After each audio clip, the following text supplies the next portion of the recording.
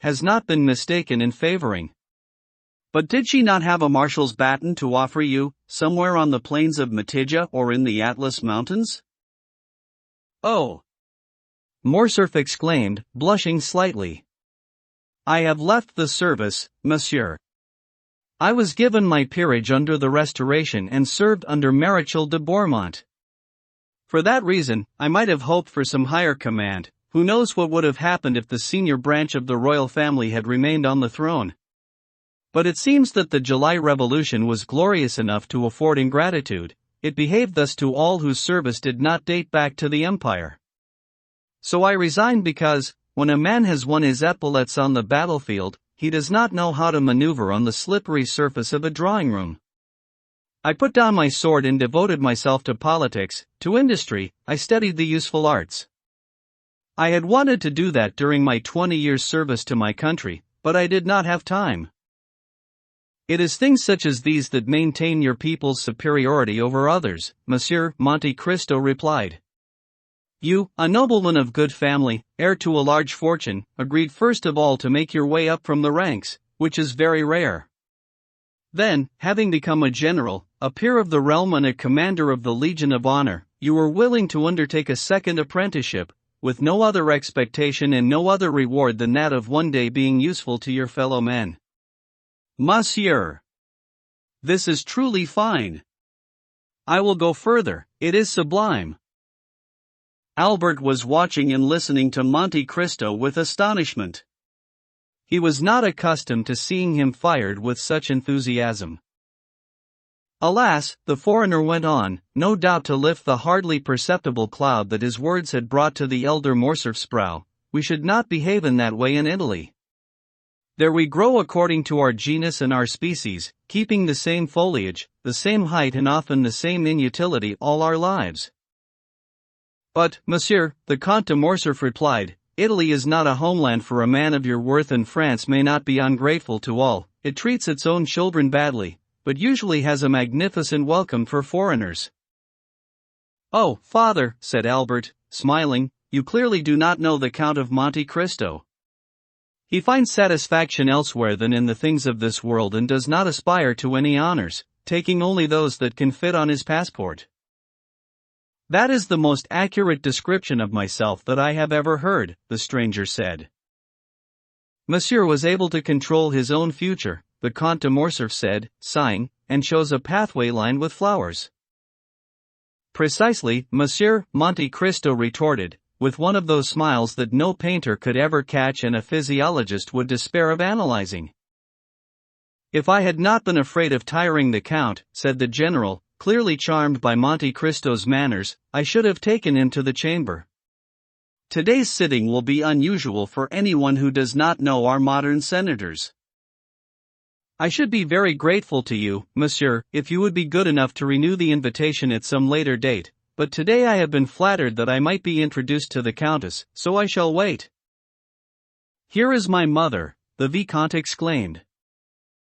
Monte Cristo, urgently swiveling on his seat, saw Madame de Morcerf at the entrance to the room. In the threshold of the door opposite the one by which her husband had entered, pale and motionless, she let her arm fall. When Monte Cristo turned around, from the gilt doorframe on which, for some unknown reason, she had rested it, she had been there for some minutes, hearing the last words that the southern visitor had spoken.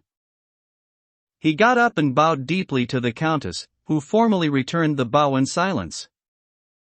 Heavens above, madam, the Count de Morcerf exclaimed. What is the matter? Is the heat of the room making you unwell? Are you ill, mother? The Viscount asked, hurrying over to Mercedes. She thanked them both with a smile. No, she said, but I was moved at seeing for the first time the man without whose help we should now be in tears and in mourning. Monsieur, she went on, coming across the room with the bearing of a queen, I owe you my son's life and I bless you for that.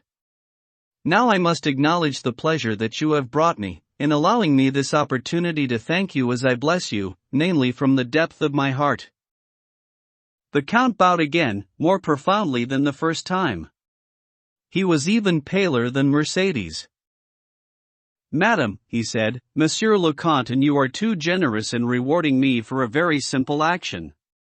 To save a man's life, to spare a father's torment and to protect a mother's feelings is not a good deed, it is an act of mere humanity.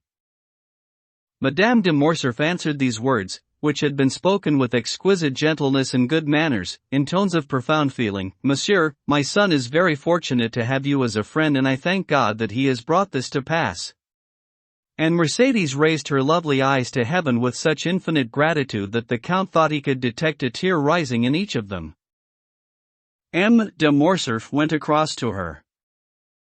Madam, he said, I have already made my excuses to the Count for being obliged to leave him. I beg you to repeat them. The sitting began at 2 o'clock, it is now 3, I must leave.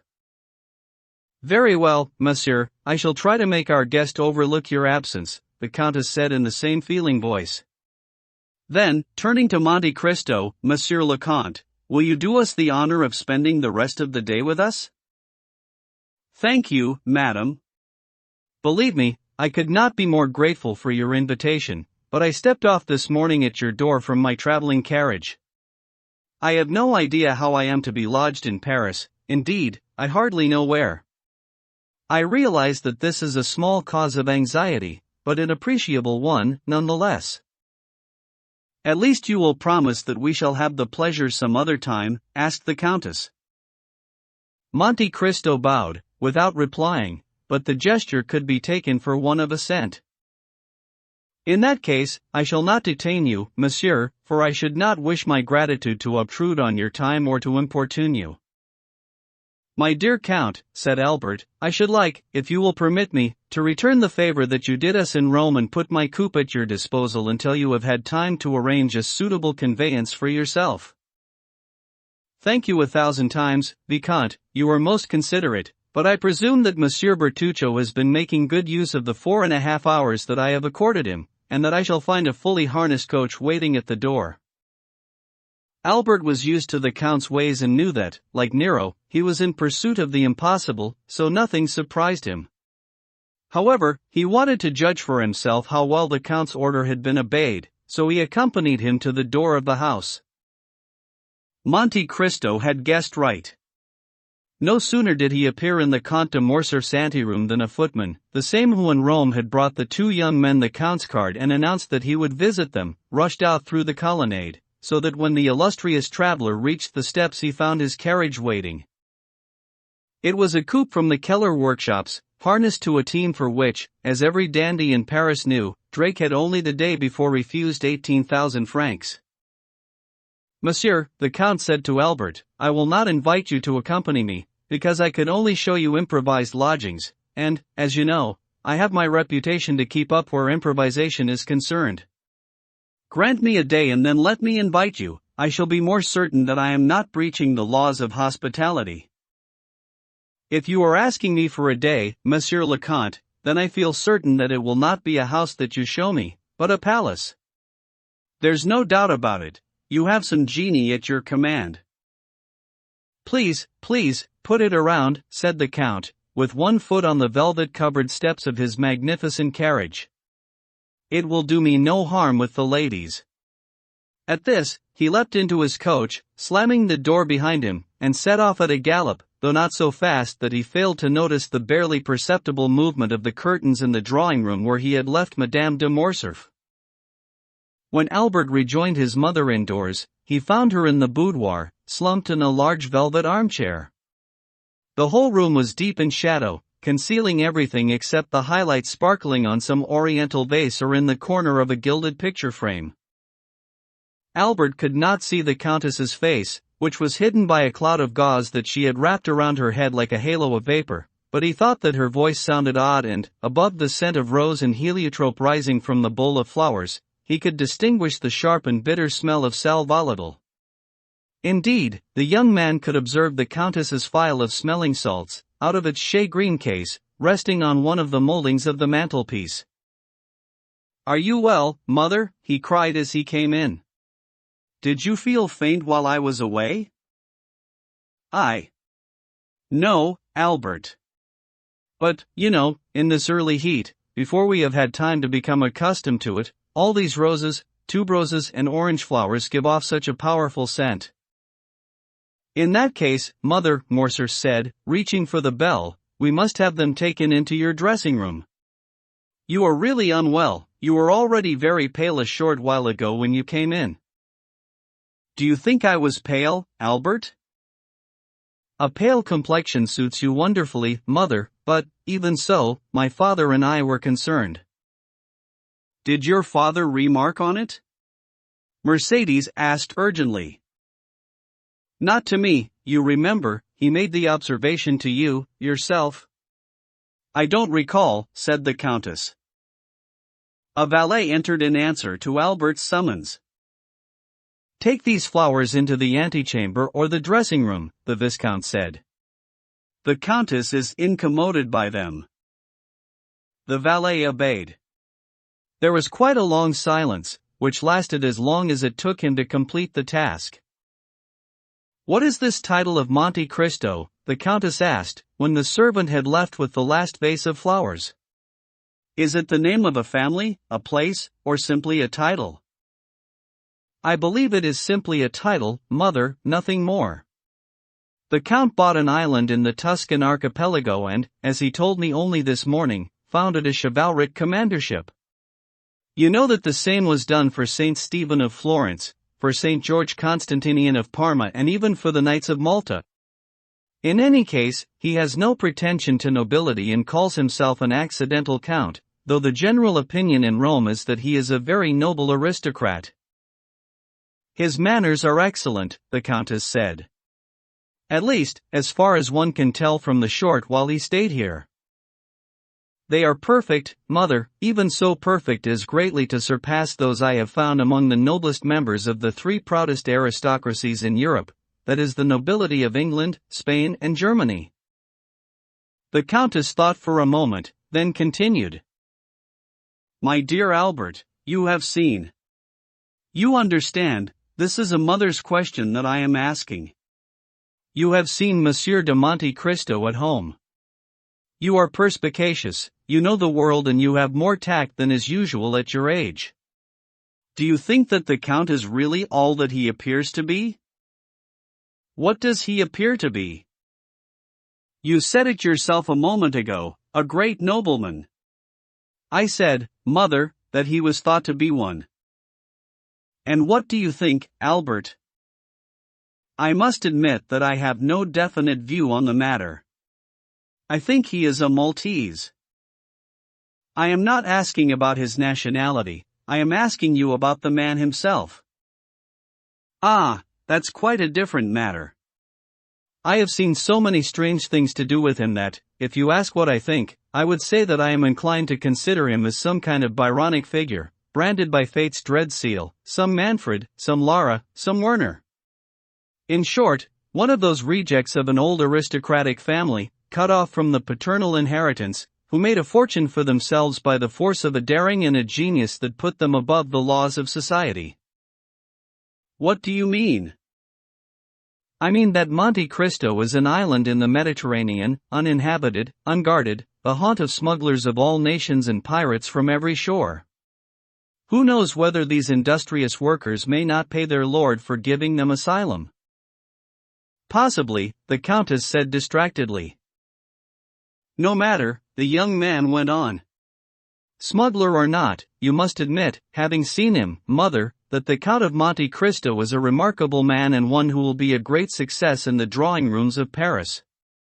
Why, this very morning, at my house, he began his progress in high society by astonishing even Châteaurenaud. How old do you think the Count is? Mercedes asked, clearly attaching great importance to the question. Between 35 and 36, Mother. So young. It's impossible, Mercedes exclaimed, replying at once to what Albert was saying and to her own thoughts. It is true, even so. 3 or 4 times he said to me, assuredly without any premeditation, at that time I was 5, at this other, I was 10, and at another, 12. I was so curious about the smallest detail that I compared the dates and never found any discrepancy.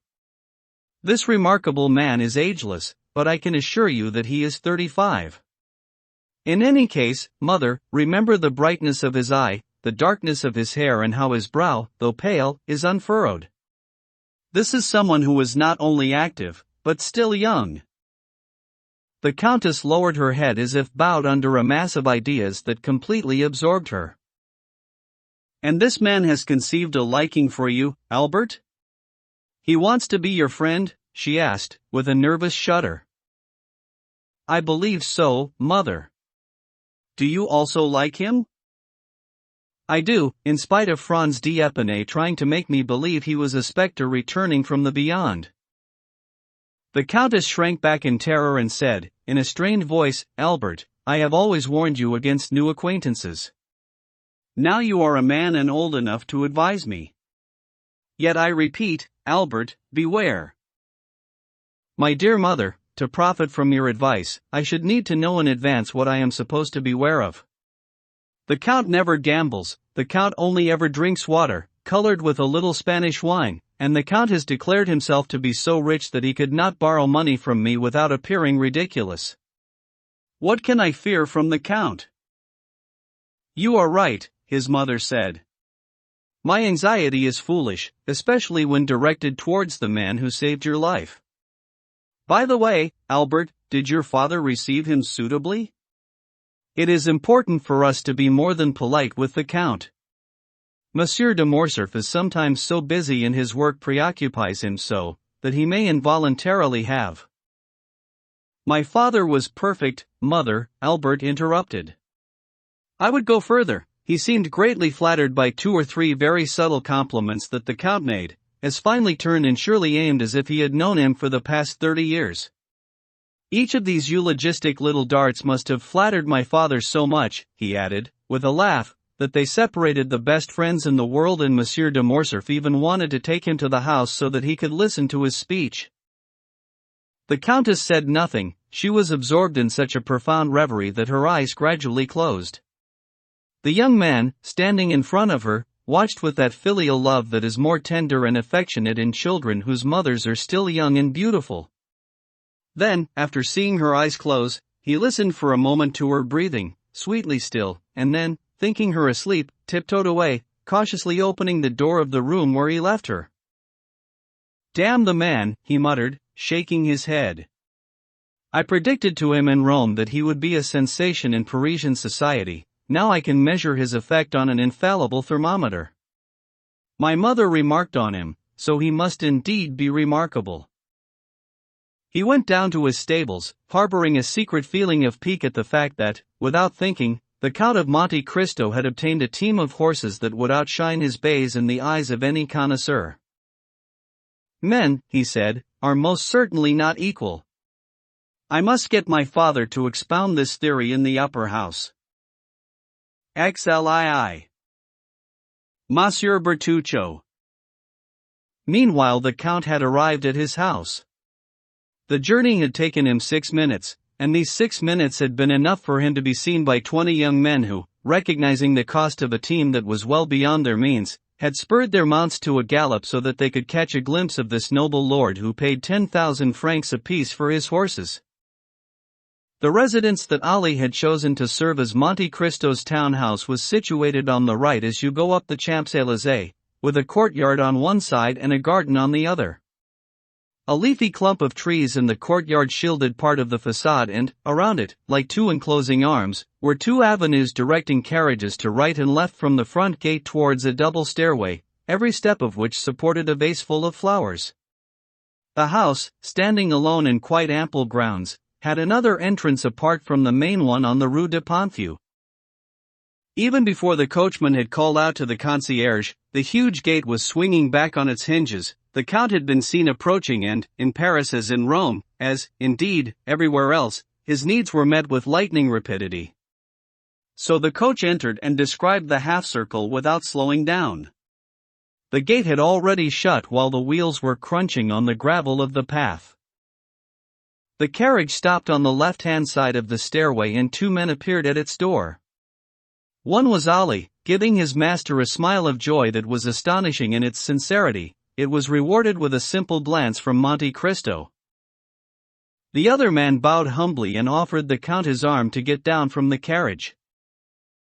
Thank you, Monsieur Bertuccio, the Count said, lightly jumping over the 3 steps. What about the notary? In the little drawing room, Your Excellency, Bertuccio replied. And the visiting cards that I asked you to have printed as soon as you knew the number of the house? They are already done, Monsieur le Comte. I went to the finest printer in the Palais Royal and he engraved the plate in front of me. The first card struck off from it was sent, as you required, to Monsieur le Baron Danglars, Depute, at number 7, Rue de la Chaussée d'Antin. The others are on the mantelpiece of Your Excellency's bedroom. Good. What time is it? 4 o'clock. Monte Cristo gave his gloves, his hat and his cane to the same French lackey who had sprung out of the Count de Morcerf's antechamber to call the carriage. Then he went into the smaller drawing room, with Bertuccio showing him the way. The statues in this antechamber are very poor stuff, Monte Cristo said. I sincerely hope that they will be removed. Bertuccio bowed. As the steward had said, the notary was waiting in the antechamber, a respectable-looking Parisian assistant solicitor elevated to the insurmountable dignity of a pettifogging suburban lawyer. You are the notary appointed by the vendors of the country house that I wish to buy? Monte Cristo asked. Yes, Monsieur le Comte, the notary answered. Is the deed of sale ready? Yes, Monsieur le Comte. You have it with you? Here it is. Splendid. And where is this house that I'm buying? Monte Cristo asked casually, addressing the question partly to M. Bertuccio and partly to the notary. The steward made a sign that meant, I don't know. The notary stared at Monte Cristo in astonishment. What? He exclaimed. Does Monsieur le Comte not even know the location of the house that he is buying? Why, no, said the Count. Monsieur le Comte is not acquainted with the property? How on earth could I be? I arrived from Cadiz this morning. I have never been to Paris. This is the first time that I have even set foot in France. That is a different matter, the notary replied. The house that Monsieur le Comte is buying is located in Auteuil. On hearing this, Bertuccio went pale. And where is this Auteuil of yours? Monte Cristo asked. No distance at all, Monsieur le Comte, said the notary. A little beyond Passy, charmingly situated in the middle of the Bois de Boulogne. So close. Monte Cristo said. But this is not the country. The devil take it. How did you manage to choose me a house on the outskirts of Paris, Monsieur Bertuccio? I, cried the steward, with unusual haste. No, no. I am not the one whom Monsieur le Comte asked to choose this house. If Monsieur le Comte would be so good as to remember, to rake his memory, to cast his mind back. Oh, yes. Quite correct, said Monte Cristo. Now I recall. I read the advertisement in a newspaper and allowed myself to be taken in by the mendacious heading, Country House. There is still time, Bertuccio said in a lively voice. If Your Excellency would like me to look everywhere else, I shall find him the very best, whether in Enghien, Fontenay-aux-Roses, or Bellevue. No, no, Monte Cristo said idly. I've got this one, so I'll keep it. And Monsieur is right, exclaimed the notary, afraid of losing his commission. It is a charming property, running streams, dense woodland, a comfortable house, though long abandoned, not to mention the furniture which, old though it is valuable, especially nowadays when antiques are so prized.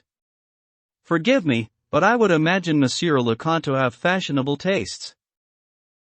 Carry on, said Monte Cristo. So it's acceptable, then? Oh, monsieur, much more than that, it's magnificent. Let's not pass up such a bargain, then, said Monte Cristo. Notary, the contract of sale. He signed quickly, after glancing at the point on the deed where the position of the house and the names of the owners were marked.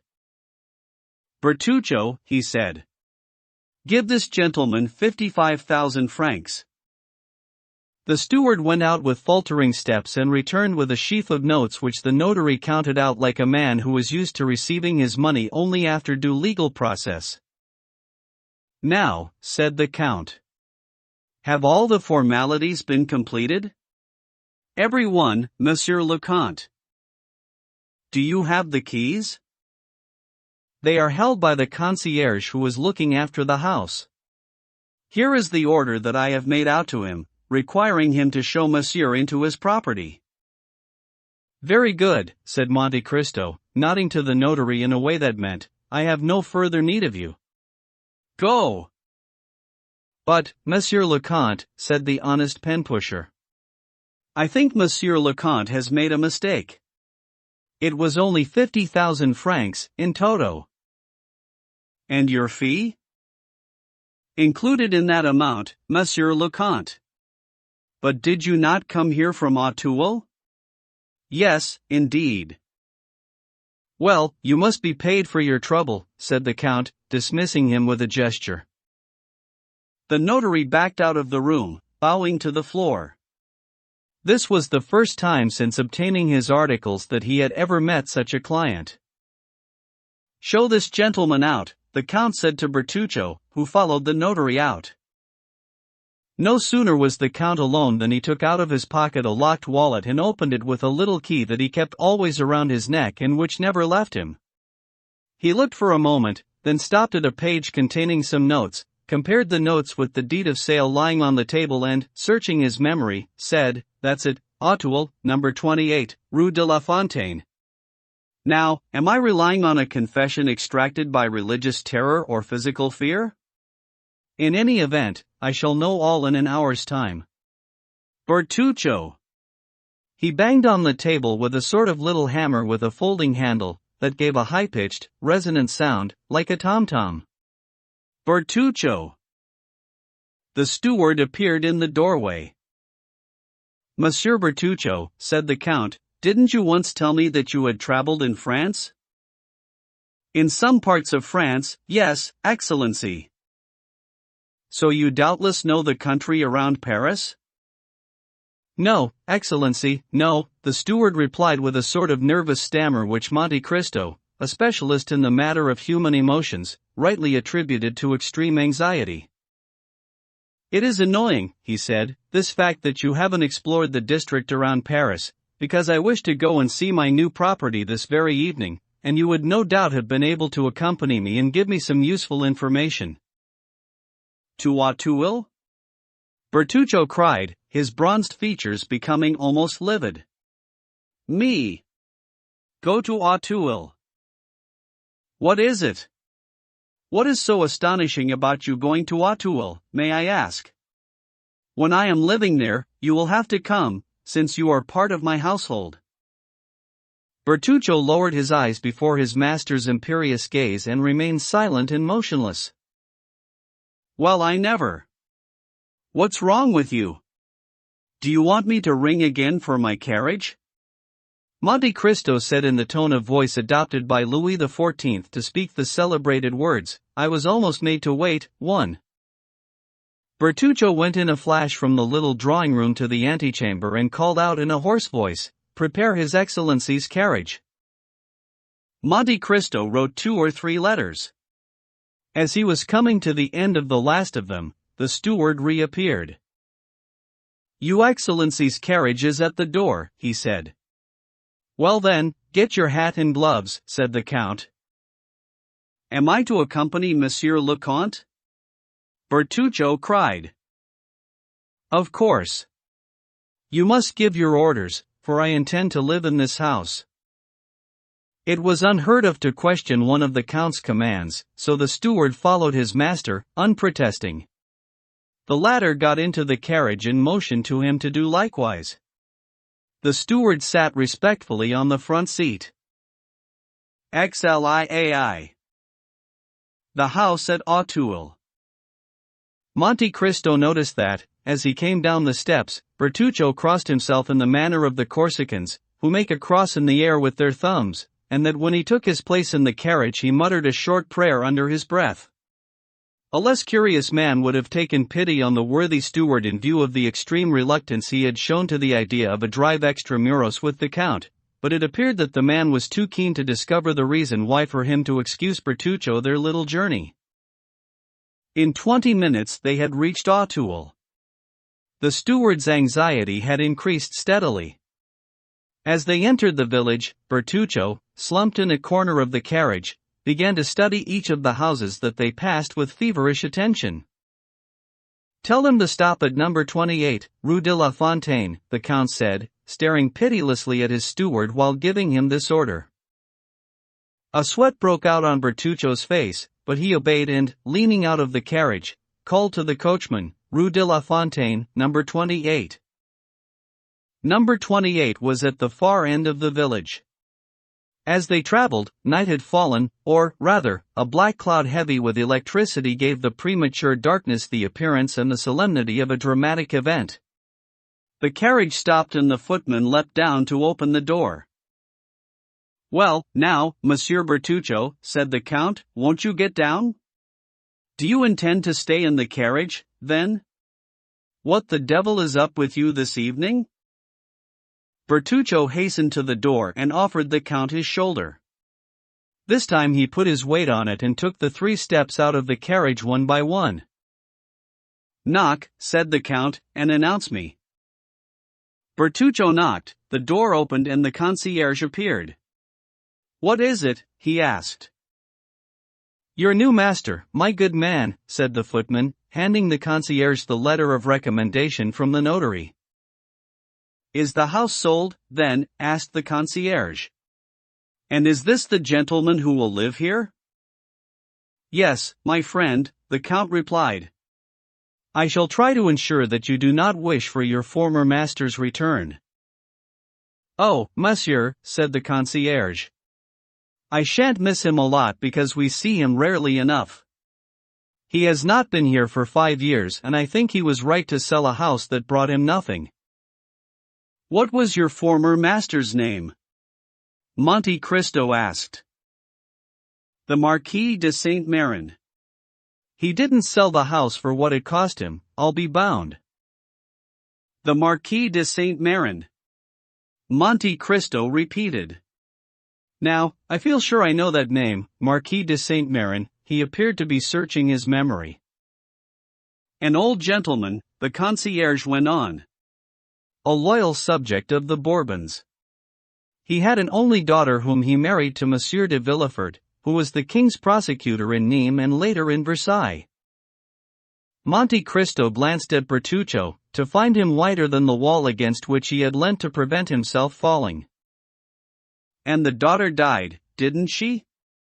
Monte Cristo asked. "I thought I heard something of the sort."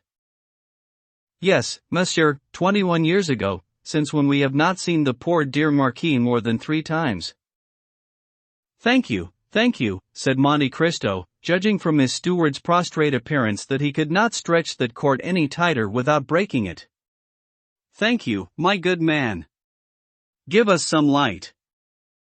Does monsieur want me to come with him?" "Don't bother, Bertuccio will light my way." Monte Cristo accompanied these words with the gift of 2 gold pieces, which gave rise to an explosion of blessings and sighs. "Oh, monsieur," said the concierge, after looking in vain on the mantelpiece and the surrounds. "I'm afraid I have no candles here." "Take one of the lanterns from the carriage, Bertuccio, and show me the house," said the Count. The steward obeyed without a murmur, but it was easy to see, from the trembling of the hand which held the lantern, how much it cost him to obey. They entered a large ground floor consisting of a drawing room, a bathroom and 2 bedrooms. Through one of the bedrooms you could reach a spiral staircase which led down to the garden. "Ah, here's a stairway to the outside," said the Count. "How convenient. Give me some light, Monsieur Bertuccio, lead the way and let's see where this staircase will take us." "Monsieur," said Bertuccio, "it goes to the garden." How do you know that, if you please? I mean, that is where it must go. Very well. Let's find out. Bertuccio sighed and led the way. The staircase did, indeed, take them into the garden. The steward stopped at the outer door. Carry on, Monsieur Bertuccio, said the Count. But the man to whom this injunction was addressed was dumbstruck, stupefied, crushed. His haggard eyes searched around him as if hunting for the traces of some awful event, and his clenched fists seemed to be warding off some frightful memory from the past. Well, the Count insisted. No, no! Bertuccio cried, reaching out to the inside wall. No, monsieur, I will go no further. I cannot. What does this mean? Monte Cristo's implacable voice demanded.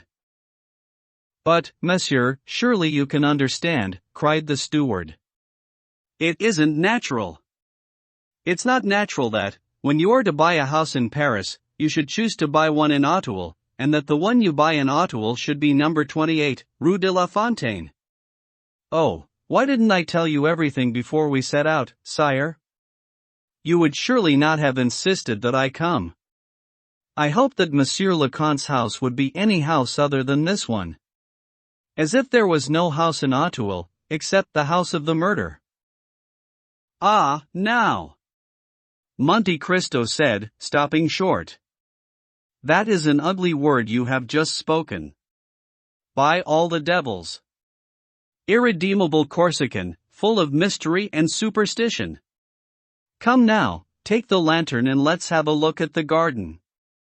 You will not be afraid while you are with me, I hope. Bertuccio obediently picked up the lantern. When they opened the door, it was to reveal a wan sky in which the moon struggled in vain to hold its own against a sea of clouds which poured dark waves across it, waves which it lit for a moment before they raced on, still darker than before, to lose themselves in the depths of infinity. The steward tried to make off towards the left. No, no, monsieur, said Monte Cristo. What is the point of following the paths? We have a fine lawn here, let's go straight ahead. Bertuccio wiped the sweat from his brow, but he obeyed, while still veering towards the left. Monte Cristo, on the contrary, made for the right. Reaching a group of trees, he stopped. The steward could contain himself no longer. Come away, monsieur, he cried. Come away, I beg you. You are on the very spot. What spot is that? The spot where he fell. My dear Monsieur Bertuccio, said Monte Cristo, laughing, take a hold of yourself, I pray you. We are not in Sartine or Corte. This is not your Corsican bush, but a garden, in the English fashion, poorly enough kept, I grant you, but not to be insulted for all that. Monsieur, don't stay there. I beg you, don't stay there. I think you are going mad, Monsieur Bertuccio, the Count said coldly. If that is the case, please inform me and I shall have you confined to some lunatic asylum before any harm is done. Alas, Excellency, said Bertuccio, shaking his head and clasping his hands in an attitude that would have made the Count laugh if he had not been seized by more urgent thoughts at that moment, which made him acutely responsive to the slightest movement of that timorous soul. Alas, Excellency! The harm is already done. Monsieur Bertuccio, the Count said. I am pleased to tell you that, amid your gesticulations, you are twisting your arms and rolling your eyes like a man possessed of a devil which is unwilling to depart from his body. Now I have always observed that the devil which is least inclined to leave its post is a secret. I knew you to be a Corsican, I knew you to be somber, and I knew that you were always mulling over some old tale of a vendetta. And in Italy I forgave you that, because in Italy such things are acceptable. However, in France people usually consider murder to be in very poor taste, there are gendarmes to look after it, judges to condemn it and scaffolds to avenge it. Bertuccio clasped his hands, and since, while he was performing these various movements, he kept hold of the lantern, the light fell on his stricken face. Monte Cristo examined it with the same eye as he had turned, in Rome, on the execution of Andrea. Then, in a voice that sent a new shudder through the whole of the steward's frame, he said, "So Abbé Busoni lied to me, then, after his journey to France in 1829, when he sent you to me with a letter of recommendation in which he assured me of your exceptional qualities. Well, I must write to the Abbé. I hold him responsible for his protégé, and he will no doubt tell me what all this business of murder is about. One thing, however, Monsieur Bertuccio, I warn you that when I visit a country, I am accustomed to conform with its laws, and I have no wish to become embroiled with French justice for your sake." "Oh, don't do that, Excellency. I have served you well, have I not?" Bertuccio cried out in despair. "I have always been a good man, and I have even, as far as I was able, done good deeds." "I don't deny it," said the Count. "So why the devil are you so agitated? It is a bad sign. A clear conscience does not put so much pallor on a man's cheeks or so much fever in his hands." "But, Monsieur le Comte," Bertuccio said, hesitantly, "did you not tell me yourself that Abbé Busoni, who heard my confession in prison at Nîmes, warned you, when he sent me to you, that I had a grave sin on my conscience?" "Yes, but since he sent you to me, telling me that you would make an excellent steward, I just supposed that you must have stolen something." "Monsieur le Comte," said Bertuccio, with contempt. "Or that, being a Corsican, you had been unable to resist the temptation to make your bones, as they say there, by antiphrasis, when, on the contrary, they unmake some." "Yes, Monseigneur.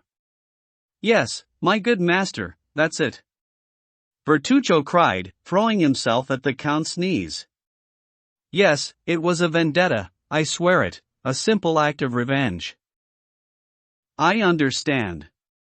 What I do not understand, however, is why this house in particular should have such an effect on you." "But, sire, it's natural," Bertuccio went on, "since it was in this house that the revenge was carried out." "What? In my house?" "Well, sire, it was not yet yours at the time," Bertuccio replied naively. "Whose was it then?" "I believe the concierge said it belonged to Monsieur le Marquis de Saint-Méran, so what on earth grudge could you have against the Marquis de Saint-Méran?" "Not against him, sire, against someone else." "This is an odd coincidence," Monte Cristo said, as if giving way to his own thoughts, "that you should find yourself like this, by chance, with no prior knowledge, in a house which was the scene of an event that causes you such terrible remorse." "Sire," said the steward, "I am sure that fate is responsible for all this. First of all, you buy a house in Auteuil, and nowhere else, and this house is the one where I committed a murder. Then you entered the garden by the very staircase that he came down, you paused at the very spot where he fell. 2 steps away, under that plane tree, was the hole where he had just buried the child. All this is not chance because, if it were, then chance would be too much like Providence. Come now, my Corsican friend, just imagine it was Providence. I always imagine what people ask me to, and in any case, one must make some allowance for a sick mind. So gather your wits and tell me all about it." "I have only told the story once, and that was to Abbé Busoni," Bertuccio said, adding, "such things can only be told under the seal of the confessional." "In which case, my dear Bertuccio," said the Count, "you won't mind if I send you back to your confessor. You will become a Carthusian or a Benedictine, and chat about your secrets. However, it makes me anxious, having a guest who is terrified by such ghosts. I don't like it when my people dare not walk around my garden at night. Then, I must admit to you, I should not be delighted by a visit from some police commissioner, because, mark this well, Monsieur Bertuccio, in Italy one only pays justice to keep quiet, while in France, on the contrary, one pays it when it speaks. Damn! I did think you a bit of a Corsican, a good deal of a smuggler and a very able steward, but I see that you have other strings to your bow. You are no longer one of my men, Monsieur Bertuccio." "Oh, Monseigneur." "Monseigneur," the steward cried, stricken with terror at this threat. If that is the only thing that prevents me from remaining in your service, I shall speak. I shall tell all. Then, if I leave you, it will be to walk to the scaffold. That's a different matter, said Monte Cristo. But if you are thinking of lying to me, consider this, it would be better for you to say nothing at all. No, monsieur, I swear on my immortal soul, I shall tell you everything. Even Abbé Busoni only knew part of my secret. But first, I pray you, let us come away from this place. Why, the moon is about to come out from behind that cloud, and there, standing as you are, wrapped in that cloak which hides your figure from me and looks like Monsieur de Villefort's. What? Monte Cristo exclaimed. Is it Monsieur de Villefort? Does your Excellency know him? The former royal prosecutor in Nîmes? Yes. Who married the daughter of the Marquis de Saint-Méran? Yes. And whose reputation at the bar was that of the most honest, the strictest and the most inflexible judge? Well, monsieur, Bertuccio cried. That man, with his unblemished reputation. Yes? He is a villain. Pa, said Monte Cristo. Impossible. Yet it is true. Really, said Monte Cristo. Do you have proof of this? I did have it. And you have lost it, you oaf? Yes, but if we look carefully, we can find it. Can we indeed, said the Count. Well then, tell me about it, Monsieur Bertuccio, because I am starting to become seriously interested in what you say. And the Count, humming a little tune from Lucia, went and sat on a bench, while Bertuccio followed, collecting his memories and his thoughts. He remained standing in front of the Count. Zlev. The vendetta. Where would Monsieur le Comte like me to begin? Bertuccio asked. Wherever you wish, Monte Cristo replied, because I know nothing. But I thought that Abbé Busoni had told your Excellency. Yes, a few facts, perhaps, but that was 7 or 8 years ago and I have forgotten. So, not wishing to bore your Excellency, I can safely. Come on, Monsieur Bertuccio, come, you will be my evening newspaper. It all goes back to 1815. Ah! Monte Cristo exclaimed. A long time ago, 1815. Indeed, monsieur. However, the smallest detail has remained in my memory as clearly as if it happened yesterday. I had a brother, an elder brother, who served the emperor. He had risen to the rank of lieutenant in a regiment entirely composed of Corsicans. My brother was my only friend. We had been left orphans when I was 5 and he was 18, and he brought me up as though I were his son. In 1814, under the Bourbons, he got married. Then the emperor came back from Elba. My brother immediately returned to the army and, after sustaining a slight wound at Waterloo, he retreated with the army beyond the Loire. You are telling me the whole history of the 100 Days, one Monsieur Bertuccio, the Count said. It's all over and done with, if I'm not mistaken. Excellency, pray forgive me, but these preliminary details are essential. You promised to be patient. Very well. I did agree. One day we received a letter. I have to tell you that we lived in the little village of Rogliano, at the far end of Cap Corse. The letter was from my brother and informed us that the army had been disbanded and he was returning home, via Châteauroux, Clermont-Ferrand, Le Puy and Nîmes. If I had any money, he begged me to leave it for him in Nîmes, with an innkeeper who was an acquaintance of ours and with whom I had had some dealings. By way of contraband. For heaven's sake, Monsieur le Comte, one must live. Undoubtedly. Carry on. As I told you, Excellency, I loved my brother dearly, so I decided not to send him the money but to take it myself. I had 1,000 francs, so I left 500 for Assunta, that is, my sister-in-law, and, with the other 500, I set off for Nîmes. It was easy. I had a boat and a cargo to pick up on the way, so everything favored my design. But once I had taken on the cargo, the wind changed and we had to wait for 4 or 5 days before we could pass the mouth of the Rhône. Finally, we succeeded in entering the river, and sailed up as far as Alès. I left the boat between Bellegarde and Beaucaire, and set off on the road for Nîmes. We shall get there eventually, I suppose? Yes, sir. Forgive me, but as your Excellency will appreciate, I am only telling him what is absolutely essential. This was the moment when the celebrated massacres took place in the south. There were 2 or 3 brigands called Trestaillon, Trofimé and Graffan who went around cutting the throats of anyone suspected of Bonapartism. Monsieur le Comte has doubtless heard about these killings? Vaguely. I was a long way from France at the time. Go on.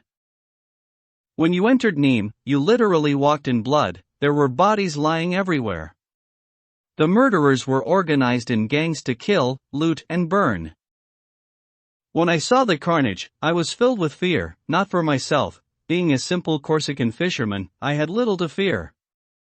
On the contrary, that was a fine time for us smugglers, but I was concerned for my brother, a soldier of the Empire, returning from the army of the Loire with his uniform and his epaulets.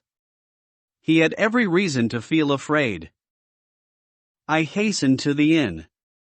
My foreboding was correct. My brother had arrived in Nîmes the day before and, at the very door of the man from whom he had come to beg hospitality, he had been murdered. I made every effort to identify his assassins, but they inspired such fear that no one dared tell me their names. Then I remembered French justice, which I had heard so much about and which was reputed to fear nothing, so I went to the king's prosecutor. Whose name was Villefort? Monte Cristo asked casually. Yes, Excellency. He came from Marseille, where he had been a deputy prosecutor and was promoted as a reward for his dedication. It was said that he had been among the first to warn the government of Napoleon's landing on his return from Elba. So you went to see him, said Monte Cristo. Monsieur, I told him, my brother was murdered yesterday in the streets of Nîmes. I don't know by whom, but it is your responsibility to find out. You administer a law that should avenge those it has been unable to protect. Who is your brother? The prosecutor asked me. A lieutenant in the Corsican battalion. So he was a soldier in the usurper's army, was he? He was a soldier in the French army. Very well, he replied. He lived by the sword and he died by the sword. You are wrong, monsieur. He lived by the sword, but he died by the dagger. And what do you expect me to do about it? The magistrate asked. I have told you, I want his revenge. On whom? On his murderers. How do I know who they are? Have them found. For what purpose? Your brother must have fallen out with someone and got into a fight. All those old soldiers are inclined to intemperance. It worked well enough for them in the days of the Empire, but that kind of thing is not appropriate now. Our Southerners don't like soldiers and they don't like unruly behavior. Monsieur, I said, I am not asking this for myself. If it were just up to me, I should weep or I should take my revenge, nothing more. But my poor brother had a wife. If anything were to happen to me, the poor woman would die of starvation, because it was only my brother's work that kept her. Let her have a small government pension. There are disasters in every revolution, Monsieur de Villefort replied. Your brother was a victim of this one. It's unfortunate, but it doesn't mean that the government owes your family anything. If we were to try all the cases of reprisals that the supporters of the usurper carried out on those of the king when they were in power, then it could well be that your brother would be condemned to death. What happened was entirely natural, it's the law of retaliation. What, monsieur? I exclaimed. I cannot believe that you, a magistrate, are saying this. On my word, all these Corsicans are mad. Monsieur de Villefort replied. And they still think that their fellow countryman is emperor. You have missed the boat, my dear fellow. You should have come to me about this 2 months ago. Now is too late, so be off with you. If you don't leave, I'll have you thrown out. I looked at him for a moment to see if there was anything to be gained by begging him further. The man was like granite. I went over to him and said under my breath, well, then, since you know Corsicans, you must know that they keep their word. Because you are a royalist, you think that it was a good thing to kill my brother, a Bonapartist. Well, I too am a Bonapartist, and let me tell you something, I shall kill you. From this moment on, I declare a vendetta against you, so look after and protect yourself as best you may, because the next time we are face to face, your last hour will have come. And, with that, before he could recover from his surprise, I opened the door and fled. Well, I'll be darned, said Monte Cristo. You, Monsieur Bertuccio, with that honest face of yours. You, do something like that. And to the Crown Prosecutor, what's more? Shame on you. I hope he at least understood the meaning of the word vendetta? He understood it well enough to avoid going out alone from that time onwards, and to hole up in his house, while getting his people to look everywhere for me. Luckily I was too well hidden for them to find me. So then he took fright. He was afraid to stay any longer in Nîmes and asked to be moved. Since he was a person with influence, he was appointed to Versailles. However, as you know, no distance is too great for a Corsican when he has sworn revenge on his enemy, and his carriage, swift as it was, could never keep more than half a day's journey ahead of me, even though I was following on foot. The main thing was not to kill him. I had 100 opportunities to do that. I had to kill him without being identified and, above all, without being caught. From then on I was no longer my own man, I had to protect and support my sister-in-law. I stalked Monsieur de Villefort for 3 months, and for 3 months he did not take a step, go for a walk or take a stroll without my watching where he went. Finally I discovered that he was paying mysterious visits to Auteuil. I followed him and saw him enter the house where we are now, but instead of going in like everyone else through the main door on the street, he arrived, either on horseback or by carriage, left his horse or his carriage at the inn and entered the house by the little door that you see there. Monte Cristo nodded to show that, despite the darkness, he could indeed see the entrance towards which Bertuccio was pointing. I had nothing further to do in Versailles, so I settled in Auteuil and made inquiries. If I was to take him, this was clearly the place to set my trap. As the concierge told Your Excellency, the house belonged to Villefort's father-in-law, Monsieur de Saint-Méran. He resided in Marseille, so this property was of no use to him. It was said, moreover, that he had just let it to a young widow known only as the Baroness.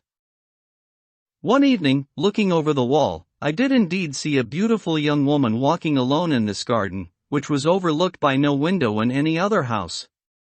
She kept looking towards the little door and I understood that she was waiting for Monsieur de Villefort. When she was close enough for me to make out her features, despite the darkness, I saw a lovely young woman of 18 or 19, tall and fair-haired. As she was dressed in a simple gown, with no belt around her waist, I could see that she was with child, and even quite far advanced in her pregnancy. A few moments later the little door opened and a man came in. The young woman ran to him as fast as she could. They threw themselves into each other's arms, kissed tenderly and both turned to look at the house.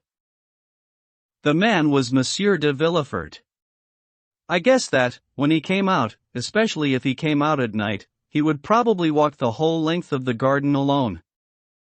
Since then, asked the Count, have you learned the name of the woman? No, Excellency, Bertuccio replied. As you will discover, I did not have time to find out. Carry on.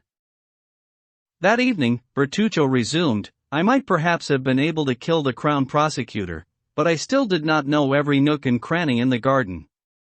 I was afraid that if I did not kill him stone dead, and if someone ran up in answer to his cries, I might not be able to escape.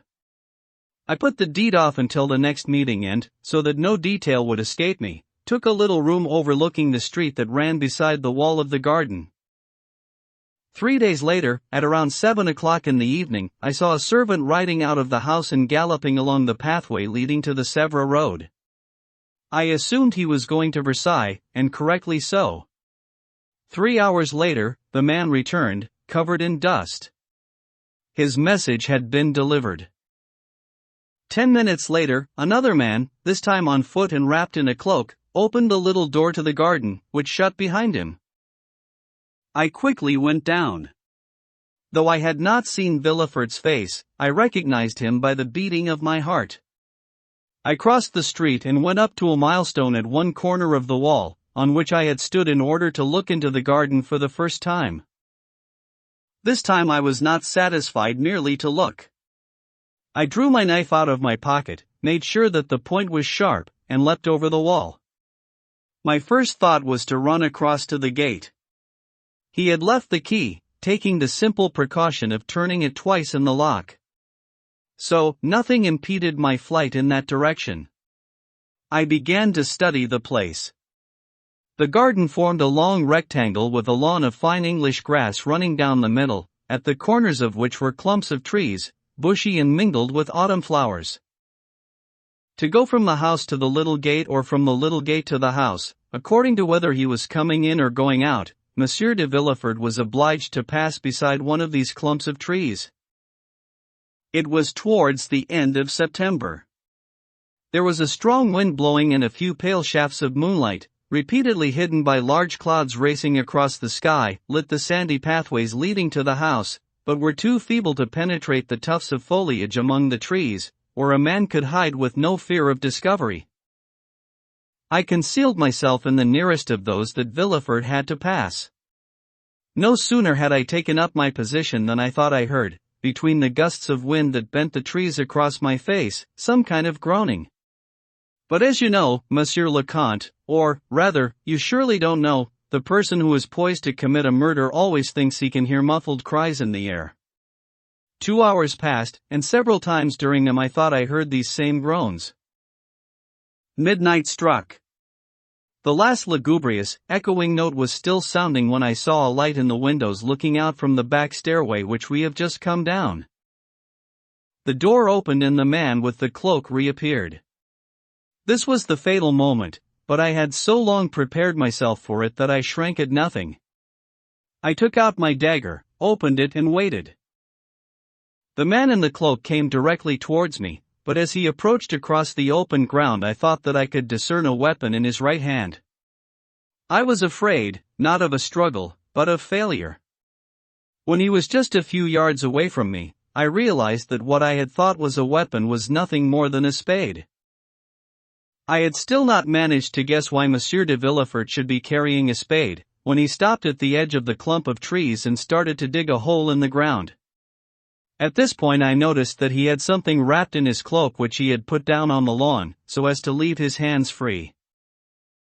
Now, I must confess, my hatred was tempered by a dash of curiosity. I wanted to see what Villefort was doing there, so I stayed motionless, holding my breath, and waited. Then something occurred to me which was confirmed by the Crown Prosecutor taking a little box out of his cloak, about 2 feet long and 6 or 8 inches wide.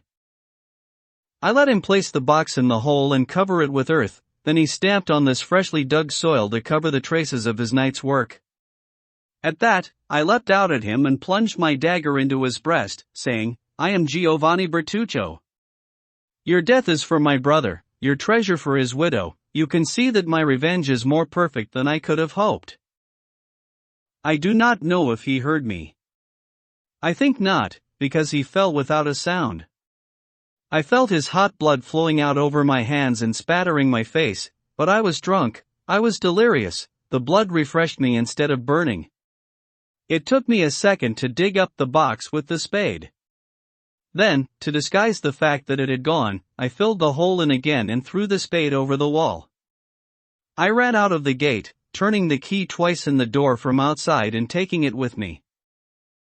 "Fine," said Monte Cristo. "It seems you committed a modest little murder, combined with robbery." "No, Excellency," Bertuccio replied. "It was a vendetta, combined with reparation." "It was a decent sum, at least?" "There was no money." "Ah, yes. I remember. You said something about a child?" "Precisely, Excellency. I hurried down to the river, sat on the bank and, eager to know what was in the box, broke the lock with my knife.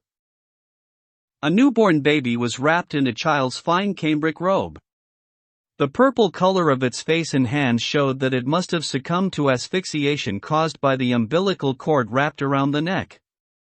However, as it was not yet cold, I felt uneasy about throwing it into the stream by my feet. Then, a moment later, I thought I could feel a faint fluttering near the heart.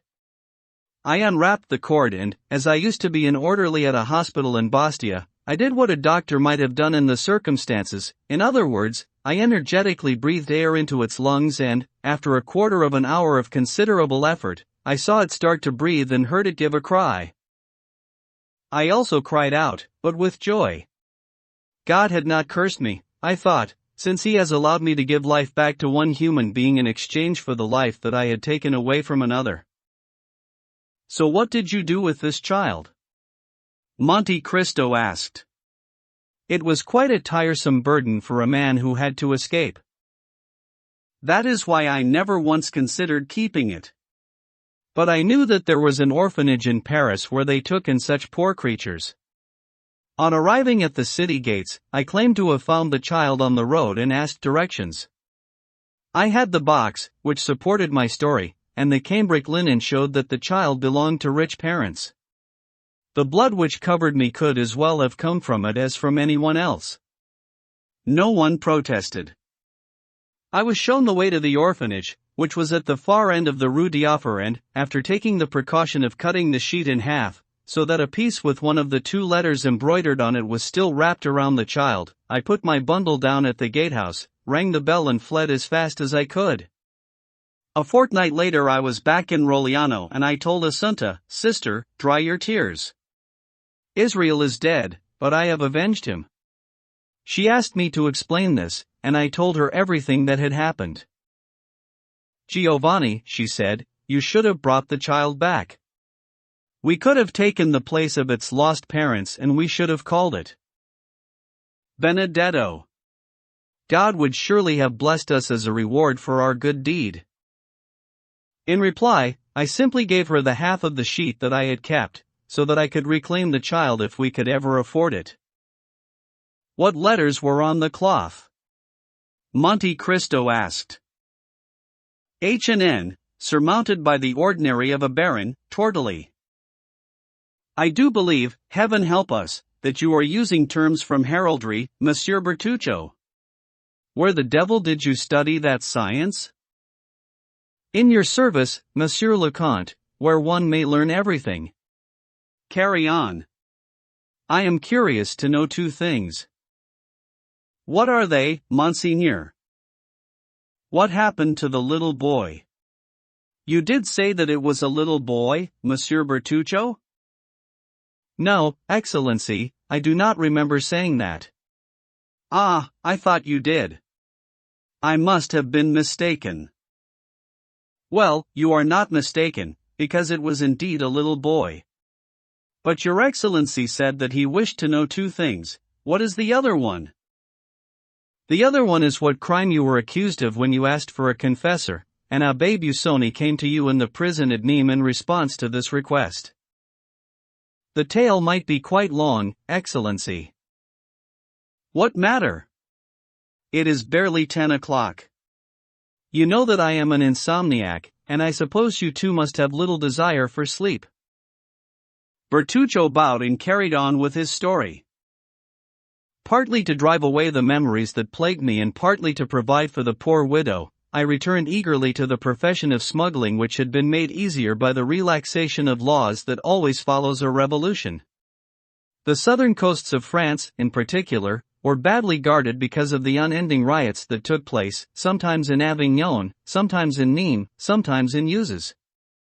We took advantage of the sort of truce accorded us by the government to establish relations on all parts of the coastline. Since my brother's murder in the streets of Nîmes, I had been loath to return there. The outcome was that the innkeeper with whom we used to deal, seeing that we no longer came to him, had decided to come to us and set up a companion to his inn on the road from Bellegarde to Beaucaire, at the sign of the Pont du Gard. Near Aigues-Mortes, in Martigues or in Book, we also had a dozen warehouses where we could deposit our goods and where, if the need arose, we could hide out from the customs and the gendarmes. Smuggling is a trade that pays well when carried on with a measure of intelligence and some zeal. As for myself, I lived in the mountains, because I now had a double reason to fear the gendarmes and the customs men, in view of the fact that my arraignment in front of a judge could lead to an inquiry, and every inquiry is an excursion into the past. In my past, now, they might come across something more serious than smuggled cigars or a few barrels of brandy being dispatched without the proper papers. So, preferring death 1,000 times to arrest, I accomplished astonishing feats which, more than once, proved to me that our excessive concern with the welfare of our bodies is almost the only obstacle to the success of any of our plans, when these demand rapid decisions and vigorous and determined execution. In reality, once you have made the sacrifice of your life, you are no longer the equal of other men, or, rather, they are no longer your equal, because whoever has taken such a resolution instantly feels his strength increase 10 times and his outlook vastly extended. Philosophy, too, Monsieur Bertuccio, the Count interrupted. Have you then done a little bit of everything in your life? I beg your Excellency's pardon. No. It's just that 10:30 at night is a little late for philosophy. But I have no other objection, particularly since I agree with your views, which cannot be said of all philosophy. My trips became more and more prolonged, more and more profitable. Assunta was a good housewife and our little fortune grew.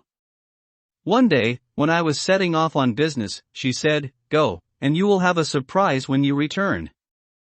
There was nothing to be gained by questioning her. She refused to tell me anything, so I left. The trip lasted nearly 6 weeks. We went to Lucca to take on oil and to Leghorn to load some English cotton cloth. We unloaded it all without any unpleasant incidents, took our profits and came back home, very pleased with ourselves. When I entered the house, the first thing I saw, in the place where it was least likely to be missed in Assunta's room, was a child of 7 or 8 months, in a cot far more luxurious than the furnishings around it. I gave a cry of joy. The only moments of sadness that I had felt since the murder of the Crown Prosecutor were due to my abandonment of the child. It goes without saying that I suffered no remorse for the murder itself. Poor Assunta had guessed everything. She had taken advantage of my absence and, taking the half of the sheet with her, had written down the exact day and time when the child was left in the orphanage, so that she would not forget them. Then she set off for Paris and went herself to reclaim him. No obstacle was put in her way, and the child was entrusted to her. Oh, Monsieur le Comte, I have to admit that when I saw the poor little creature in his cot, my heart filled and tears poured from my eyes. "Assunta," I cried, "you are without doubt a worthy woman and Providence will bless you." "Now that," said the Count, "is less true than your philosophy. But, then, it's only faith, after all." "Alas! Excellency, how right you are!" Bertuccio continued. "It was the child himself that God appointed to punish me. Never did a more perverse character become evident earlier in life, yet no one can say that he was badly brought up, because my sister-in-law treated him like the son of a prince. He was a handsome boy, with light blue eyes, like the color in Chinese porcelain that harmonizes so well with the milky whiteness of the background, but his strawberry blonde hair, which was excessively bright, gave a strange appearance to his face, heightening his vivacious look and roguish smile. Unfortunately, a proverb says that redheads are either all good or all bad. It was right in Benedetto's case, he was all bad from childhood on. Admittedly, his mother's sweet nature also encouraged his natural bent. My poor sister-in-law would travel 4 or 5 leagues to the town market to buy the earliest fruit and the finest sweetmeats, while the child disdained Palma oranges or Genoese preserves, preferring the chestnuts that he could steal from the neighbors by climbing over the hedge, or the apples that were drying out in their loft, when he had all the chestnuts and apples he wanted in our own orchard. One day, when Benedetto was about 5 or 6 years old, our neighbor Wasilio, who, like all Corsicans, never locked up his purse or his jewelry, because, as Monsieur Leconte knows better than anyone, there are no thieves in Corsica, our neighbor Wasilio complained to us that a gold louis had vanished from his purse. We thought he had miscalculated, but he insisted that he was sure of what he said. That day, Benedetto had left the house early in the morning, and we were very worried by the time he returned that evening, leading a monkey, which he said he had found chained to the trunk of a tree. For the past month, the wicked child, who could not think what to do with himself, had longed for a monkey. No doubt this unfortunate whim was inspired in him by a traveling showman who had passed through Rogliano with several of these animals, whose antics had delighted the boy. "There are no monkeys to be found in these woods," I said, "especially not chained ones. Tell me truly how you came by it." Benedetto persisted in his lie, supporting it with details that said more for his imagination than for his love of the truth. I became annoyed, and he started to laugh. I threatened him and he stepped back. "You can't hit me," he said. "You have no right, you are not my father." We had no idea who had revealed the secret to him, despite our efforts to conceal it. However it may be, this reply, which was entirely characteristic of the child, filled me with something close to fear, and my raised hand fell without touching the guilty boy. He had triumphed, and the victory made him so bold that, from then on, Assunta, whose love for him seemed to increase in proportion to his unworthiness, spent all her money on whims that she was unable to combat and follies that she did not have the strength to prevent. When I was in Rogliano, then the situation was still more or less bearable. But as soon as I left, Benedetto became master of the house and everything went wrong. When he had barely reached the age of 11, all his friends were young men of 18 or 20, the worst young hooligans of Bastia and Corte, and already, because of some tricks, which deserved a worse name, the law had warned us about him. I was terrified. Any further unfavorable report might have serious consequences. I had shortly to go away from Corsica on an important expedition. I thought carefully and, hoping to ward off disaster, I decided to take Benedetto with me. I hoped that the rough and active life of a smuggler, and the harsh discipline on board ship, would rescue a character on the point of being corrupted, provided it had not already gone too far. So I took Benedetto aside and suggested that he accompany me, dressing the proposal up with every sort of promise that might attract a 12-year-old boy. He let me continue right to the end and, when I had finished, burst out laughing. "Are you mad, uncle?" he said. That was his name for me when he was in a good mood. "Am I to exchange the life I lead for yours, my idleness for the awful toil that you have imposed on yourself? To be cold by night, hot by day, and constantly in hiding, or, if you show yourself, to be shot at, and all to earn a little money? I have all the money that I want. Ma Assunta gives me some whenever I ask for it. So you can easily see that I'd be a fool to accept your proposal." I was dumbstruck at this shameless argument. Benedetto went back to play with his friends, and I could see him, from a distance, pointing me out to them as an idiot. "What a delightful child!" Monte Cristo muttered. "Oh, if he had been mine," Bertuccio replied, "if he had been my own son, or at least my nephew, I should soon have brought him back to the straight and narrow, because a clean conscience gives a man strength. But the idea that I would beat a child whose father I had killed made it impossible for me to punish him. I gave good advice to my sister, who always took the miserable child's side whenever we talked about him, and, since she confessed to me that she had several times lost quite large sums of money, I showed her a place where she could hide our little fortune. For my part, I had made up my mind what to do. Benedetto knew very well how to read, write, and do sums, because when he happened to want to work he could learn in one day what took another child a week. As I said, my mind was made up. I would sign him on as secretary on some ocean-going ship and, without giving him any advance warning, have him picked up one fine morning and carried on board. In this way, if I recommended him to the captain, he would be entirely responsible for his own future. Having taken this decision, I set off for France. On this occasion all our business was to take place in the Gulf of Lion. Smuggling was becoming more and more difficult, because it was now 1829, peace had been entirely restored and consequently the Coast Guard was operating more regularly and more efficiently than ever. Moreover, its vigilance was temporarily intensified by the fair at Beaucaire, which had just opened. The start of our expedition went off without a hitch. Our boat had a concealed hold to hide our contraband. We tied up alongside a large number of other boats lining both banks of the Rhône from Beaucaire to Alls. When we arrived there, we began to unload the forbidden goods at night and had them carried into town by associates of ours, or by the innkeepers whom we used to supply. It may be that success had made us careless, or else we had been betrayed, because one evening, around 5 o'clock, just as we were about to sit down to a light meal, our boy ran up in a state of great excitement to tell us that he had seen a squad of revenue men approaching. What worried us was not the patrol itself, because whole companies of customs officials would scour the banks of the Rhône, and especially at that time, but the precautions that the boy told us they were taking not to be seen. We instantly leapt up, but it was already too late. Our boat, which had clearly been the object of their investigation, was surrounded. Among the customs men I noticed some gendarmes.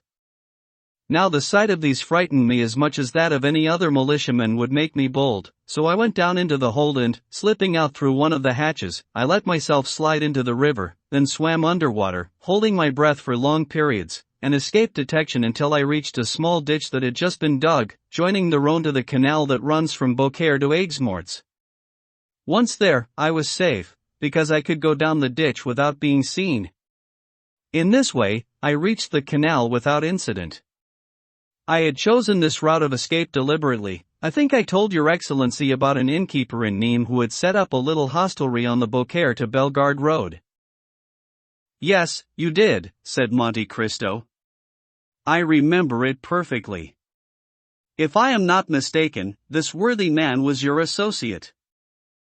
Yes, Bertuccio replied, but 7 or 8 years before, he had relinquished his business to a tailor from Marseille who had gone bankrupt in his own trade and wished to try his luck at another. It goes without saying that the little arrangement we had with the first owner was continued with the second, so this was the man from whom I intended to ask for shelter. What was his name? The Count asked, apparently taking a renewed interest in Bertuccio's tale. He was called Gaspard Cadaris, and he was married to a woman from the village of Carconti whom we never knew except by the name of her village. She was a poor creature, stricken with malaria and languishing. As for the man, he was a sturdy fellow of 40 or 45, more than once he had given us proof of his presence of mind and his courage in difficult circumstances. And you were saying that all this took place in the year 1829, Monsieur le Comte. What month? In June. At the beginning or the end of the month? On the evening of the 3rd. Ah, Monte Cristo said. June the 3rd, 1829. Very well, go on. So I was hoping to ask for shelter from Cadaris. Usually, even in normal circumstances, we did not enter his house by the front door and I decided to follow our established procedure, so I climbed over the garden hedge, crawled past the stunted olive trees and wild figs and, fearing that Cadaris had some traveler in his inn, I made my way to a kind of hutch in which I had more than once spent the night as comfortably as in the best bed. This hutch or cupboard was only separated from the main parlor on the ground floor of the inn by a wooden wall, in which holes had been drilled for us, so that we could wait there until the time was ripe for us to reveal our presence. If Cadaris was alone, I intended to announce my arrival to him, finish at this table the meal that had been interrupted by the arrival of the customs men and take advantage of the coming storm to return to the banks of the Rhone and find out what had become of the ship and those on board. So I slipped into the hutch, and it was as well that I did so, because at that very moment Catullus was returning home with a stranger. I kept quiet and waited, not because I wanted to discover my host's secrets, but because I had no alternative. In any case, the situation had already arisen a dozen times before. The man with Catullus was obviously not a native of the south of France. He was one of those fairground tradesmen who come to sell jewelry at the fair in Beaucaire and who, for the month that it lasts, attracting merchants and buyers from all over Europe, sometimes do 100 or 150,000 francs worth of business. Catullus hurried in, leading the way. Then, when he saw the downstairs room empty as usual and watched over only by his dog, he called his wife. "Hey, La Carconte," he said. "The good priest didn't deceive us. The diamond was real." There was a shout of joy, and almost at once the staircase began to creak under footsteps made heavier by weakness and ill health. "What did you say?" the woman asked, paler than death. "I said that the diamond was real and that this gentleman, one of the leading jewelers in Paris, is prepared to give us 50,000 francs for it. However, to ensure that the diamond is truly ours, he wants you to tell him, as I did, the miraculous way in which the diamond came into our hands. Meanwhile, monsieur, please be seated and, as the weather is close, I shall go and find you something to refresh yourself." The jeweler looked carefully round the interior of the inn, examining the obvious poverty of this couple who were about to sell him a diamond that might have belonged to a prince. "Tell me about it, madam," he said, no doubt wanting to take advantage of the husband's absence to ensure that the two accounts coincided and avoid Catullus prompting her in any way. "Well, you wouldn't believe it," the woman gushed. "It was a blessing from on high, when we least expected one. To start with, I must tell you, my dear sir, that in 1814 or 1815 my husband was friendly with a sailor called Edmond Dantes. This poor lad, whom Catullus had entirely forgotten, did not forget him and on his deathbed left him the diamond that you have just seen." "But how did he come into possession of the diamond?" the jeweler asked. "Did he have it before going to prison?" "No, monsieur," the woman replied. "But it appears that while in prison he became acquainted with a very rich Englishman, and when his cellmate fell ill, Dantes took the same care of him as if he had been his brother, so the Englishman, on his release, left this diamond to poor Dantes, who was less fortunate than he was and who died in prison, bequeathing it in turn to us as he died and entrusting it to the good priest who came to give it to us this morning." "The accounts agree," the jeweler muttered. "And, when all's said and done, the story may be true, however implausible it may seem. Now all that remains is to agree about the price." "What do you mean, agree?" said Catullus. "I thought you had accepted the price I asked." "You mean, I offered you 40,000 francs, said the jeweler. 40,000, exclaimed La Carconte. "We certainly can't let it go at that price. The abbé told us it was worth 50,000, even without the setting." "What was this abbé's name?" the tireless questioner asked. "Abbé Busoni," she replied. "A foreigner then?" "An Italian from near Mantua, I think." "Show me the diamond," the jeweler said. "I'd like to examine it again. One often estimates a jewel wrongly at first sight." Catullus got a little bag of black shagreen out of his pocket, opened it and passed it to the jeweler. At the sight of the diamond, which was as fat as a small walnut, I remember it as well as if I could still see it. La Carconte's eyes shone with greed. "And what did you think of all that, eavesdropper?" Monte Cristo asked. "Did you believe the fine tale?" "Yes, Excellency. I did not consider Catullus a wicked man. I felt he was incapable of committing a crime, or even pilfering." "That does more honor to your heart than to your experience, Monsieur Bertuccio. Did you know the Edmond Dantes they mentioned?" No, Excellency. I had never before heard his name, and I have never heard it mentioned since, except once by Abbé Busoni himself when I saw him in prison in Nîmes. Very well. Continue. The jeweler took the ring from Cadaris and brought a little pair of steel pliers and a little copper balance out of his pocket. Then, removing the stone from the gold clamps that held it in the ring, he lifted the diamond from the bezel and weighed it with the utmost care in the scale. I can go to 45,000 francs, he said, but not a sou more. In any case, since that was the value of the diamond, that is all the money I have brought with me. Oh, don't worry about that, said Cadaris. I'll come back to Beaucaire with you to fetch the other 5,000 francs. No, the jeweler said, returning the ring and the diamond to Cadaris. No, it's not worth more, and I'm sorry to have offered that much, since there is a defect in the stone which I did not notice at first. However, it's too bad. I've given my word.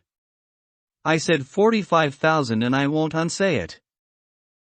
Well, do at least put the diamond back in the ring, said La Carconte sourly. That's fair, said the jeweler, replacing the stone in its setting. Very well, Cadaris said, putting the bag back in his pocket. We'll sell it to someone else. Do, the jeweler said, though he may not be as easy as I am. Someone else might not be satisfied with the explanation you gave me. It is not normal for a man like you to have a diamond of 50,000 francs. This other person will probably inform the magistrate. Abbé Busoni will have to be found, and it's not easy to find an abbé who gives away diamonds worth 2,000 louis. Then they would start by arresting him, they would send you to prison, and, even if you were found innocent and released after 3 or 4 months inside, the ring would have been mislaid in the clerk of the court's office, or else they would give you a piece of glass worth 3 francs instead of a diamond worth 50,000, or at best 55, but which, as you must admit, my good fellow, represents a risk to the buyer. Cadaris and his wife exchanged looks. No, he said. We are not rich enough to lose 5,000 francs. As you wish, friend, said the jeweler. But, as you can see, I have brought the sum in cash. And he took a handful of gold from one pocket and held it, shining, before the dazzled eyes of the innkeeper, and a bundle of banknotes from the other. It was clear that there was a battle going on inside Cadaris. Obviously the little shea-green bag which he was turning over and over in his hands did not appear to him to correspond in value to the huge sum of money which mesmerized him. He turned back to his wife. What do you think? He whispered. Go on, give it to him, she said. If he returns to Beaucaire without the diamond, he will report us. And, as he says, no one knows whether we shall ever be able to put our hands on Abbé Busoni again. Very well, agreed, said Cadaris. Take the diamond for 45,000. But my wife wants a gold chain and I a pair of silver buckles. The jeweler took a long flat box out of his pocket containing several examples of the required objects. Go on, he said. I do business fairly. Choose what you want. The woman chose a gold chain that was possibly worth 5 louis and her husband a pair of buckles worth around 5 francs. I hope you're satisfied, said the jeweler. The abbé said it was worth 50,000, Cadaris muttered. Come, now. Give over. What a terrible creature, the jeweler said, taking the diamond from his hands. I am giving him 45,000 francs and 2,500 in kind, all of which adds up to a fortune that I wouldn't mind having myself, and he still isn't satisfied. And what about the 45,000 francs? Cadaris demanded hoarsely. Where are they? Here, said the jeweler, and he counted out 15,000 francs on the table in gold and 30,000 in banknotes. Just wait while I light the lamp, said La Carconte. It's getting dark and we might make a mistake. Night had indeed fallen while they were discussing this and, with it, the storm that had been threatening for the past half hour. In the distance you could hear the dull rolls of thunder, but neither the jeweler, nor Catarus, nor La Carconte seemed to be bothered by it, all three being possessed by the demon of greed. Even I felt a strange fascination at the sight of all that gold and all those banknotes. It seemed to me that I was dreaming, and, as happens in dreams, I felt rooted to the spot. Catarus counted and recounted the gold and the notes, then passed them to his wife, who counted and recounted them in her turn. Meanwhile the jeweler was turning the diamond in the rays of the lamp, and the diamond gleamed with flashes that outshone those, heralding the storm, that were starting to light up the window. "Is it all there?" the jeweler asked. "Yes," said Catarus. "Give me the portfolio and look for a bag, Carconte." La Carconte went to a wardrobe and came back carrying an old leather portfolio, out of which they took a few greasy letters which they replaced with the notes, and a bag in which there were 2 or 3 écus of 6 livres, which probably represented the unfortunate couple's entire fortune. "There," said Catarus. "Even though you may have underpaid us by about 10,000 francs, would you like to take supper with us?" "You're welcome." "Thank you," said the jeweler, "but it must be getting late and I have to return to Beaucaire. My wife will be worried." He took out his watch. "Heavens above," he exclaimed. "It's nearly 9. I won't be in Beaucaire before midnight. Goodbye, my children. If any more Abbé Busoni's happen to drop by, think of me." "In a week, you will no longer be in Beaucaire," said Catarus. "The fair ends next week." "No, but that doesn't matter. Write to me in Paris, Monsieur Jonas, at the Palais Royal, number 45, Galerie de Pierre. I'll come down here specially if it's worth my while." A peal of thunder sounded, with a bolt of lightning so bright that it almost dimmed the light from the lamp. "Oh, ho," said Catarus. "Are you going out in this weather?" "I'm not afraid of thunder," said the jeweler. "Or thieves?" asked La Carconte. "The road is never quite safe when the fair's in town." "Ha! As far as thieves are concerned, here's my answer to them." And he took a pair of little pistols, fully loaded, out of his pocket. "These are dogs that bark and bite at the same time, and I'm keeping them for the first 2 men who want to get their hands on your diamond, Catarus." Catarus and his wife exchanged a dark look. They both appeared to have the same frightful idea. "Very well, bon voyage," said Catarus. "Thank you," the jeweler replied. He took his cane, which he had set down, leaning against an old sideboard, and went out. As soon as he opened the door, there was such a gust of wind that it almost put out the lamp. "Ho, ho," he said. "Lovely weather. And I have 2 leagues to travel in it." "Don't go," said Catarus. "You can sleep here." "Yes, stay," said La Carconte in a quivering voice. "We'll take good care of you." "No, I can't. I must sleep in Beaucaire. Farewell." Catarus walked slowly over to the doorway. "You can't see an inch ahead," said the jeweler, already outside. "Should I go to the right or the left?" "Right," said Catarus. "You can't miss your way. The road is lined with trees on each side." "Very well, I'm there," said the voice, hardly audible in the distance. "Shut the door," said La Carconte. "I don't like leaving the door open when there's thunder." "Or when there's money in the house, you mean," said Catarus, turning the key twice in the lock. He came back, went over to the cupboard, took out the bag and the portfolio, and both of them started to count over their gold and their banknotes for the 3rd time. I have never seen an expression like the one on those 2 faces, with the dim light of the lamp shining on their cupidity. The woman, above all, was frightful to see. Her limbs trembled feverishly, twice as much as usual, her pale face was livid and her hollow eyes blazed. "And why did you offer to let him sleep here?" she muttered. Catarus started. Well, of course, so that he would not need to go back to Beaucaire. Ah, the woman said, with an indescribable expression. I thought it might be for some other reason. Wife, wife! Catarus cried. Where do you get such ideas? And, if you have them, why not keep them to yourself? No matter, La Carconte said, after a moment's silence. You are not a man. What do you mean? Asked Catarus. If you had been a man, he would not have left here. Wife. Or else he would never reach Beaucaire. Wife. He must follow the road, which has a bend in it, but there is a short-cut along the canal. Woman, you are offending the good Lord. Listen.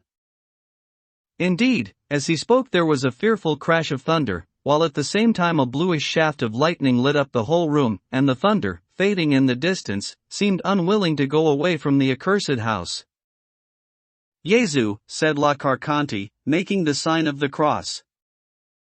At the same moment, in the odd silence that habitually follows a loud burst of thunder, they heard a knocking on the door. Both Catarus and his wife shuddered and looked at one another. Who goes there? Catarus shouted, getting up and pushing the gold and the notes, which had been spread out over the table, into a single pile and covering it with both hands. It's me, said a voice. Who are you? Who do you think? Jonas, the jeweler. What were you saying? La Carconte said, with an awful smile. That the good Lord was offended? Well, look, the good Lord has sent him back to us. Catarus slipped back, white and breathless, on his chair. But La Carconte, on the other hand, got up and walked with a determined step over to the door, then opened it. Come in, dear Monsieur Jonas, she said.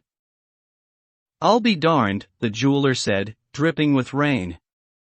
It seems that the devil does not want me to go back to Beaucaire this evening. The best follies are the shortest lived, my dear Catarus. You offered me your hospitality, I accept, and I have come back to stay the night with you. Catarus muttered a few words, wiping the sweat from his brow. La Carconte double-locked the door behind the jeweler. XLV. A shower of blood. As he came in, the jeweler looked around inquiringly, but nothing seemed to arouse his suspicions, if he had none so far, or to confirm any that he might have had. Catarus was still holding his banknotes and his gold in both hands. La Carconte smiled at her guest as pleasantly as she could. Ah! I see, said the jeweler. It appears you were afraid of having been underpaid, so you were counting your wealth after I left. Not at all, said Catarus. But the events that brought us this fortune were so unexpected that we still cannot believe in it, and when we do not have the actual proof under our eyes we imagine that we may still be dreaming. The jeweler smiled. Do you have any travelers in your inn? He asked. No, Catarus replied. We do not let rooms. We are too close to the town and no one stops here. In that case, will I be a terrible nuisance to you? You. A nuisance. My dear sir, La Carconte said amiably, not at all, I assure you. But where will you put me? In the upstairs room. That is your own room, isn't it? Don't worry. We have a second bed in the room next door to this one. Catarus looked at his wife in astonishment. The jeweler hummed a little tune while warming his back at a log which La Carconte had just lit in the fireplace so that he could dry his clothes. Meanwhile she put the meager remnants of a dinner on one corner of the table where she had laid a cloth, adding 2 or 3 fresh eggs. Catarus had once more shut the notes up in his wallet, the gold in his bag and both of these in his cupboard. He was walking back and forth, grim and pensive, casting an occasional glance at the jeweler who stood steaming in front of the hearth and, when he started to dry on one side, turned to the other. "There you are," said La Carconte, putting a bottle of wine down on the table.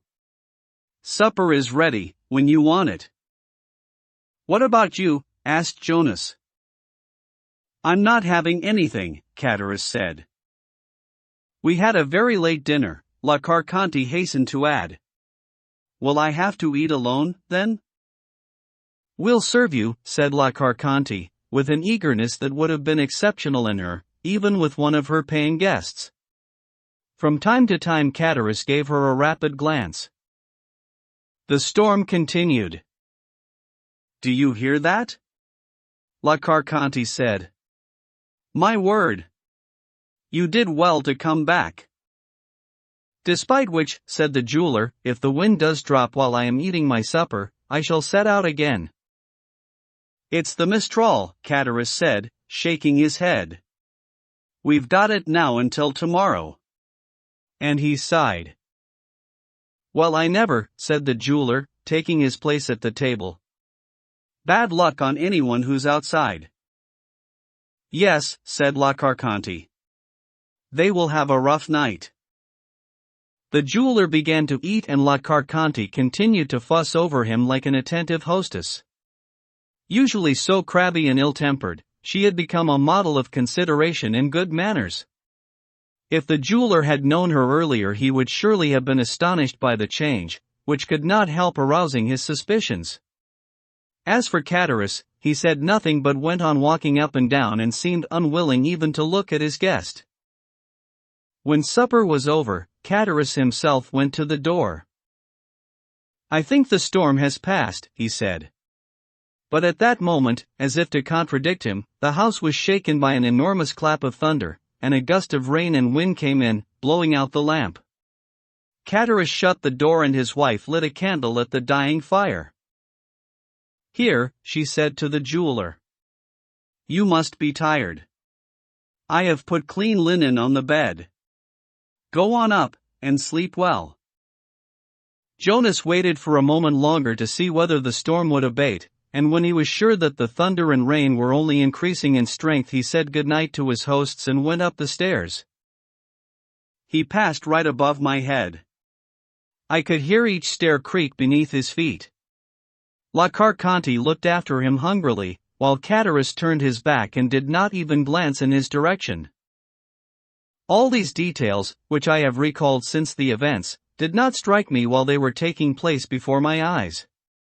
When it comes down to it, everything that had happened was quite normal and, apart from the story of the diamond, which struck me as somewhat improbable, everything was perfectly consistent. As I was dropping with tiredness and intended myself to take advantage of the first break in the weather, I decided to sleep for a few hours, then make off while it was still dark. In the room above my head I could hear the jeweler going about his preparations for spending as comfortable a night as he could. Shortly afterwards, the bed creaked under him. He had just got into it. I felt my eyes closing despite myself and, as I had no suspicion of what was to come, I did not try to fight against sleep. I took one last look around the kitchen. Catullus was sitting, beside a long table, on one of those wooden benches which they use instead of chairs in village inns. His back was turned to me, so that his face was hidden, though, even if he had been sitting on the opposite side of the table, it would still have been impossible for me to see his face, because his head was buried in his hands. La Carconte looked at him for a time, shrugged her shoulders and went to sit opposite him. At that moment the dying embers of the fire caught a piece of dry wood that until then had remained unconsumed, and a brighter light flared up, illuminating the dark interior of the inn.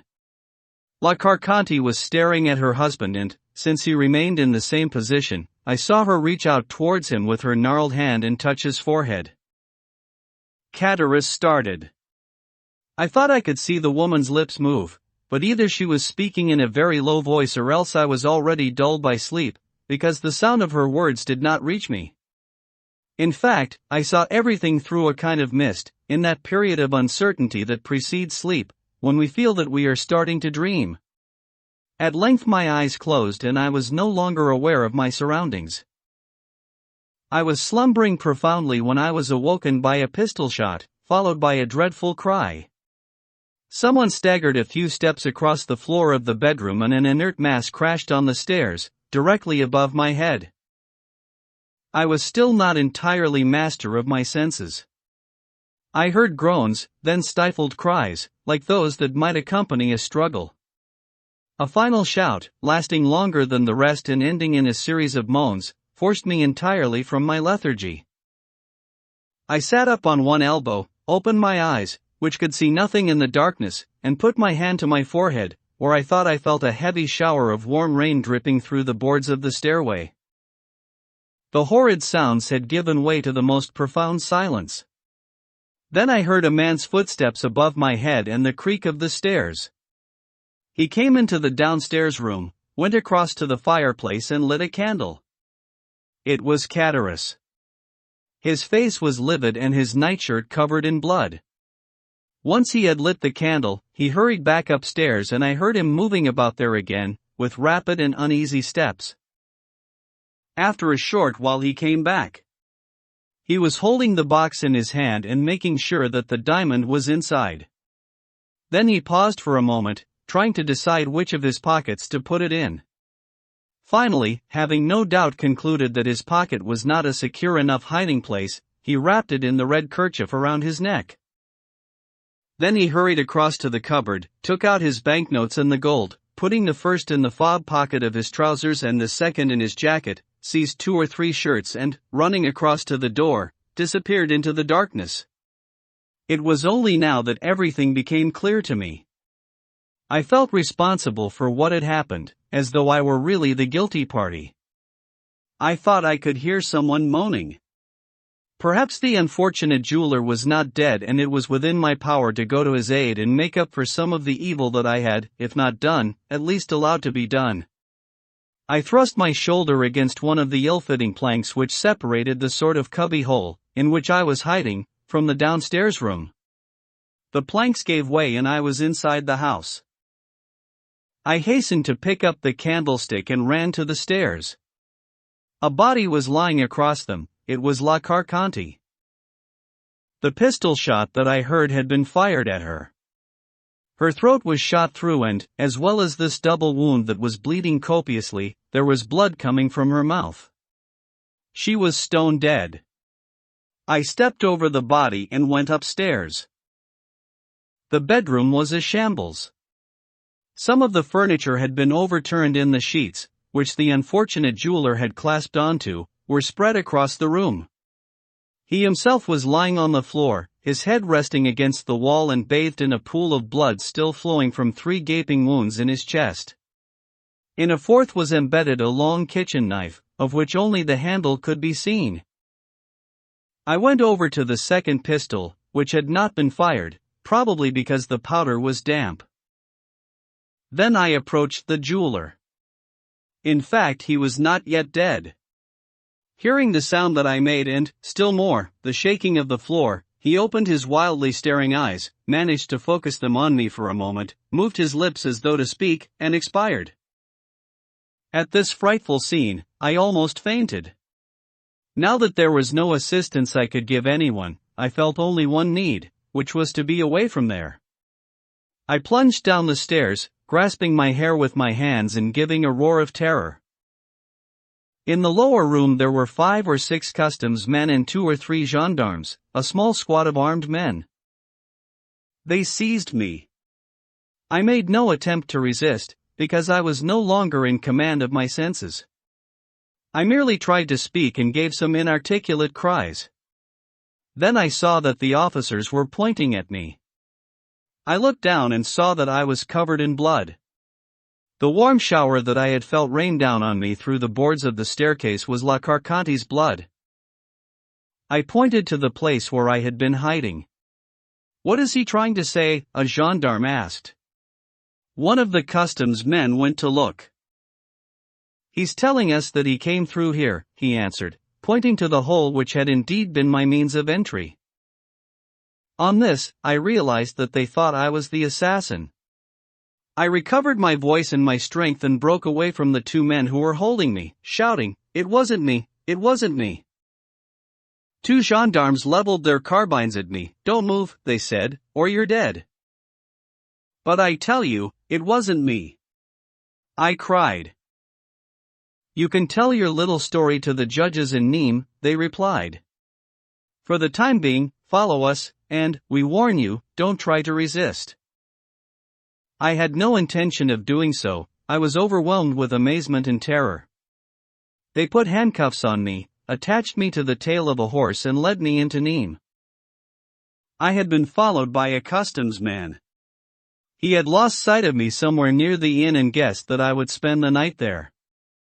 He went to fetch his comrades, and they arrived just in time to hear the pistol shot and to arrest me, amid all that evidence of guilt. I realized at once how hard it would be to convince anyone of my innocence. For this reason, I clung to just one thing. My first request from the examining magistrate was to beg him to have them search everywhere for a certain Abbé Busoni who had stopped during the day at the inn of the Pont du Gard. If Catarus had made up the story and the Abbé did not exist, I was clearly lost, unless Catarus himself was arrested and confessed everything. 2 months passed in which, be it said to the magistrate's credit, every effort was made to find the witness I had requested. I had already lost all hope. Catarus had not been caught. I was to be tried at the next assizes when, on September the 8th, that is to say 3 months and 5 days after the event, Abbé Busoni, of whom I had quite given up hope, presented himself at the prison, saying that he had been told a prisoner wanted to speak to him. He said that he had learned of this in Marseille and hastened to comply with my request.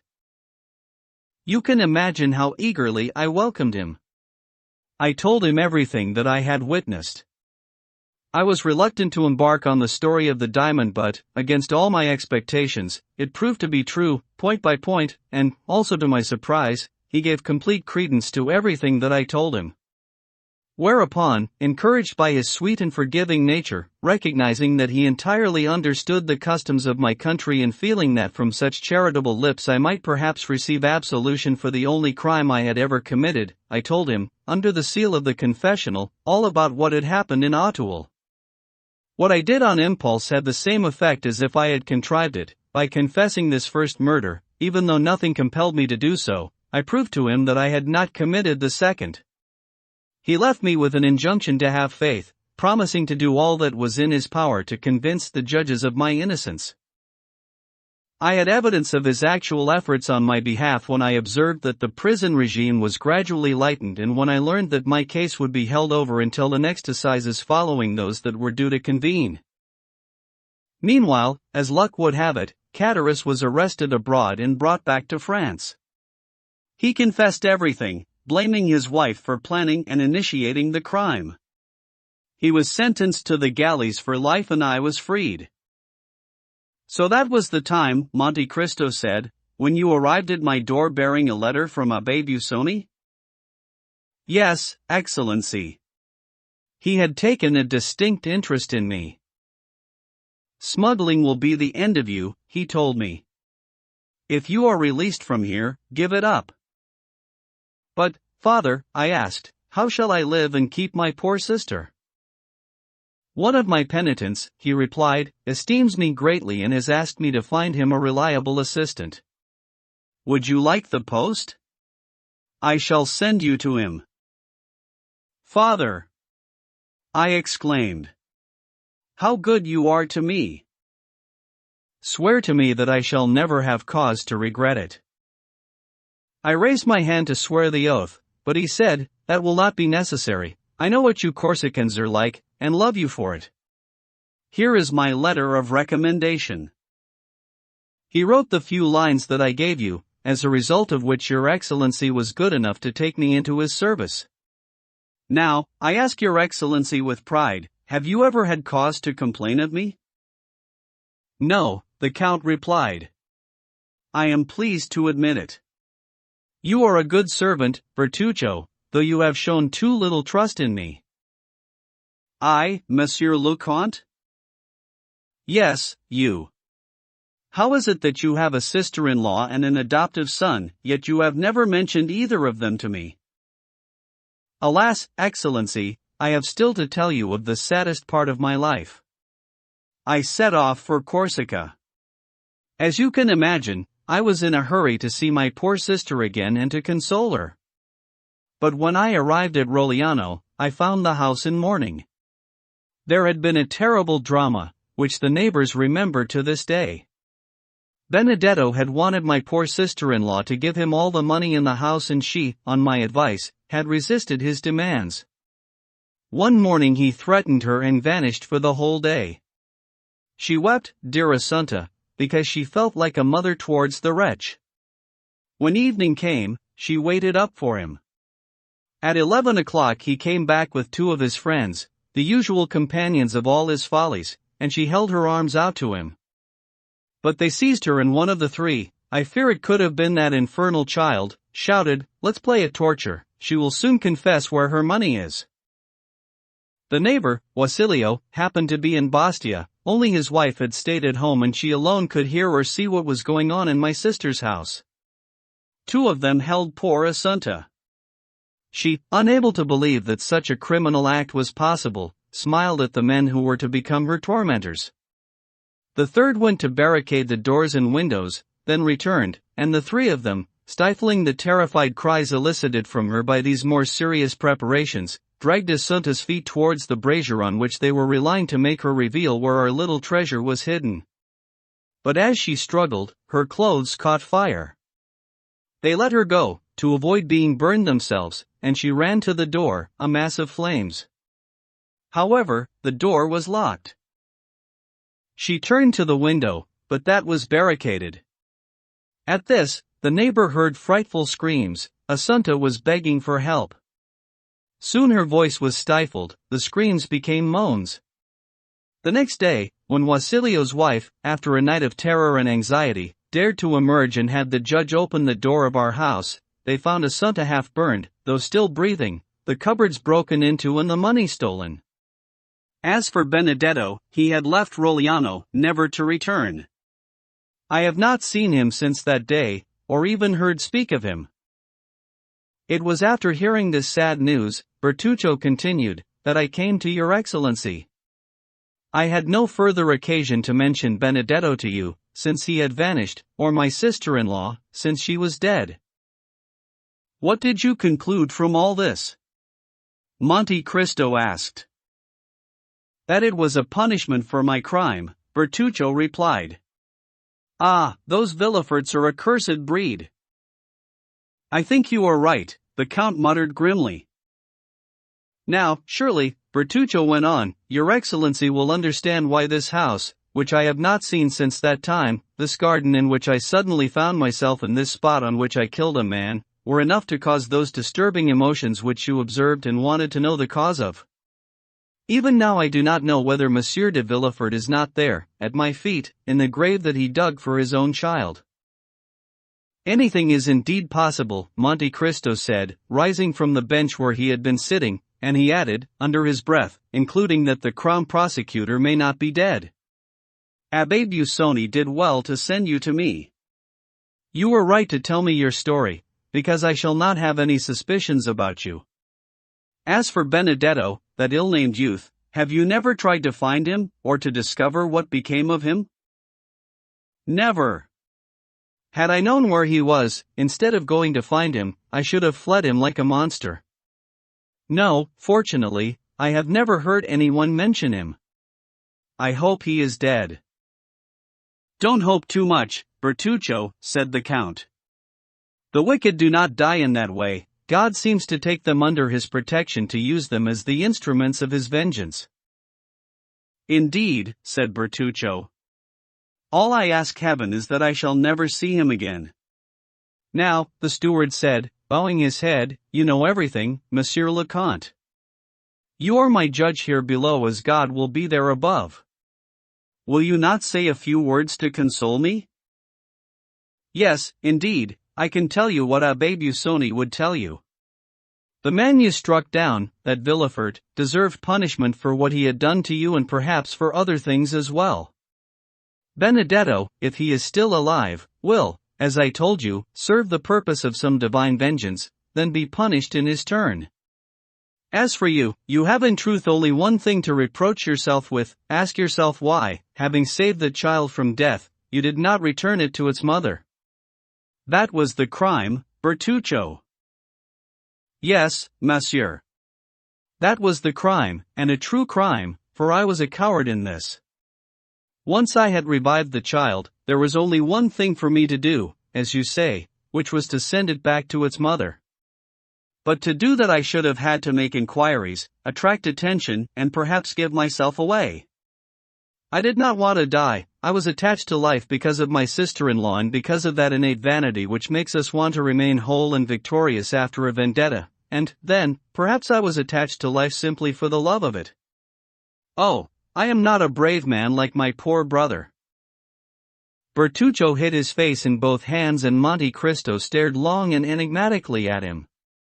Then, after a moment's silence that was made more solemn by the hour and the place, he said with an unusual accent of melancholy, Monsieur Bertuccio, to bring this conversation to a worthy end, because it will be the last we shall have about these events, listen to me carefully, because I have often heard these words from Abbé Busoni himself.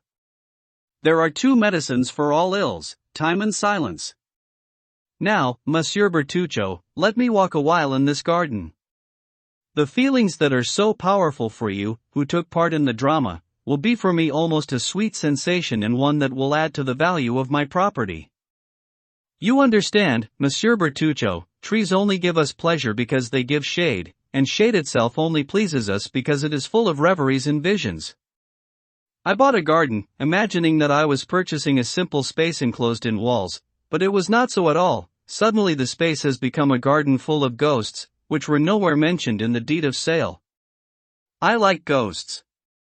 I have heard it said that the dead have never done, in 6,000 years, as much evil as the living do in a single day.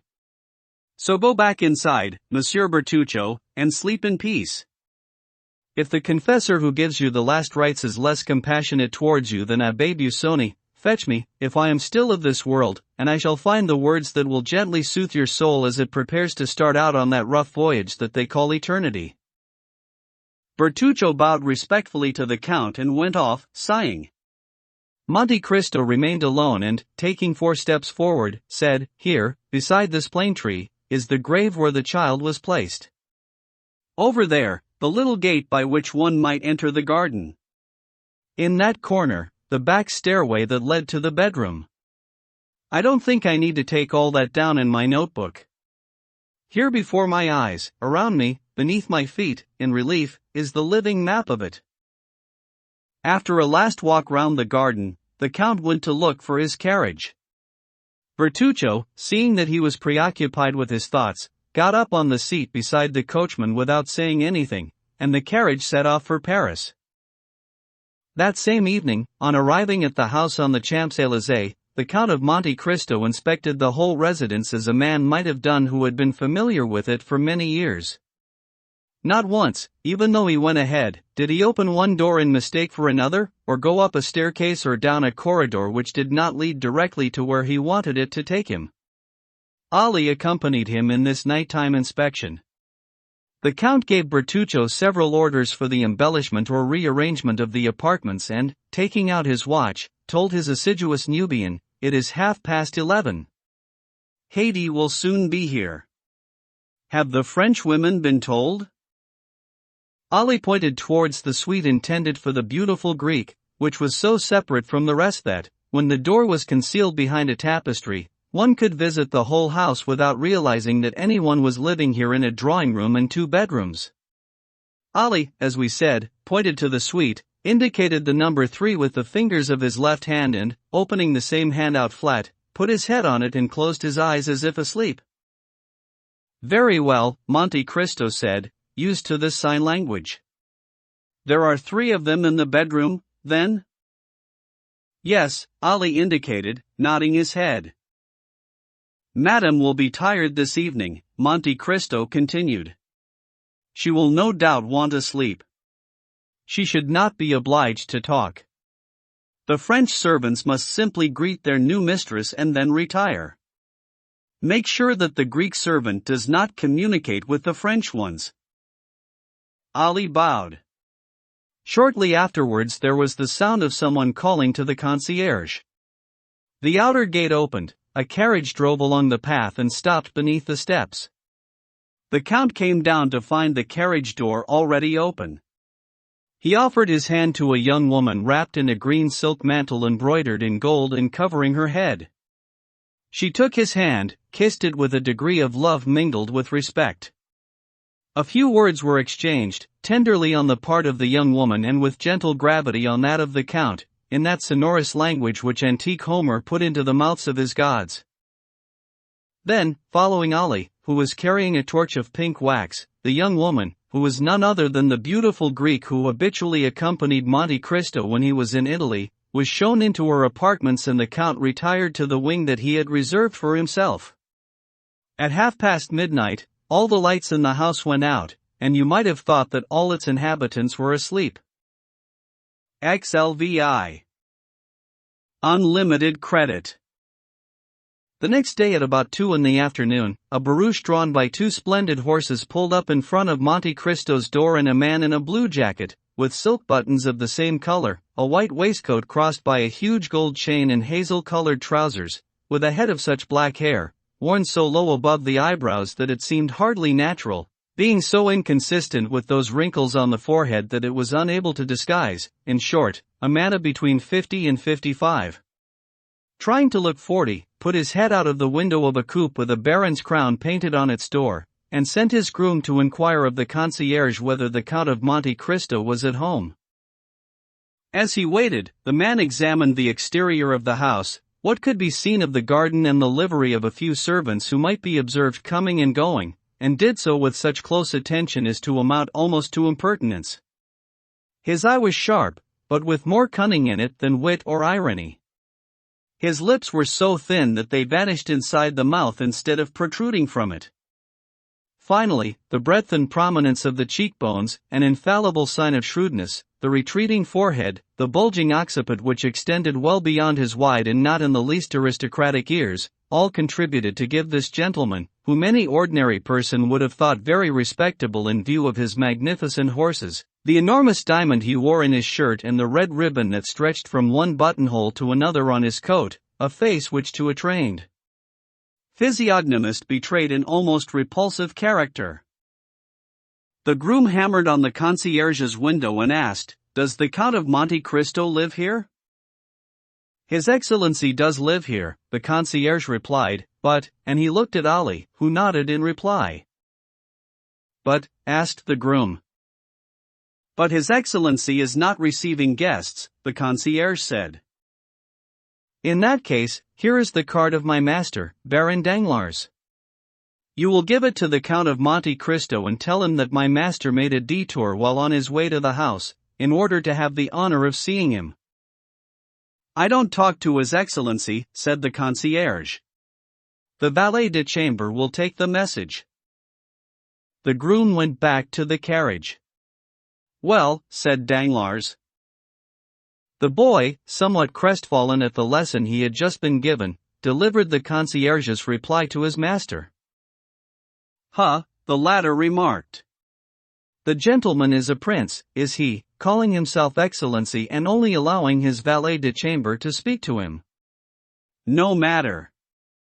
Since he has a credit on me, he will have to see me when he wants money." And he slumped back into his carriage, shouting to the coachman in a voice that could be heard on the far side of the street, to the Chambre de Deputes. Informed of his arrival, Monte Cristo had seen the Baron and been able to study him through the shutters of his house, thanks to a fine lorgnette, with as much attention as M. Danglars himself had given to the house, the garden, and the servants. "Undoubtedly," he said, with a gesture of disgust as he closed the binoculars in their ivory case, "undoubtedly that man is an unprepossessing creature. How can anyone fail at first sight to recognize in him the serpent with its flattened head, the vulture with its bulging skull and the buzzard with its rapacious beak?" "Ali," he cried, then struck the copper gong. Ali appeared. "Call Bertuccio." At the same moment, Bertuccio entered. "Your Excellency called for me," he said. "Yes, sir," said the Count. Did you see the horses that just drew up at my door? Indeed, Excellency. I might say they were very fine. How is it, Monte Cristo said quizzically, when I asked you for the 2 finest horses in Paris, that there still remain in Paris 2 other horses equally as good which are not in my stables? At the sharp tone of voice and the raised eyebrow, Ali bent his head. It is not your fault, my dear Ali, the Count said in Arabic, with a softness that one would never have thought to hear in that voice. You are no expert when it comes to English horses. Ali's features resumed their accustomed serenity. Monsieur le Comte, said Bertuccio, the horses that you refer to were not for sale. Monte Cristo shrugged his shoulders. Bertuccio, everything is always for sale when you know the price to put on it. Monsieur Danglars paid 16,000 francs for them, Monsieur le Comte. Then you should have offered him 32,000. He is a banker, and a banker never misses an opportunity to double his money. Is Monsieur le Comte serious?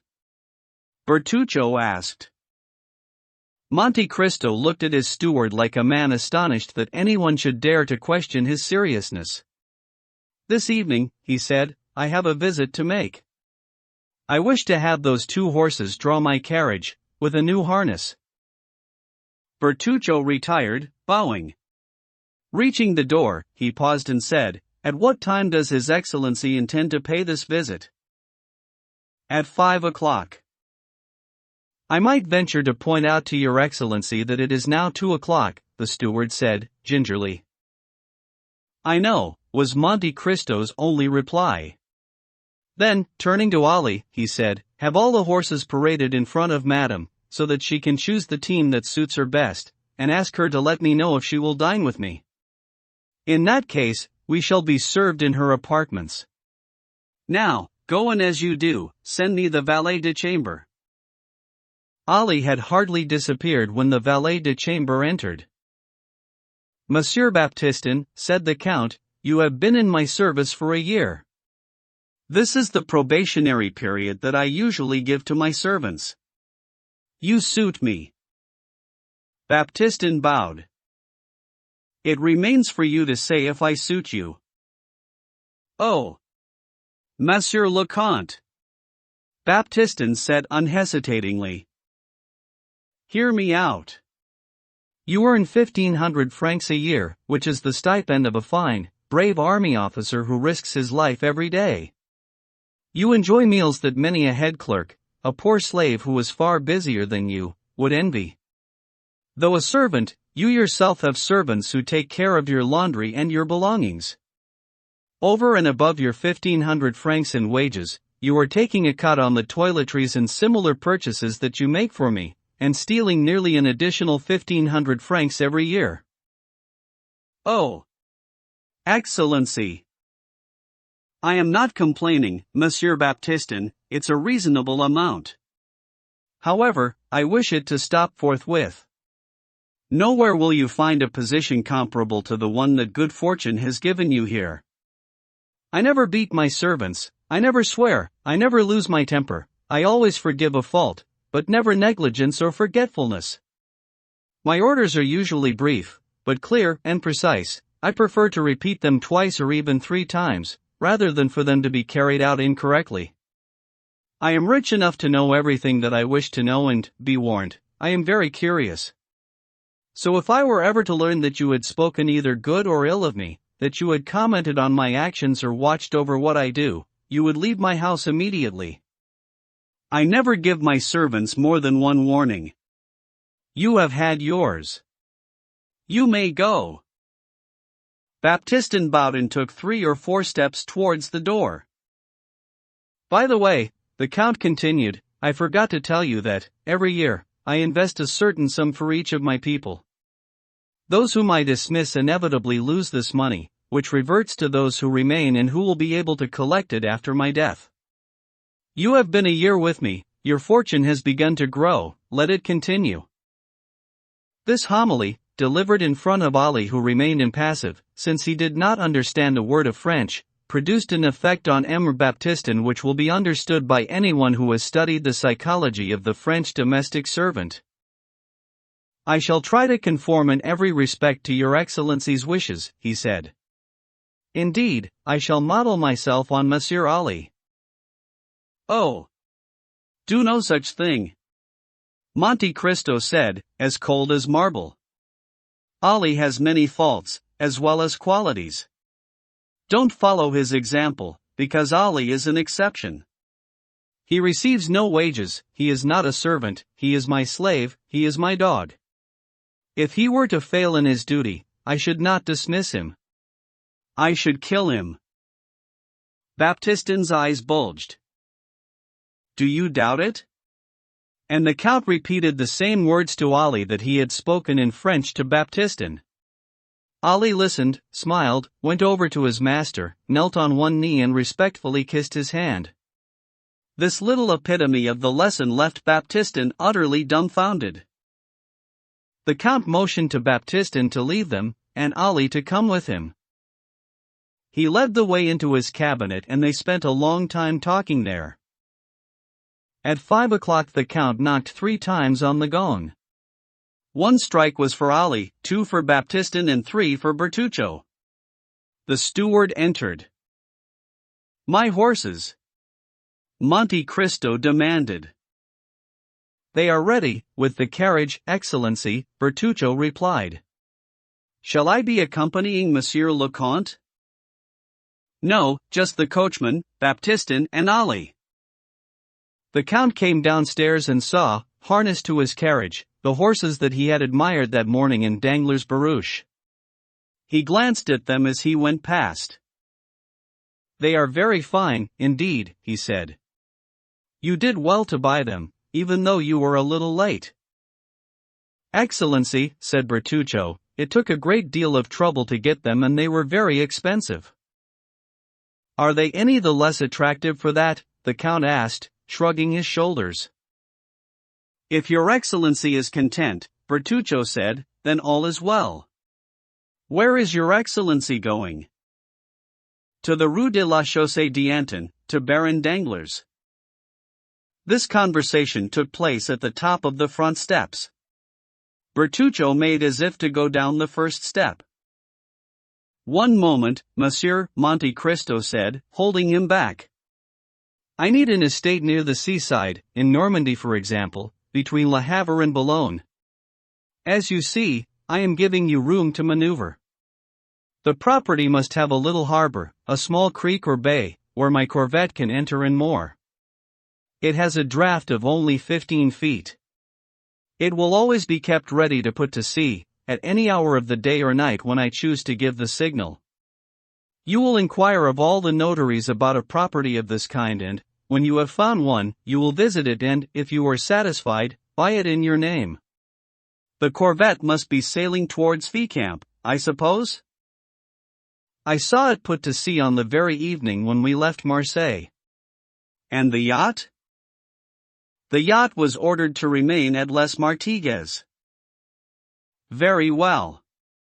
From time to time you must keep in touch with their 2 captains, so that they do not fall asleep at their posts.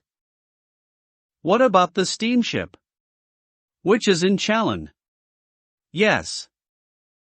The same orders as for the 2 sailing ships. Very good. As soon as the property has been acquired, I shall have relays of horses ready every 10 leagues on the roads to the north and to the south. Your Excellency can count on me.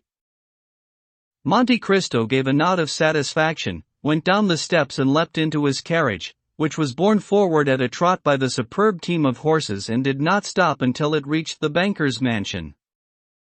Danglars was chairing a commission, which had been appointed for a railway company, when they came in to announce the Count of Monte Cristo. In any case, the meeting was almost finished. At the mention of the Count's name, he got up. Gentlemen, he said, addressing his colleagues, several of whom were honorable members of one house or the other, I apologize for leaving you in this way, but I must ask you to believe that the firm of Thomson and French, in Rome, has sent me a certain Count of Monte Cristo and opened a limitless credit for him with me. This is the most ludicrous joke any of my correspondents abroad has yet played on me. As you may well imagine, I was, and still am, consumed by curiosity. This morning, I went to visit the so-called Count. If he was a real one, you will agree, he would not be so rich. Monsieur was not at home to me. What do you think? It seems our Monte Cristo has the manners of a princeling or a prima donna, doesn't it? Aside from that, a house on the Champs-Élysées, which he owns, I inquired about that, appeared respectable enough. But, unlimited credit? Danglars repeated, smiling one of his odious smiles. That's something that makes the banker with whom such a credit is opened rather fussy about his man. So I was keen to see him. I think they are trying to lead me up the garden path, but he who laughs last. Le Baron ended, stressing the last words with an expressive flourish that made his nostrils flare, then left his guests and went into a reception room, done up in white and gold, that had made the tongues wag on the Chaussée d'Antin. He had asked the visitor to be brought here, to impress him right from the start. The Count was standing, inspecting some copies of Albano and Fator I which had been passed off on the banker as originals and which, copies though they were, clashed with the beading in every shade of gold decorating the ceiling. On hearing Danglars come in, the Count turned around. Danglars nodded in greeting and gestured to the Count to sit down on an armchair of gilded wood upholstered in white satin and embroidered in gold thread. The Count did so. I have the honor of speaking to Monsieur de Monte Cristo? And I, the Count replied, to Monsieur le Baron Danglars, Knight of the Legion of Honor and member of the Chamber of Deputies? The Count was repeating all the titles to be found on the Baron's visiting card. The Baron took the hint and bit his lip. Forgive me, Monsieur, he said, for not addressing you at the start by the title under which you were introduced to me. But, as you know, we live under a government of the people and I am a representative of the interests of the people. With the result, Monte Cristo replied, that, while retaining the custom of having yourself called Baron, you have abandoned that of calling other men Count. Oh, I'm not even bothered about it for myself, Monsieur, Danglars replied casually. They granted me the title and made me a Knight of the Legion of Honor for some services rendered, but you abdicated your titles, as formerly Monsieur de Montmorency and Monsieur de Lafayette did? You offer a fine example to your fellow men, Monsieur. Well, not altogether, Danglars replied, with some embarrassment. You understand, for the servants. Ah, so you call yourself Monseigneur for your staff, Monsieur for journalists and Citizen for your agents. These nuances are quite appropriate in a constitutional regime, I understand perfectly. Danglars clenched his teeth. He could see that on this ground he was no rival for Monte Cristo, so he tried to return to terrain that was more familiar to him. Monsieur le Comte, he said, bowing, I have received a letter from the firm of Thomson and French. I am delighted, Monsieur le Baron. Oh! Permit me to address you as your servants do, it's a bad habit I picked up in countries where they still have barons, precisely because they are not making them anymore. As I say, I'm charmed. I have no need to present myself, which is always embarrassing. So, you have received a letter? Yes, said Danglars, but I have to admit that I did not entirely take its meaning. Really? I even had the honor to visit you to ask for an explanation. Very well, Monsieur, I am here, ready and listening. I have the letter, Danglars said, on my person, I believe. He rummaged around in his pocket. Yes, here we are. This letter opens an unlimited credit on my bank on behalf of the Count of Monte Cristo. So, Monsieur le Baron, what needs explaining in that? Nothing, Monsieur. Only, the word unlimited. It is a French word, is it not? You must understand, the letter comes from an Anglo-German firm. Oh, yes, Monsieur, indeed. There is no problem in respect of the syntax, but the same is not true of the arithmetic. Are you trying to tell me, Monte Cristo asked, with the most innocent air that he could manage, that the firm of Thomson and French is not absolutely reliable, in your opinion, Monsieur le Baron?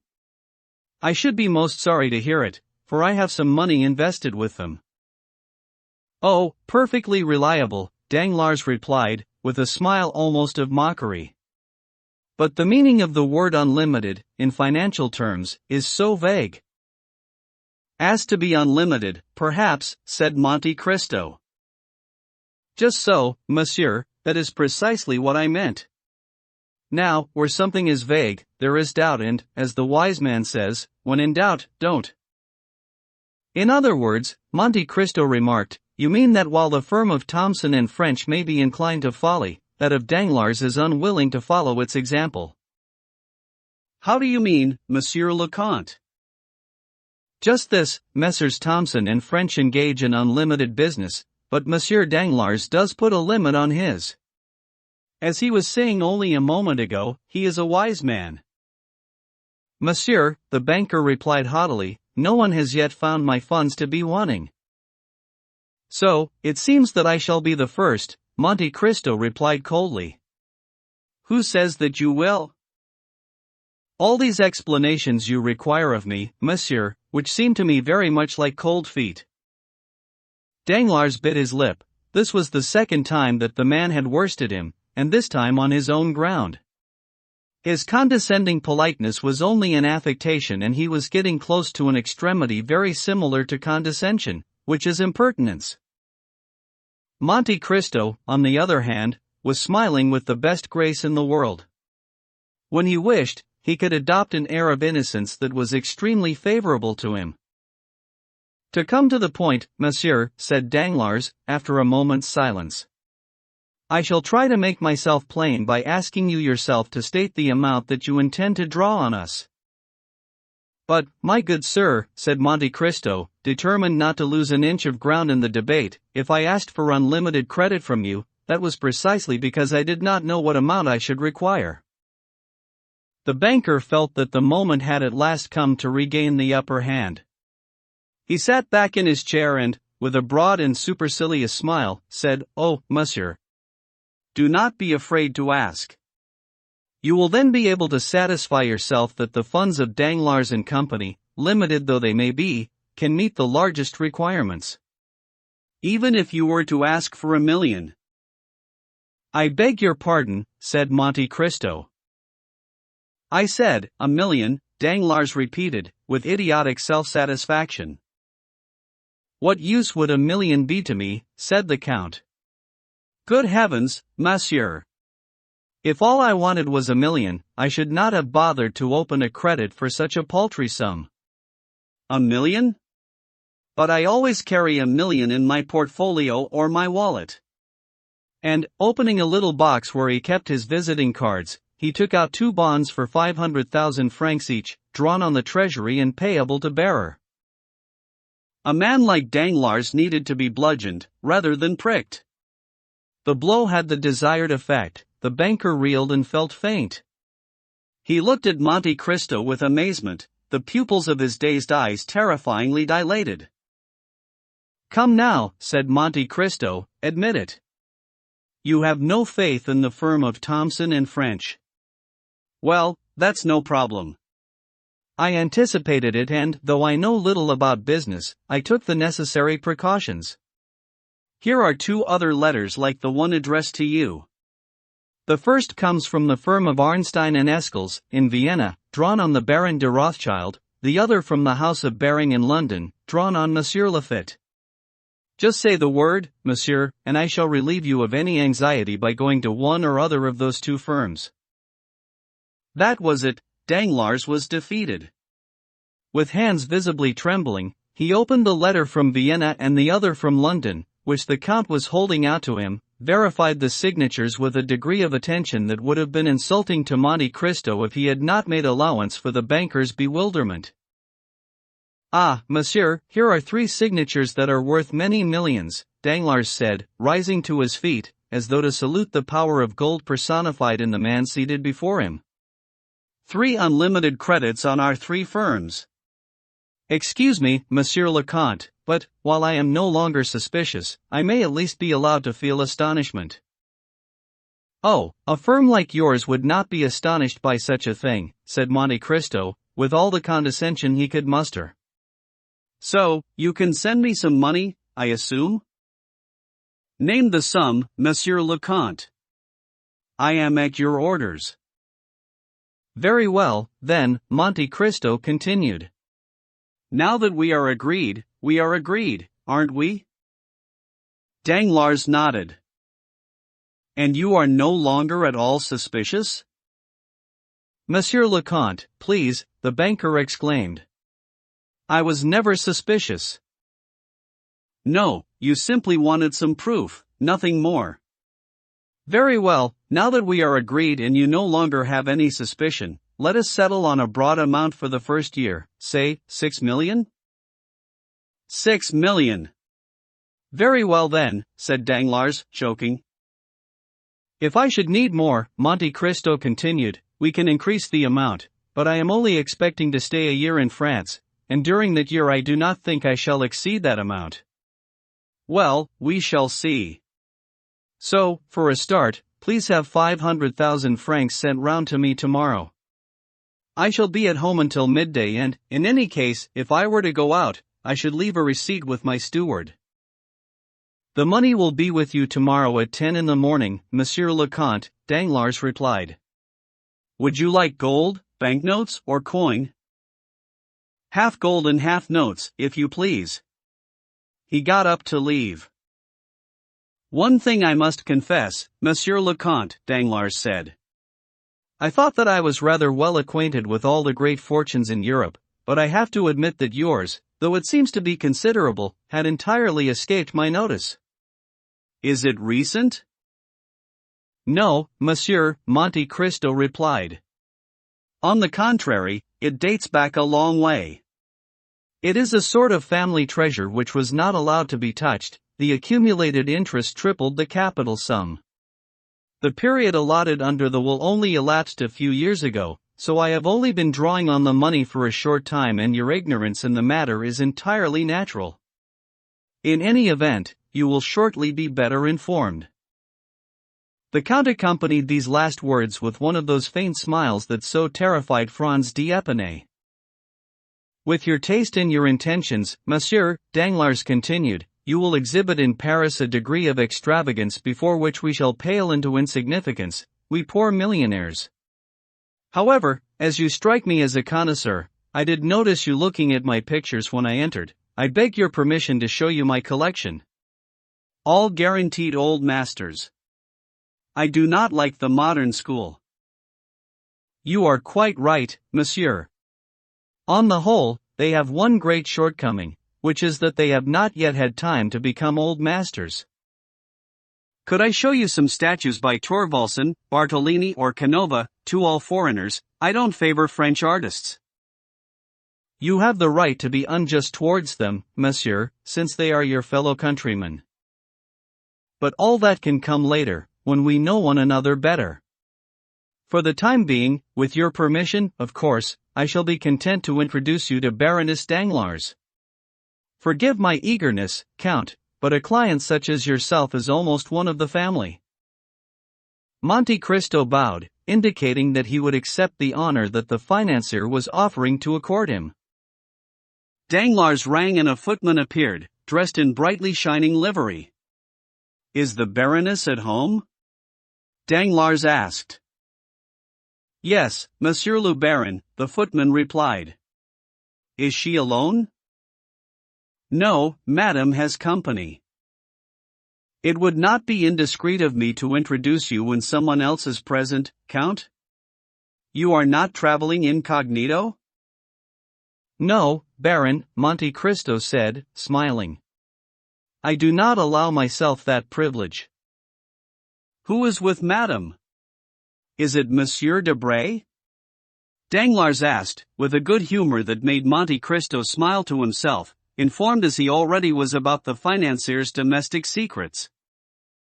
Yes, Baron, Monsieur Debray, the footman replied. Danglars nodded, then turned to Monte Cristo. Monsieur Lucien Debray, he said, is an old friend of the family and the private secretary to the Minister of the Interior. As for my wife, she had to give up a title when she married me, for she belongs to an old family. She is a Mademoiselle de Servières, the widow from her first marriage, to the Marquis de Nargonne. I do not have the honor of knowing Madame Danglars, but I have already met Monsieur Lucien Debray. Ha! Danglars exclaimed. Where was that? At Monsieur de Morcerf's. Oh, so you know the little Viscount, said Danglars. We found ourselves in Rome at the same time, during the carnival. Oh, yes, indeed, said Danglars. Did I not hear a rumor about something like a strange adventure with bandits and robbers in the ruins? He escaped by a miracle. I think he told my wife and daughter something about that when he returned from Italy. Madame la Baronne is expecting your lordships, said the footman, coming back into the room. I shall lead the way, Danglars said with a bow. And I shall follow you, said Monte Cristo. XLVII. The Dapple Greys. Followed by the Count, the Baron led the way through a long succession of apartments characterized by tedious ostentation and expensive bad taste, until they reached Madame Danglars' boudoir, a small octagonal room hung with red satin and trimmed with Indian muslin. The chairs were in antique gilded wood and covered in old fabrics. Above the doors were paintings of shepherds and shepherdesses in the style of Boucher. Two pretty pastels, in oval frames, complementing the rest of the decor, made this little room the only one in the house with some individuality. Admittedly, it had been overlooked in the general design agreed between M. Danglars and his architect, one of the most famous and eminent members of his profession under the Empire, so only the Baroness and Lucien Debray were involved in doing it up. Danglars, a great admirer of antiquity, as interpreted by the Directoire I, consequently had nothing but contempt for this charming little cubbyhole to which, in any case, he was usually admitted only on condition that he brought someone with him to excuse his presence. So in reality it was not Danglars who introduced visitors, but he himself who was introduced, to be received well or ill, depending on how much the visitor's face pleased or displeased the Baroness. Madame Danglars, who could still be described as beautiful despite her 36 years, was at the piano, a little masterpiece of cabinet-making, while Lucien Debray was sitting at an embroidery table, leafing through an album. Before their arrival, Lucien had had time to tell the Baroness several things about the Count. The reader knows what an impression Monte Cristo made on Albert's guests over luncheon. Though Debray was not easily susceptible to such impressions, this one had not yet faded, but left its mark on the details he gave to the Baroness. Madame Danglars' curiosity, excited some time before by what she had learned from Morcerf, and now by Lucien, was consequently at its apogee. The tableau with the piano and the album was just one of those little social ruses which help to disguise one's preparations, and the Baroness greeted M. Danglars with a smile, which was unusual on her part. As for the Count, he received a solemn but graceful curtsy in exchange for his bow, while Lucien gave him a nod, acknowledging the brevity of their acquaintanceship, greeting Danglars in more intimate fashion. Baroness, Danglars said. Allow me to introduce the Count of Monte Cristo, who has been highly recommended to me by my business associates in Rome. I have only one thing to say about him, but it is one that will instantly make him the darling of all our lovely ladies. He has come to Paris, intending to stay here for a year, and in that time to spend 6 million francs, so we can expect a series of balls, dinners and feasts, in which I hope the Count will not forget us, any more than we shall forget him in our own humble entertainments. The flattery in this introduction was fairly gross. However, it is so rare for a man to come to Paris, meaning to spend a prince's fortune in a single year, that Madame Danglars cast a glance at the Count which was not devoid of interest. When did you arrive, monsieur? She asked. Yesterday, madame. And you have come, as I am told is your custom, from the ends of the earth? This time quite simply from Cadiz, madame. You find us at an abominable season. Paris is frightful in summer. There are no more balls, no gatherings, no parties. The Italian opera is in London, the French opera is everywhere except in Paris, and, as for the Théâtre Français, I suppose you know that it is no longer anywhere. So we have nothing to entertain us except a few miserable races at the Champ de Mars and Satory. Will you be racing your horses at all, Monsieur le Comte? I shall be doing everything, madam, the Count said, that is done in Paris, if I am fortunate enough to find someone who can reliably inform me on the customs of the country. Do you like horses, monsieur? I have spent part of my life in the East, madam, and, as you know, Orientals prize only two things in the world, the nobility of horses and the beauty of women. My dear Count, said the Baroness, you might have been gallant enough to put women first. You see, madam, I was right a moment ago when I said that I needed a tutor to guide me in the ways of the country. At this, Madame Danglars' favorite chambermaid came in, went over to her mistress and whispered a few words in her ear. The Baroness paled. Impossible, she exclaimed. It is the plain truth, madam, for all that, the chambermaid replied. Madame Danglars turned to her husband. Is this true, monsieur? What, madam? Asked Danglars, visibly uneasy. What this girl has just told me, which is? She tells me that when my coachman went to harness my horses, they were not in the stable. I ask you, what can this mean? Madam, said Danglars, please listen to me. Oh, I am listening, monsieur, because I am curious to know what you have to tell me. I shall let these gentlemen judge between us, and I am going to start by explaining the situation to them. Gentlemen, she said, turning to them, Baron Danglars has 10 horses in his stables. Among these 10, there were 2 which belonged to me, delightful creatures, the finest horses in Paris. You know them, Monsieur Debray, my dappled greys. Well, just when Madame de Villefort is to borrow my carriage, which I promised to her so that she could go in it tomorrow to the Bois, the 2 horses suddenly cannot be found. I presume that Monsieur Danglars saw the opportunity to make a few thousand francs, and sold them. Oh, God! What a vile breed they are, these speculators. Madam, Danglars replied, those horses were too lively. They were barely 4 years old and I was constantly afraid for your safety. So, monsieur, said the Baroness. You very well know that for the past month I have had the services of the finest coachman in Paris, unless, that is, you sold him with the horses.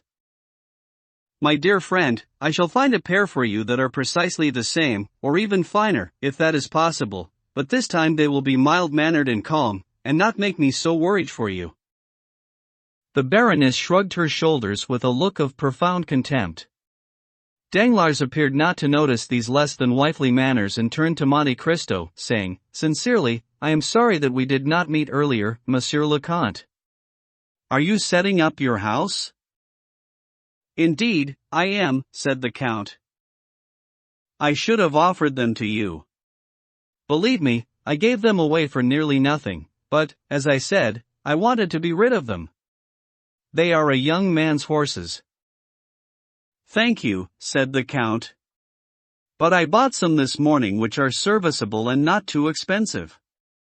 Come, Monsieur Debray, you are a connoisseur, I think? Take a look.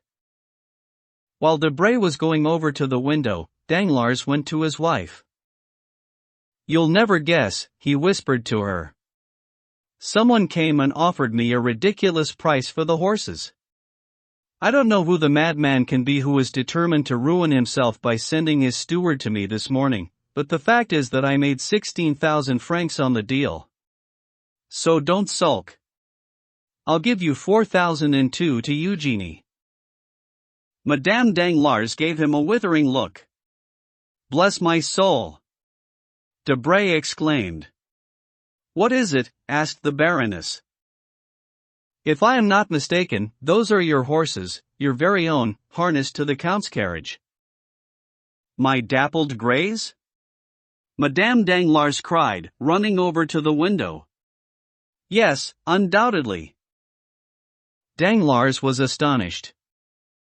Is it possible? Said Monte Cristo, feigning astonishment. Incredible, the banker muttered. The Baroness whispered something to Debray, who came across to Monte Cristo. The Baroness would like to ask you for how much her husband sold you the team. I really don't know, said the Count.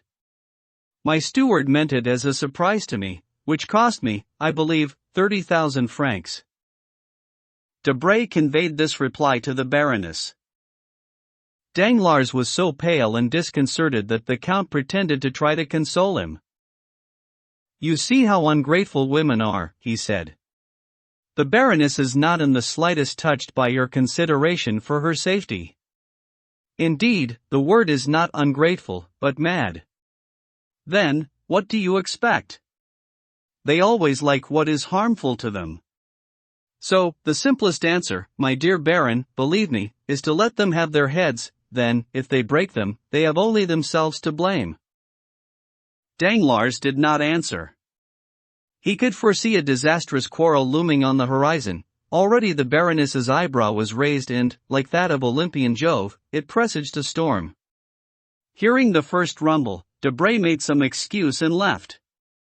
Monte Cristo, not wanting to compromise the position that he hoped to gain by staying any longer, bowed to Madame Danglars and retired, leaving the Baron to his wife's rage.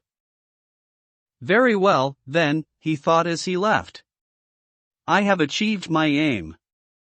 I now hold the domestic bliss of this household in my hands, and I am simultaneously about to win the heart of the Baron and that of his wife.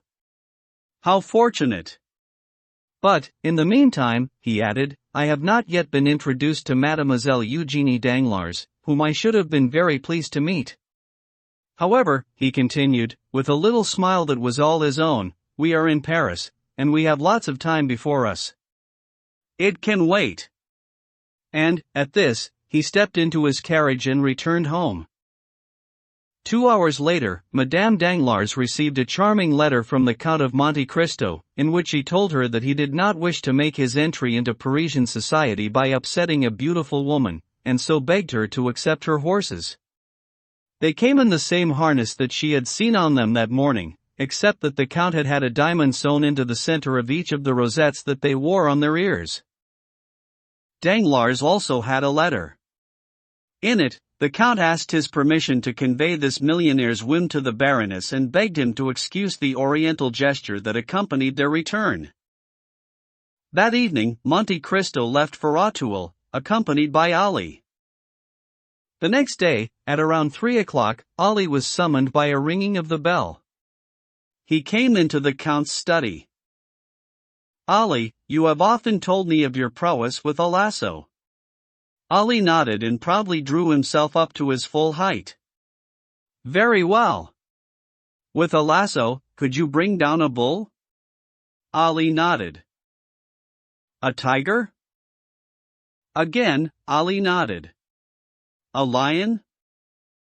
Ali imitated the motions of a man throwing a lasso and produced a strangled roar. Yes, I understand, said Monte Cristo. Have you ever hunted a lion? Ali nodded proudly. But could you stop 2 horses in their tracks? Ali smiled. Good. Then listen to me. In a short while, a carriage will go by, drawn by 2 dapple-gray horses, the same ones that I had yesterday. Even at the risk of being run over, you must stop that carriage in front of my door. Ali went down into the street and drew a line on the cobbles. Then he came back and showed the line to the Count, who had been watching him. The Count tapped him gently on the shoulder, which was his way of expressing his thanks. Then the Nubian went to smoke his chibouque on the cornerstone between the house and the street, while Monte Cristo paid no further heed to the matter. However, at about 5 o'clock, which was the time when the Count expected the carriage to arrive, one might have observed in him some almost imperceptible signs of impatience. He walked up and down in a room overlooking the street, listening out from time to time and occasionally going across to the window, through which he could see Ali expelling puffs of smoke with a regularity that showed he was entirely absorbed in the important business of smoking his chibuk. Suddenly there was a distant sound of rumbling, which approached at thunderous speed. Then a barouche appeared, drawn by horses which the coachman was vainly trying to restrain as they dashed wildly forward, bristling and lunging madly this way and that. In the barouche was a young woman, clasping a child of 7 or 8 years old in such an excess of terror that she had even lost the strength to cry out. A stone under the wheel or the branch of a tree would have been enough to smash the coach to pieces. It was already disintegrating as it drove down the middle of the street, and you could hear the terrified shouts of the onlookers as it approached. Suddenly Ali put down his chibuk, took the lasso out of his pocket, threw it and wrapped it 3 times round the front legs of the left-hand horse. He was pulled 3 or 4 yards by the shock, but, after these few yards, the lassoed horse came down, falling against the shaft, which it broke, thwarting the efforts of its companion to continue racing forward. The coachman took advantage of the momentary pause to leap off his box, but Ali had already grasped the nostrils of the second horse in his iron fingers, and the animal, whinnying in pain, had dropped, shuddering, to the ground beside its fellow. All this was accomplished in the time that it takes a bullet to find its mark. The interval was enough, however, for a man to rush out of the house opposite which the accident happened, followed by several servants. Just as the coachman was opening the door of the coach, the man lifted out the lady, one of whose hands was grasping the upholstery of the seat while the other clasped her son, who was senseless with fear. Monte Cristo carried both of them into the drawing-room and set them down on a sofa, saying, "Have no fear, madam. You are safe." The woman recovered her senses and, in reply, indicated her son, with a look more eloquent than any entreaty. The boy was still unconscious. "Madam, I understand you," the Count said, examining the child, "but rest assured, he is unhurt, and fear alone has left him in this state." "Oh, monsieur," the mother cried. "Perhaps you are just saying this to reassure me? Look how pale he is. Edouard, my son, my child. Answer your mother." "Oh, please, monsieur, send for a doctor. My fortune to the man who can save my son." Monte Cristo made a reassuring gesture to calm her and, opening a chest, took out a flask of Bohemian glass, encrusted with gold. It contained a blood-red liquid, a single drop of which he put on the child's lips. Although still pale, the boy immediately opened his eyes. At this, the mother became almost delirious with joy. "Where am I?" she cried. "To whom do I owe such happiness after so frightful an ordeal?" "Madam, you are in the house of a man who could not be more delighted to have relieved you of your woe," the Count replied. "Accursed curiosity," the lady said. "All Paris was speaking about those magnificent horses of Madame Danglars, and I was crazy enough to wish to try them out." "What?" the Count exclaimed, making a splendid appearance of surprise. "Are those the Baroness's horses?" "Yes, monsieur." "Do you know her?" "Madame Danglars?" "Yes, I have had the honor, and I am all the more delighted at seeing you safe from the danger in which these horses put you, since you might have blamed me for it. I bought them yesterday from the Baron, but the Baroness seemed to regret losing them so much that I sent them back to her the same day, begging her to accept them as a present from me." "This means that you must be that Count of Monte Cristo about whom Hermine spoke so much to me yesterday?" "Yes, madame," said the Count. "And I, monsieur, am Madame Heloise de Villefort." The Count bowed, like a man on hearing a name that was completely unknown to him. "Oh, how grateful Monsieur de Villefort will be to you," Heloise continued. "He owes you the lives of both of us. You have given him his wife and his son. Assuredly, without your noble-hearted servant, both this dear child and myself would have been killed. Alas, madam, I still shudder to think of the danger you were in. I do hope you will allow me to give a suitable reward to the man for his determined action." "Please, madam," said Monte Cristo, "don't spoil Ollie for me, either with praise or with gifts. I don't want him to learn bad ways. Ollie is my slave. In saving your life, he was merely serving me, which it is his duty to do." "But he risked his own life," said Madame de Villefort, much impressed by the Count's masterful tone. "He owes me that life," the Count replied. "I saved it, so it belongs to me." Madame de Villefort said nothing. Perhaps she was thinking about this man who made such a strong first impression. In the momentary silence, the Count had time to look at the child, whom the mother was smothering in kisses. He was small and lanky, with a whiteness of skin more common in redheads. However, an unruly forest of black hair covered his domed forehead and, falling across his shoulders on each side of his face, doubled the light of juvenile cunning and spitefulness that shone from his eyes. His broad mouth and slender lips were just recovering their color. This 8-year-old's features were those of a child of 12, at least. His first movement was brusquely to shake himself free of his mother's arms and to go across to the chest from which the Count had taken the phial of elixir. Immediately he opened it and, without asking permission, like a child used to having his every whim satisfied, began to take the stoppers off the bottles. "Don't do that, my young friend," the Count said sharply. "Some of those liquids are dangerous, not only to drink, but even to breathe in." Madame de Villefort paled and clasped her son's arm, pulling him back to her. Yet the Count noticed that, once relieved of her fear, she cast a brief but significant glance at the chest. At that moment, Ollie came in. Madame de Villefort made a gesture of joy and drew her son even closer to her. "Edouard," she said. "Look at this good servant. He is most brave, because he risked his own life to stop the horses that were bolting with us in the carriage, which was about to crash. So, thank him, because it is probable that without him we should both be dead at this moment." The child pouted and scornfully turned away. "He's too ugly," he said. The Count smiled as if the child had just done precisely what he hoped. As for Madame de Villefort, she rebuked her son with a moderation that would surely not have pleased Jean-Jacques Rousseau too if little Edouard had been called Émile. "You see, now," the Count said in Arabic to Ollie. "This lady asked her son to thank you for saving both their lives, and the child answered that you were too ugly."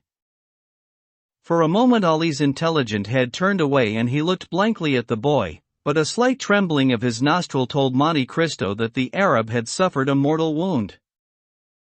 "Tell me, monsieur," said Madame de Villefort, getting up to leave, "is this house your usual home?" "No, madame," the Count replied. "This is a sort of pied-à-terre that I have bought. I live at number 30, Avenue des Champs-Élysées. But I see that you have entirely recovered and would like to leave." "I have just ordered these same horses to be harnessed to my carriage." "This ugly boy, Ollie," he said, smiling at the child, "will have the honor of driving you back home, while your coachman will stay here to arrange for the repairs to your barouche. As soon as the necessary work has been done, one of my own teams will take it back to Madame Danglars." "But I shall never dare to set off with those same horses," said Madame de Villefort. "Oh, wait and see, madame," Monte Cristo said. "In Ollie's hands they will be as mild as a pair of lambs." Ollie had indeed gone over to the horses, which had with great difficulty been helped back to their feet. In his hand he carried a little sponge dipped in aromatic vinegar, and with this he rubbed the nostrils and temples of the horses, which were covered in sweat and foam. Almost at once they began to snort loudly and for a few seconds trembled in all their limbs.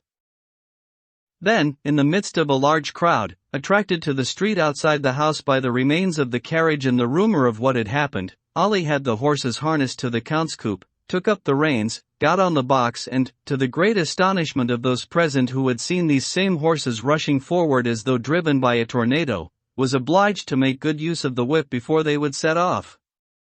Even then, the best he could obtain from these famous dappled greys, now stunned and petrified, was such a listless and uncertain trot that it took Madame de Villefort nearly 2 hours to return to her home in the Faubourg Saint-Honoré. Hardly had she arrived and reassured her family than she sat down to write the following letter to Madame Danglars. Dear Hermine, I have just been miraculously saved, together with my son, by that same Count of Monte Cristo about whom we spoke so much yesterday evening, but whom I never thought I should see today. Yesterday you spoke to me of him with such enthusiasm that it took all the strength of my feeble spirit to refrain from mockery, but today I find your enthusiasm falls well below the man who inspired it.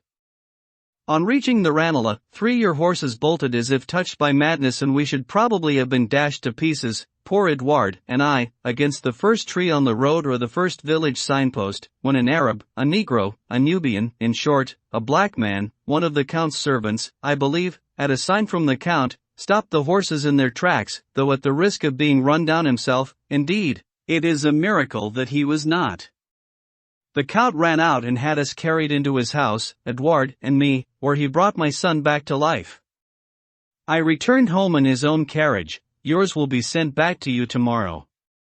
You will find your horses much enfeebled after the accident.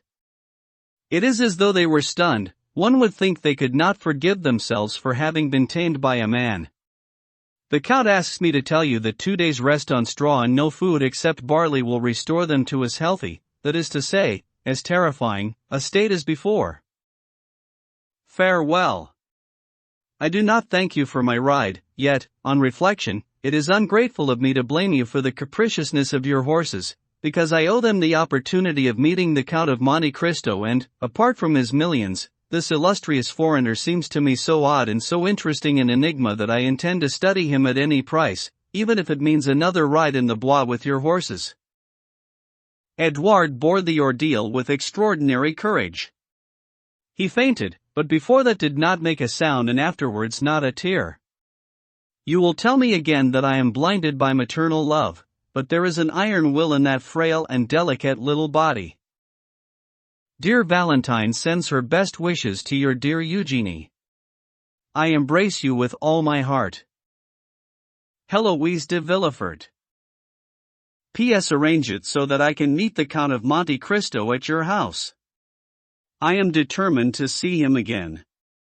In any case, I have just got M. de Villefort to agree to pay a visit to him. I do hope it will be returned. That evening, the accident at Auteuil was the subject of every conversation. Albert spoke of it to his mother, Châteaurenaud at the Jockey Club, and Debray in the minister's drawing room. Even Beauchamp paid the Count the tribute, in his paper, of a 20-line news item which presented the noble foreigner as a hero to all the women of the aristocracy. Several people went to leave their cards at Madame de Villefort's so that they would be able to pay a second visit at the appropriate time and hear the details of this exotic event from her own lips. As for M. de Villefort, as Héloïse said, he took a black frock coat, white gloves, and his finest livery, then got into his coach which, that same evening, drew up in front of the door of number 30, Avenue de Champs-Élysées. XLVIII. Ideology.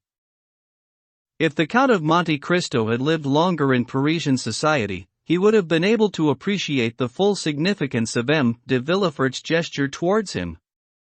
In favor at court, regardless of whether the reigning monarch belonged to the senior or junior branch of the royal family, and whether the government of the day was doctrinaire, liberal or conservative, considered able by all, as people usually are when they have never suffered a political reverse, hated by many but eagerly protected by a few, though not loved by anyone, M.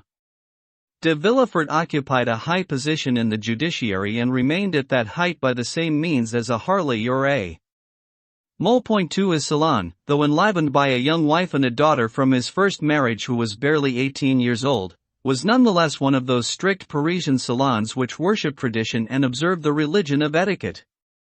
Frigid good manners, absolute fidelity to the principles of the government in power, a profound contempt for theory and theoreticians, and a deep hatred of ideologues made up the elements of his public and private life that M. de Villefort exhibited to the world. He was not only a magistrate, he was almost a diplomat. His connection with the old court, about which he always spoke with dignity and deference, gained him the respect of the new regime. He knew so much that not only was he always treated with tact but was even asked for his advice from time to time. Things might have been different, had it been possible to get rid of M. de Villefort, but, like a feudal baron in revolt against his monarch, he occupied an impregnable fortress. This was his post as crown prosecutor. He exploited all the advantages of his position and would have left it only to go into Parliament, thus replacing neutrality with opposition. On the whole, M. de Villefort made and returned few visits. His wife visited on his behalf. This was accepted in society, where it was attributed to the amount and gravity of the lawyer's business, when it was, in reality, deliberate arrogance, an extreme example of aristocratic contempt. In short, the application of the maxim, "Admire yourself and others will admire you," 100 times more useful in our days than the Greek one, "Know thyself," which has now been replaced by the less demanding and more profitable art of knowing others. To his friends M. de Villefort was a powerful protector, to his enemies, a silent but relentless adversary, to those who were neither, he was the statue of the law made flesh. Haughty in manner, impassive in expression, with eyes that were either dull and lifeless, or insolently penetrating and inquiring, this was the man whom 4 revolutions, 3 neatly stacked one on top of the other, had first elevated, then cemented to his pedestal. M. de Villefort had the reputation of being the least curious and the least trivial-minded man in France. He gave a ball every year, showing his face in it for a mere quarter of an hour, that is to say, 45 minutes less than the time the king spends in his balls. He was never seen at the theater, at a concert or in any public place. Sometimes, but rarely, he would play a hand at whist, and on such occasions they were careful to choose players worthy of him, some ambassador or other, an archbishop, a prince, a president or some dowager duchess. This was the man whose carriage had just drawn up before Monte Cristo's door. The valet announced M. de Villefort at the moment when the Count was bending across a large table and tracing on a map the itinerary of a journey from St. Petersburg to China. The crown prosecutor entered with the same heavy, measured tread that he would adopt on entering court. This was indeed the same man, or, rather, the continuation of the same man, whom we met earlier as a substitute in Marseille. Nature, consistent with its principles, had changed nothing in the course laid down for him. Once slim, he was now thin; once pale, he was now yellow. His deep-set eyes were hollow and his gold-rimmed spectacles, resting in the sockets, seemed to be part of the face. Apart from his white tie, the remainder of his dress was entirely black, and this funereal color was broken only by the fine strip of red ribbon imperceptibly threaded through his buttonhole, like a line of blood painted with a brush. Though he gave no sign of any other emotion in returning his greeting, Monte Cristo examined the magistrate with visible curiosity. The other man, habitually cautious and, above all, incredulous where fashionable marvels were concerned, was more inclined to see in the noble foreigner, as people had already started to call Monte Cristo, some knight of industry who had come to expand into new realms, or an outlaw creeping back into society, than a prince of the Holy See or a sultan of the 1001 Nights. "Monsieur," he said, with that hectoring tone that advocates adopt for addressing the courtroom, and which they are unable or unwilling to set aside in normal conversation, "the notable service that you performed yesterday for my wife and son has put me under an obligation to thank you. I have therefore come to accomplish this duty and to express my gratitude to you." As he spoke these words, the judge's strict gaze lost none of its usual arrogance. He had articulated the words in his public prosecutor's voice, with the inflexible stiffness of the neck and shoulders that, as we have already mentioned, made his flatterers describe him as the living statue of the law. "Monsieur," the Count replied, in a voice of icy coldness, "I am very happy at having been able to preserve a son for his mother, for they say that the feeling of maternal love is the holiest of all, and my enjoyment of this happiness released you, monsieur, from the necessity of fulfilling a duty, the accomplishment of which undoubtedly flatters me, knowing as I do that Monsieur de Villefort is not prodigal with the honor that he does me, but which, precious though it may be, is less valuable to me than my sense of inner satisfaction." Villefort was astonished by this unexpected sally and winced like a soldier feeling a sword thrust beneath his armor. A scornful curl of his lip showed that he did not henceforth consider Monte Cristo a very civil gentleman. He looked around for something on which to anchor the lapsed conversation, which seemed to have broken apart as it lapsed, and saw the map that Monte Cristo had been studying when he entered. "Do you take an interest in geography, monsieur?" he asked. "It is a rich field of study, especially for someone like yourself who, we are assured, has seen as many countries as are marked in the atlas." "Yes, monsieur," the Count replied. "I have tried to subject the human race in general to the same analysis you daily apply to the exceptions, that is to say, a physiological one. I considered that it would eventually be easier to move from the whole to the part, than from part to whole. There is an axiom in algebra that requires us to proceed from the known to the unknown, and not the contrary." "But, sit down, I beg you, monsieur." Monte Cristo directed the crown prosecutor to a chair so positioned that he had to take the trouble to bring it forward himself, while the Count needed only to sit back in the one on which he had been kneeling when the prosecutor entered. In this way the Count found himself half turned towards his visitor, with his back to the window and his elbow leaning on the map which, for the time being, was the object of their conversation, a conversation which was taking, as it had done with Morcerf and Danglars, a turn that was analogous, if not to the situation, at least to the persons involved. "I see you are a philosopher," said Villefort, after a momentary silence in which he had been gathering strength like a wrestler meeting a powerful opponent. "Well, monsieur, I do declare, if, like you, I had nothing to do, I should look for a less melancholy pastime." "Very true, monsieur," said Monte Cristo. "Mankind is an ugly worm when you look at it through a solar microscope. But I think you said I have nothing to do. Now, monsieur, I ask you, do you imagine you have anything to do? Or, to put it more clearly, do you believe that what you do deserves to be called something?" Villefort's amazement was only increased by this second blow smartly delivered by his strange adversary. It was a long time since the judge had heard anyone deliver such a powerful paradox, or, more precisely, this was the first time he had heard it. He struggled to find a reply. "Monsieur, you are a foreigner and, as I believe you admit yourself, part of your life has been spent in the East, so you may not know the prudence and formality that here surrounds judicial proceedings, which are so expeditiously dealt with in the East." "Very true, monsieur, very true, the petit clodophore of antiquity. I know all that, because my particular study in every country has been justice, assessing the criminal proceedings of every nation against natural justice, and, monsieur, I have to tell you that the law of primitive peoples, that is to say, an eye for an eye, seems to me in the end closest to God's will."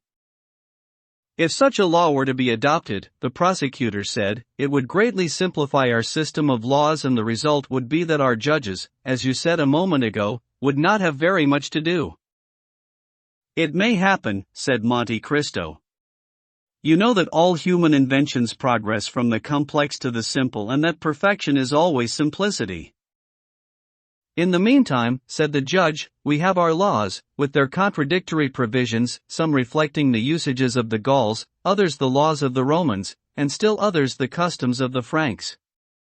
You must admit that a knowledge of all those laws can only be had by years of toil, so one must study long and hard to acquire the knowledge and have a good brain, once it has been acquired, not to forget it." "I quite agree, monsieur. But everything that you know, with respect to the French legal system, I know, not only with respect to that, but also to the laws of every country. The laws of the English, the Turks, the Japanese, and the Hindus are as familiar to me as those of the French, so I was right to say that relatively, you know that everything is relative, monsieur, relative to all that I have done, you have very little to do, and relative to what I have learned, you still have very much to learn." "To what end did you learn all this?" Villefort asked in astonishment. Monte Cristo smiled. "Very well, monsieur," he said.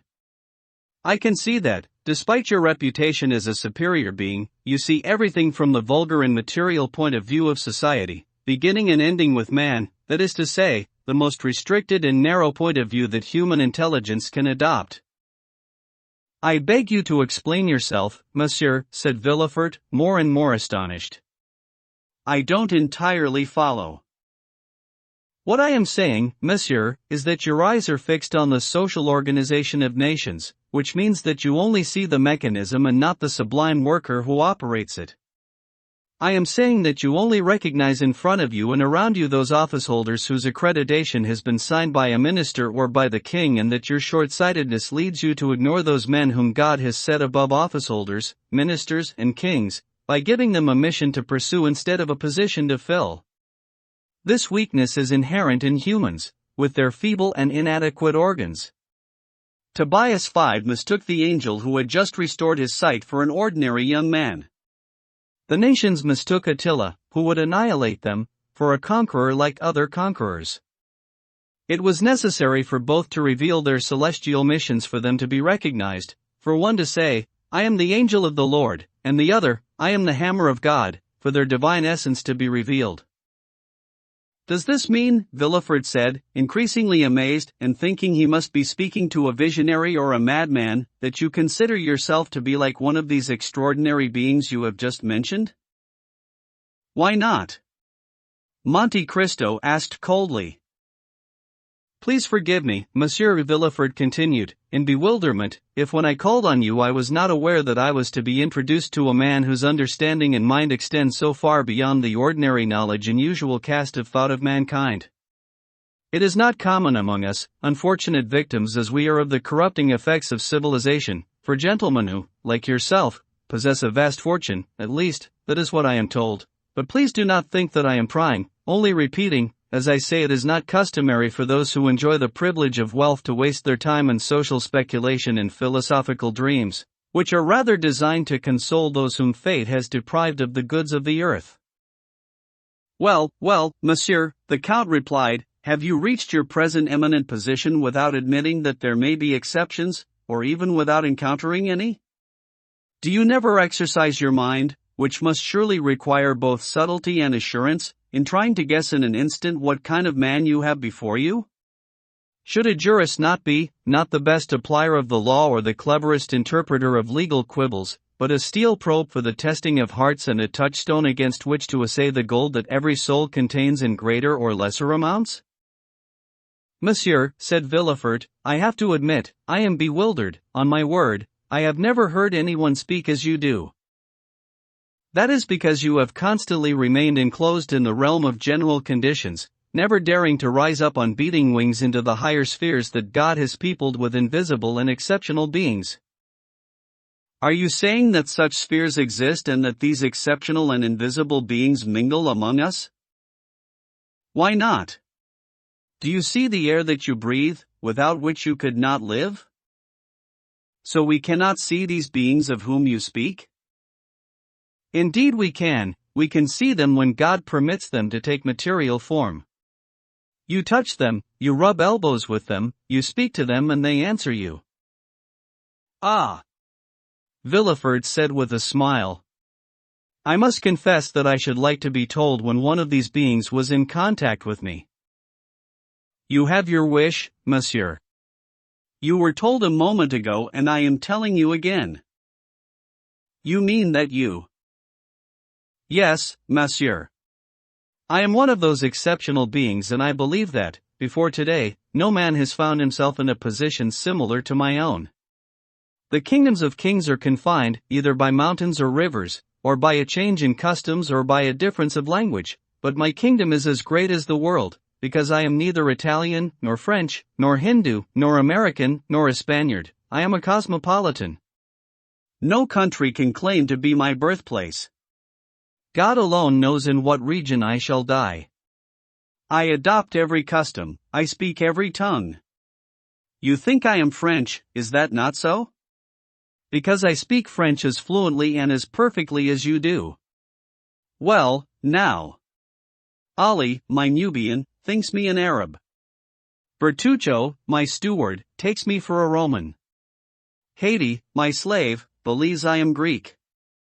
In this way, you see, being of no country, asking for the protection of no government and acknowledging no man as my brother, I am not restrained or hampered by a single one of the scruples that tie the hands of the powerful or the obstacles that block the path of the weak.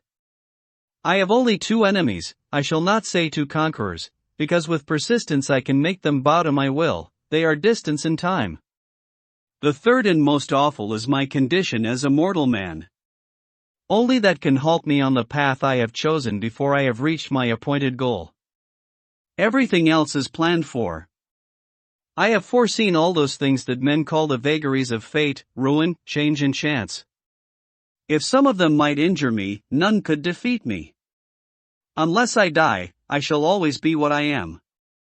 This is why I am telling you things that you have never heard, even from the mouths of kings, because kings need you and other men fear you. Who does not say to himself, in a society as ridiculously arranged as our own, perhaps one day I shall come up against the crown prosecutor? But, monsieur, you too might say that yourself because, as long as you live in France, you are automatically subject to French law. I know that, Monte Cristo replied. But when I have to go to a country, I begin by studying, by methods peculiar to me, all those persons from whom I may have something to hope or to fear. I get to know them quite well, perhaps even better than they know themselves.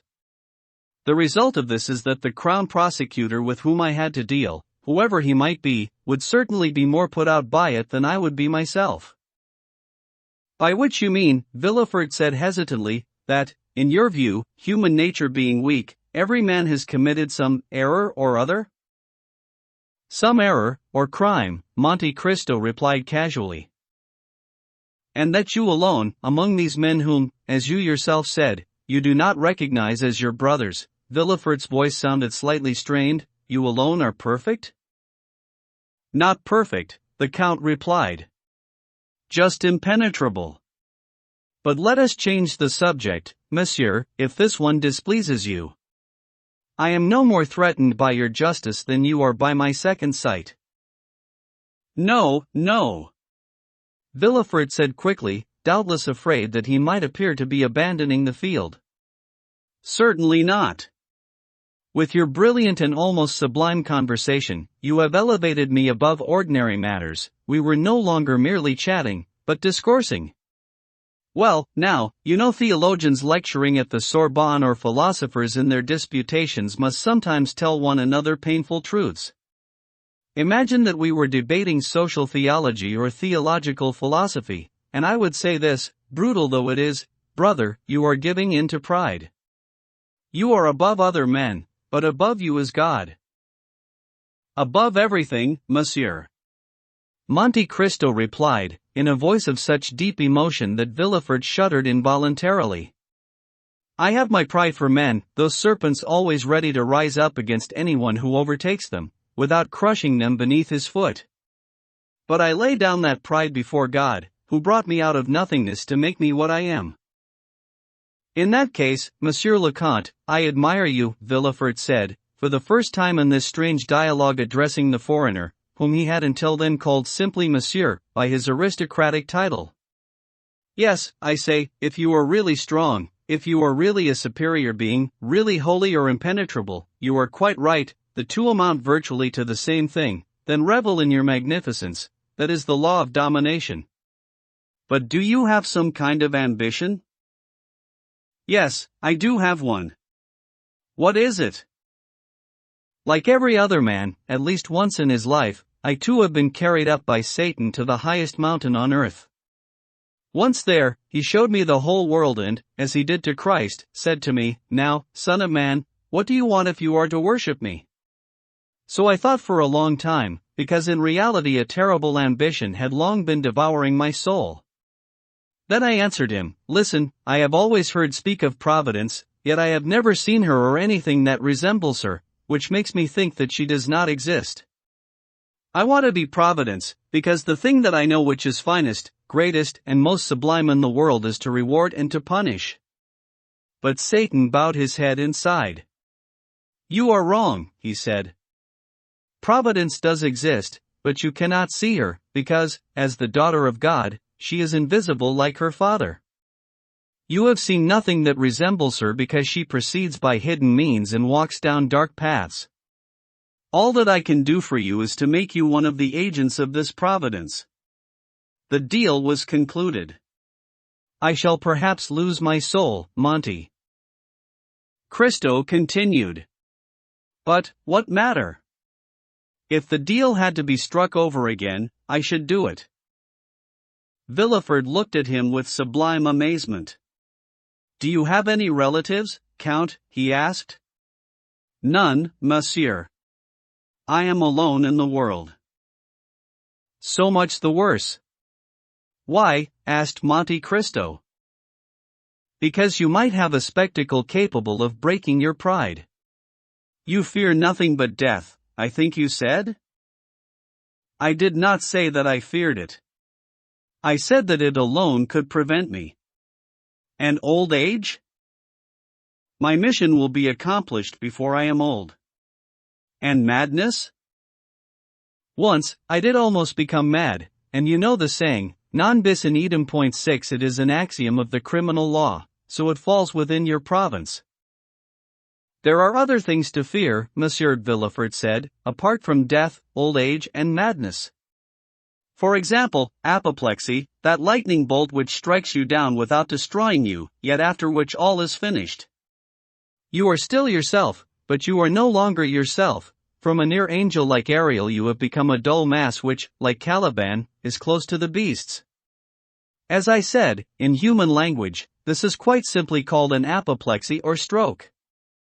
Count, I beg you to come and finish this conversation at my house one day when you feel like meeting an opponent able to understand you and eager to refute what you say, and I shall show you my father, Monsieur Noirtier de Villefort, one of the most fiery Jacobins of the French Revolution, which means the most splendid daring put to the service of the most rigorous organization, a man who may not, like you, have seen all the kingdoms on earth, but who helped to overthrow one of the most powerful, a man who did not, like you, claim to be one of the envoys of God, but of the Supreme Being, not of Providence but of fate. Well, monsieur, the rupture of a blood vessel in the brain put an end to all that, not in a day, not in an hour, but in a second. One day he was Monsieur Noirtier, former Jacobin, former senator, former Carbonaro, 7 who scorned the guillotine, the cannon, and the dagger, Monsieur Noirtier, manipulator of revolutions, Monsieur Noirtier, for whom France was only a vast chessboard from which pawns, castles, knights and queens were to vanish when the king was mated. The next day, this redoubtable Monsieur Noirtier had become poor Monsieur Noirtier, a paralyzed old man, at the mercy of the weakest being in his household, his granddaughter Valentine. In short, a silent, icy corpse who only lives without suffering to allow time for the flesh to progress easily to total decomposition. Alas, Monsieur, Monte Cristo replied, this spectacle is not unknown to my eyes or to my thoughts. I have some training in medicine and, like my colleagues, I have more than once sought the soul in matter, living and dead, and, like Providence, it remained invisible to my eyes, though present in my heart. 100 writers, from Socrates onwards, or Seneca, St. Augustine or Gall, have made the same remark as you, whether in prose or in verse, yet I can understand that the sufferings of a father can accomplish great changes in the mind of his son. Since you are good enough to invite me, monsieur, I shall come and observe this sad spectacle, which must bring great sorrow to your house and will incite me to humility. The household would indeed be sad were it not that God has given me ample compensation. To counterbalance the old man who was thus delayed in his descent towards the grave, there are 2 whose lives have just begun, Valentine, daughter of my first marriage to Mademoiselle de Saint-Mérin, and Edouard, the son whose life you saved.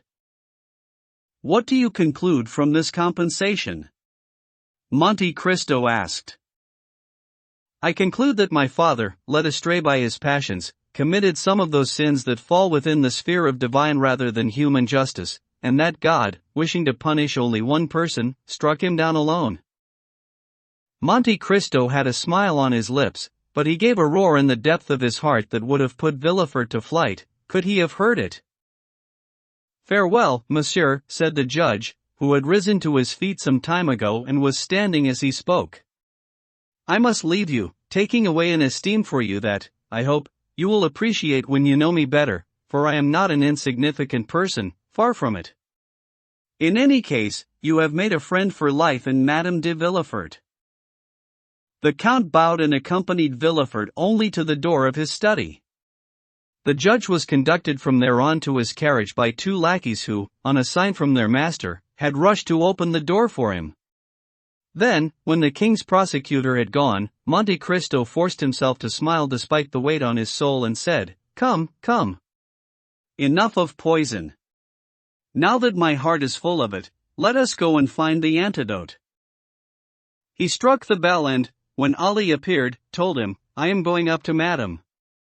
Have my carriage ready in half an hour." 49. Haid. The reader will remember the new, or, rather, the old, acquaintances of the Count of Monte Cristo, living in the Rue Meslay, Maximilian, Julie, and Emmanuel. Anticipation of the pleasure of this visit, of these few happy moments and of this celestial light breaking through into the hell which he had chosen to inhabit, had spread a look of utter serenity across the Count's face as soon as Villefort was out of sight, and Ali, who had hurried to answer the ring of the bell, seeing his face radiant with such unaccustomed joy, had tiptoed out, holding his breath, as if to avoid scaring away the happy thoughts that he could see fluttering around his master. It was midday. The Count had put aside a time to go and see Haydée. It seemed as though joy could not penetrate all at once into a soul so deeply wounded, but that it had to prepare itself for tender feelings, as the souls of others need to be prepared for violent ones. The young Greek woman lived, as we have said, in a suite entirely separate from that of the Count. It was completely furnished in the Oriental manner, that is to say, the floors were covered in thick Turkish carpets, brocade hangings were spread across the walls and, in each room, a broad divan ran all the way round the room, piled with cushions which those using them could arrange as they wished. Haydée had 3 French maids and a Greek one. The 3 French women remained in an outer room, ready to answer the sound of a little gold bell and obey the orders of the Romaic slave girl, who knew enough French to pass on her mistress's wishes to the 3 maids, who had been instructed by Monte Cristo to show the same consideration towards Haydée as they would to a queen. The young woman herself was in the most distant room in her suite, that is to say a sort of round boudoir, lit only from above, into which daylight only penetrated through panes of pink glass. She was lying down on blue satin cushions trimmed with gold, half leaning backwards across the divan, her head framed in the soft curve of her right arm, while the left hand held to her lips a coral mouthpiece inserted into the flexible pipe of a hookah, from which her gentle breath drew the smoke, obliging it to pass through benzoin water so that none would arrive unperfumed to her mouth. Her pose, quite natural for a woman of the East, might perhaps, in a Frenchwoman, have suggested slightly affected coquetry. As for her dress, it was that of a woman of Epirus, white satin trousers embroidered with pink flowers, displaying a child's feet which seemed carved out of Parian marble, except that they were toying with 2 tiny sandals, studded with gold thread and pearls, and with curled toes, a blue and white striped jacket, with wide slit sleeves, gold buttonholes and pearl buttons, and finally a sort of bodice, low cut across the heart, leaving the neck and upper part of the bosom bare, and buttoned across the breasts with 3 diamond buttons. The bottom part of this bodice and the top part of the trousers were concealed by one of those brightly colored belts with long silken fringes that are so much admired by our elegant Parisian women. On her head she wore a little skullcap, also in gold, studded with pearls, tipped to one side, and over this cap, on the side towards which it was leaning, a lovely purple-colored rose emerged from hair so black that it seemed blue. The beauty of her face was Grecian beauty in the full perfection of the type, with luscious black eyes, straight nose, coral lips, and pearl-white teeth. In addition, this charming whole was crowned with the flower of youth in all its brilliance and sweetness. Haydée would have been around 19 or 20 years old. Monte Cristo called the Greek maid and had her ask Haydée's permission for him to go into her. In reply, Haydée merely gestured to her maid to lift up the tapestry hanging over the door, the square outline of which framed the young woman on the divan like a delightful painting. Monte Cristo came into the room. Haydée rose on the elbow nearest to the hookah and offered the Count her hand, greeting him with a smile and asking, in the resonant tongue of the daughters of Sparta and Athens, why do you ask my permission to come in? Are you not my master? Am I not your slave? Monte Cristo also smiled and said, You know, Haiti. Why do you not say two to me, one as usual? The young woman interrupted. Have I done something wrong? In that case, I must be punished, but don't say vous to me. Haiti, the Count said, reverting to the familiar form of address, you know that we are in France and that, consequently, you are free. Free to do what? Free to leave me. To leave you. Why should I leave you? How do I know? We are going to meet people. I don't want to meet anyone. And among the handsome young men whom you will meet, you may find one whom you like. I would not be so unjust as to. I have never seen any man more handsome than you, or loved any man except my father and you. Poor child, said Monte Cristo. That is because you have only ever spoken to your father and to me. What need have I to speak to anyone else? My father called me my sweet, you call me my love, and you both call me my child. Do you remember your father, Haiti? The girl smiled and put her hand on her eyes and her heart. He is here, and here, she said. And where am I? Monte Cristo asked with a smile. You are everywhere. He took Haiti's hand to kiss it, but the innocent girl drew it back and offered him her forehead. Now, Haiti, he said, you know that you are free, that you are your own mistress, that you are queen. You can keep your native costume, or change it as you wish. You can stay here whenever you like, and go out when you want to go out. There will always be a carriage harnessed and ready for you. Ali and Murdo will accompany you everywhere and be at your orders. I ask only one thing. Tell me. Keep the secret of your birth and do not say a word about your past. At no time must you give the name of your illustrious father or that of your poor mother. My lord, I have already told you, I shall not meet anyone. Listen to me, Haiti, this oriental style of seclusion may not be possible in Paris. Carry on learning about life in these northern countries, just as you did in Rome, Florence, Milan and Madrid. It will always be useful to you, whether you continue to live here or you return to the East. The girl looked at the Count with her wide, moist eyes and asked, If we return to the East, you must surely mean, my lord? Yes, child, said Monte Cristo. You know very well that it will never be I who will leave you. It is not the tree that forsakes the flower, but the flower that forsakes the tree. And I shall never leave you, my lord, said Haiti. For I am sure that I could not live without you. Poor child. In 10 years I shall be old and in 10 years you will still be young. My father had a long white beard, but that did not stop me loving him. My father was 60 years old and he seemed to me more beautiful than any of the young men I saw. But tell me, do you think you could get used to living here? Shall I see you? Every day. So, my lord, why are you asking me? I am afraid you may be bored. No, lord, for in the morning I shall be thinking that you will come and in the evening I shall recall your visit. In any case, when I am alone I have marvelous memories, I see huge landscapes and vast horizons, with Pindus and Olympus in the distance. That I have in my heart 3 feelings with which one can never be bored, sadness, love and gratitude. You are a worthy daughter of Epirus, Haiti, graceful, poetic. One can see that you are descended from that family of goddesses to which your country gave birth.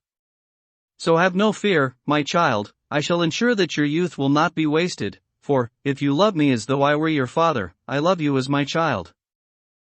You are mistaken, Lord. I did not love my father as I love you. My love for you is a different kind of love. My father is dead, and I am alive, while if you were to die, I should die also.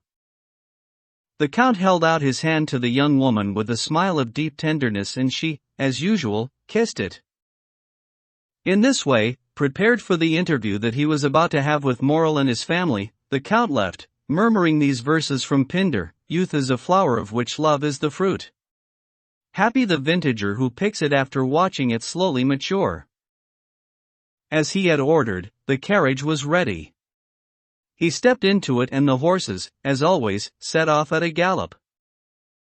The morals. In a few minutes the Count reached number 7, Rue Meslay. It was a cheerful white house with a front garden with 2 small banks full of quite lovely flowers. The Count recognized the concierge who came to open the gate to him. It was old Cockles. But the latter, as you may recall, had only one eye, and even this eye had considerably weakened over the past 9 years, so he did not recognize the Count. To reach the front door, carriages had to drive round a little fountain of water, set in the middle of a rocky pool. This ostentation had excited much jealousy in the district and accounted for the house being called Little Versailles. The pool, needless to say, was full of red and yellow fish. The house had a basement with kitchens and cellars, above which, apart from the ground floor, there were 2 full stories and attics. The young people had bought it with its appurtenances, a huge workshop, 2 lodges in the garden, and the garden itself. On first visiting the property, Emmanuel had seen that this arrangement might be the opportunity for a little speculative venture. He had set aside the house and half the garden for himself and had drawn a line across it, that is to say, he built a wall between himself and the workshops, which he leased out with the outbuildings and the part of the garden surrounding them. In this way, he had a home for a quite modest sum and was as tightly enclosed in his own home as the most fastidious householder of a private mansion on the Faubourg Saint-Germain. The dining room was in oak, the drawing room in walnut and blue velvet, and the bedroom in lemonwood in green damask.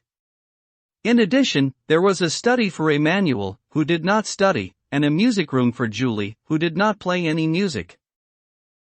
The second floor was entirely devoted to Maximilian. It was the precise replica of his sister's apartment, except that the dining room had been converted into a billiard room where he brought his friends. He was himself overseeing the grooming of his horse and smoking a cigar at the entrance to the garden when the Count's carriage drew up in front of the gate. As we said, Cockles opened the gate and Baptistin, leaping down from his seat, asked if M. and Madame Herbault and M. Maximilian Morel would receive the Count of Monte Cristo. The Count of Monte Cristo! Morel exclaimed, casting aside his cigar and running down to meet the visitor. I should say we will receive the Count of Monte Cristo.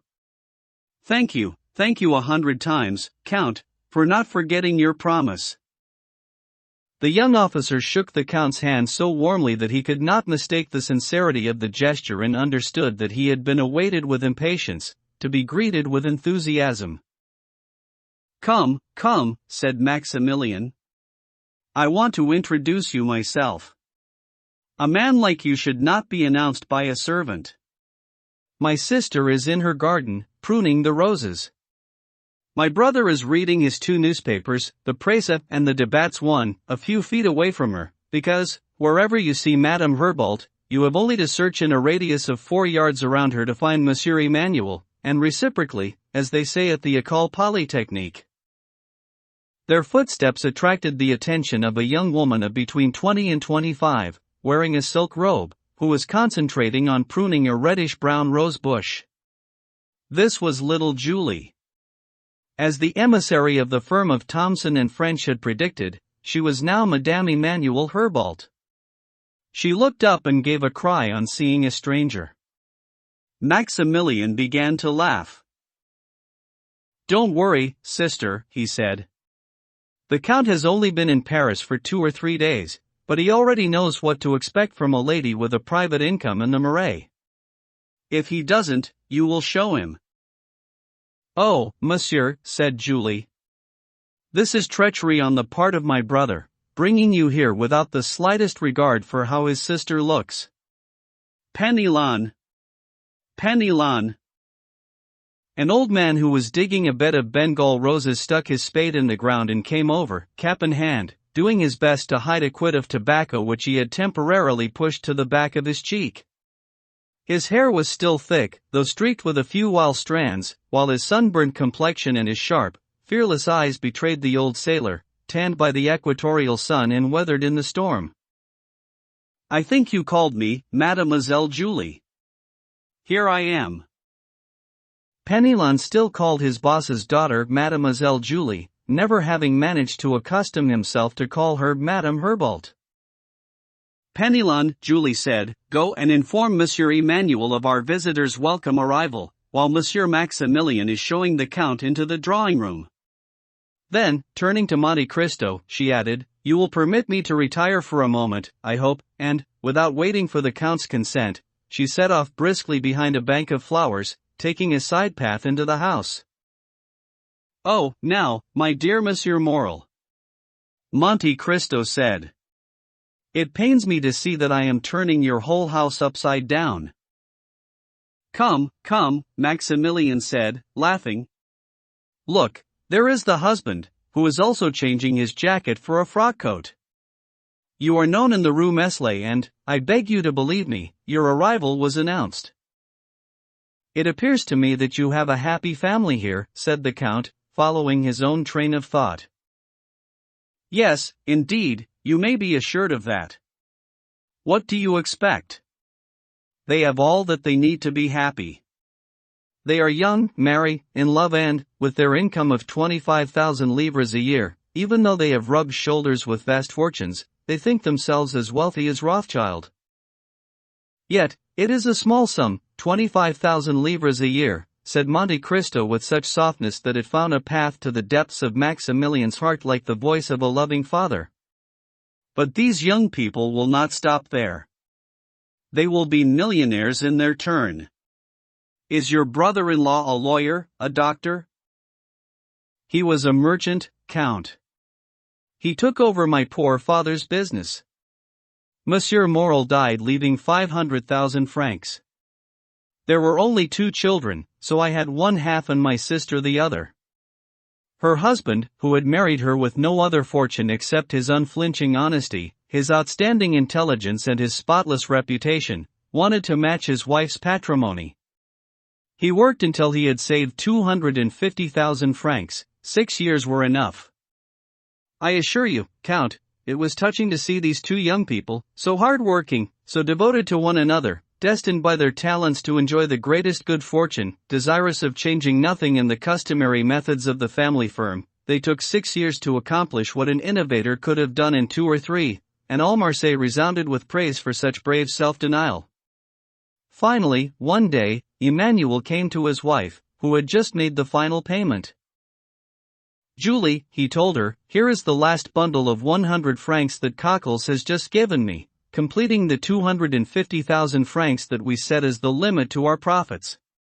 Will you be content with this small sum on which we shall have henceforth to survive?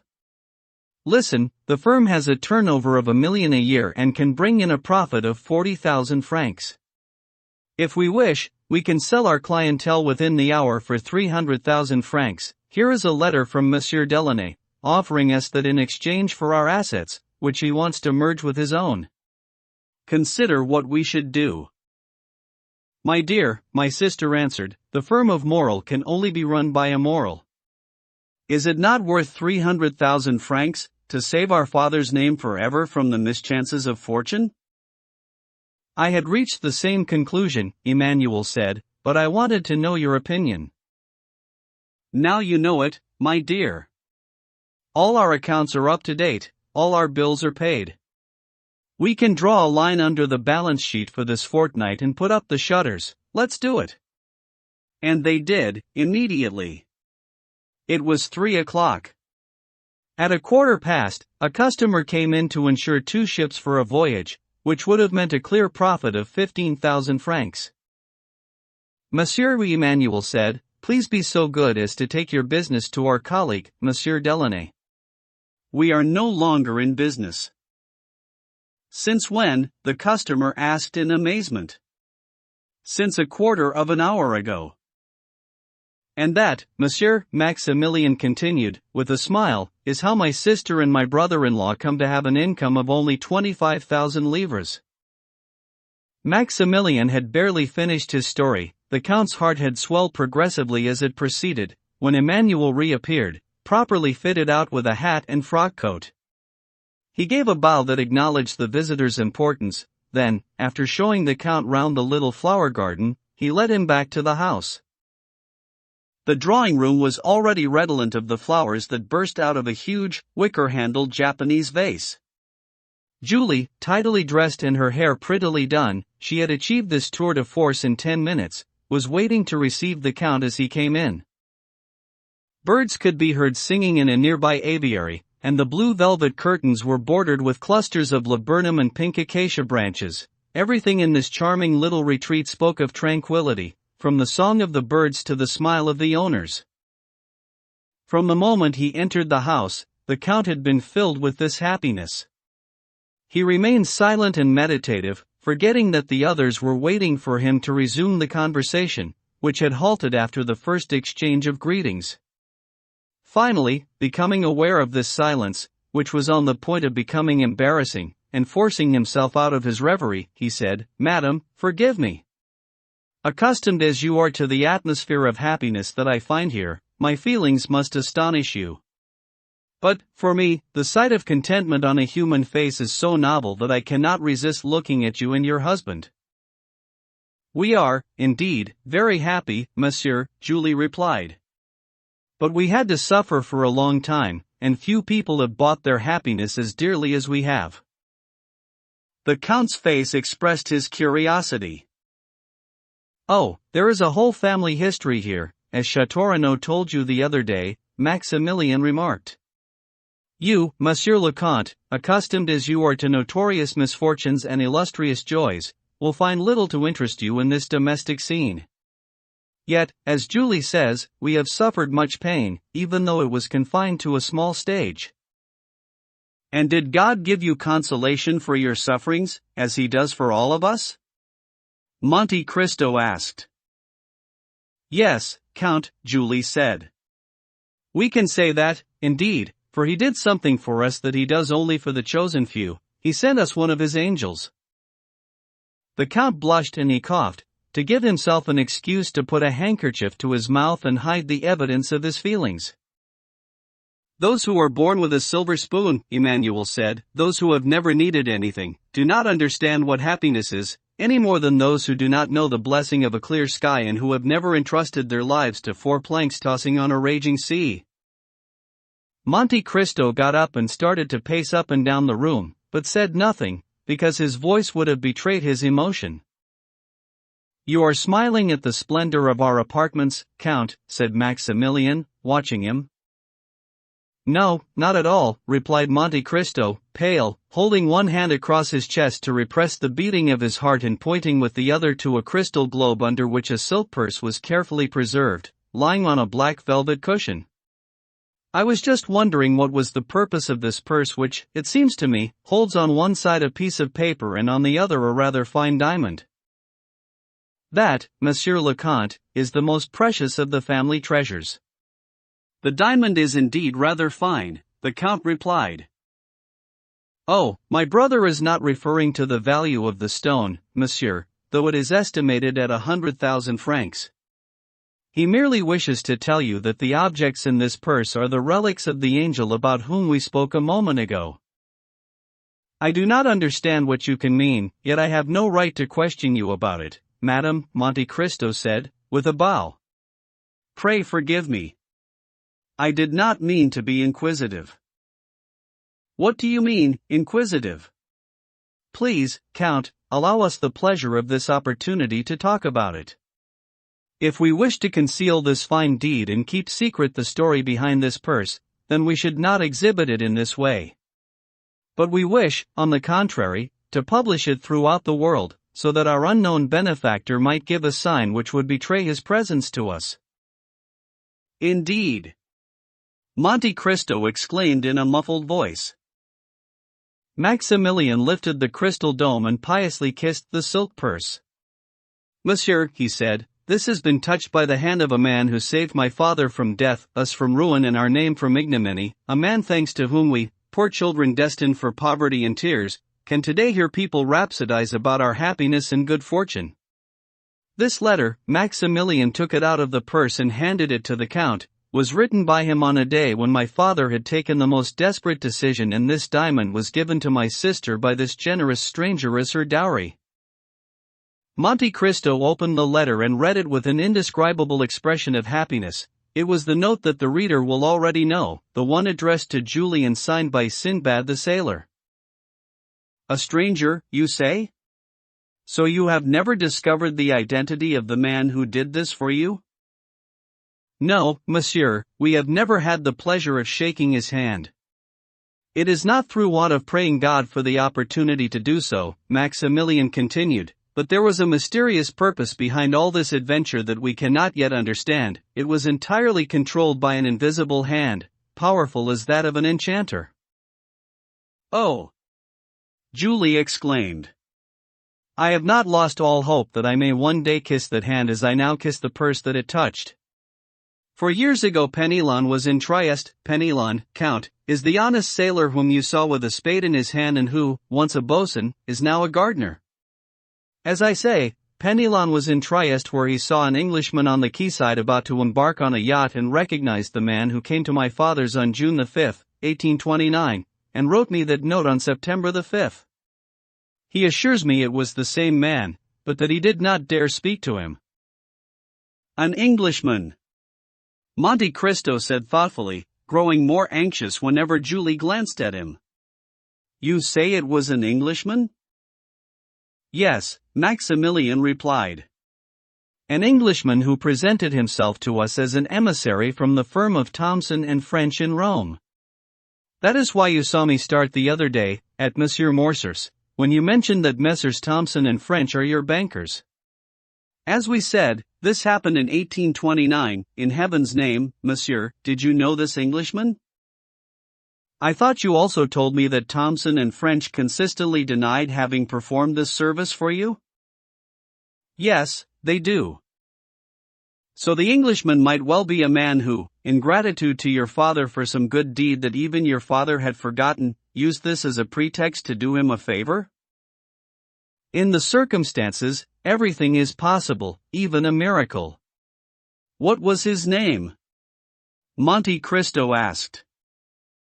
He left no name, Julie replied, looking very closely at the Count, except the one with which he signed the note, Sinbad the sailor. Which is evidently not a name, but a pseudonym. Then, as Julie was looking still more attentively at him and was trying to catch something in his voice and place it, the Count continued, Come now, was it perhaps a man of about my height, perhaps a little taller, somewhat slimmer, wearing a high cravat, buttoned up, tightly corseted, who always had a pencil in his hand? You do know him? Julie cried, her eyes gleaming with joy. No, the Count replied, it was just a supposition. I did know a Lord Wilmore who would perform such acts of generosity. Without revealing himself. He was an odd man who did not believe in gratitude. In that case, Julie cried, in sublime tones, clasping her hands, what did he believe in, the poor man?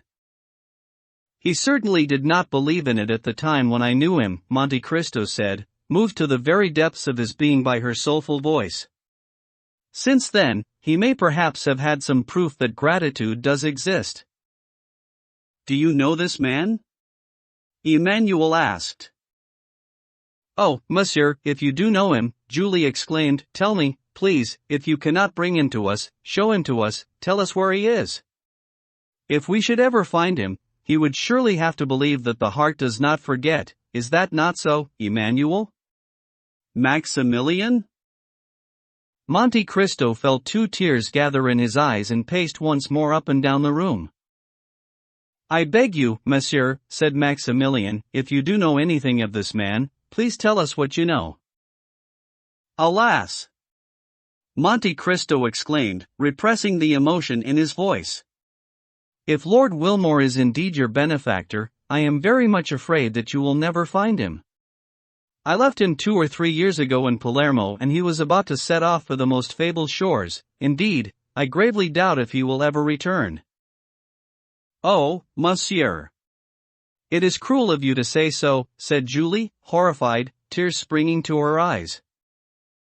"Madam," Monte Cristo said gravely, his gaze fixed on the two liquid pearls running down her cheeks, "if Lord Wilmore could witness what I have just seen here, he would still love life, because your tears would reconcile him to the human race." And he held out his hand to Julie, who gave him hers, finding herself captivated by the Count's look and the tone of his voice. "But," she said, clasping at one last straw, "this Lord Wilmore, he must have had a country, a family, relatives, in short, he was known? Could we not?" "Don't even try, madam," said the Count. "Do not build some sweet hope on the foundation of a word that slipped from my lips. No, Lord Wilmore is probably not the man you were looking for. He was my friend, I knew all his secrets and he would have told me that one." "But he said nothing to you?" Julie asked. "Nothing. Not a word that might have suggested." "Never a word." "Yet his was the name that immediately sprang to your lips." "Oh, you know, in such cases, one makes a guess." "Sister, dear sister," said Maximilian, coming to his aid, "the Count is right. Remember what our good father so often told us, it was not an Englishman who did us this great service." Monte Cristo shuddered. "Your father said, what, Monsieur Morrel?" he asked sharply. "My father saw this act as a miracle. He believed that our benefactor was someone who had come back from the dead. Oh, monsieur, it was a touching superstition and, while I did not believe it myself, I certainly had no wish to destroy the belief in his noble heart. How many times did he mutter the name of a dear, dear friend, a friend whom he had lost, and when he was on the point of death and the prospect of eternity might have given his mind some illumination from beyond the grave, this idea, which until then had been no more than a suspicion, became a certainty, and the last words that he spoke before he died were these, Maximilian, it was Edmond Dantes." The color had been draining from the Count's face as Maximilian spoke and, at these words, his face became awful in its pallor. All the blood had rushed to his heart and he was speechless. He took out his watch as if he had forgotten the time, grasped his hat, brusquely muttered an embarrassed farewell to Madame Herbault and said, clasping the hands of Emmanuel and Maximilian, "Madam, allow me to come from time to pay my compliments to you. I love your house and I am most grateful to you for your hospitality, because this is the first time for many years that I have been able to forget my troubles." And he left, striding out of the house. "An odd fellow, this Count of Monte Cristo," Emmanuel said. "Yes," Maximilian replied, "but I think he has a good heart and I am sure that he likes us." "So am I," Julie exclaimed. "His voice touched me deeply and 2 or 3 times I thought that this was not the first time I had heard it." Li. Pyramus and Thisbe. 2/3 of the way down the Faubourg Saint-Honoré, behind a magnificent private mansion, remarkable even among the many remarkable residences in this rich district, there is a huge garden surrounded by walls as high as ramparts. From here, in springtime, the tufted chestnuts drop their pink and white flowers into 2 fluted stone vases, placed opposite one another on 2 quadrangular pilasters, between which is set an iron gateway from the time of Louis XIII. Despite the splendid geraniums growing in the 2 vases which tossed their marbled leaves and purple flowers in the wind, this grandiose entrance had been condemned since the time, and it was some time earlier, when the owners of the mansion confined themselves to possession of the house itself, the tree-lined courtyard opening into the faubourg and the garden behind the gateway we have mentioned, which formerly gave access to a magnificent vegetable garden, an acre in size, adjoining the property. But the demon of speculation drew a line, in the form of a street, along the side of the vegetable garden. The street, before it even existed except as a line, received a name, thanks to a polished iron plaque, and someone had the idea that the vegetable garden could be sold for buildings along the street, to compete with the major Parisian thoroughfare called the Faubourg Saint-Honoré. However, where speculation is concerned, man proposes and money disposes. The street was baptized and died in its cradle.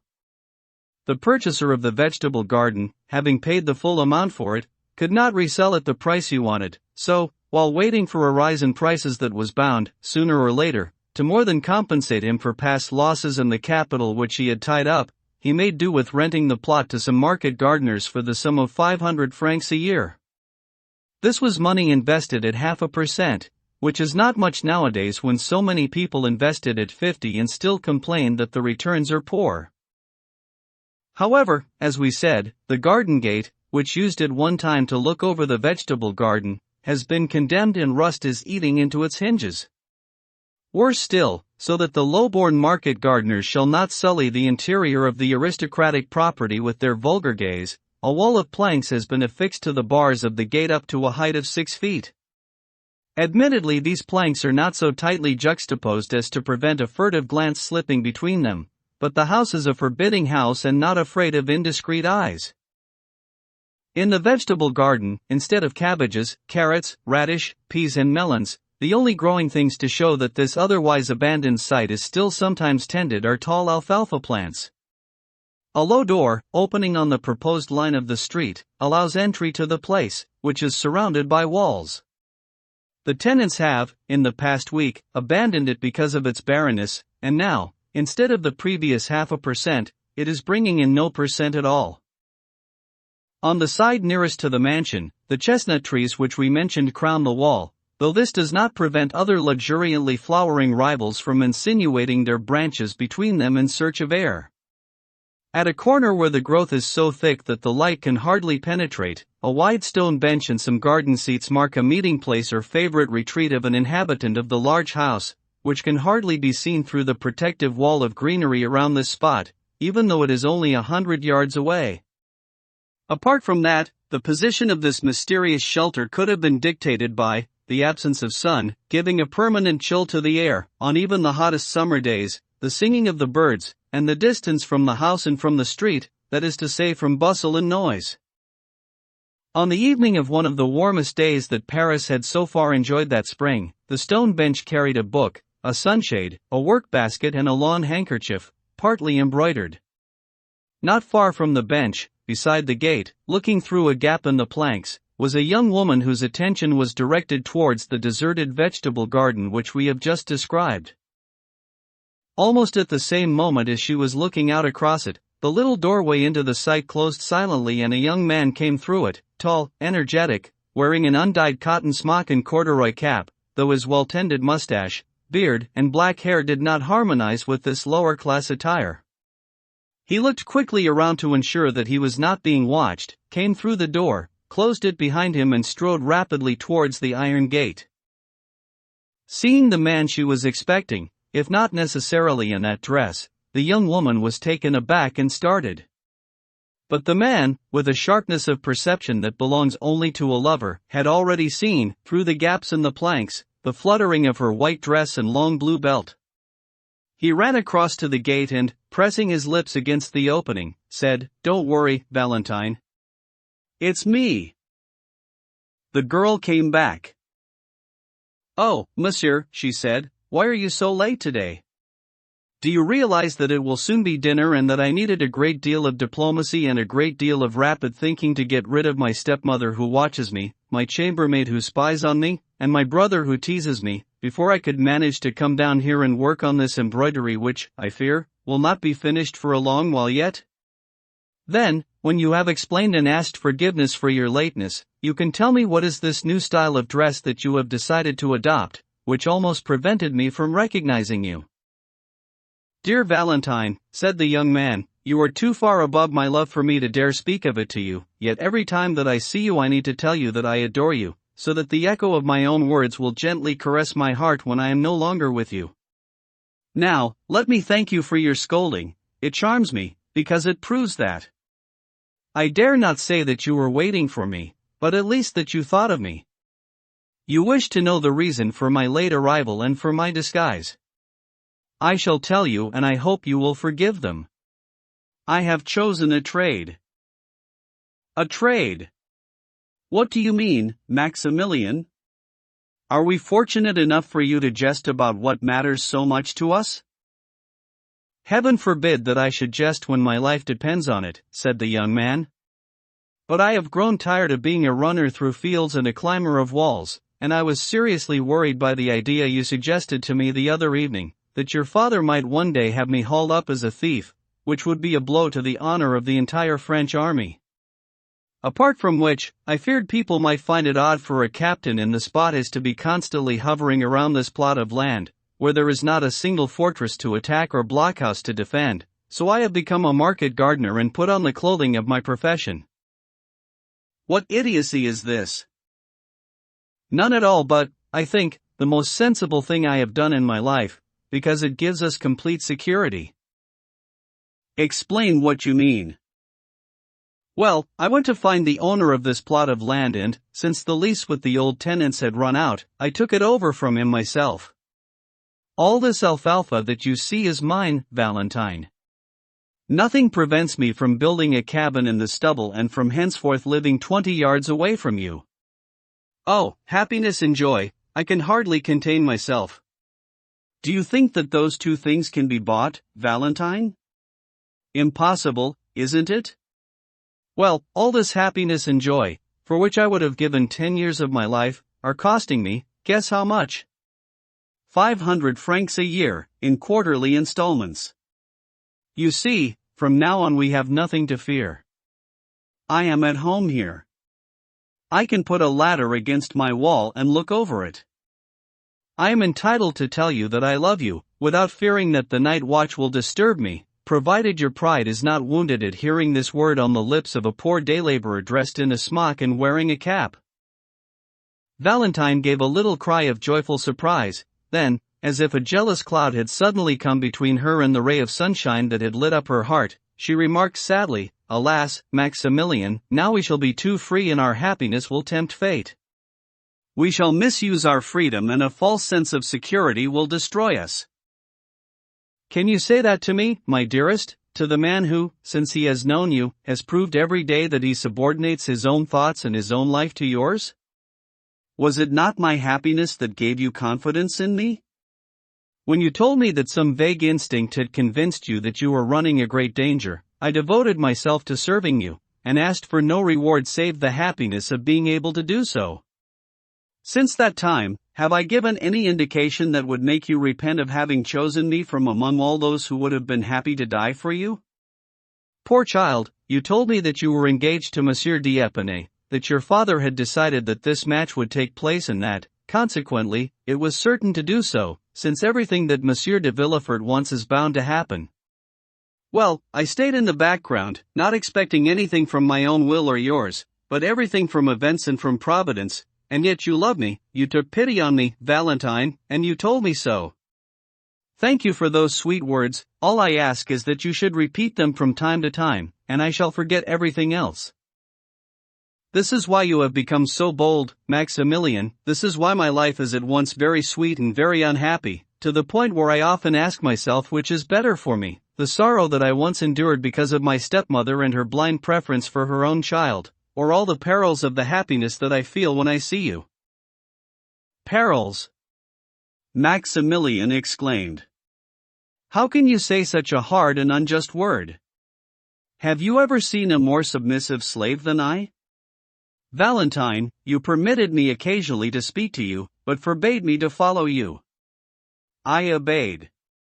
Since I discovered the means to break into this plot of land and speak to you through this door, in short, to be so close to you without seeing you, have I ever asked to touch even the hem of your dress through the gate? Tell me. Have I ever taken a step towards climbing over the wall, a trivial obstacle to one as young and as strong as I am? Not a single rebuke for your harshness towards me, not a single desire spoken aloud. I have kept my word as scrupulously as a knight of old. At least admit that, so that I may not think you unjust. It is true, Valentine said, slipping the tip of one of her slender fingers between two planks for Maximilian to kiss it. It's true, you are a trustworthy friend. But, in the end, you only acted out of self-interest, my dear, because you know very well that, on the day when the slave becomes too demanding, he must lose everything. You promised me the friendship of a brother, I who have no friends, I who am ignored by my father, I who am persecuted by my stepmother and who have no other consolation but a motionless, benumbed old man, whose hand cannot press my hand and who can speak to me only with his eyes, though his heart no doubt beats with some trace of warmth for me. What a bitter irony of fate that I should be the enemy and victim of all those who are stronger than I am, having only a corpse as my supporter and friend. Oh, Maximilian, I say it again, I am truly unfortunate, and you are right to love me for myself and not for you. Valentine, the young man said, deeply moved, I cannot say that you are the only person that I love in the world, because I also love my sister and my brother-in-law, but my love for them is tranquil and calm, quite unlike the feeling that I have for you. When I think of you, my blood churns, my chest swells, my heart flows over, but I shall direct all this strength, all this ardor, all this superhuman power to loving you only as long as you tell me to devote them to your service. They say that Monsieur Franz d'Épinay will be away for another year yet. What good fortune might not befall us in a year, what favorable turn might events not take? So let us hope, because it is so good and so sweet to hope. Meanwhile you, Valentine, you who accuse me of egoism, how have you behaved towards me? Like the beautiful and cold statue of some prudish Venus. In exchange for my devotion, my obedience and my restraint, what have you promised me? Nothing. What have you given me? Very little. You talk to me of Monsieur d'Épinay, your fiancé, and you sigh at the thought that you might one day belong to him. Come, Valentine, is that the only idea on your mind? What? I offer you my life, I give you my soul, I dedicate the slightest beat of my heart to you, and, while I am all yours, while I whisper to myself that I should die if I were to lose you, you, on your side, are not appalled at the very idea of belonging to another man. Oh, Valentine, Valentine. If I was what you are, if I felt myself to be loved as you may be sure that I love you, I should already have put my hand 100 times through the bars of this gate and grasped poor Maximilian's, saying, yours alone, Maximilian, in this world and in the next. Valentine made no reply, but the young man heard her sighing and weeping. The effect on him was immediate. Oh, Valentine, Valentine, he cried. Forget what I said. Something in my words must have upset you. No, she replied. You are right. But can you not see that I am a poor creature, abandoned virtually in a stranger's house, because my father is almost a stranger to me, whose will has been broken for 10 years, day by day, hour by hour, minute by minute, by the iron will of the masters who are set over me? No one can see what I suffer, and I have told no one except you. In appearance, in the eyes of everyone, all is well with me, all is goodness and affection, when in reality all is hostility. The outside world says, Monsieur de Villefort is too serious and strict to be very gentle with his daughter, but at least she has had the good fortune of finding a second mother in Madame de Villefort. Well, the outside world is wrong. My father abandons me, with indifference, and my stepmother hates me with an unremitting hatred that is all the more frightful for being hidden beneath an eternal smile. She hates you. You, Valentine. How can anyone hate you? Alas, my friend, Valentine said, I have to admit that her hatred towards me comes from what is almost a natural feeling. She adores her son, my brother Edouard. So, while it may seem strange to bring money into the question that we are discussing, I do believe, my dear, that her hatred derives from that. Since she has no wealth on her own side, and I am already rich, thanks to my mother, with a fortune that will even be more than doubled by that of Monsieur and Madame de Saint-Méran, which is due one day to revert to me, well, I think she is envious. Oh, my God, if I could give half that fortune and feel in Monsieur de Villefort's house as a daughter should in the house of her father, I would do it in an instant. Poor Valentine. Yes, I feel like someone bound, and at the same time so weak that it seems to me that my chains support me and I am afraid to break them. In any case, my father is not the sort of man whose orders can be disregarded with impunity. He is powerful in his opposition to me, he would be powerful against you, he would be the same against the king, protected as he is by an irreproachable past and an almost unassailable position. Oh, Maximilian! I swear it, if I do not struggle, it is because I fear you would be broken as much as I would in the fight. But Valentine, why despair? Why always paint the future in such somber hues? Maximilian asked. Because, my friend, I judge it by the past. Come now, while I may not be an outstanding match from the aristocratic point of view, I still belong, in many ways, to the same world as the one in which you live. The time when there were two nations in France has passed. The leading families of the monarchy have melted into the families of the empire, and the aristocracy of the lance has married the nobility of the cannon. Point one. Well, I belong to the latter. I have a fine future in the army. I possess a small but independent fortune, and, finally, the memory of my father is venerated in our part of the country as that of one of the most honest merchants who ever lived. I say, our part of the country, Valentine, because you almost come from Marseille. Don't mention Marseille to me, Maximilian.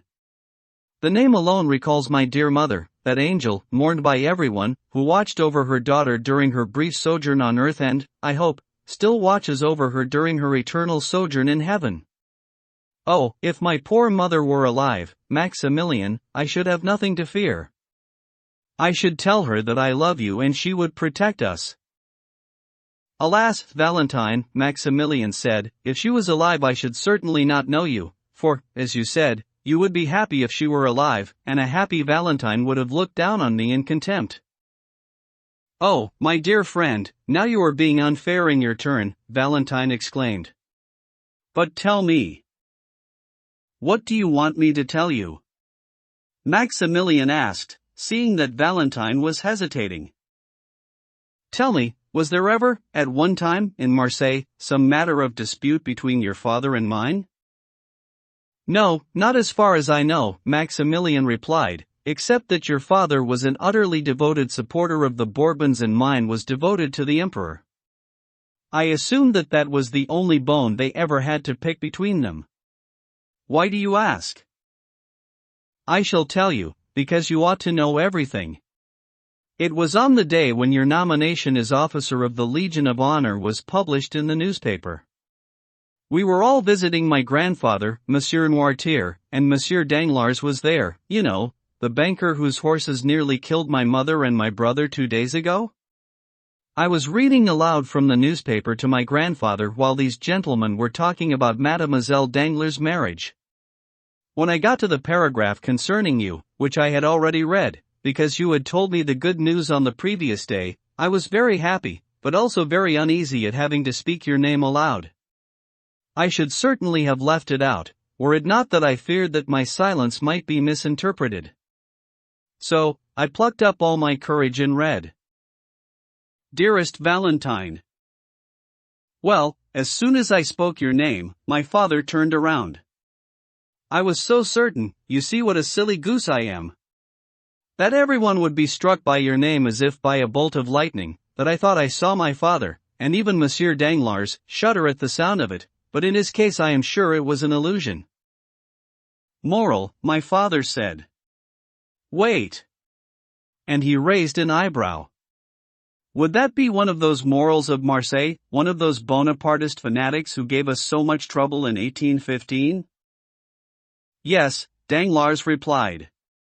I even think it may be the son of the former shipowner. Indeed, said Maximilian. What did your father say? Something dreadful that I dare not repeat. Repeat it anyway, Maximilian said with a smile. Their emperor, he said contemptuously, knew how to put all those fanatics in their place. He called them cannon fodder, and that was the only name they deserved. I am delighted to see that the new government has restored this salutary principle. I should congratulate it on keeping Algeria, if only for that reason, even though the cost is a little excessive. Admittedly, that is rather brutal, as a policy, Maximilian said. But, my darling, you have no need to blush at what Monsieur de Villefort said, because my good father was a match for yours in this respect. He said repeatedly, why does the emperor, who has done so many fine things, not enroll a regiment of judges and lawyers, and put them in the forefront of the battle? So you see, my dear, that the two deserve one another, both in kindness of thought and sweetness of expression. But what did Monsieur Danglars say to this remark by the king's prosecutor? Oh, he started to laugh with that peculiar sly laugh that he has, which I find savage. Then, a moment later, they got up and left. Only then did I see that something had upset my grandfather. I must tell you, Maximilian, that I am the only person who can tell how he feels, because no one else takes any notice of the poor, paralyzed old man, and I guess that the conversation might have impressed him, since they had been speaking ill of his emperor and it appears he was a fanatical Bonapartist. Certainly, said Maximilian. He was one of the leading figures of the imperial era. He was a senator and, whether you realize it or not, Valentine, he was close to all the Bonapartist conspiracies under the Restoration. I have sometimes heard whispers about that, and was surprised by them, a Bonapartist grandfather and a royalist father. Anyway, what do you expect? I turned back to him and his eyes indicated the paper. What is it, Papa? I asked. Are you pleased? He nodded. At what my father has just said? I asked. He shook his head. At what Monsieur Danglars said? Again, he shook his head. So, you are pleased that Monsieur Morel, I did not dare say, Maximilian, has been appointed officer of the Legion of Honor? He nodded. Can you believe that, Maximilian? He was pleased that you had been appointed to the Legion of Honor, even though he does not know you. It may perhaps be folly on his part, because people say he is entering a second childhood, but I love him, even so. That's odd, Maximilian meditated. Your father hates me, while your grandfather. How peculiar these political loves and hatreds are. Hush! Valentine suddenly exclaimed. Hide! Quickly!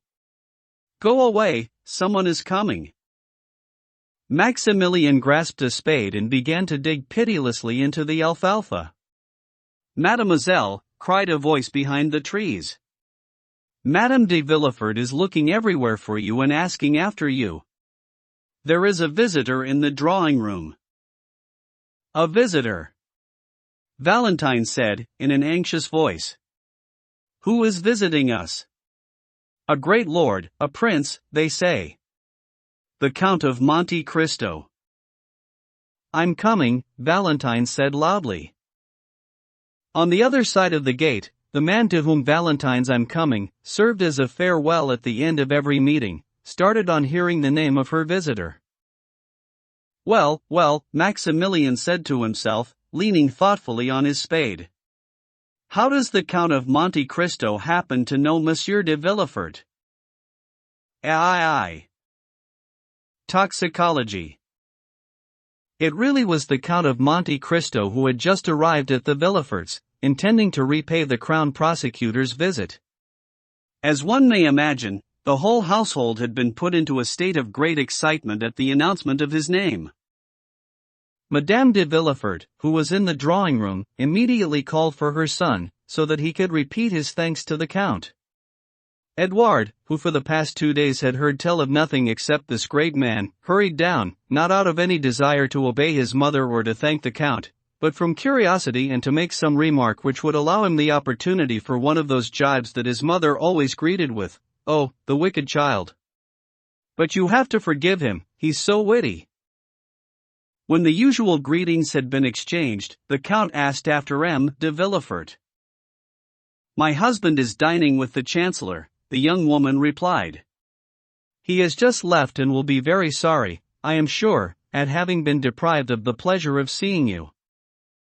Two visitors who had arrived in the drawing room before the Count, and who could not take their eyes off him, left after the period of time needed to satisfy good manners and curiosity. "By the way, Madame de Villefort asked Edouard, what is your sister Valentine doing? Someone must go and fetch her so that I can present her to Monsieur le Comte." "You have a daughter, madame?" the Count asked. But she must be a little girl? She is Monsieur de Villefort's daughter, the young woman replied, by his first marriage, a tall, handsome girl. But melancholic, little Edouard interrupted, pulling the tail feathers out of a splendid macaw to make a plume for his hat while the bird, on its gilded perch, cried out in pain. Madame de Villefort said only, "Be quiet, Edouard," before continuing, "The young rascal is almost right, he is repeating what he has often heard me say, regretfully, because Mademoiselle de Villefort, despite all our efforts to amuse her, has a sad nature and taciturn character, which often contradict the impression given by her beauty." "But where is she?" "Edouard, go and see why she is not coming." "I know, because they are looking in the wrong place." "Where are they looking?" "With Grandpa Noirtier." "And you don't think she's there?" "No, no, no, no, no, she's not there," Edouard chanted. "Where is she then? If you know, tell us."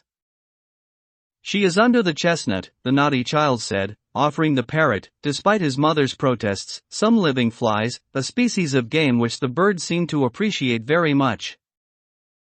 Madame de Villefort was reaching out for the bell, to let the chambermaid know where she could find Valentine, when the latter came in. She did, indeed, appear sad, and if one examined her closely one could even see traces of tears in her eyes. Carried forward by the rapidity of the narrative, we have merely introduced Valentine to the reader without making her better known.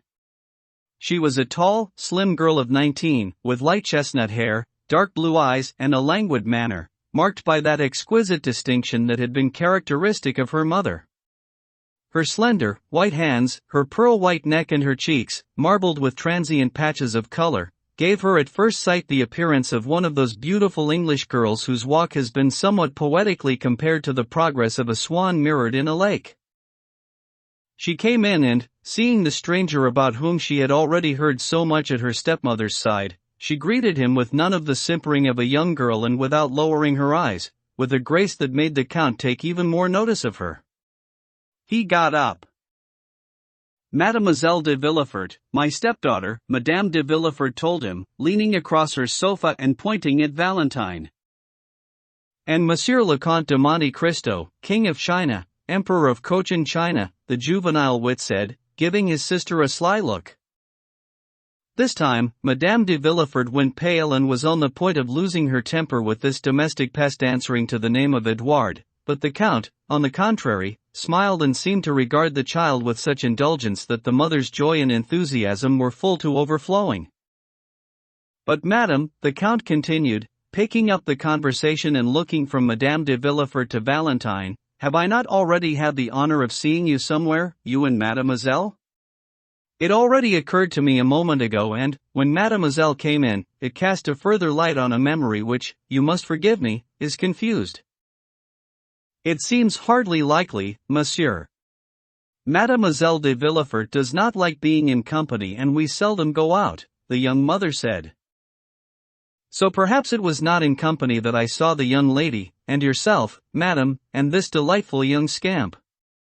In any case, I am entirely unacquainted with Parisian society for, as I think I had the honor to inform you, I have only been in Paris for a few days."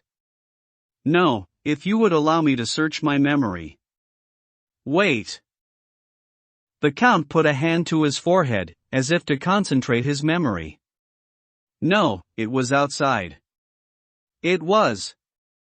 "I don't know, but I think the memory involves some kind of religious ceremony." Mademoiselle had a bunch of flowers in her hand, the boy was running after a fine peacock in a garden, and you, madam, were sitting under an arbor. "Do help me, please, does what I am saying not remind you of anything?" "No, I must confess it does not," Madame de Villefort replied. "Yet I am sure, monsieur, that if I had met you somewhere, I should not have forgotten the occasion." "Perhaps the Count saw us in Italy," Valentine suggested timidly. "There you are, in Italy." "It could be," Monte Cristo said. "You have traveled in Italy, mademoiselle?" "Madame and I went there 2 years ago." The doctors feared for my chest and suggested that the Neapolitan air might be beneficial. We went via Bologna, Perugia, and Rome. But there we are, mademoiselle. Monte Cristo exclaimed, as though this simple hint had been enough to clarify his memory. It was in Perugia, on the day of Corpus Christi, in the garden of the hostelry of the Post, that chance brought us together, you, mademoiselle, your son and I. I remember having been fortunate enough to see you. I remember Perugia perfectly well, monsieur, and the hostelry and the festival that you mention, said Madame de Villefort. But, though I am racking my brains and feel ashamed at my poor memory, I do not remember having had the honor of seeing you. That's strange. Neither do I, Valentine said, turning her lovely eyes on Monte Cristo. I remember though, said Edouard. Let me help you, madam, said the Count. It had been a burning hot day and you were waiting for some horses that had not arrived because of the religious festival. Mademoiselle went away into the furthest part of the garden and your son ran off after the bird. I caught it, mamma, you know, said Edouard. I pulled 3 feathers out of its tail. You, madam, remained under the arbor. Do you not recall, while you were sitting on a stone bench and, as I say, Mademoiselle de Villefort and your son were absent, you spoke for quite a long time with someone? Yes, indeed, I do, the young woman said, blushing. I remember. It was a man wrapped in a long woolen cloak, a doctor, I believe. Precisely, madam. I was that man. I had been living in that hostelry for a fortnight. I cured my valet of a fever and the innkeeper of jaundice, so I was regarded as a great doctor. We spoke for a long time, madam, of various things, of Perugino, of Raphael, of the manners and customs of the place, and about that celebrated aqua tofana, the secret of which, I believe you had been told, was still kept by some people in Perugia. That's true. Madame de Villefort said, energetically but with some signs of unease. I do recall. I am not sure of precisely everything that you told me, madam, the Count continued, in a perfectly calm voice, but I do remember that, making the same mistake as others about me, you consulted me on the health of Mademoiselle de Villefort. But, monsieur, you really were a doctor, said Madame de Villefort, since you cured the sick. Madame, Molière or Beaumarchais would reply that it was precisely because I am no doctor that my patients were cured, not meaning that I cured them. I shall simply say that I have made a profound study of chemistry and natural science, but only as an amateur, you understand. At this point, the clock chimed 6. It's 6 o'clock, Madame de Villefort said, visibly agitated. Won't you go, Valentine, and see if your grandfather is ready to have dinner? Valentine got up, took her leave of the Count and went out of the room without uttering a word.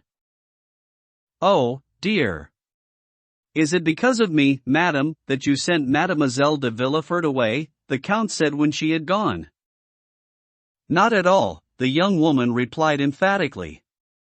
This is the time when we give Monsieur Noirtier the sad meal that sustains his sad existence. You know, monsieur, of the unhappy state to which my husband's father is reduced? Yes, madam, Monsieur de Villefort did mention it to me. A paralysis, I believe? Alas, yes. The poor old man is quite incapable of moving, his soul alone remains alive in that human mechanism, and even that is pale and quivering, like a lamp about to go out. But forgive me, monsieur, for telling you of our family misfortunes. I interrupted you just as you were saying that you are a skilled chemist. Oh, no, I didn't say that, madam, the Count replied, smiling. On the contrary, I studied chemistry because, having made up my mind to live mainly in the East, I wanted to follow the example of King Mithridates. Mithridates, Rex Ponticus, once said the little pestilence, cutting the illustrations out of a splendid album. The one who breakfasted every morning on a cup of poison à la crème. Edouard. You wicked child. Madame de Villefort exclaimed, seizing the mutilated book from her son's hands. You are unbearable, you're driving us mad. Leave us alone, go to your sister Valentine and dear Grandpa Noirtier. The album, said Edouard. What about the album? I want it. Why did you cut out the pictures? Because it amuses me. Go away. Off with you. I shan't go unless you give me that album, the child said, settling into a large armchair and pursuing his usual policy of never giving way. There you are. Take it and leave us in peace, said Madame de Villefort. She gave Edouard the album and walked to the door with him. The Count looked after her.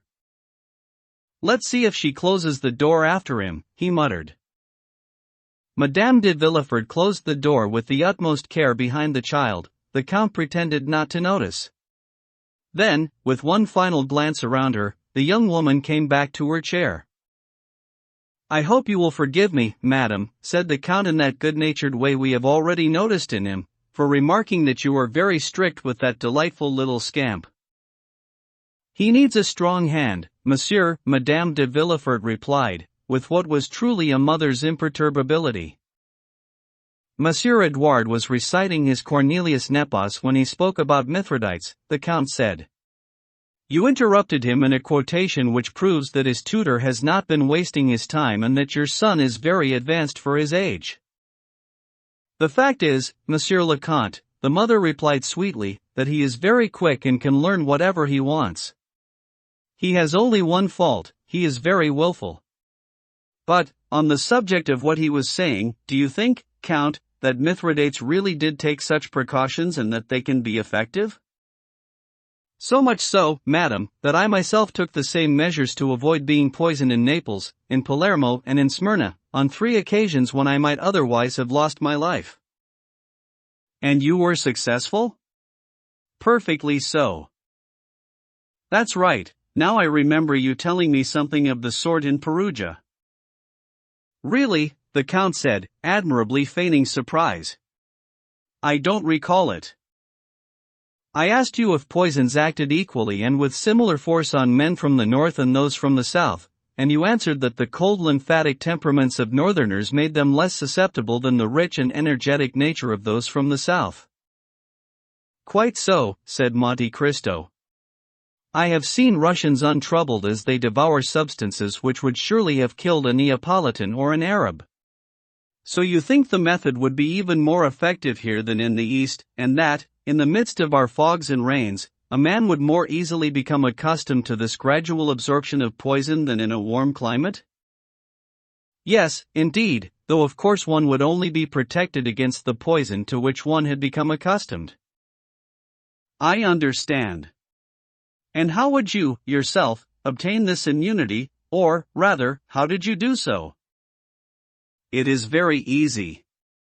Suppose you know in advance what poison is to be used against you. Suppose this poison to be, for example, brucine.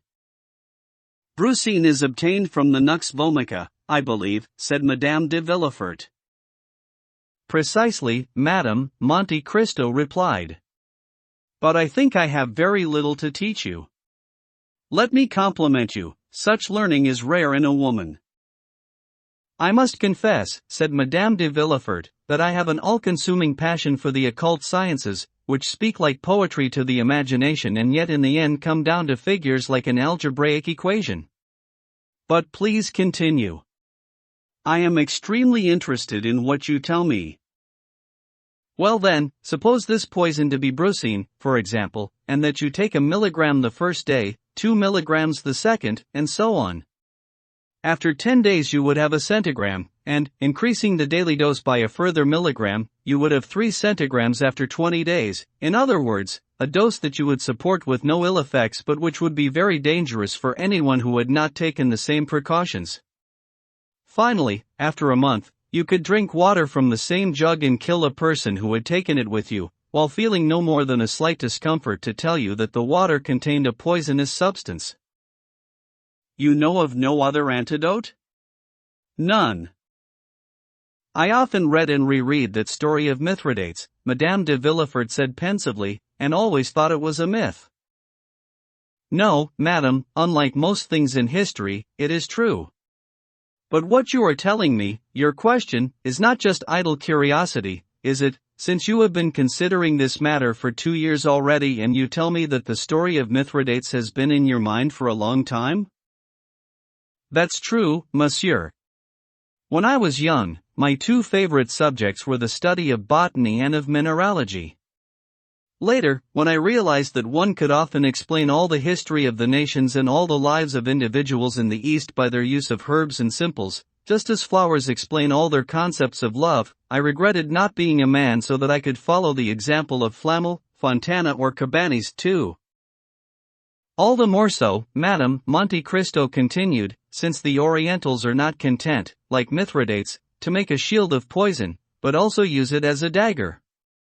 In their hands, this science becomes not only a defensive weapon but often an offensive one. The one serves to protect them against physical suffering, the other against their enemies. With opium, belladonna, strychnine, bois de clover or cherry laurel, they put to sleep those who would rouse them.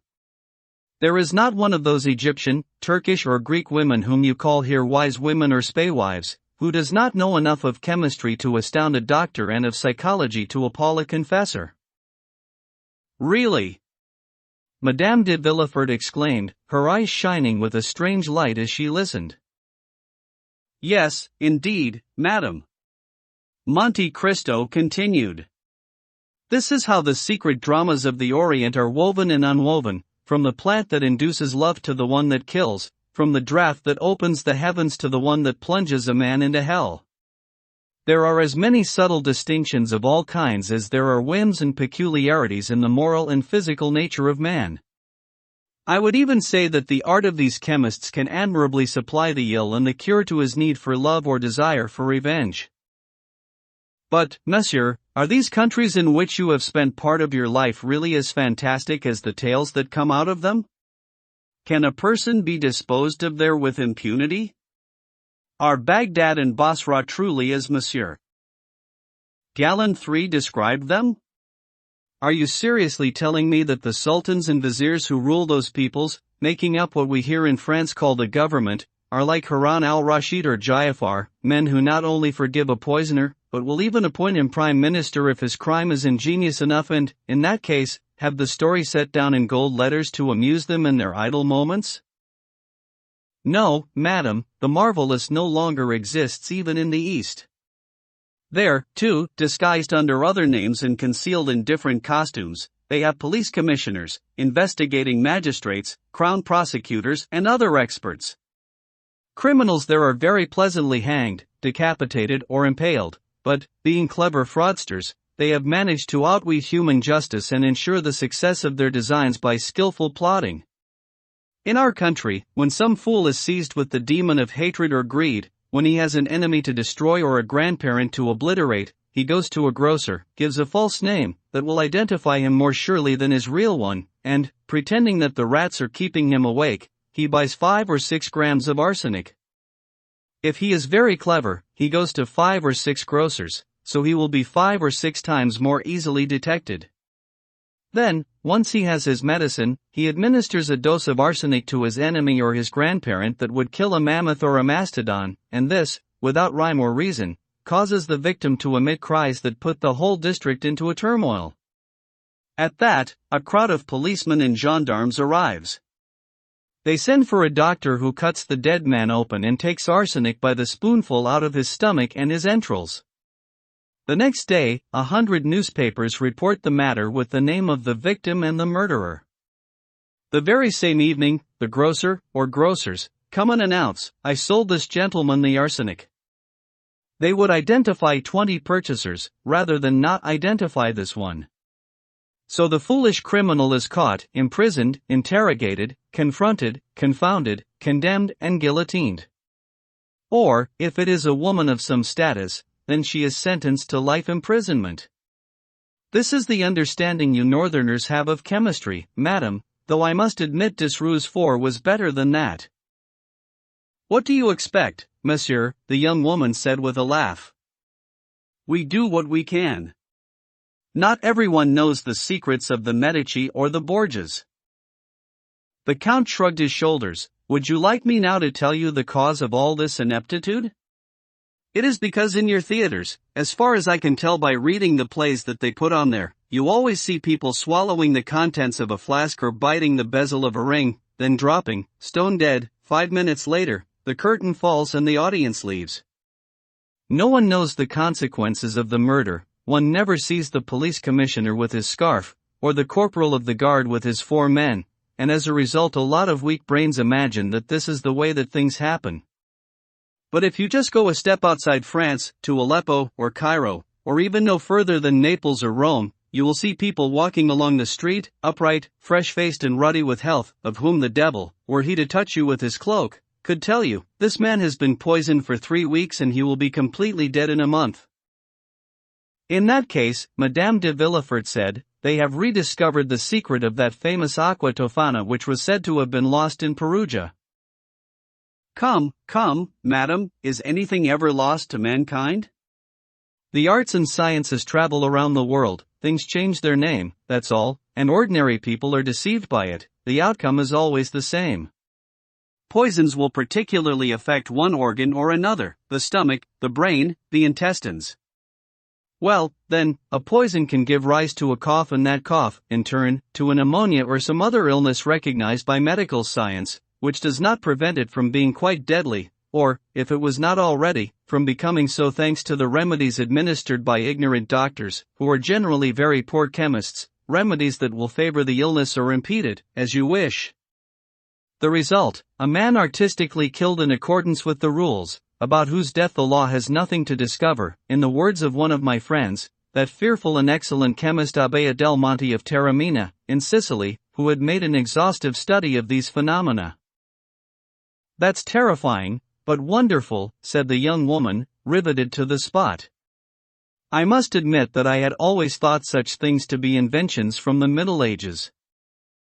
So they are, but perfected in our own time. What do you suppose is the point of time, encouragement, medals, awards, and the Prix Montyon, except to bring society closer to perfection? Mankind will not be perfect until it can create and destroy like God. It can already destroy, that's half the battle. What you mean, Madame de Villefort continued, always coming back to what interested her, is that the poisons of the Borgias and the Medicis, the Renés, the Ruggieris and probably later the Baron de Trenck, 5 so badly treated in modern drama and novels, were simply works of art, madam, nothing more, said the Count. Do you think the true scientist is crudely concerned with the individual himself? Not so.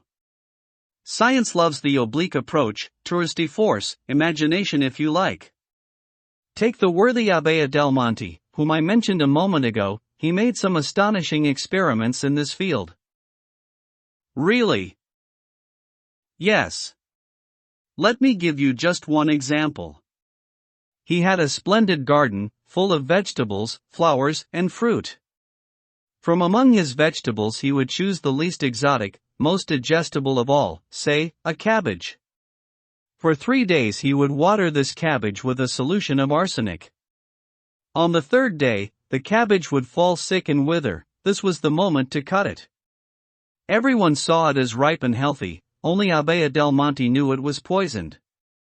So he took the cabbage home, got a rabbit. He had a collection of rabbits, cats, and guinea pigs as magnificent as his collection of vegetables, flowers and fruit, and made the rabbit eat a leaf of the cabbage. The rabbit died.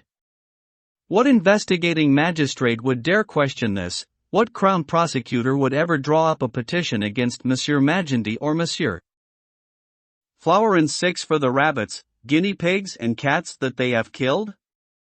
Not one. So the rabbit is now dead, and the law has no reason to ask questions about it. Abbé del Monte gets his cook to gut the rabbit and throws the intestines on a dung heap. On the dung heap there is a hen, which pecks at the intestines, falls ill in its turn and dies the following day. Just as it is in its final, convulsive agony, a vulture flies past. There are a lot of vultures in Adelmont's country, dives at the body and carries it off to a distant crag to eat it. 3 days later the poor vulture, having felt constantly ill since its meal, is seized with a fainting fit several hundred feet up. It falls out of the sky and plummets into your fish pond. Pikes, eels and moray eels are greedy fish, as you know, so they bite the vulture. Well, suppose that on the following day this eel or this pike is served up at your table, poisoned at 4 removes, and your guest is poisoned at the 5th and dies after a week or 10 days from a pain in the guts, vomiting and an abscess on the duodenum. There will be a postmortem and the doctors will say, the patient died of a tumor on the liver, or of typhoid fever. You link all these events together, said Madame de Villefort, but the slightest accident might break the chain. The vulture might not fly over at the right moment, or it might fall 100 yards away from the fish pond. That's precisely where the art lies. To be a great chemist in the East, you must direct chance. It can be done. Madame de Villefort listened thoughtfully. But arsenic is ineradicable, she said.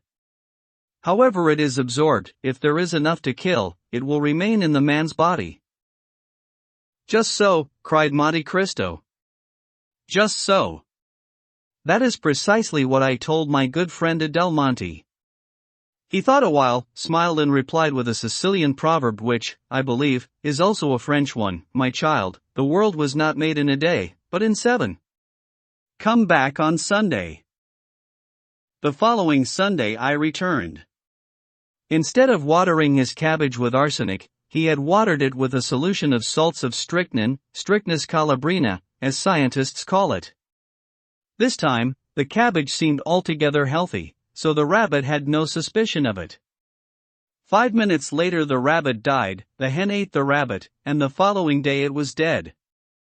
So then we played the part of the vultures, took off the hen and opened it up.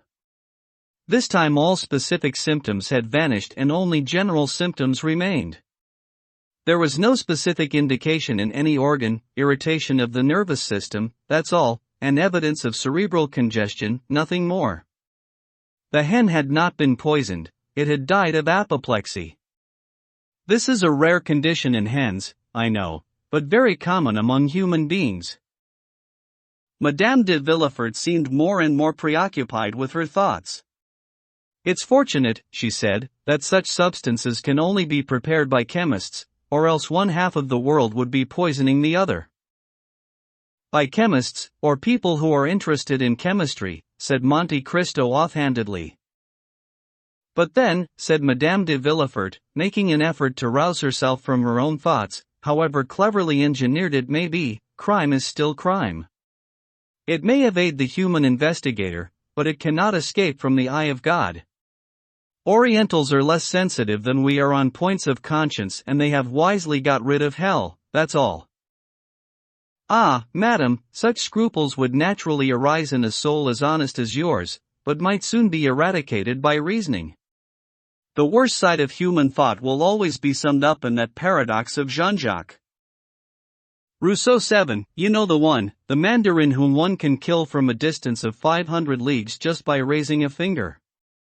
Man's life is spent doing such things and his intelligence is exhausted in dreaming about them. You will find very few people who would go, brutally, and stick a knife in the heart of their fellow man or who, to make him disappear off the face of the earth, would administer the amount of arsenic that we mentioned a short time ago. That is really either eccentricity or stupidity. One can only reach that point if the blood is heated up to 36 degrees, the pulse is racing at 90 beats a minute and the mind is driven outside its ordinary limits. But if, as though advancing like a philologist from a word to its near synonym, you make a mere elimination.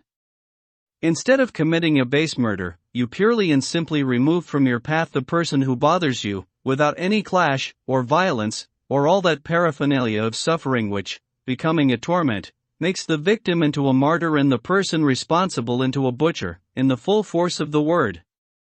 If there is no blood, no cries, no contortions and, above all, none of that horrible and compromising instantaneousness of the event, then you will evade the weight of the human law that tells you, don't upset the social order. This is what Orientals do and that is how they succeed, serious and phlegmatic people, they are little troubled by matters of time when something of any importance is to be resolved. There is still conscience, said Madame de Villefort in a strained voice, stifling a sigh. Yes, said Monte Cristo. Yes, fortunately there is still conscience, because without it we should be in a fine mess. After any slightly energetic action, conscience saves us, because it supplies us with 1,000 good excuses, which we alone are left to judge. These excuses, effective as they may be in ensuring our sleep, might perhaps be rather less so before a court where they had to protect our lives.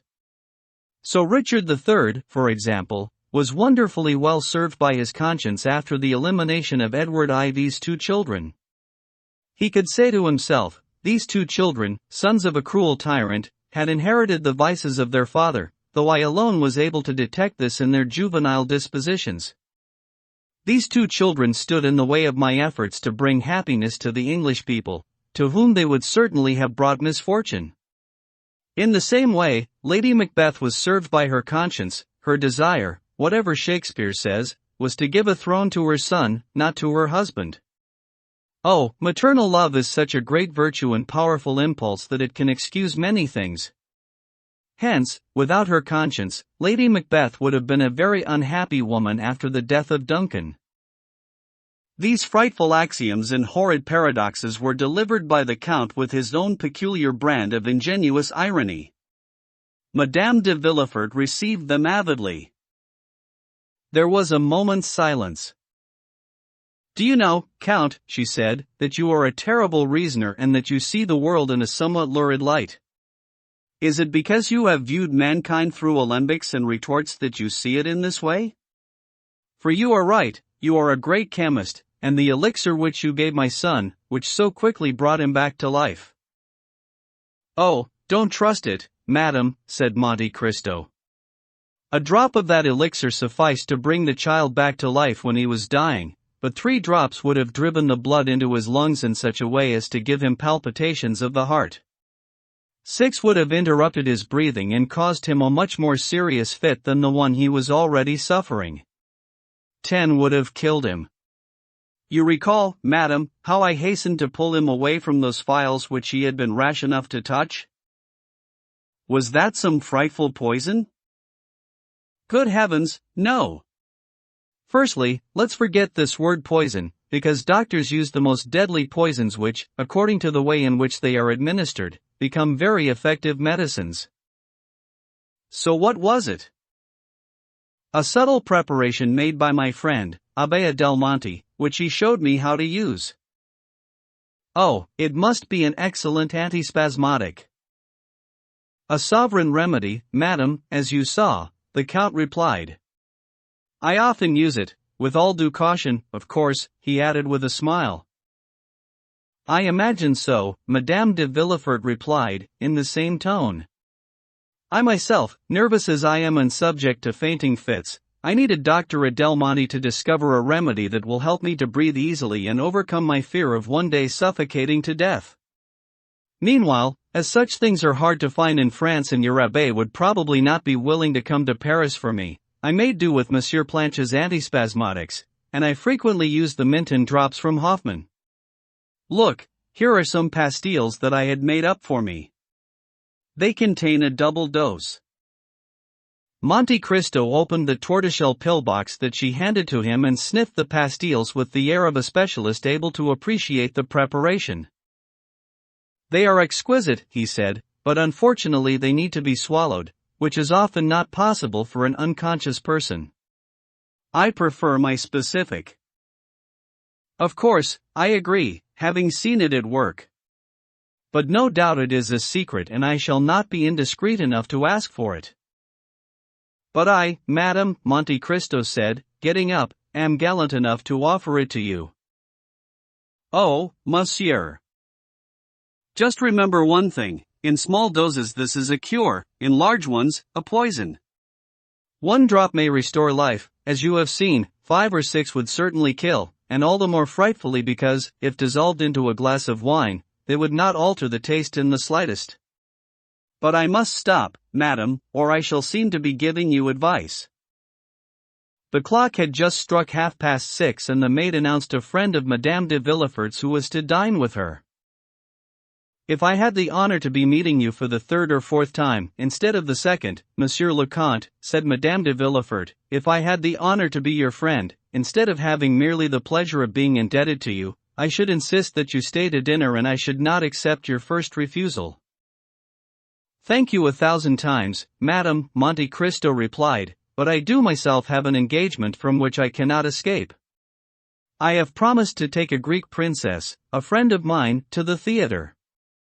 She has not yet seen grand opera and is counting on me to introduce her to it. Go, then, monsieur, but do not forget my recipe." "What, madam?"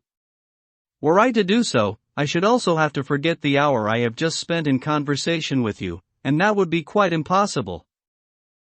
Monte Cristo bowed and went out, leaving Madame de Villefort absorbed in her thoughts. "That is a strange man," she said to herself. "And one who, I would guess, was baptized to Del Monte." As for Monte Cristo, the visit had succeeded beyond his expectations. "Well, indeed," he thought, as he went out, "this is fertile soil, and I am certain that the seed that falls in it will not remain barren." The next day, as he had promised, he sent the recipe she had asked for. Liaa. Robert le Diable. The excuse of the opera had been all the more appropriate since there was that evening a formal soirée at the Royal Academy of Music. Levasseur had long been indisposed but was returning in the role of Bertram and, as ever, the work of the fashionable maestro had attracted the cream of Parisian society. Morcerf, like most rich people, had his own orchestra stall, plus 10 people whom he knew, in whose boxes he could request a seat, without counting his place in the lion's box. Châteaurenaud's stall seat was next to Morcerf's. Beauchamp, being a journalist, was king of the theater and could sit where he wished. That evening, Lucien Debray had the minister's box at his disposal and had offered it to the Comte de Morcerf who, on Mercédès' refusal, had sent it to Danglars with a message that he would probably go and visit the Baroness and her daughter in the course of the evening, if those ladies would like to accept the box that he offered them. Those ladies were sure not to refuse. No one likes a free box as much as a millionaire.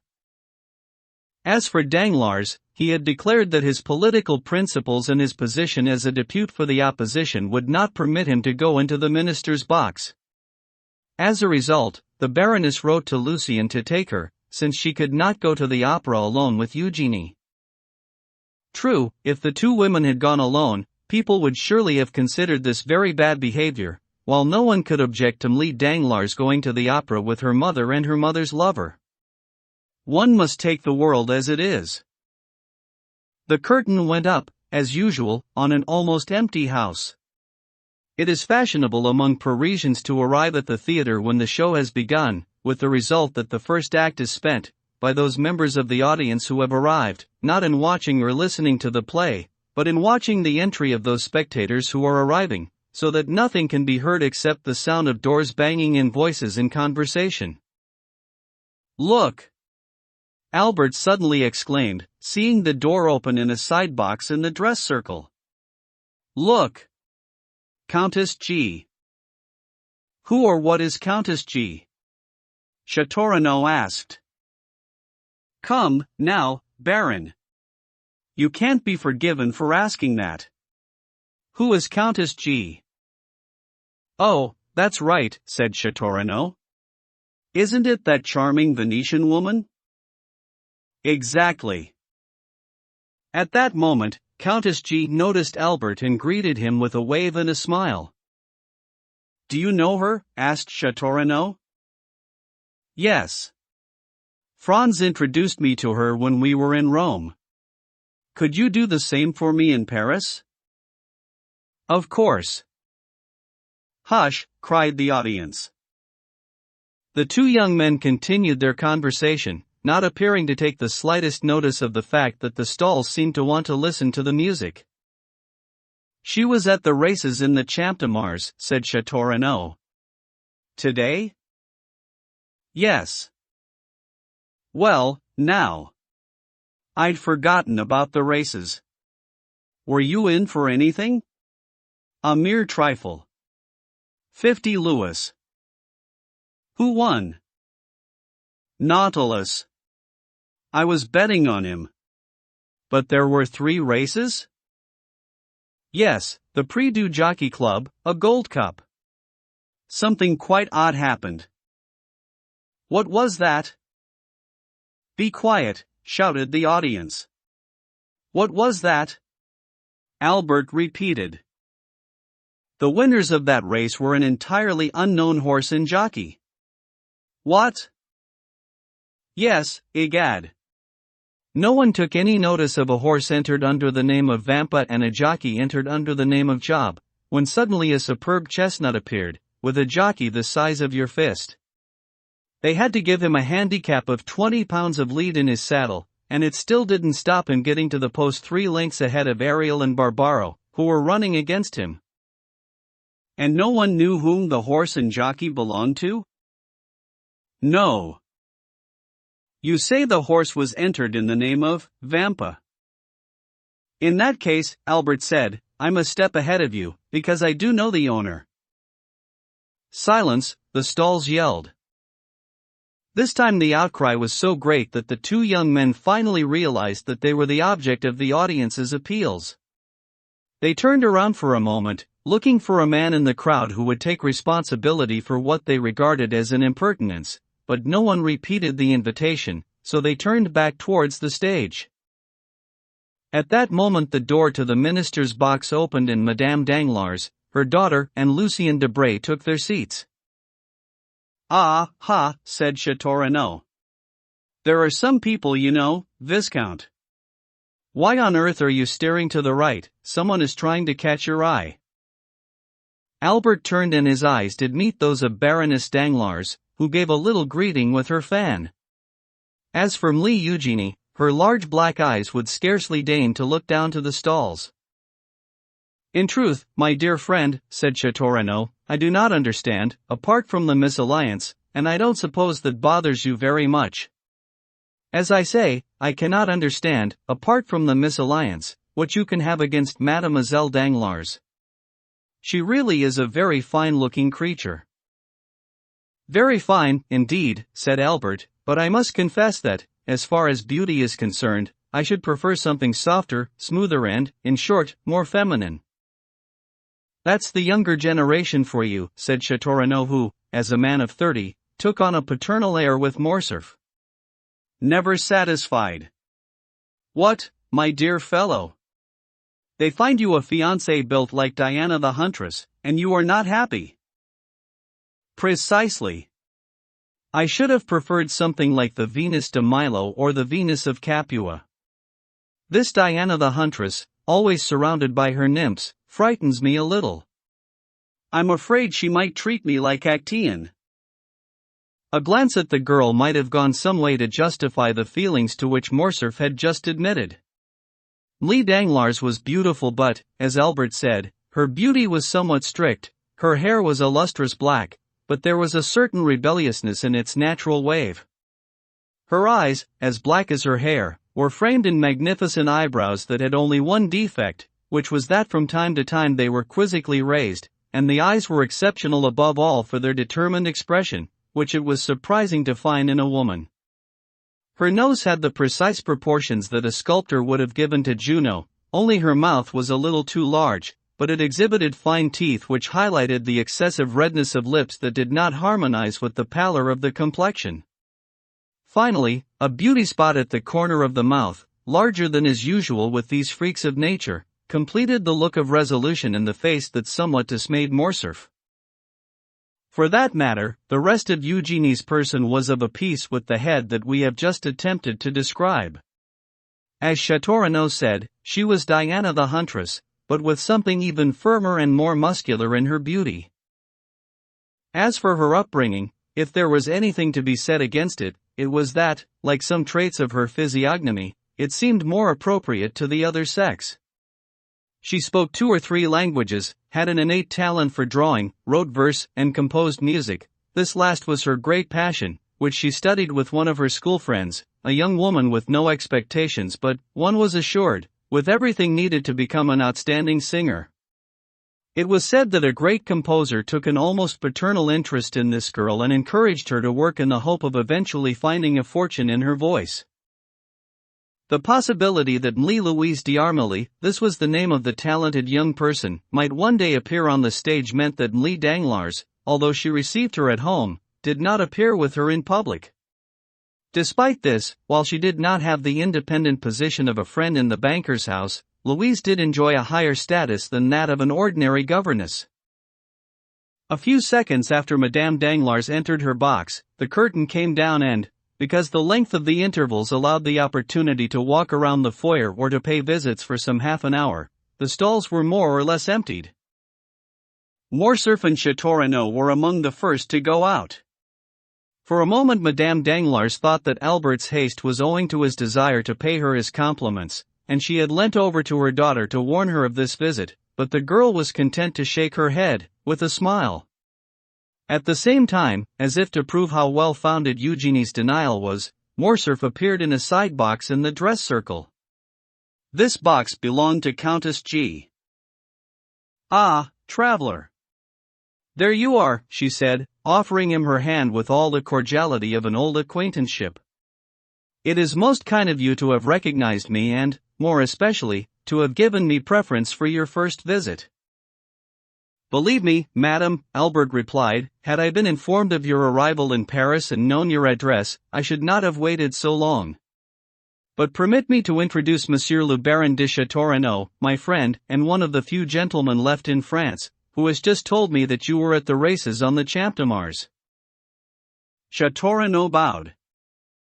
"You were at the races then, monsieur?" the Countess inquired, examining him with interest. "Yes, madam." "Very well," she asked. "Can you tell me whose was the horse that won the Prix du Jockey Club?" "I regret not, madam," said Châteaurenaud. "I was just asking Albert the same question." "Do you insist, Countess?" asked Albert. "On what? On knowing the owner of the horse?" "Absolutely." "I must tell you." "But would you happen to know, Viscount?" "Madam, you were about to begin a story." "I must tell you," you said.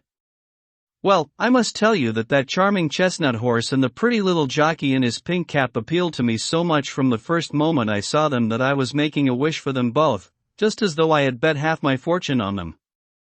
So, when I saw them pass the post 3 lengths ahead of the other runners, I was so happy that I started to clap my hands like a madwoman. Imagine my astonishment when, on arriving home, I met the little pink jockey on the staircase. I thought that the winner of the race must chance to live in the same house as I, when, on opening the door of my drawing room, the first thing I saw was the gold cup, the prize won by the unknown horse and jockey. Inside it was a little scrap of paper with the following words, to Countess G, Lord Ruthven. "Precisely," said Morcerf. "What do you mean, precisely?" "I mean, it was Lord Ruthven himself." "What Lord Ruthven?" "Ours, the vampire, the one from the Teatro Argentina." "Really?" the Countess exclaimed. "Is he here?" "Indeed he is." "And you see him? You receive him? You visit him?" "We are close friends, even Monsieur de Châteaurenaud here has the honor of knowing him." "What makes you think that he was the winner?" "His horse ran under the name Vampa." "So? Don't you remember the name of the famous bandit who took me prisoner?" "Of course." "From whose hands the Count miraculously saved me?" "Indeed." "His name was Vampa." "So, you see, it must be him." "But why did he send me the cup?" "First of all, Countess, because I often mentioned you to him, as you may well imagine. Then, because he was delighted at finding a compatriot and pleased by the interest that this compatriot took in him." "I hope you never told him of the silly things we used to say about him." I can't swear it.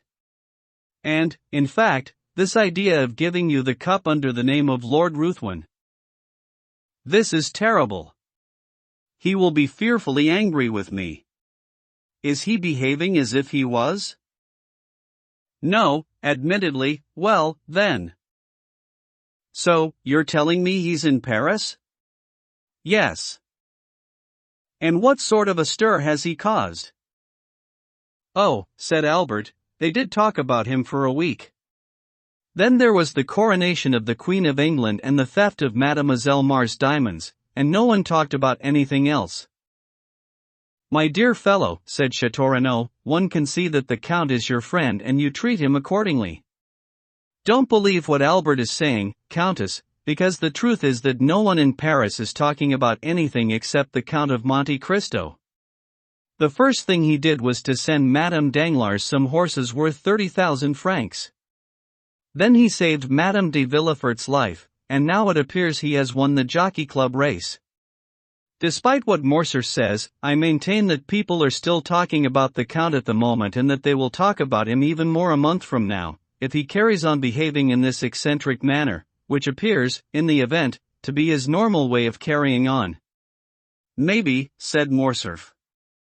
Meanwhile, who has taken up the Russian ambassador's box? Which? The Countess asked. The one between the columns, in the first tier. It looks as though it has been entirely done up. So it does, said Châteaurenaud. Was there someone there in the first act? Where?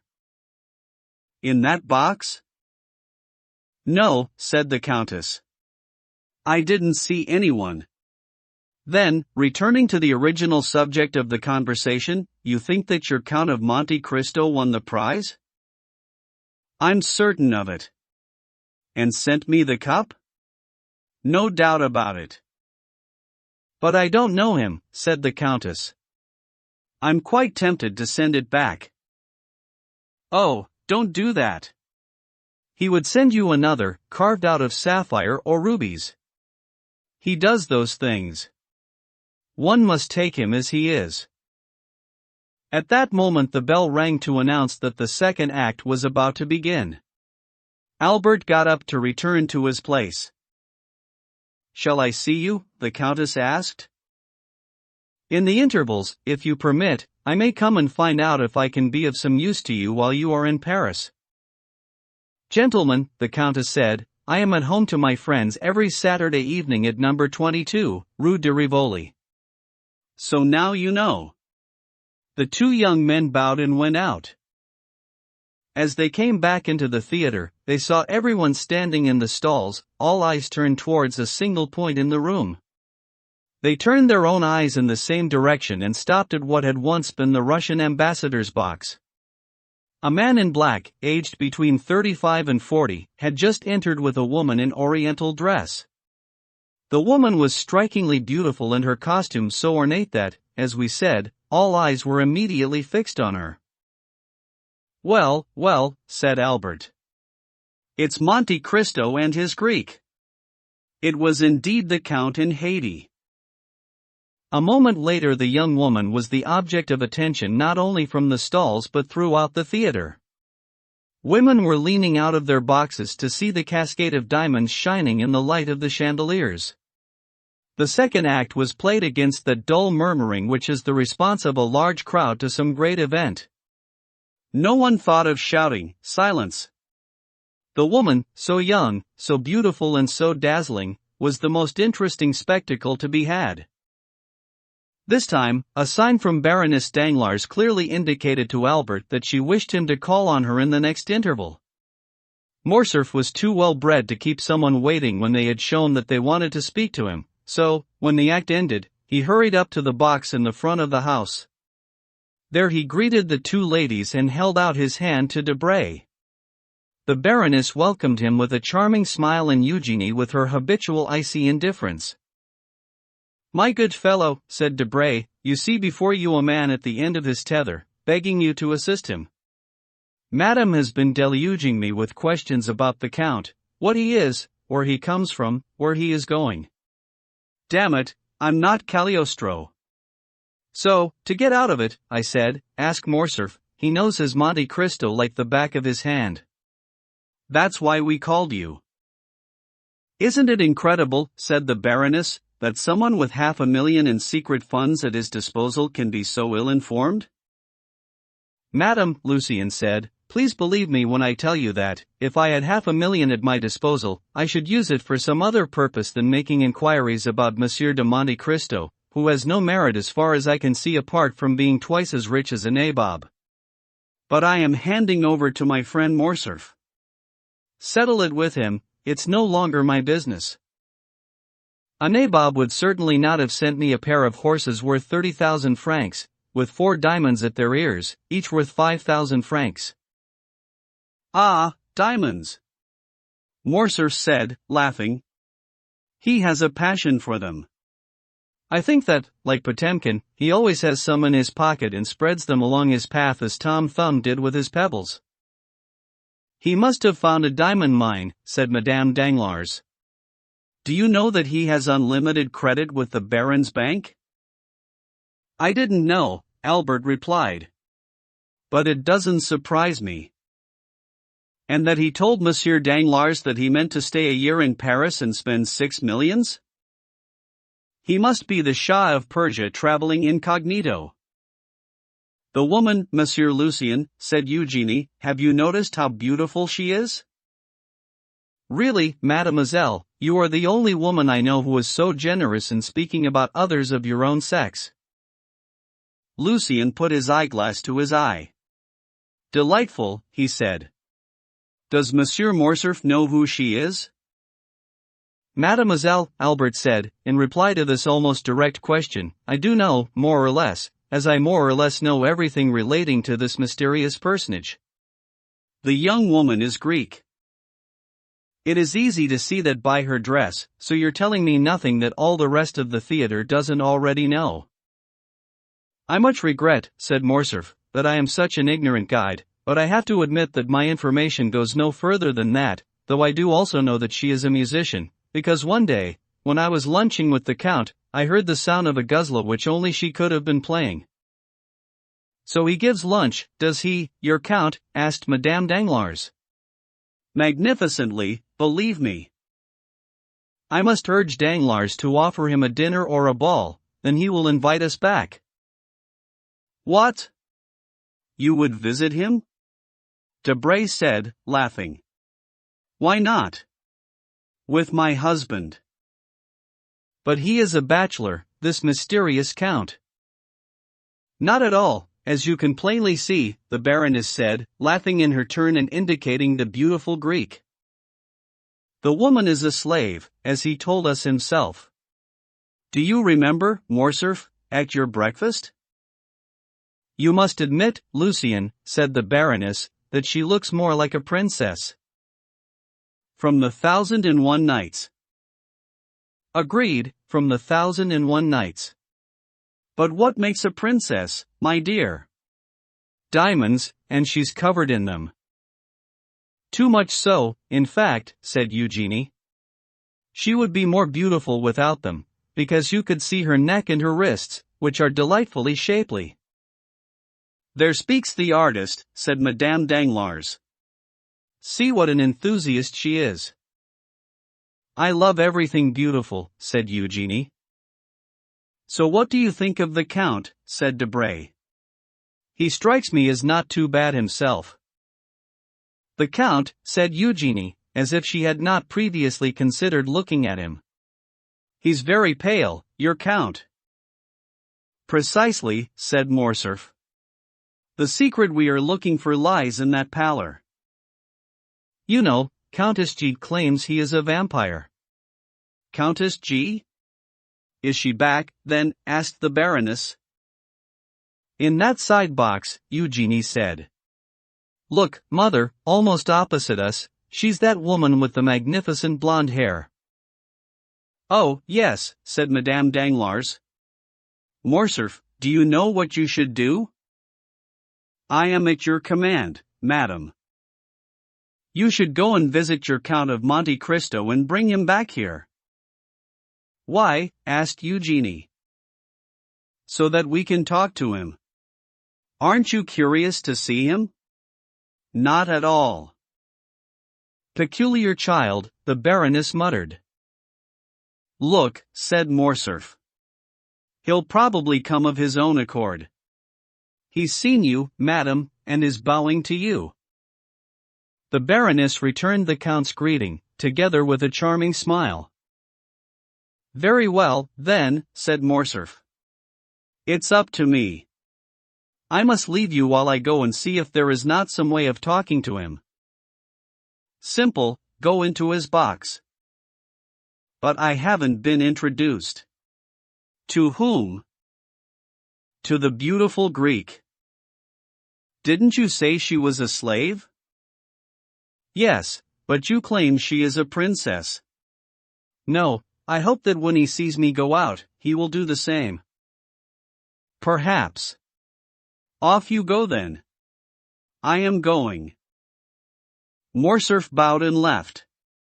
As predicted, when he walked past the Count's box, the door opened. The Count said a few words in Arabic to Ali, who stood in the corridor, and took Morcerf's arm. Ali shut the door and stood in front of it. People gathered around the Nubian in the corridor. Really, Monte Cristo said, Paris is an odd city and you Parisians an odd people. Anyone would think that this was the first time they had seen a Nubian. Look at them crowding round poor Ali, who doesn't know what to make of it. I guarantee one thing, however, which is that a Parisian could go to Tunis, Constantinople, Baghdad or Cairo, and no crowd would gather around him. That is because your Orientals are sensible folk who only look at something when it is worth looking at. But I can assure you that Ali is enjoying this popularity for no reason except that he belongs to you, because you are the man Alamo just now. Really? To what do I owe that distinction? To yourself, what else? You give away horseflesh to the value of 1,000 louis, you save the life of the king's prosecutor, you dub yourself Major Brack to race thoroughbreds ridden by jockeys no bigger than marmozets and, finally, you win gold cups and send them to beautiful women. Who the devil told you of all these follies? Why, the first comes from Madame Danglars, who is dying to see you in her box, or, rather, for people to see you there. The second I had from Beauchamp's newspaper, and the third I worked out for myself. Why do you call your horse Vampa, if you wish to remain incognito? True, said the Count. That was unwise of me. But tell me, does the Comte de Morcerf never come to the opera? I looked around for him but could not find him anywhere. He will be here this evening. Where? In the Baroness's box, I think. And the enchanting young lady with her is her daughter? Yes. I compliment you. Morcerf smiled. We must speak of that later, and at length, he said. How do you find the music? What music? The music you have just heard. I think it's very good for music composed by a human composer and sung by birds with 2 feet and no feathers, as the late Diogenes remarked. My dear Count, you speak as though you could, at will, call up the 7 choirs of paradise. That's more or less the case. When I want to listen to fine music, Vicomte, music such as mortal ear has never heard, I sleep. Well, this is the perfect place. Sleep away, my dear Count, sleep away. The opera was designed for no other purpose. No, I can't, your orchestra is making too much noise. For me to enjoy the kind of sleep I mean, I need calm and silence, and a particular kind of preparation. Ah, the famous hashish? Precisely. Viscount, when you want to hear some music, come and take supper with me. But I have already heard it at lunch, said Morcerf. In Rome? Yes. Of course. That was Hades Guzla. The poor exile sometimes amuses herself by playing me some of her native airs. Morcerf did not press the matter, and the Count, for his part, fell silent.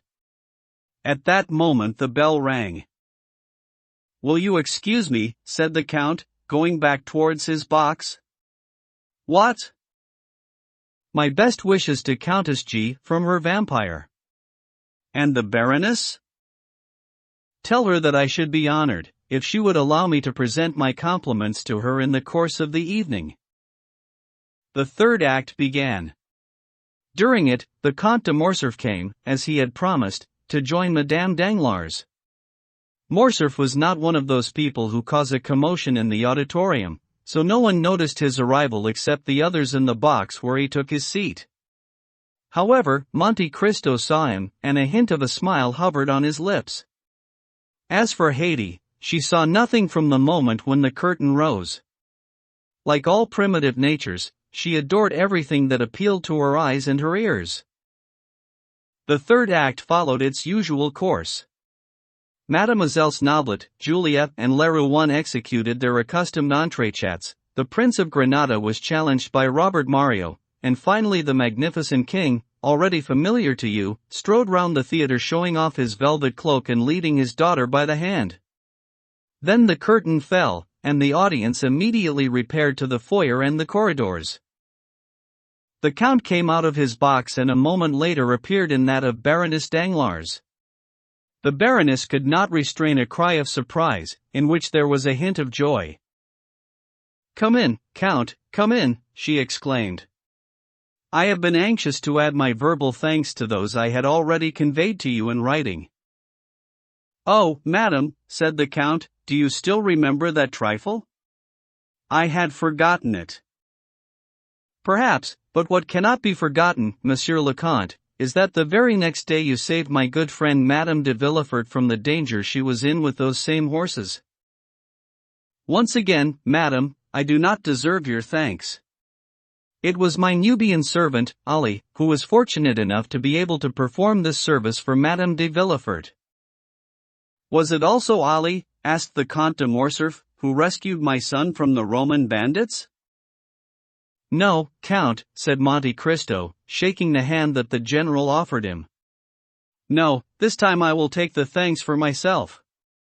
"But you had already offered them, I had received them and, in truth, I am embarrassed to find you still so grateful. Please do me the honor, Madame la Baronne, of introducing me to your daughter." "You are already introduced, at least in name, for we have spoken of nothing except you over the past 2 or 3 days. Eugenie," the Baroness went on, turning to her daughter, the Count of Monte Cristo. The Count bowed and Lee Danglars gave a slight nod of the head.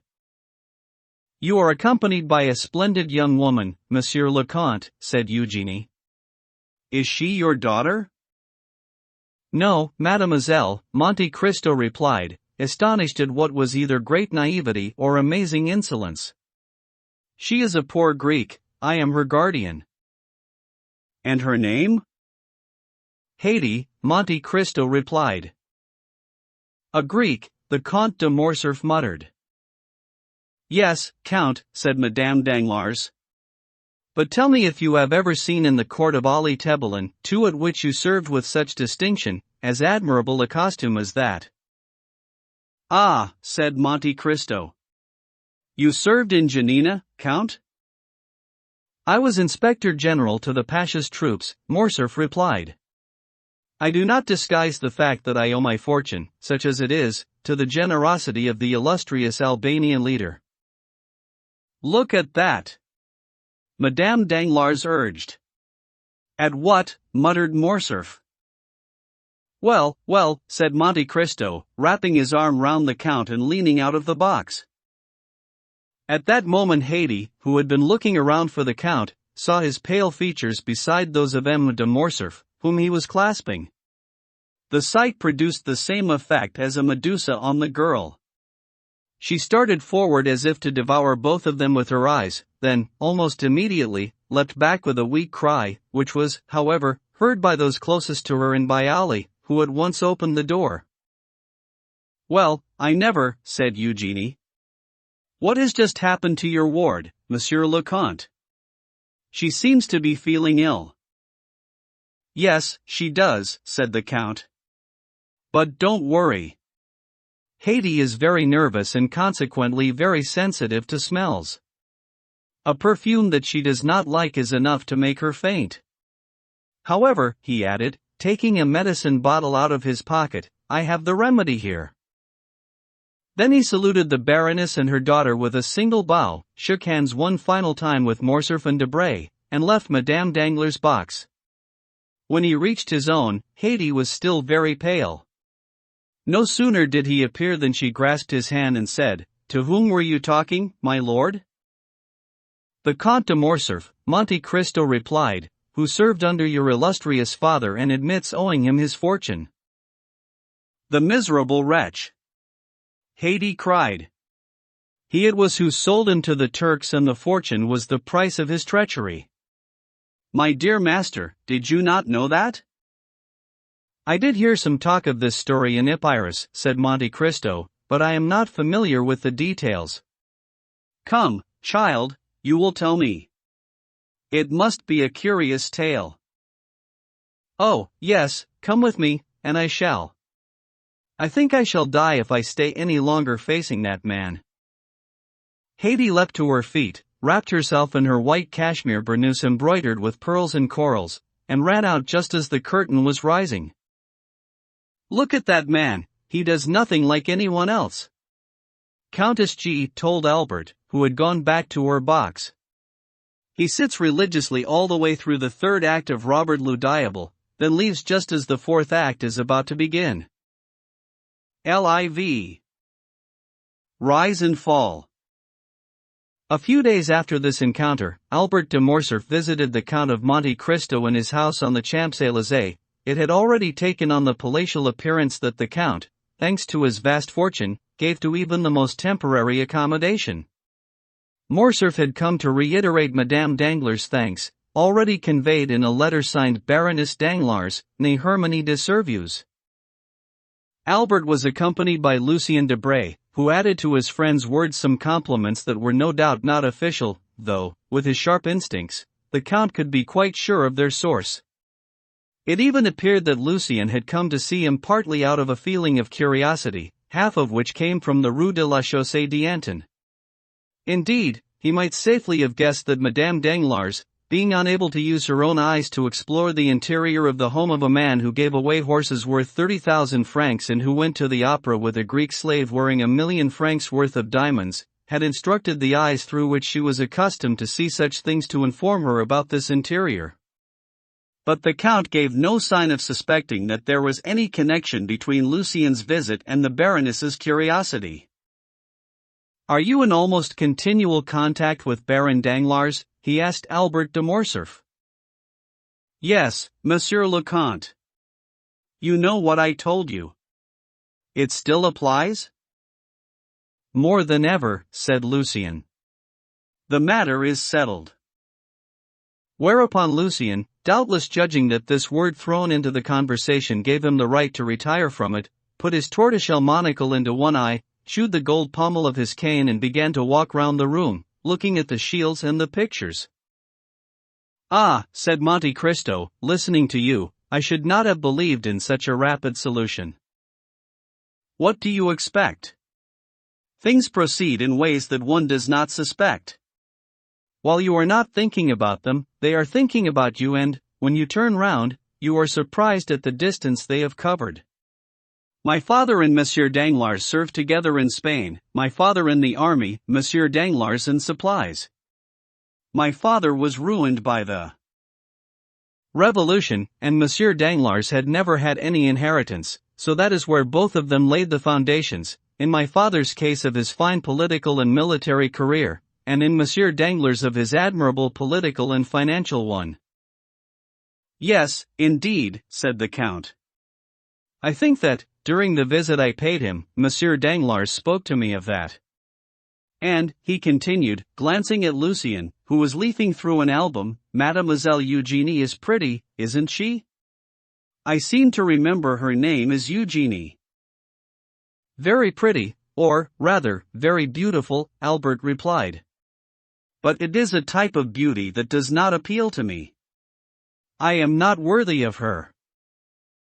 You already speak as if you were her husband.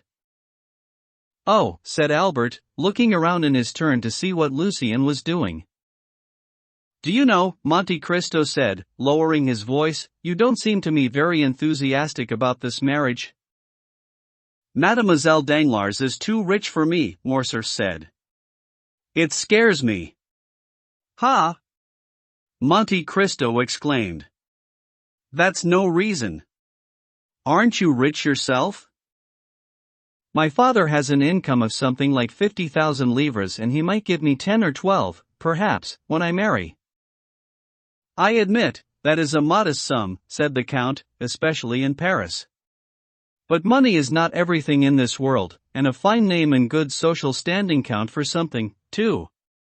Your name is famous, your position is magnificent, and, in addition to that, the Comte de Morcerf is a soldier and it is a pleasure to see the integrity of Bayard allied to the poverty of Du Guesclin. Disinterestedness is the finest ray that can shine from a noble sword. I must say that, on the contrary, I find this match as appropriate as may be. Mademoiselle Danglars will enrich you and you will ennoble her. Albert shook his head and remained thoughtful. There is something more, he said. I admit, Monte Cristo continued, that I find it hard to understand your repugnance for a rich and beautiful young girl. Oh, good Lord, said Morcerf. The repugnance, if there is any, does not only come from me. From whom, then? You told me that your father was in favor of the marriage. From my mother, and she has a prudent and unfailing eye. Well, she does not favor the match. I don't know what she has against the Danglars. It's understandable, said the Count, in a slightly unnatural voice. The Countess, who is the epitome of distinction, aristocracy and good taste, might have misgivings about embracing a family that is low-born, coarse and ignoble. It's only natural. I don't know if that is it, said Albert. What I do know is that I feel that, if this marriage takes place, she will be unhappy about it.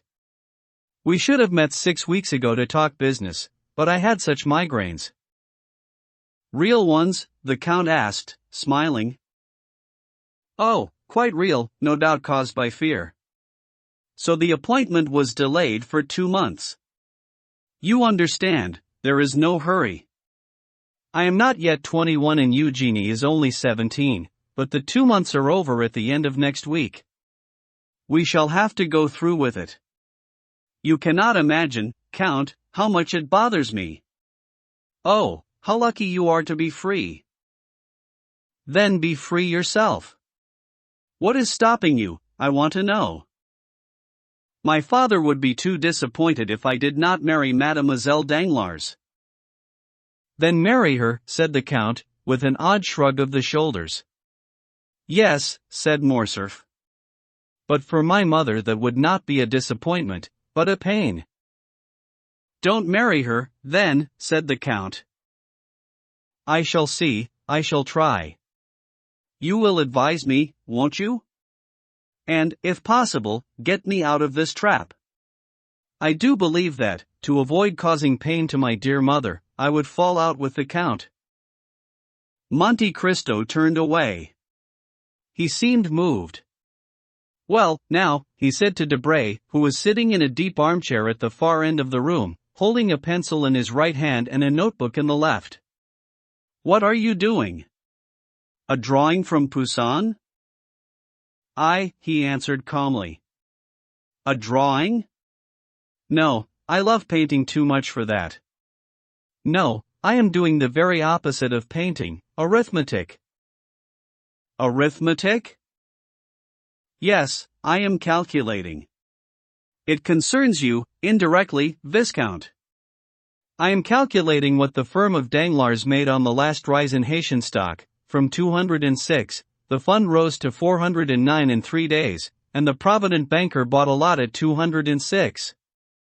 He must have made 300,000 livres. That's not his best coup, said Morcerf. Didn't he make $1 million this year with Spanish bonds? Listen, my dear fellow, said Lucien. The Count of Monte Cristo here will tell you, as the Italians do. Denaro e sentita meta della meta one. And that's a lot. So when I hear stories like that, I shrug my shoulders. You were talking about Haiti, said Monte Cristo. Oh, Haiti is something else. Haiti is the écarté of French speculation.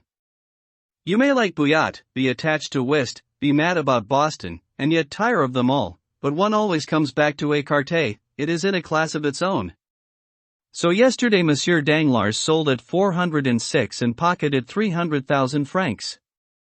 If he had waited until today, when the rate fell to 205, instead of gaining 300,000 francs, he would have lost 20 or 25,000. Why did the rate fall from 409 to 205? Monte Cristo asked.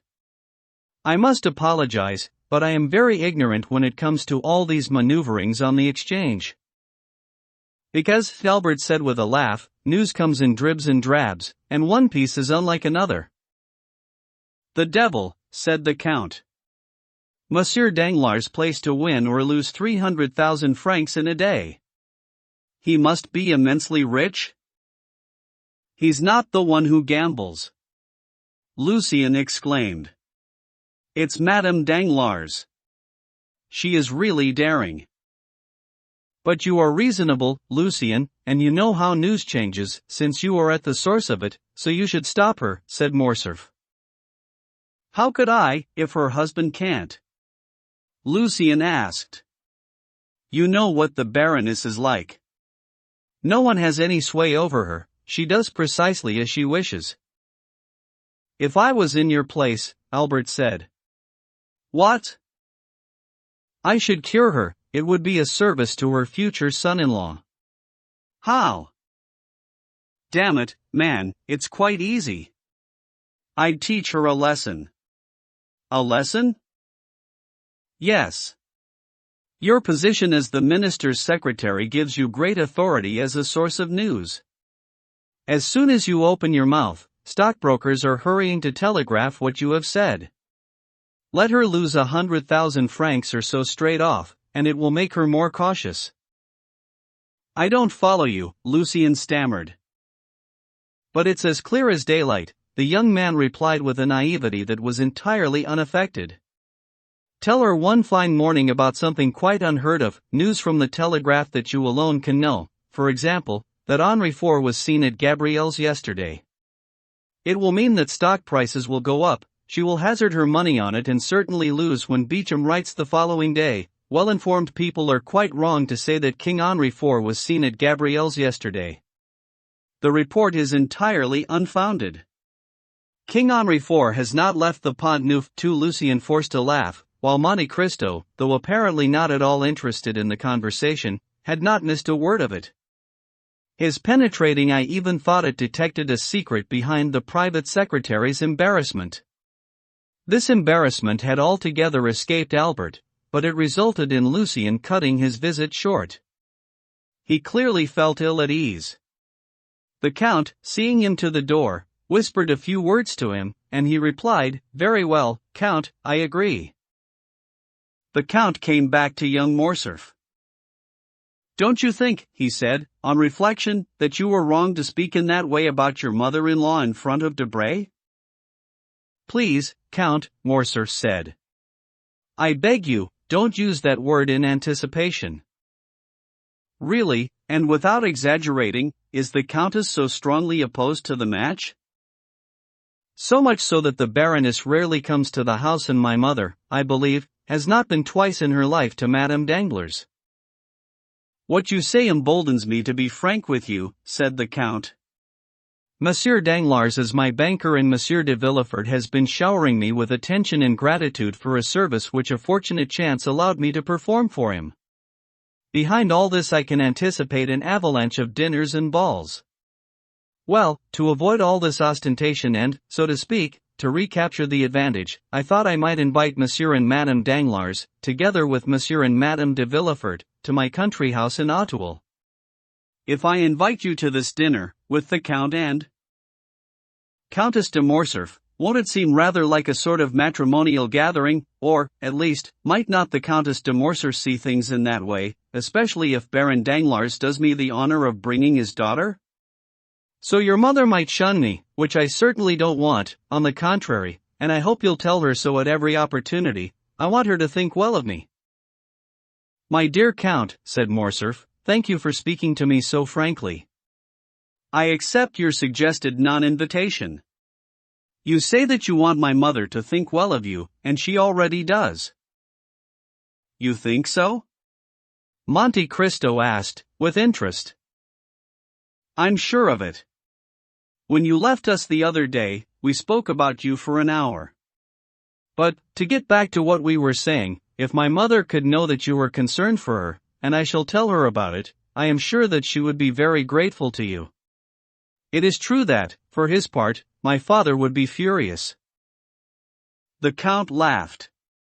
Well, he told Morcerf, you have been warned.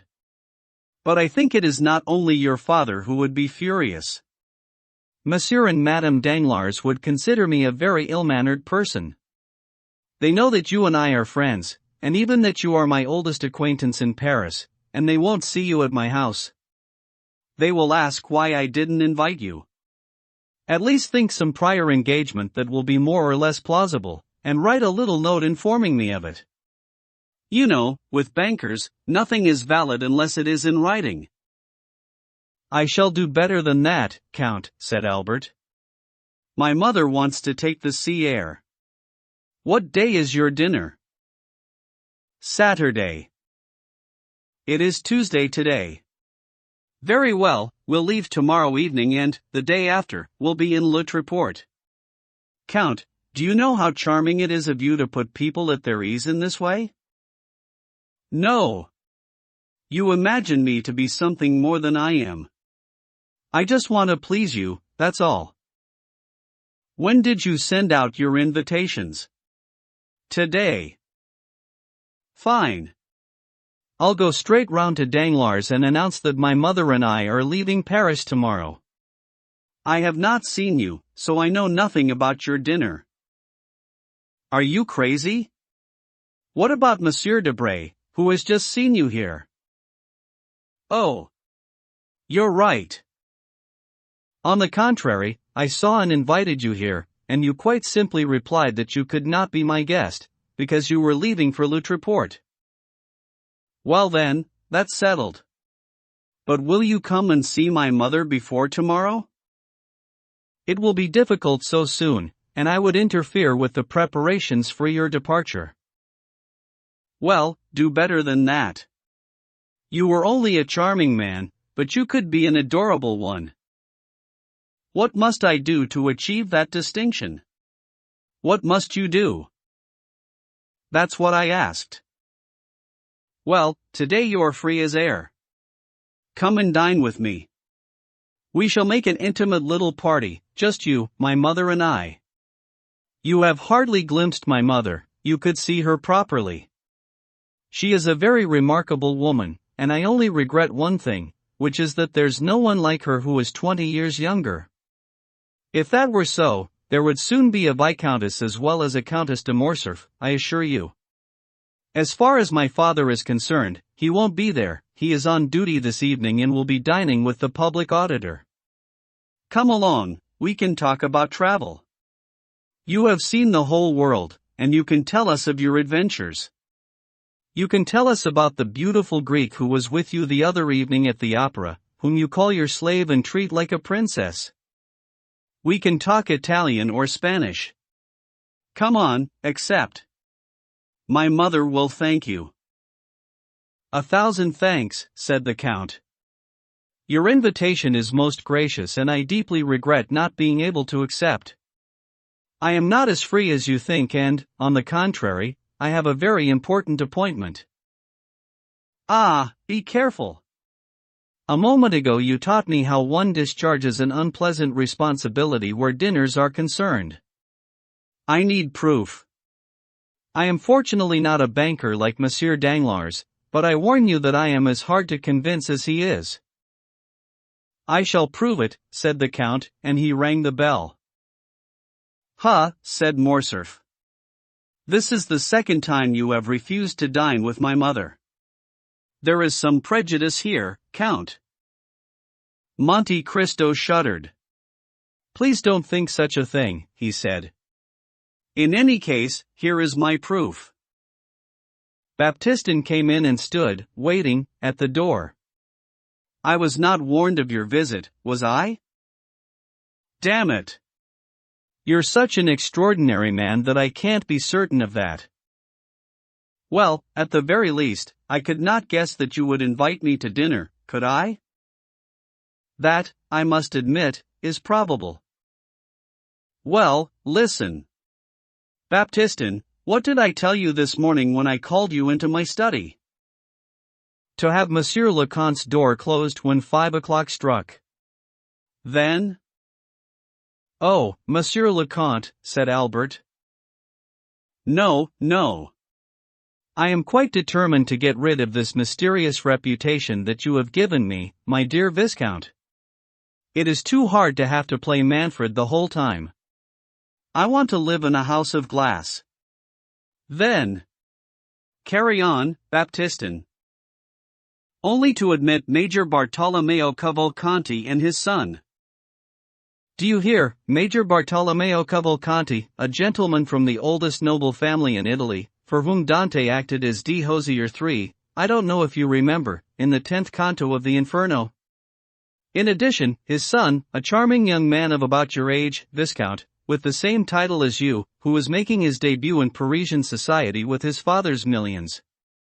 This evening, the Major will be bringing me his son Andrea, the Contino, as we call him in Italy. He is entrusting him to me.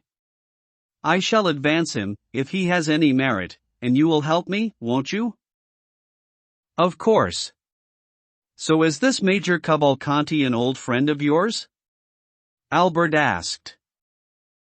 Not at all. He's a worthy aristocrat, very polite, very unassuming and very discreet, as there are many in Italy, descendants of old families who have descended a very long way. I have seen him several times, in Florence, or in Bologna, or in Lucca, and he told me he was coming here. Acquaintances made on journeys are demanding. They require of you, in any place whatsoever, the same friendship that you showed them once, by chance, as if a civilized man, who can pass an hour with anyone, did not always have some reservations. The good Major Cavalcanti wants to revisit Paris, which he has only seen once, during the Empire, when he passed through on his way to catch a cold in Moscow. I shall give him a good dinner, he will leave me his son. I shall promise to look after the boy, then I'll let him commit whatever folly he wishes and we shall be quits. Perfectly so, said Albert. I can see that you are a fine tutor. Farewell, then, we shall return on Sunday. Oh, by the way, I have heard from Franz. Really? Monte Cristo said. Is he still enjoying Italy? I think so. However, he misses you. He says that you were the sunshine of Rome and without you the skies are gray. I think he may even have said that it's raining there.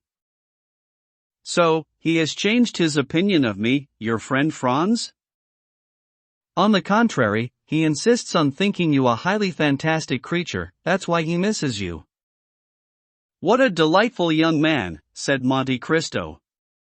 I felt a liking for him the first evening I met him, looking for a supper, when he was good enough to accept mine. He is, I believe, the son of General d'Épinay? Precisely. The one who was so disgracefully assassinated in 1815? By the Bonapartists. That's it. By heaven, I like him. Is there not also some marriage planned for him? Yes, he is to marry Mademoiselle de Villefort. Is that true? As true as that I am to marry Mademoiselle Danglars, Albert said with a laugh. Did you laugh? Yes. Why? Because I think there is as much enthusiasm for that marriage as there is from here for the match between Mademoiselle Danglars and me. But, honestly, my dear Count, we are speaking about women as women speak about men. That's unforgivable. And Albert got up. Are you leaving? What a question. I have been boring you for the past 2 hours, and you are kind enough to ask if I'm leaving. Really, Count, you are the most civil man on earth. And your servants, how well trained they are. Above all, Monsieur Baptistin. I have never been able to find one like that. Mine always seem to model themselves on the ones in the Théâtre Français who, just because they have only one word to say, always come and say it in front of the footlights. So, if you ever want to get rid of Monsieur Baptistin, please give me first refusal. Agreed, Vicomte.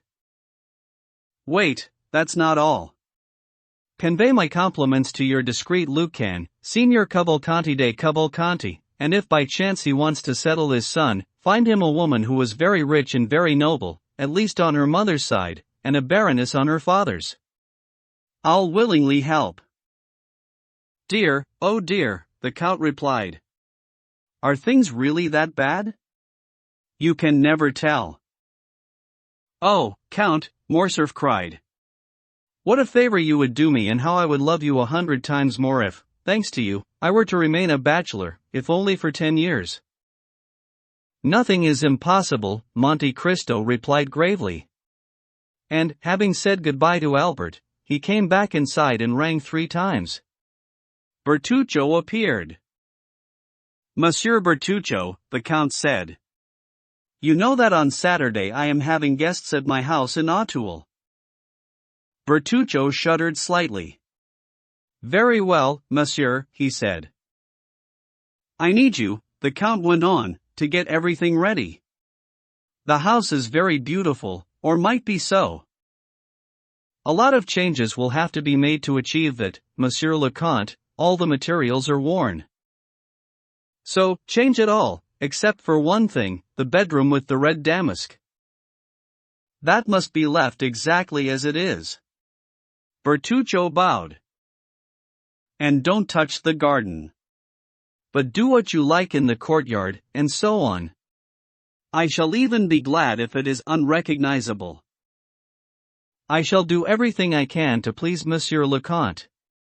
However, I should be easier in my mind if Monsieur le Comte will tell me what he intends by this dinner. Really, my dear Monsieur Bertuccio, the Count said, I find that since we have been in Paris you are nervous and seem out of place. Don't you know me by now? But your Excellency might tell me who is to be invited. I don't know yet, and you have no reason to know either. Lucullus dines with Lucullus, that's all. Bertuccio bowed and went out. L.V. Major Cavalcanti. Neither the Count nor Baptistin had lied when they told Morcerf that the Major from Lucca was to visit, which was Monte Cristo's excuse for refusing the invitation to dinner. The clock had just struck 7 Sima Bertuccio, as instructed, having left for Auteuil at 2 o'clock, when a cab drew up at the door, then hurried off, in what looked like shame, immediately after depositing at the gate a man of around 52, wearing one of those green frock coats, frogged in black, which seem in Europe to belong to an undying breed of garment. Wide blue trousers, boots still clean, although their polish was questionable and their sole a trifle too thick, suede gloves, a hat, in shape close to a gendarme's, and a black collar edged in white which, if its owner were not wearing it by choice, might have been mistaken for an iron yoke. Such was the picturesque costume worn by the person who rang the outer bell, asking if it was not here, at number 30, Avenue de Champs-Élysées, that the Count of Monte Cristo lived, and who, on receiving the answer yes, closed the gate behind him and walked towards the front steps. The man's small, angular head, his graying hair and his thick, gray mustache identified him to Baptistin, who had a precise description of the visitor and was waiting for him in the hall. So, no sooner had he announced his name to the intelligent servant than Monte Cristo was informed of his arrival. The stranger was introduced into the simplest drawing room, where the Count was waiting and came to greet him with a welcoming smile. "My dear sir," he said. "Welcome. I was expecting you. Really, said the Lucan. Your Excellency was expecting me? Yes, I was informed that you would be arriving this evening at 7. You were informed of my arrival? Precisely. I'm so glad. I must admit, I was afraid that they had forgotten to take that little precaution. Which one? That of informing you in advance. No, not at all. But are you sure you are not mistaken? Quite sure. I am really the person that Your Excellency was expecting today at 7? Yes, you are. In any case, we can make sure. Oh, if you were expecting me, there is no need, said the Lucan. Yes, there is, said Monte Cristo. The man looked faintly uneasy. Now, let's see, said Monte Cristo. Aren't you the Marquis Bartolomeo Cavalcanti? Bartolomeo Cavalcanti, the Lucan repeated, joyfully. That's right. Formerly a major in the service of the Austrian army? Was I a major? The old soldier asked timidly. Yes, a major, said Monte Cristo. That is the name we give in France to the rank that you held in Italy. Very well, I ask nothing better, you understand. In any event, said Monte Cristo, you have not come here on your own initiative. No, certainly not. You were sent by someone. Yes. By the good Abbé Busoni? That's right, the major exclaimed delightedly. Do you have a letter? Here it is. So, you see. Give it to me. And Monte Cristo took the letter, opened it and read it. The major watched him, his eyes wide with astonishment, then looked curiously at every part of the room, though always eventually turning back to its owner. Here we are, the dear Abbé. Major Cavalcanti, a worthy physician of Lucca, descendant of the Cavalcantas of Florence, Monte Cristo said, reading, who possesses a fortune of 500,000 in income. The Count looked up from the paper and bowed. Of 500,000, I say. My dear Monsieur Cavalcanti. Does it say 500,000? The Lucan asked. In so many words. And it must be true, because Abbé Busoni is the man who knows most about the great fortunes of Europe. Let it be 500,000, then, said the Lucan. But, on my word, I didn't think it was such a sum. That's because you have a steward who robs you. What do you expect, dear Monsieur Cavalcanti? We must all go through it. You have just shown me the light, the Lucan said gravely. I shall dismiss him. Monte Cristo continued reading, and who only needs one thing for his happiness. Yes, my God. Yes, one thing, said the Lucan with a sigh. To find the son he adores. The son he adores. Who was abducted in his youth either by an enemy of his noble family or by gypsies. At the age of 5, monsieur, said the Lucan, sighing deeply and raising his eyes towards heaven. Poor father, said Monte Cristo, then continued, I am giving him hope, I am restoring him to life, Monsieur le Comte, by telling him that you may be able to find this son, whom he has sought in vain for 15 years. The Lucan looked at Monte Cristo with an indefinable expression of anxiety. I can, said Monte Cristo. The major drew himself up to his full height. So, he said. So? The letter was true then from beginning to end? Did you ever doubt it, my dear Monsieur Bartolomeo? No, never. How could it be? A serious man like Abbé Busoni, a man with that aura of sanctity, could not allow himself to joke on such a matter. But you have not read everything, Excellency. True. There is a postscript. Yes, the Lucan repeated. There is a postscript. To spare Major Cavalcanti the trouble of having to transfer funds to his banker, I am sending an order of 200,000 francs for his traveling expenses and a credit on you in the sum of 48,000 francs which you still owe me.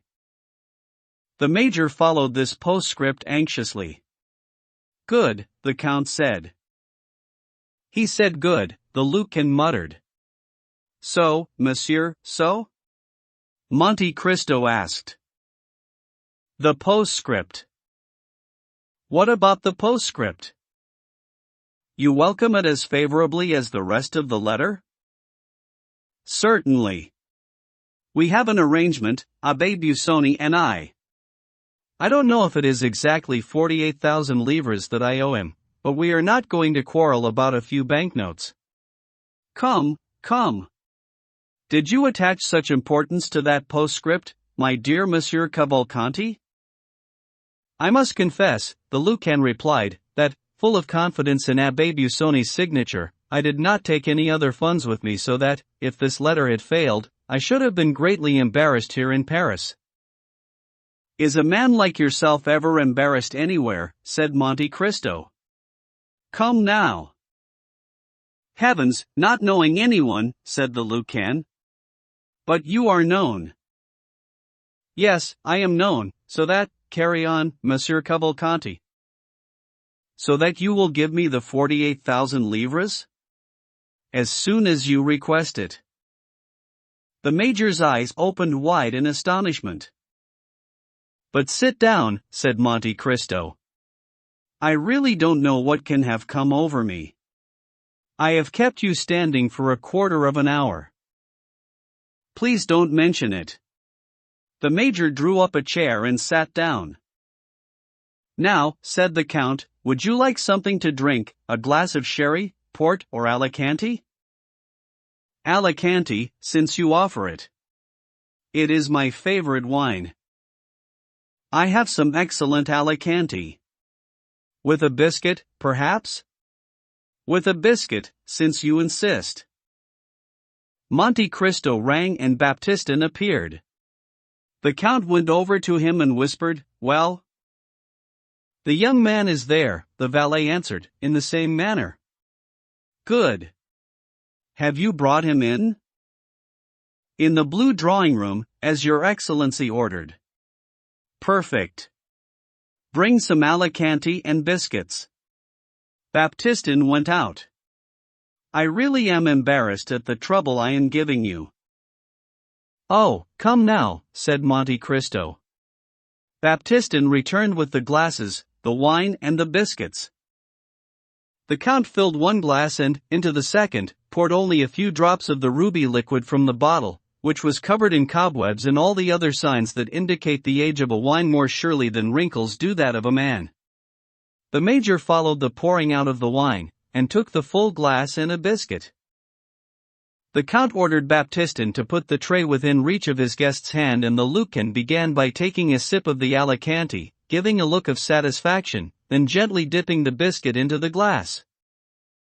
So, Monsieur, Monte Cristo said, you live in Lucca, you are rich, you are noble, you enjoy universal respect, you have everything that might make a man happy. Everything, Excellency, the major said, devouring his biscuit. Absolutely everything.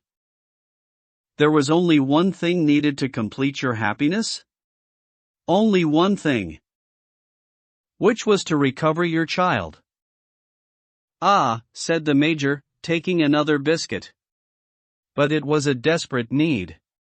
He looked up and tried to sigh. Now, then, dear Monsieur Cavalcanti, Monte Cristo said.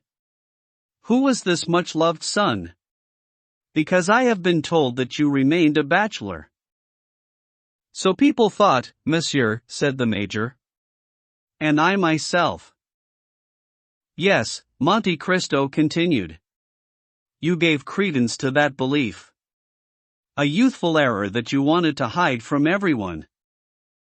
The Lucan drew himself up and adopted the calmest and most dignified air that he could, at the same time modestly lowering his eyes, either to keep up appearances or to assist his imagination, all the while looking from under his eyebrows at the Count, the fixed smile on whose lips expressed the same unfailing, benevolent curiosity. Yes, monsieur, he said. I wanted to hide my error from everyone. Not for your sake, said Monte Cristo. A man is above such things. Oh, no, certainly, not for my sake, the Major said with a smile and a shake of the head. But for the child's mother, said the Count. For his mother, the Lucan exclaimed, taking a third biscuit. For his poor mother. Have another glass, dear Monsieur Cavalcanti, said Monte Cristo, pouring him some more Alicante. The emotion is stifling you. For his poor mother, the Lucan muttered, trying to find out whether an effort of will might not act upon the lacrimal duct and dampen the corner of his eye with a false tear. Who belonged to one of the leading families in Italy, I believe. À Patrician l'a dit from Fiesole, Monsieur le Comte, à Patrician from Fiesole. Whose name was? You want to know her name? But of course, said Monte Cristo. No need to tell me. I know it. Monsieur le Comte knows everything, said the Lucan, with a bow. Olivia Corsinari, if I'm not mistaken? Olivia Corsinari. A Marchesa? A Marchesa. Whom you did eventually marry, despite the opposition of the family? Yes, eventually. So, you have got your papers, said Monte Cristo. All signed and sealed? What papers? The Lucan asked. Well, your marriage certificate and the child's birth certificate. The child's birth certificate? The birth certificate of Andrea Cavalcanti, your son. He was called Andrea, I believe? I think so, said the Lucan. What do you mean, you think so? Well, by God, I can't be sure. It's so long since he disappeared. Quite so, said Monte Cristo. And you do have all these papers? Count, I regret to say that, not having been told to obtain these documents, I forgot to bring them with me. Oh, the devil, said Monte Cristo. Were they absolutely essential? Quite indispensable. The Lucan scratched his head. Ah, perbaccio, he said. Indispensable. Of course. If anyone here should raise any doubt as to the validity of your marriage or the legitimacy of your child. That's right, said the Lucan. Doubts might be raised. It would be troublesome for the young man. It might be fatal. It could spoil a splendid match for him. Oh, peccato. You realize that in France the authorities are strict. It is not enough, as in Italy, to go and find a priest and say, we are in love, marry us. There is civil marriage in France and, to be married in the eyes of the state, you must have papers to prove your identity. There's the rub. I don't have the papers. Luckily, I do, said Monte Cristo. You do? Yes. You have them? I have them. Well, I never, the Lucan exclaimed, having seen the object of his journey threatened by the absence of his papers and fearing that the omission might put some barrier between him and his 48,000 livres. Well, I never. How fortunate. Yes, he continued, how very fortunate, because I should never have thought of it myself. Good Lord, I suppose not. One cannot think of everything. But, luckily, Abbé Busoni thought of it for you. You see, the dear Abbé. A cautious man. An admirable one, said the Lucan. Did he send the papers to you? Here they are. The Lucan clapped his hands in admiration. You married Olivia Corsinari in the church of Santa Paula at Monte Catini. Here is the priest's certificate. Yes, by gad. There it is, the major said, looking at it. And here is the certificate of baptism of Andrea Cavalcanti, issued by the priest in Saravezza. All in order, said the major. So, take these papers, which are of no use to me, and give them to your son who will keep them carefully. He certainly will. Because if he were to lose them? Monte Cristo asked. Well, we would have to ride off to Italy, said the Lucan. It would take a long time to get replacements. Difficult, in fact, said Monte Cristo. Almost impossible, said the major. I can see that you appreciate the value of these papers. I consider them priceless. Now, said Monte Cristo, regarding the young man's mother? The young man's mother, the major said anxiously. Marchioness Corsinari? Good Lord, said the Lucan, who seemed to see new pitfalls constantly opening in front of his feet. Will we need her? No, monsieur, Monte Cristo replied. In any case, is she not? Yes, said the major. She did. Pay her debt to nature? Alas, yes, the Lucan said eagerly. As I knew, said Monte Cristo.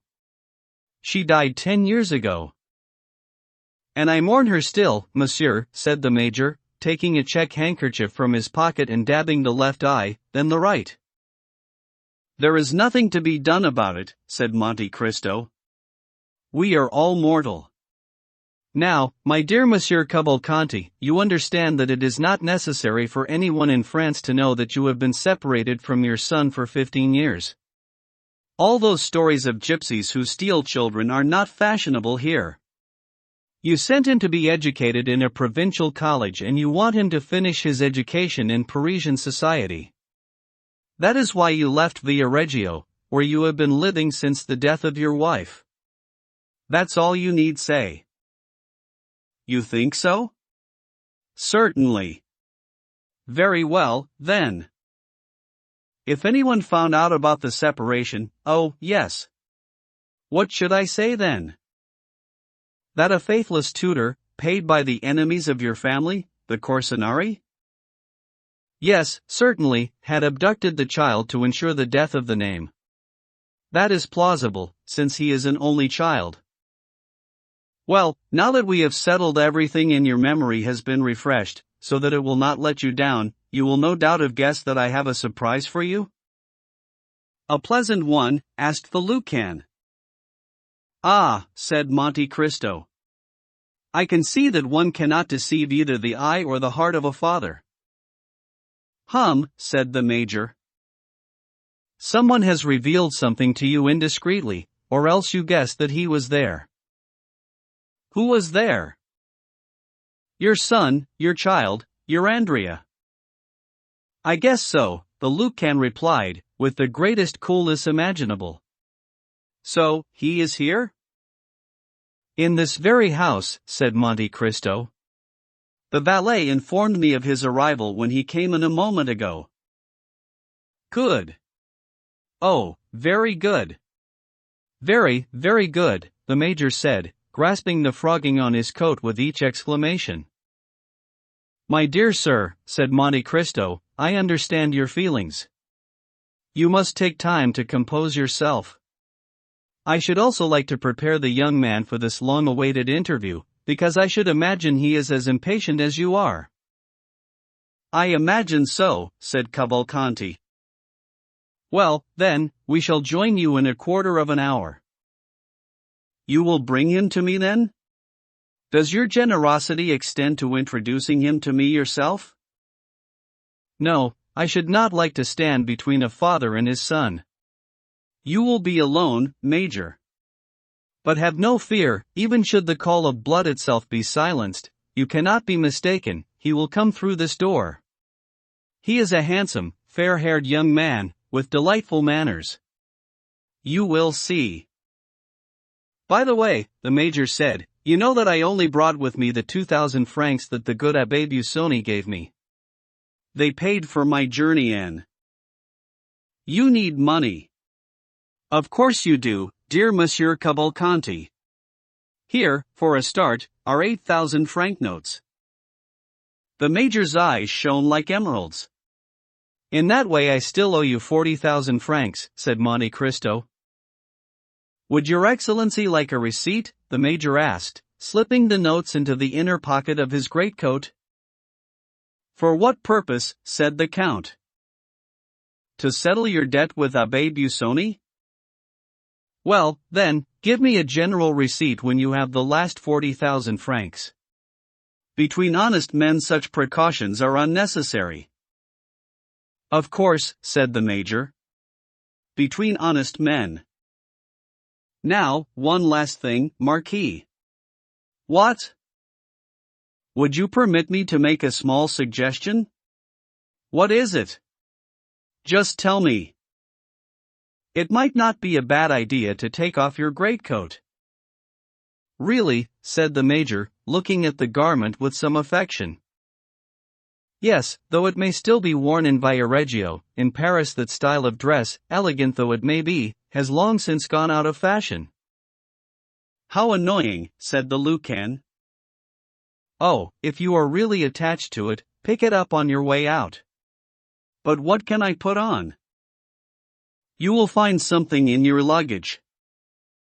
What do you mean, in my luggage? I only have a portmanteau.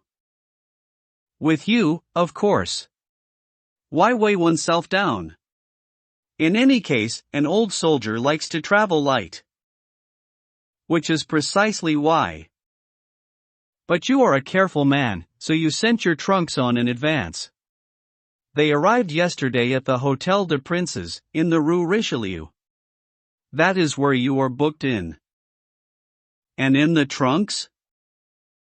I assume you took the precaution of getting your valet to pack everything you need, city clothes, uniform. On important occasions, you will wear your uniform, it makes a good impression. Don't forget your cross. People sneer at it in France, but they always wear it. Yes, very well, the Major said, mounting from one level of astonishment to another. And now, Monte Cristo said, when your heart has been strengthened against any too violent emotion, prepare, Monsieur Cavalcanti, to see your son Andrea.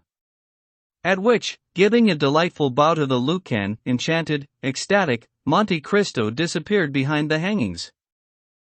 LVI. Andrea Cavalcanti.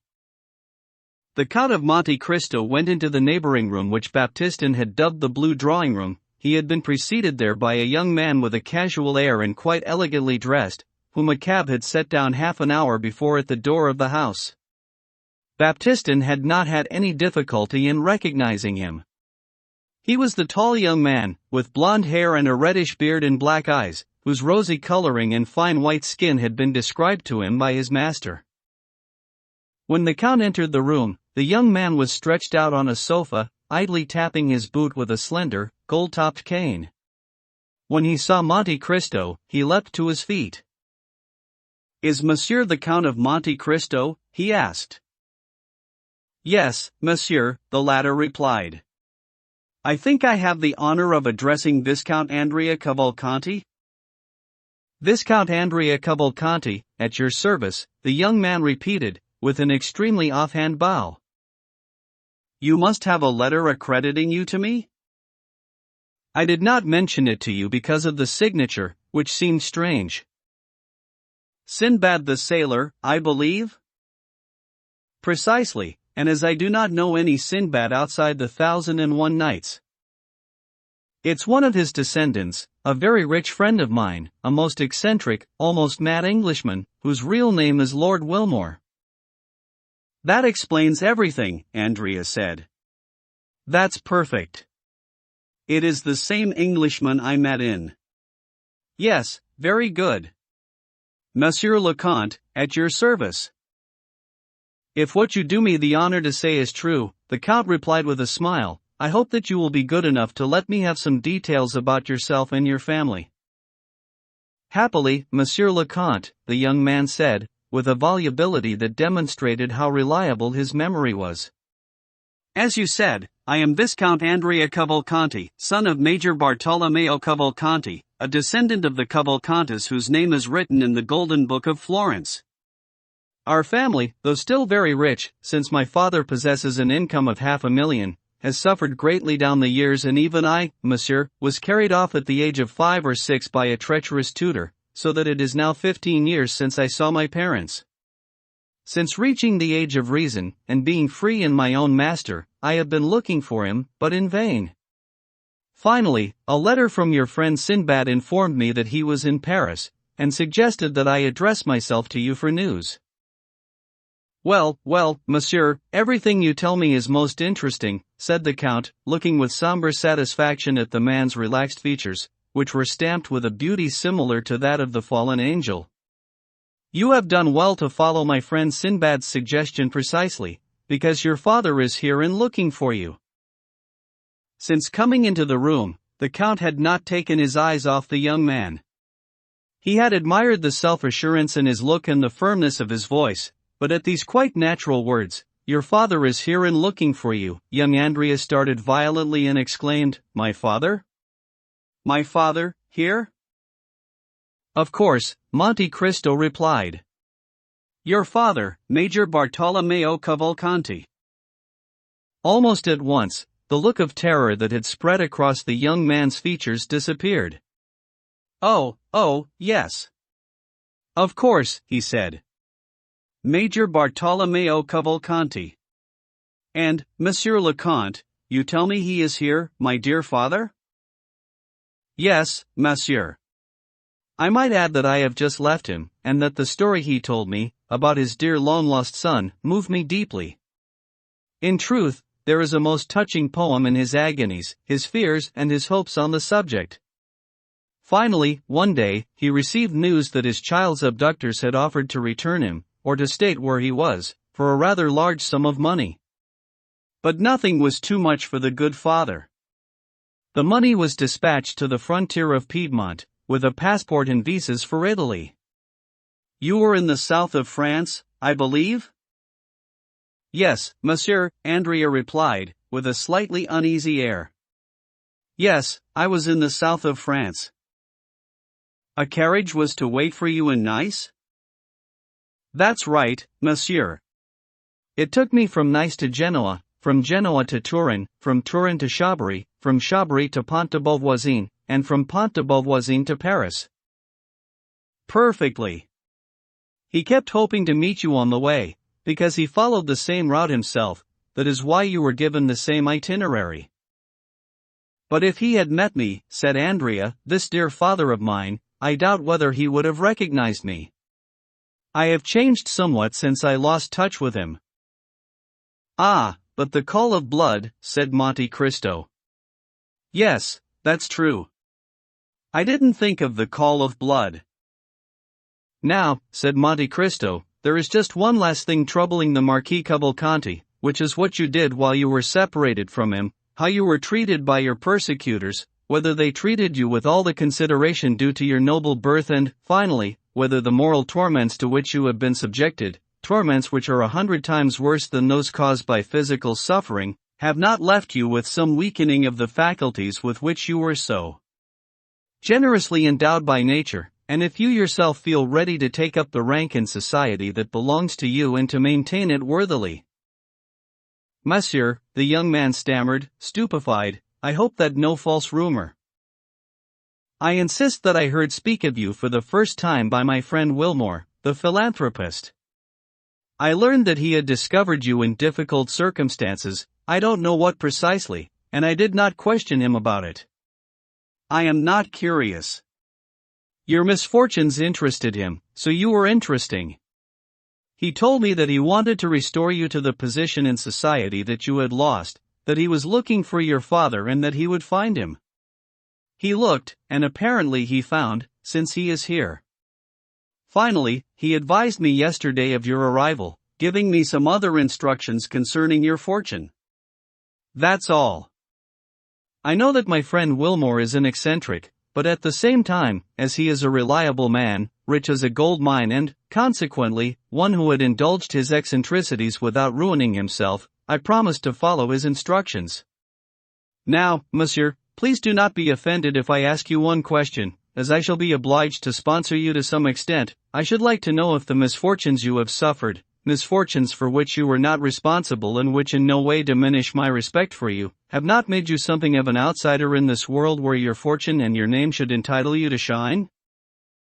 Monsieur, said the young man, who had been regaining his composure as the Count spoke, have no worries on that score. The abductors who took me away from my father, and who, no doubt, intended eventually to sell me back to him, as they have done, judged that, if they were to profit by me, they must conserve all the value of my person and even, if possible, enhance it.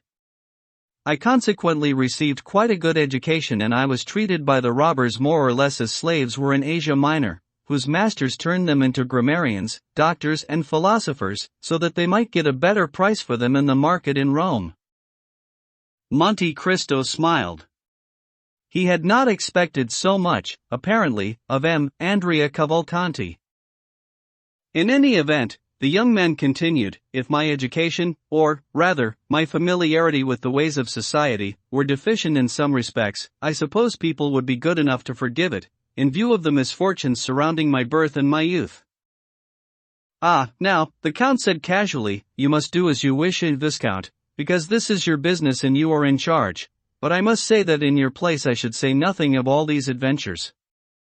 Your life story is a novel, and people, though they love novels bound between two yellow paper covers, are oddly suspicious of those which come to them in living vellum, even when they are as gilded as you are capable of being. Allow me to point out this difficulty to you, Monsieur le Vicomte, which is that no sooner will you have told your touching story to someone, than it will travel all round society, completely distorted. You will have to play the part of Antony I, and Antony's day has passed somewhat. You might perhaps enjoy the reputation of a curiosity, but not everyone likes to be the center of attention and the butt of comment. It might possibly fatigue you.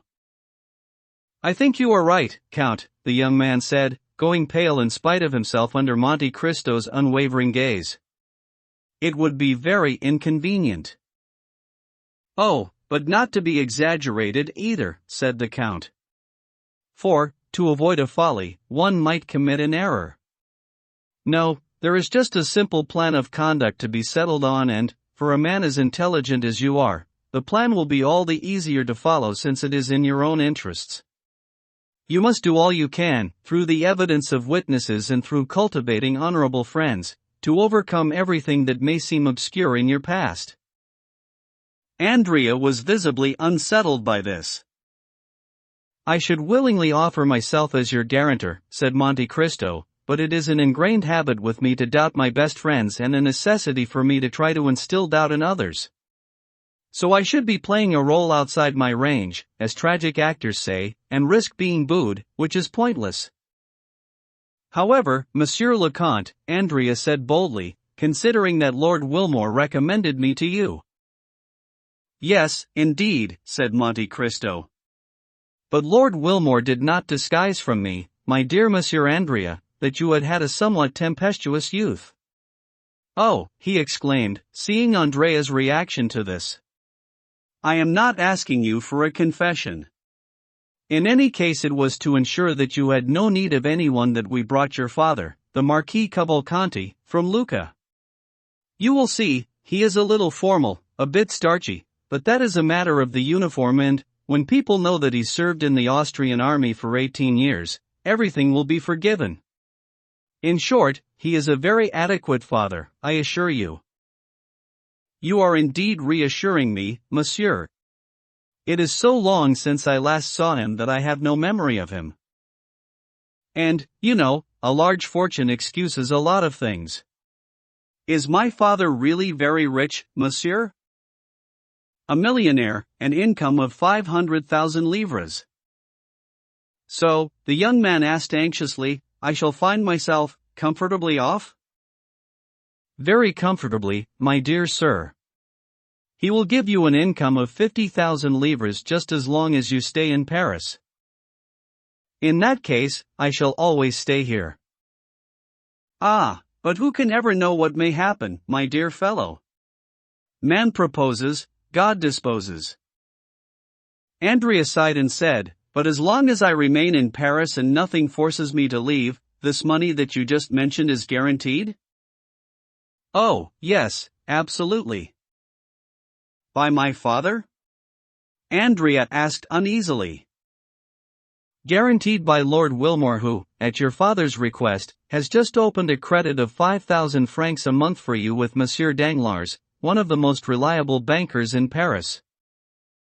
And does my father intend to stay in Paris long? Andrea asked, still uneasy. Only a few days, said Monte Cristo.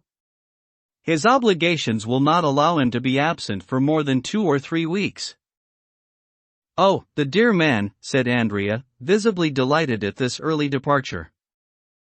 Which being the case, Monte Cristo said, pretending to mistake the tone in which these words were uttered, I do not wish to delay your reunion for a moment longer. Are you ready to embrace the worthy Monsieur Cavalcanti? I hope you do not doubt that I am. Very well, then, come into the drawing room, my dear friend, and you will find your father waiting for you. Andrea bowed deeply to the Count and went into the drawing room.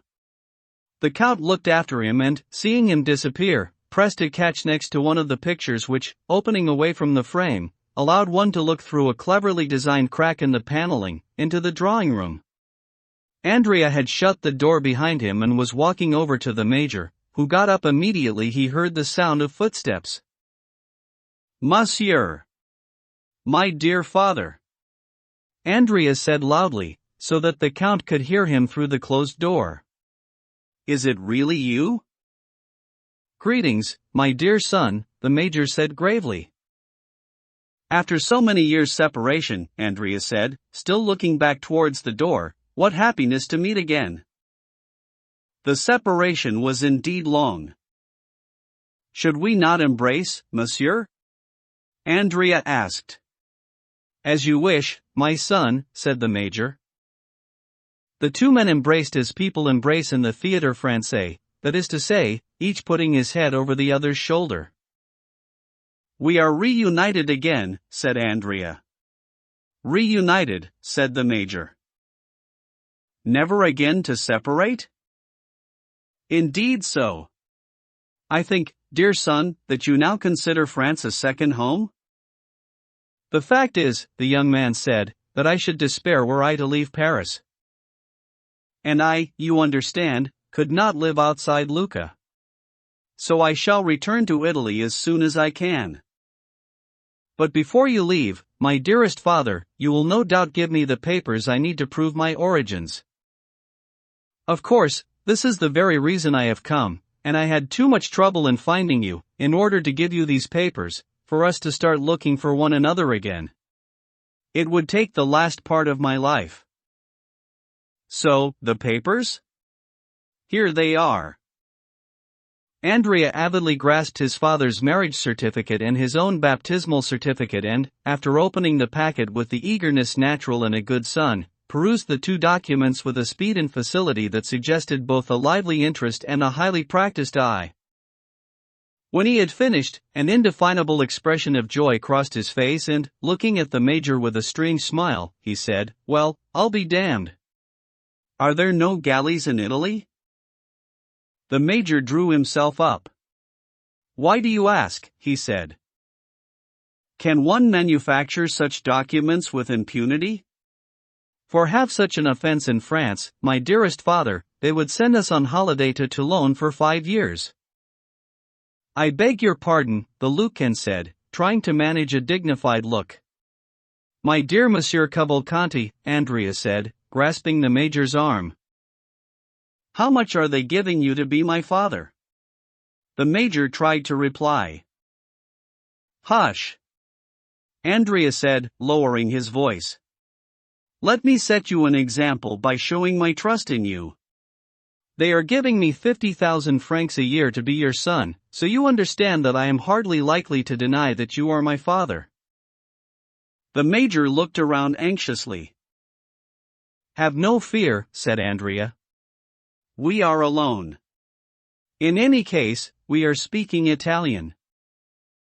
Well, said the Lucan, I am getting a single payment of 50,000 francs. Monsieur Cavalcanti, do you believe in fairy tales? I didn't, but I have to now. You have proof? The Major took a fistful of gold out of his pocket. Palpable proof, as you see. So you think I can trust the promises I have been made? I believe you can. And that the good Count will keep his word? In every respect. But, you understand, for that we must play our parts. What? I as the doting father. And I as the dutiful son. Since they want you to be my descendant, who, they? Truly, I don't know. The people who wrote to you. Didn't you get a letter? Yes. From whom? One Abbé Busoni. Who is unknown to you? I have never seen him. What did your letter say? You will not betray me? It is hardly likely.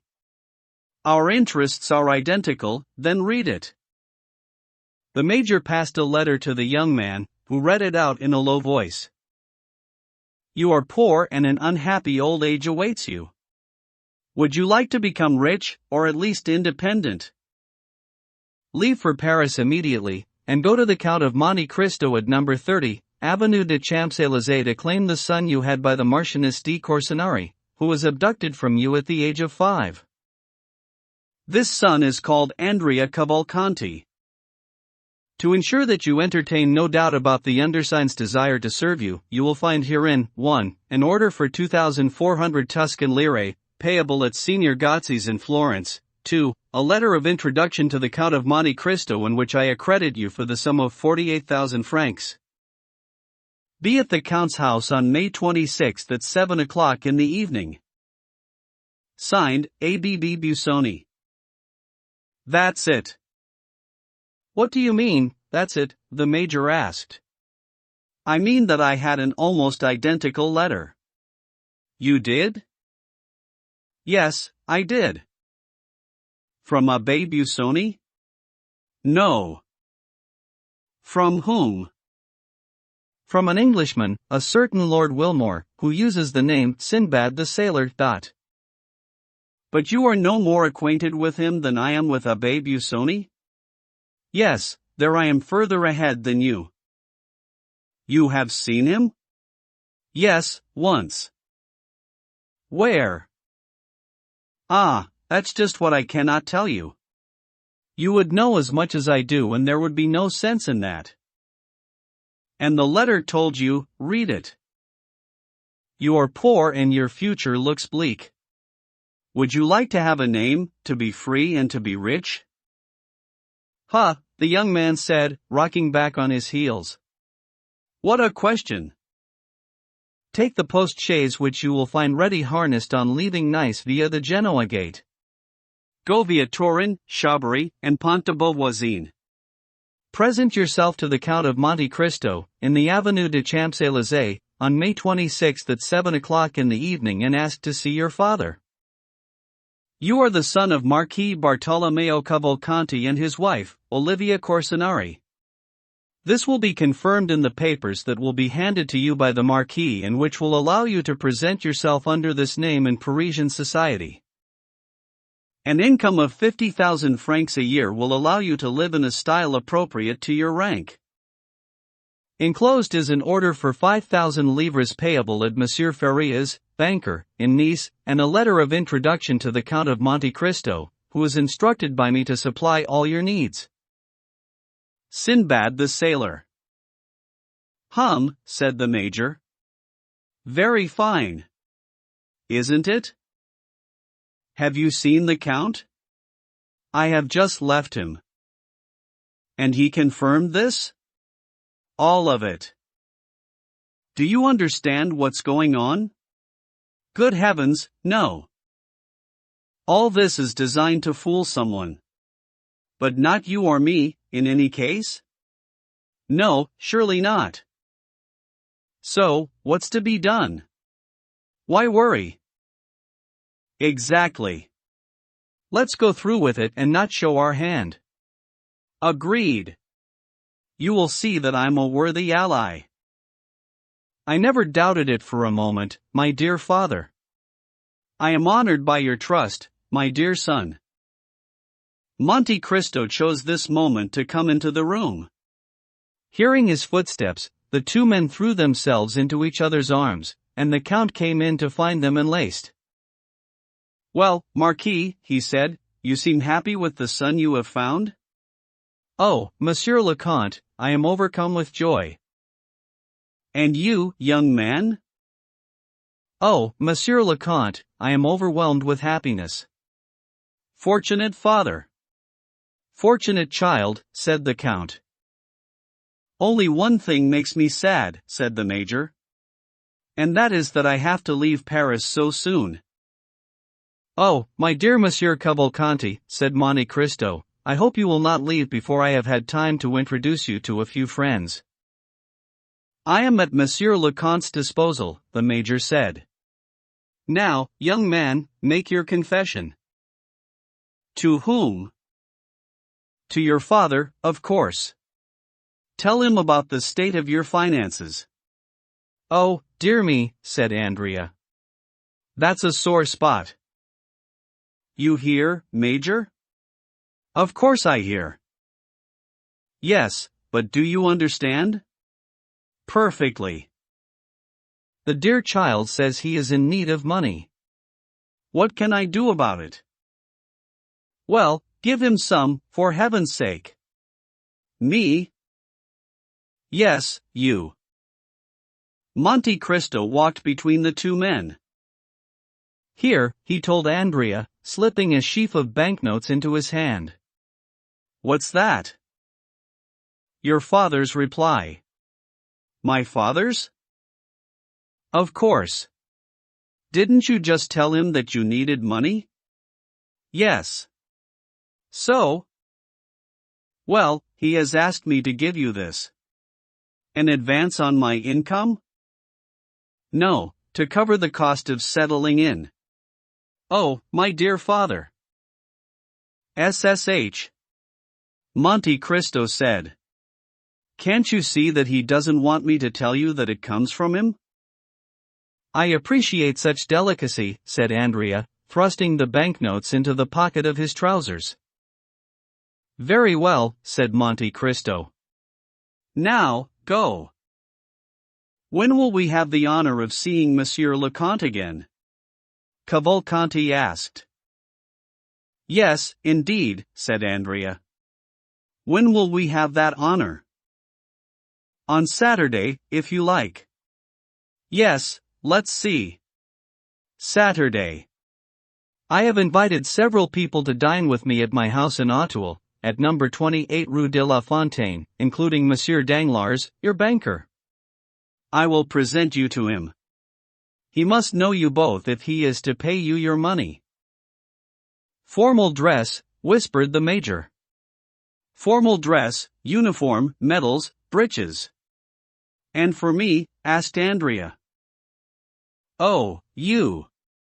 Very simple, black trousers, polished boots, white waistcoat, black or blue jacket, long cravat. Get Blin or Veronique to dress you. If you don't know their addresses, Baptistin will give them to you. The less pretentious your manner of dressing, being rich as you are, the better impression it will give. If you buy horses, get them from Devadu's. If you buy a phaeton, go to Baptiste. At what time should we arrive? Asked the young man. Around 6:30. We shall be there, said the Major, reaching for his hat. And the two Cavalcantes bowed to the Count and left. The Count went across to the window and saw them crossing the courtyard, arm in arm. Good Lord, he said. There go two miserable creatures. What a shame they aren't really father and son. Then, after a moment of grim reflection, he added, time to go to the morals. I do believe that disgust makes me sicker than hatred. LVII. the alfalfa field. Our readers must allow us to take them back to the patch of ground next to M. de Villefort's house where, behind the fence overhung by chestnut trees, we shall find some people we know. This time, Maximilian has arrived first. He is the one with his eye pressed to the gap in the board, waiting for a shadow to slip between the trees from the far end of the garden and the crunch of a silk shoe on the gravel path. At last, it came, this long-awaited sound, but, instead of one shadow, two approached. Valentine had been delayed by a visit from Madame Danglars and Eugenie, which had continued beyond the time of Valentine's rendezvous. So, not to miss the meeting, the girl had suggested to Mlle Danglars that they take a walk in the garden, hoping in this way to show Maximilian that she was not to be blamed for the weight that he had to endure. The young man understood all this with the rapid intuition peculiar to lovers, and his heart was eased. In addition, while not coming within earshot, Valentine arranged her walk so that Maximilian would be able to see her go back and forth, and each time that she did so, a glance, unobserved by her companion, but tossed beyond the gate and caught by the young man, told him, "Be patient, my friend, you see that it is not my fault." Maximilian was, indeed, patient and meanwhile admired the contrast between the two girls, the blonde with the languid eyes and willowy figure, and the brunette with the proud eyes and stance as upright as a poplar. Needless to say, the comparison between these two opposite natures was, in the heart of the young man, entirely favorable to Valentine. After half an hour's walk, the two girls disappeared. Maximilian understood that Madame Danglars' visit was coming to an end, and, sure enough, an instant later, Valentine reappeared by herself. Fearing that some inquisitive eyes might be following her, she walked slowly and, instead of going directly to the fence, she went and sat down on a bench, after unobtrusively scrutinizing each tuft of greenery and looking all the way along every path. Having done that, she ran across to the gate. "Greetings, Valentine," a voice said. "Greetings, Maximilian. I kept you waiting. I hope you saw why." I recognized Mademoiselle Danglars.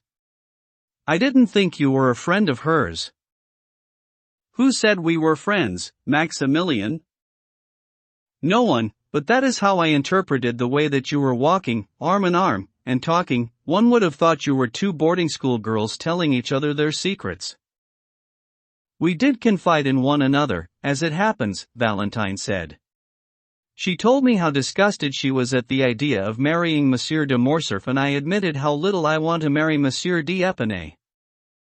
"Dear Valentine, that, my friend, is why you saw that apparent intimacy between me and Eugenie. While I was talking about the man I cannot love, I was thinking of the man whom I do love." How perfect you are in every respect, Valentine. You have something that Mademoiselle Danglars will never have, an indefinable charm which is to a woman what its scent is to a flower and its flavor to a fruit, for it is not enough for a flower to be beautiful or for a fruit to be fine-looking. It is love that makes you see things in this way, Maximilian. No, Valentine, I promise you. Come, I was watching both of you just now and, on my honor, while paying due tribute to Mademoiselle Danglars' beauty, I cannot understand how a man could fall in love with her. As you said, Maximilian, that is because I was there and my presence made you judge unfairly. No. Tell me, just out of curiosity, something that was suggested to me by certain ideas I have about Mademoiselle Danglars. Oh, I'm sure they are very unjust, even without knowing for certain what they are. When you men judge us poor women, we cannot expect much sympathy from you. Meaning that you are very fair among yourselves when you criticize each other. Because there is almost always passion in our judgments. But come back to your question. Is it because Mademoiselle Danglars loves someone else that she does not want to marry Monsieur de Morcerf? I told you, Maximilian, I am not a friend of Eugenie's. Pa! Young ladies confide in one another, whether they are friends or not.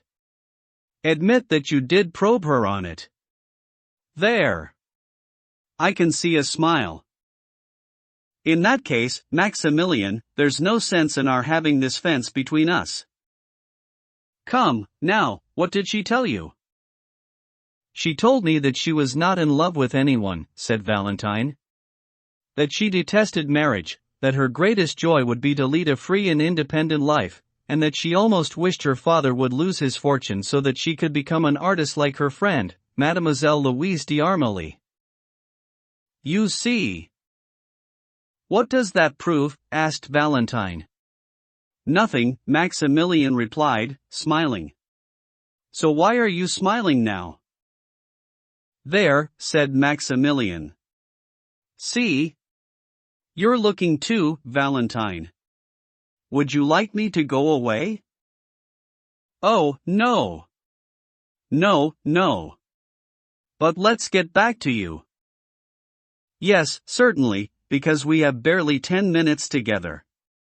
Heavens, said Maximilian in dismay.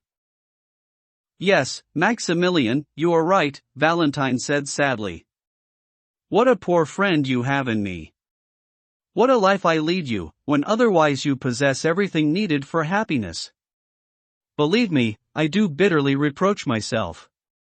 Why does it matter to you, Valentine, if I am happy as I am, if my eternal waiting seems to me fully compensated for by 5 minutes with you, by 2 words from your lips and by the deep, enduring conviction that God has not created any 2 hearts as well suited as ours, and has certainly not almost miraculously brought them together, only to separate them again.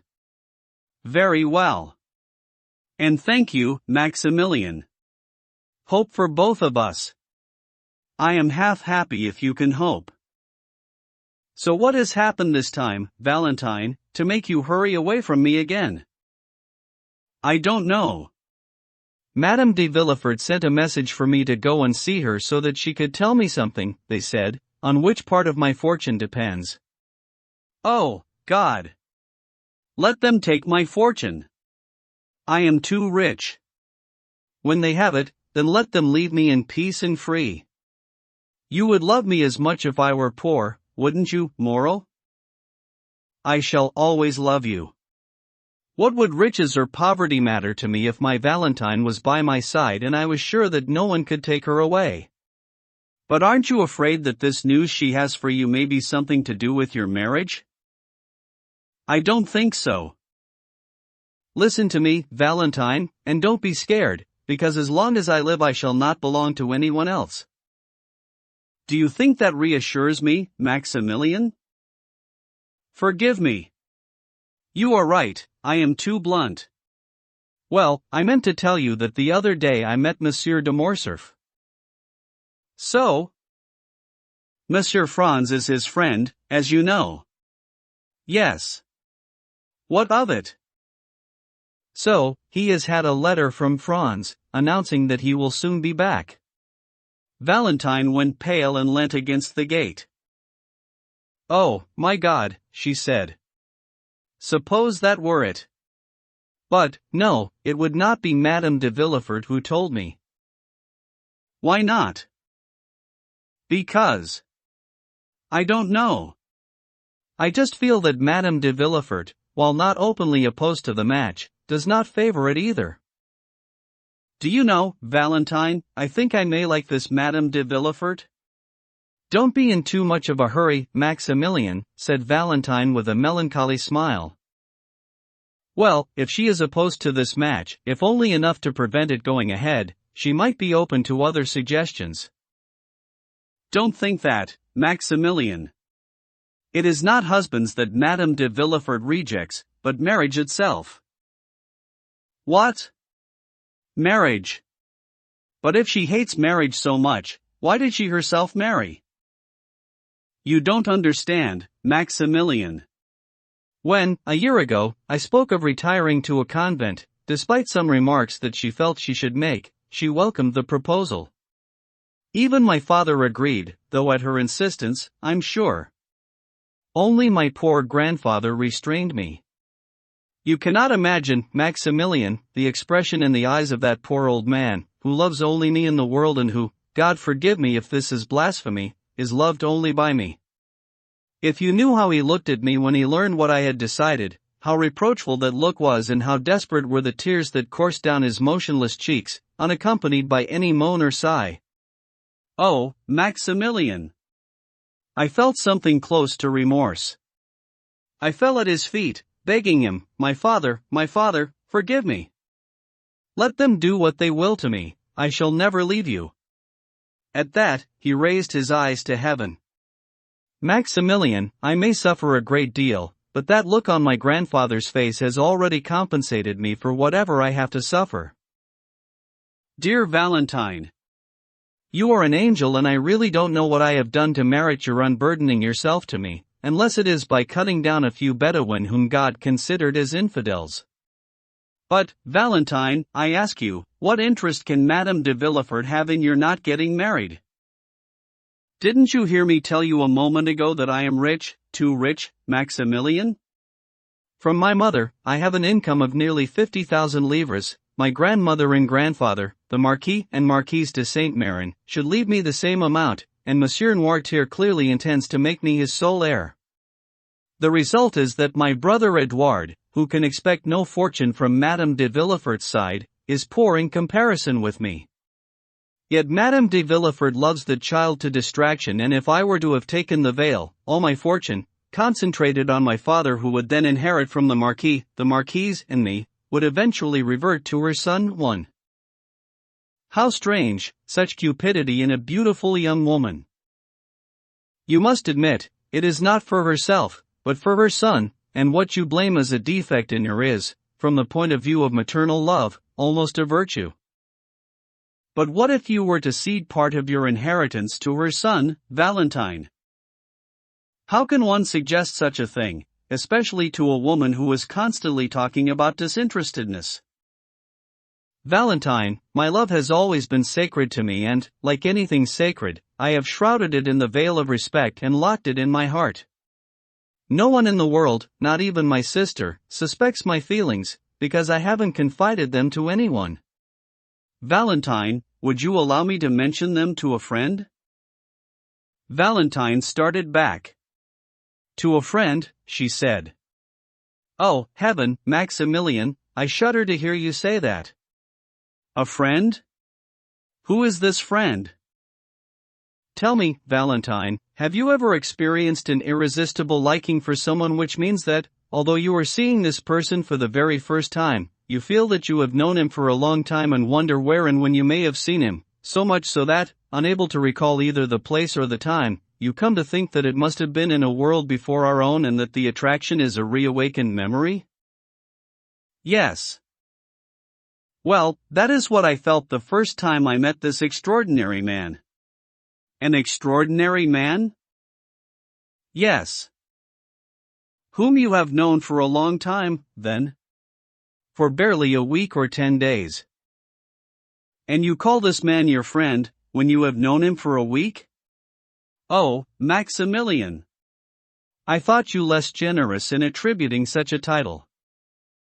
Logically, Valentine, you are right, but, say what you may, nothing will alter this instinctive feeling in me. I think that this man will be involved in everything good that happens to me in the future. Sometimes his deep gaze seems to have foreknowledge of that and his powerful hand to control it. Is he a fortune teller, then? Valentine asked, smiling. In truth, I often believe that he does tell good fortunes, above all. Oh, Valentine said sadly, let me know who this man is, Maximilian, and I can ask him if I am well enough loved to compensate me for all that I have suffered. My poor love. But you know him. I do. Yes. He's the man who saved your stepmother's life and that of her son. The Count of Monte Cristo? The very same. Oh, no! Valentine exclaimed. He can never be my friend, he is too much a friend of my stepmother's. The Count is a friend of your stepmother's? Valentine, my instincts cannot be so unreliable. I am sure you are wrong. If only you knew, Maximilian. It is no longer Edouard who rules in that house, it is the Count. The Count, sought out by Madame de Villefort, who sees him as an encyclopedia of human wisdom, admired, do you hear? Admired by my father, who says he has never heard such lofty ideas expressed so eloquently, and worshipped by Edouard who, despite his fear of the Count's great black eyes, runs to him as soon as he comes in and opens his hand, where he always finds some admirable toy. When Monsieur le Comte de Monte Cristo is here, he is not in my father's house. When Monsieur le Comte is here, he is not in Madame de Villefort's. The Count of Monte Cristo is at home.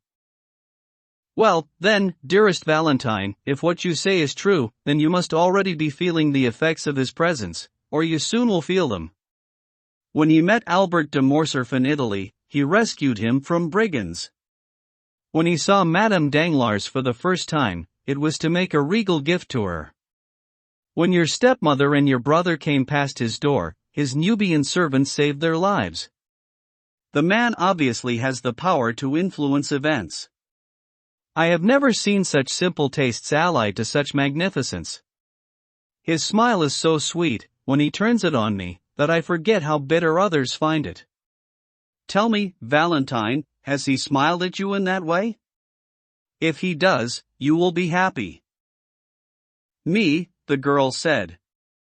Oh, heavens, Maximilian, he doesn't even look at me, or, rather, if I happen to go by, he looks away from me. Come, he is not generous, admit it. Or else he does not have that ability to penetrate to the depth of another's heart, as you wrongly suppose. For otherwise, if he had been generous, seeing me alone and sad in the midst of that household, he would have protected me with the influence he enjoys there, and, since you claim that he plays the role of a son, he would have warmed my heart with his rays. You say that he likes you, Maximilian. But, in heaven's name, what do you know? Men show their best side to an officer like you, who is 5 feet 6 inches tall, has a long mustache and carries a broad saber, but they think they can crush a poor weeping girl with impunity. Valentine, you are wrong, I swear. If it were otherwise, Maximilian, if he treated me diplomatically, that is to say as a man would who was trying in some way or other to curry favor in the house, admit that he would at least once have honored me with that smile which you admire so much. But no, he has seen me unhappy, he realizes that I cannot be of any use to him and he doesn't even notice me. Who knows? Perhaps in his eagerness to ingratiate himself with my father, Madame de Villefort or my brother, he may join them in persecuting me as far as it is within his power. Frankly, you must agree that I am not a woman to be despised for no reason, you said so yourself. Oh, forgive me, she went on, seeing the impression that these words produced on Maximilian. I am wicked, and I have told you things about that man that I was not even myself aware of thinking. Come, I don't deny that he may have the influence that you spoke of, or that he may exercise it over me, but, if so, as you see, it is in a harmful way, which corrupts my good thoughts. Very well, Valentine, Morrel said with a sigh. Let's say no more about it. I shall tell him nothing. Alas, my friend. I can see I have upset you. Oh, how I wish I could clasp your hand to ask your forgiveness. But I ask nothing better than to be convinced. Tell me, what has this Count of Monte Cristo done for you? What has he done for me? I must admit, that is a very difficult question. Nothing tangible, I know. But, as I told you, my affection for him is entirely instinctive, not reasoned. Has the sun done something for me? No. It warms me and by its light I can see you, that's all. Has this or that scent done anything for me? No. Its smell pleasantly refreshes one of my senses.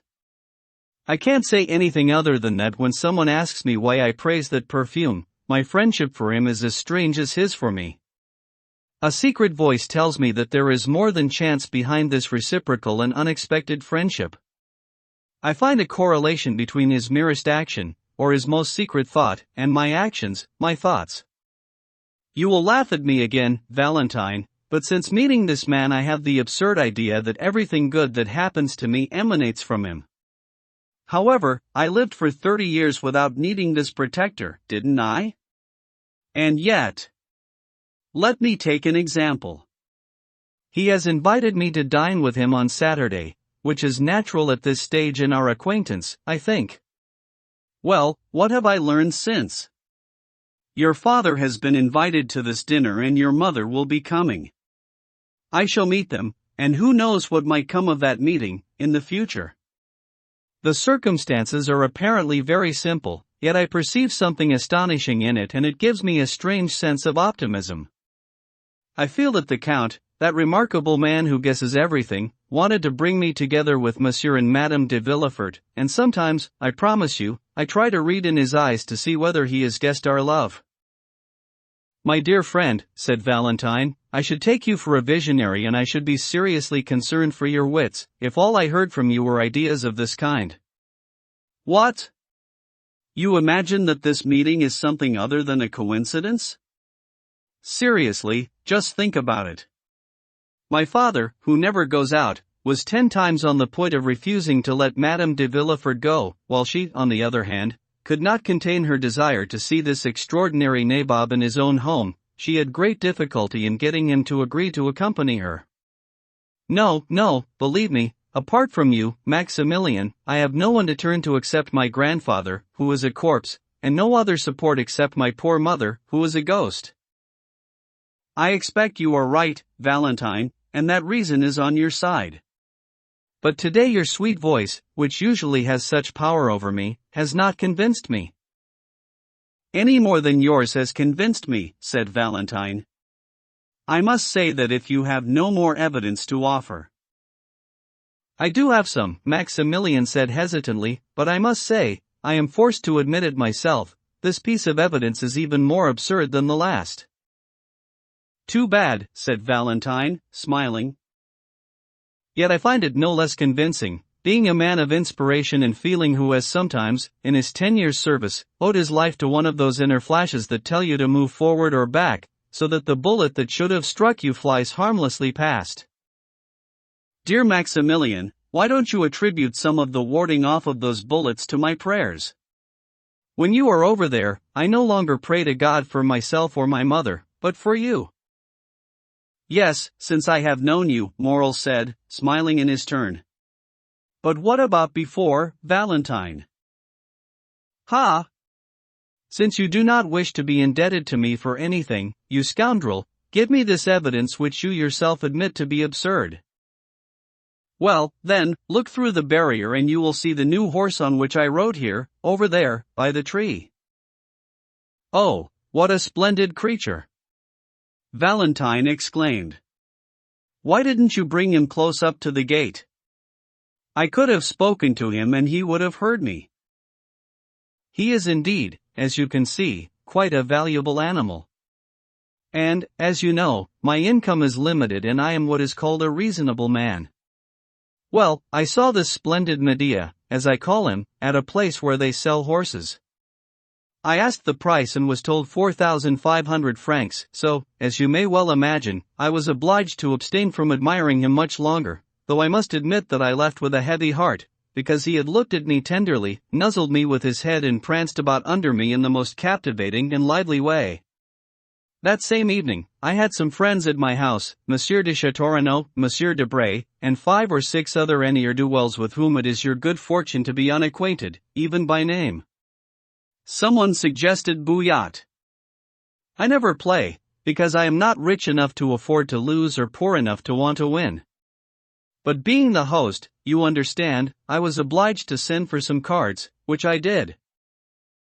As we were sitting down, the Count arrived. He took his place, we played and I won. I hardly dare to tell you this, Valentine, but I won 5,000 francs. We separated at midnight. I could wait no longer, I took a cab and ordered it to drive me to the stables. Feverish and shivering, I rang the bell. The man who came to open up must have thought I was mad. I dashed through the door, as soon as it was open, and into the stable, where I looked in the stall. Happiness! Medea was munching his oats. I grabbed a saddle, put it on his back myself and slipped the bridle over his head. Medea accepted all this with the best grace in the world. Then, pressing the 4,500 francs into the hands of the astonished merchant, I came back, or, rather, I spent the night riding along the Champs-Élysées. And I saw a light at the Count's window. I even thought I saw his shadow behind the curtains. Now, Valentine, I would swear that the Count knew I wanted that horse and lost deliberately so that I could have it. My dear Maximilian, Valentine said, your imagination really is running away with you. You will not love me for very long. A man who makes such poetry will never be happy, languishing in such a banal passion as ours. But, can you hear? They are calling me. Oh, Valentine. Maximilian said through the little gap in the barrier. Your smallest finger, let me kiss it. Maximilian, we said that we would be only two voices in two shadows for one another, nothing more. As you wish, Valentine. Will you be happy if I do as you ask? Yes. Oh, yes. Valentine got up on a bench and put, not her little finger but her whole hand through the opening in the fence. Maximilian gave a cry and, rushing to the spot, grasped the adored hand and covered it with burning kisses, but at once the little hand slipped between his and the young man heard Valentine run off, perhaps alarmed by her own feelings. LVIII. Monsieur Noirtier de Villefort. Here is what had happened in the Crown Prosecutor's house after the departure of Madame Danglars and her daughter, and during the conversation that we have just recorded. M. de Villefort had gone to see his father, followed by Madame de Villefort. As for Valentine, we know where she was. Both of them greeted the old man and, after sending away Barrois, his servant for more than 25 years, sat down beside him. M. Noirtier was sitting in a large wheelchair where they put him from morning till evening, in front of a mirror which reflected the whole apartment and allowed him to see who was coming in or going out, and what was happening around him, without attempting any movement. This was something that had become impossible for him. Motionless as a corpse, he greeted his children with bright, intelligent eyes, their ceremonious bows telling him that they had come unexpectedly on some official business. Sight and hearing were the only two senses which, like two sparks, still lit up this human matter, already 3/4 remolded for the tomb. Moreover, only one of these two senses could reveal to the outside world the inner life which animated this statue, and the look which disclosed that inner life was like one of those distant lights which shine at night, to tell a traveler in the desert that another being watches in the silence and the darkness.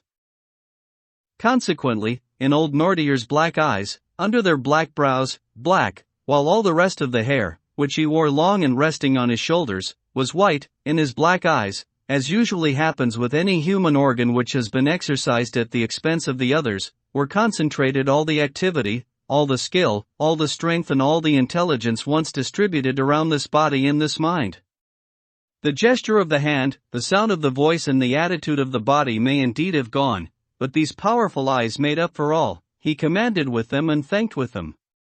He was a corpse with living eyes and, at times, nothing could be more terrifying than this marble face out of which anger burned or joy shone. Only 3 people could read the poor man's language, Villefort, Valentine and the old servant whom we mentioned. But Villefort rarely saw his father, indeed, only when it was unavoidable, and, when he did see him, made no effort to please him by understanding, so all the old man's happiness derived from his granddaughter. Valentine had succeeded, by devoted effort, love and patience, in understanding all Noirtier's thoughts and his looks.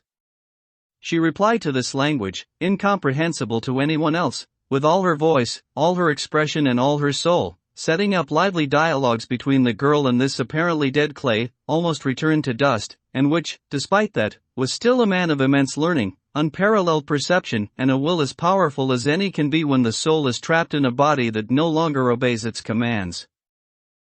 Thus Valentine had managed to solve the enigma of understanding the old man's thoughts in order to make him understand her own, to such an extent that it was now very rare, in normal circumstances, for her not to hit precisely on what this living soul desired or the needs of this near insensible corpse.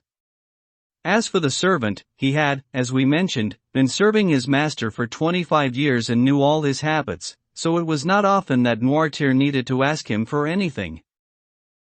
However, Villefort did not need the help of either one of them to engage his father in the strange conversation that was to follow.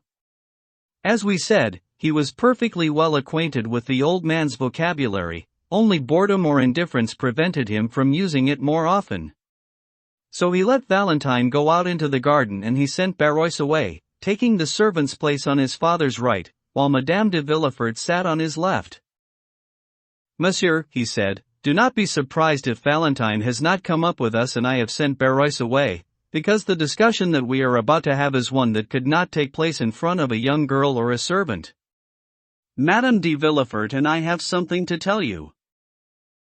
Noirtier's face stayed impassive during these preliminaries, but Villefort's, on the contrary, might have been trying to penetrate to the depths of the old man's heart. He continued, in those icy tones that seemed to brook no contradiction, "Madame de Villefort and I are sure that what we have to say will be agreeable to you." The old man's eyes remained blank.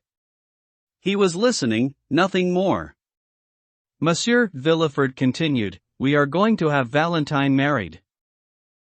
A wax figure could not have remained more indifferent to this news than the old man's face. "The marriage will take place within 3 months, Villefort continued. The old man's face still showed no emotion. Now Madame de Villefort spoke, and she hastened to add, "We thought that you would want to know this news, monsieur. In any case, Valentine has always seemed to enjoy your affection. All that remains is for us to tell you the name of the young man we intend for her. He is one of the finest matches to which Valentine could aspire, bringing her a fortune, a good name and sure guarantees of happiness, given the manners and tastes of the man whom we have chosen for her. His name is not unknown to you. He is Monsieur Franz de Quesnel, Baron d'Épinay." While his wife was speaking, Villefort had been concentrating still more closely on the old man's face. When Madame de Villefort spoke Franz's name, Noirtier's eyes, which his son knew so well, fluttered, and their lids, opening his lips might do to allow the voice to pass, let out a flash of light. Knowing the public hostility that had existed between his own father and Franz's, the Crown Prosecutor understood this flame and the agitation it betrayed. But he pretended not to have noticed and, continuing where his wife had left off, said, "You must accept that it is important for Valentine to be settled, as she is now nearly 19. However, we have not forgotten you in these negotiations and we have been assured in advance that Valentine's husband, while he might not agree to live near us, that could be awkward for a young couple, but that you at least might live with them, since Valentine is so fond of you and you seem to return her affection. In this way, you will not have to change any of your habits, except that you will henceforth have 2 children instead of 1 to care for you." The light in Noirtier's eyes was savage. Something frightful must surely be taking place in the old man's heart, and surely a cry of pain and anger was rising to his throat where, unable to escape, it suffocated him, because his face became purple and his lips turned blue. Villefort calmly opened the window, remarking as he did so, "It is very hot in here and the heat is making Monsieur Noirtier uncomfortable." Then he came back but did not sit down. "Both Monsieur d'Épinay and his family are pleased with the match," Madame de Villefort continued. "In any case, his only family is an uncle and an aunt. His mother died giving birth to him, and his father was murdered in 1815, when the child was barely 2 years old, so he is responsible only to himself." "A mysterious business," said Villefort. "The murderers have never been identified, although many people were suspected."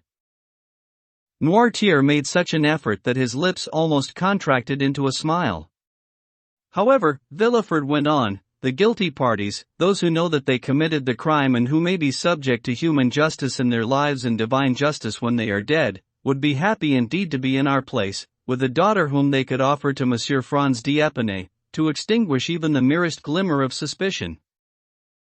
One might have thought it impossible for Noirtier's broken frame to achieve such self-control. "Yes, I understand," his eyes replied, with a look that simultaneously expressed both profound contempt and contained rage.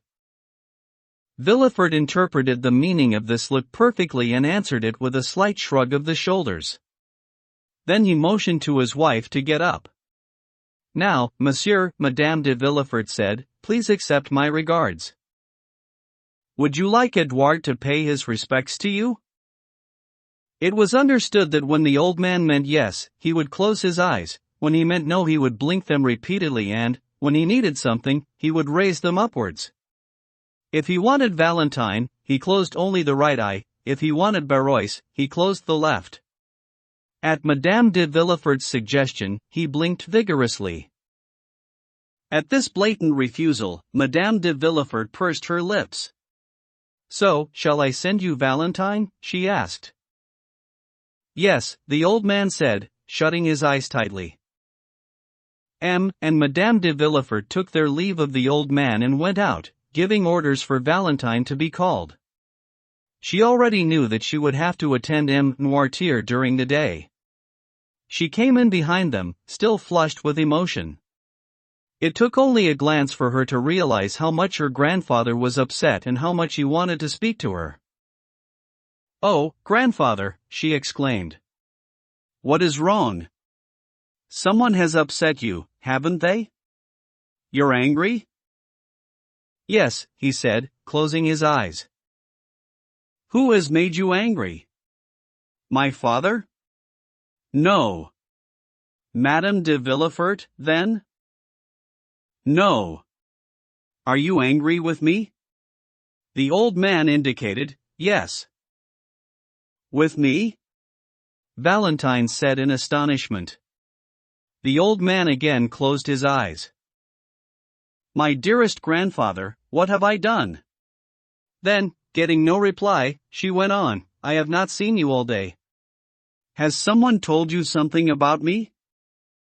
"Yes," the old man's eyes said, emphatically. "Let me think. In God's name, I swear." "Ah. Monsieur and Madame de Villefort have just left, haven't they?" "Yes." "So it was they who told you whatever has made you angry. What can it be? Do you want me to go and ask them, so that I can apologize?" "No, no," said the eyes. "You are frightening me.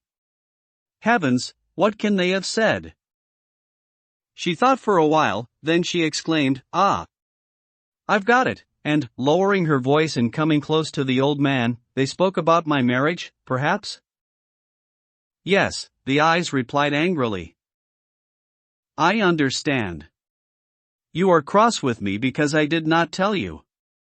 "Oh, but you must understand, they insisted that I keep it from you, because they did not say anything to me themselves. I stumbled on the secret as it were by chance. That explains my reserve with you. But forgive me, dear Papa Noirtier." The eyes became fixed and expressionless, seeming to reply, "It is not only your silence that pains me."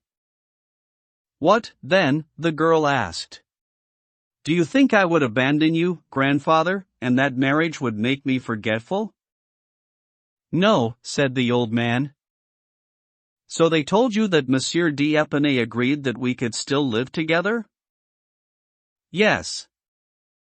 "So why are you angry?" A look of infinite pain entered the old man's eyes. "I understand," said Valentine. "Because you love me?" "Yes." "And you are afraid I shall be unhappy?" "Yes." "You do not like Monsieur Franz?" 3 or 4 times the eyes said, "No, no, no, and this causes you great sorrow, grandfather?" "Yes." "Well, then, listen to me," said Valentine, kneeling in front of Noirtier and putting her arms round his neck. "I, too, am very unhappy about it, because I do not love Monsieur Franz d'Épinay either." The old man's eyes lit up with joy. "Do you remember how angry you were with me when I wanted to retire to a convent?" A tear moistened the dry lid of the old man's eye. "The reason," Valentine went on, "was to escape from this marriage which was driving me to despair." Noirtier began to breathe more rapidly. So, you are unhappy at the prospect of this match? Oh, God, if only you could help me, grandfather, if only we could join forces to undermine their schemes. But you are powerless against them, even though your mind is so sharp and your will so strong. When it comes to a fight, you are as weak, or even weaker than I am. Alas! In the days when you had your strength and your health, you would have been such a powerful protector for me. But now, all you can do is to sympathize, and either rejoice or mourn with me. That you can still do so is one last blessing that God has forgotten to take away with the rest. At these words the depths of Noirtier's eyes were lit with such malice that the girl thought she could hear them say, "You are wrong, I can still do a lot for you." "You can do something for me," she translated. "Yes." Noirtier looked upwards.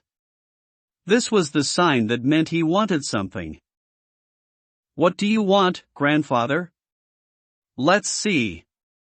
She racked her brains for a moment, expressing her ideas aloud as they came to her, but found that, whatever she said, the old man answered no. "Very well," she said. "We'll have to take more extreme measures, since I am so stupid." And she began to recite all the letters of the alphabet, one after another, starting with A, until she got to N, smiling and watching the invalid's face. At N, Noirtier indicated, yes. "So," Valentine said, "whatever you want starts with N. We are dealing with the letter N? And what do we want after N? Na, Ni, Ni, no." "Yes, yes, yes," the old man said. "So it's no." "Yes." Valentine went to fetch a dictionary, which she put on a reading stand in front of Noirtier. She opened it, and when she saw that he was looking attentively at the pages, she ran her finger up and down the columns. Over the 6 years during which Noirtier had been in his present unhappy state, the exercise had become so easy that she guessed the invalid's thoughts as quickly as though he had been able to use the dictionary himself. At the word notary, Noirtier signaled to her to stop.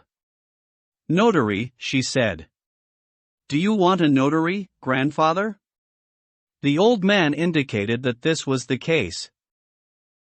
"So, shall I ask for them to fetch a notary?" Valentine asked. "Yes." "Ought my father to be told?" "Yes." "Are you in a hurry to see this notary?" "Yes." "Then I shall send for him at once, dear grandfather." "Is that all you need?" "Yes." Valentine ran to the bell, called a servant and told him to ask M. or Madame de Villefort to come to her grandfather. "Are you happy?" she asked. "Yes." "Yes, I think you are, aren't you? Wasn't that quite easy, after all?" And she smiled at the old man as she might have done to a child. M. de Villefort came in, having been fetched by Barrois. "What do you want, monsieur?" he asked the invalid. "Monsieur, my grandfather would like to see a notary," said Valentine. At this odd and unexpected request, M. de Villefort looked at the invalid, whose eyes said yes with a firmness that indicated that, with the help of Valentine and his old servant, who now knew what he wanted, he was ready to hold his own. "You are asking for a notary?" Villefort repeated. "Yes." "Why?" Noirtier did not answer. "What need can you have of a notary?" Villefort asked. The invalid's eyes remained motionless and, consequently, dumb, which meant, "I am sticking by what I have said." "You want to do us a bad turn?" Villefort said. "Is it worth it?" "But, after all," Barrois said, and, with the obstinacy characteristic of some old servants, he was prepared to argue the point. "If monsieur wants a notary, that means he must need one. So I shall go and get a notary." Barrois recognized no master but Noirtier, whose wishes he would never allow to be challenged in any way. "Yes, I want a notary," the old man said, closing his eyes with a defiant air, as if to say, refuse me, if you dare. Since you are determined to have a notary, monsieur, you shall have one. But I shall apologize to him on my behalf and you will on yours, because the scene will be quite ridiculous. No matter, said Barrois. I shall fetch him even so. And he left the room in triumph. LIX. The will. As Barrois went out, Noirtier looked at Valentine with a malicious interest that promised trouble to come. The girl understood the meaning of the look, so did Villefort, whose brow clouded with a dark frown. He took a seat, settled down in the invalid's room and waited. Noirtier watched him with total indifference, but, out of the corner of his eye, he had told Valentine to wait, and not to worry. 3/4 of an hour later, the servant returned with a notary. Monsieur Villefort said, after the usual exchange of greetings, you have been requested by Monsieur Noirtier de Villefort, here present. A general paralysis has deprived him of the use of his limbs and his voice. Only we are able, with the greatest difficulty, to grasp a few fragments of his thoughts. No, monsieur. I understand everything my grandfather says. That's right, said Barrois. Everything, absolutely everything, as I told this gentleman on our way here. Monsieur, said the notary, turning to Villefort, then to Valentine, and you also, mademoiselle, allow me to say that this is one of those cases where a lawyer cannot proceed, regardless, without assuming a dangerous degree of responsibility.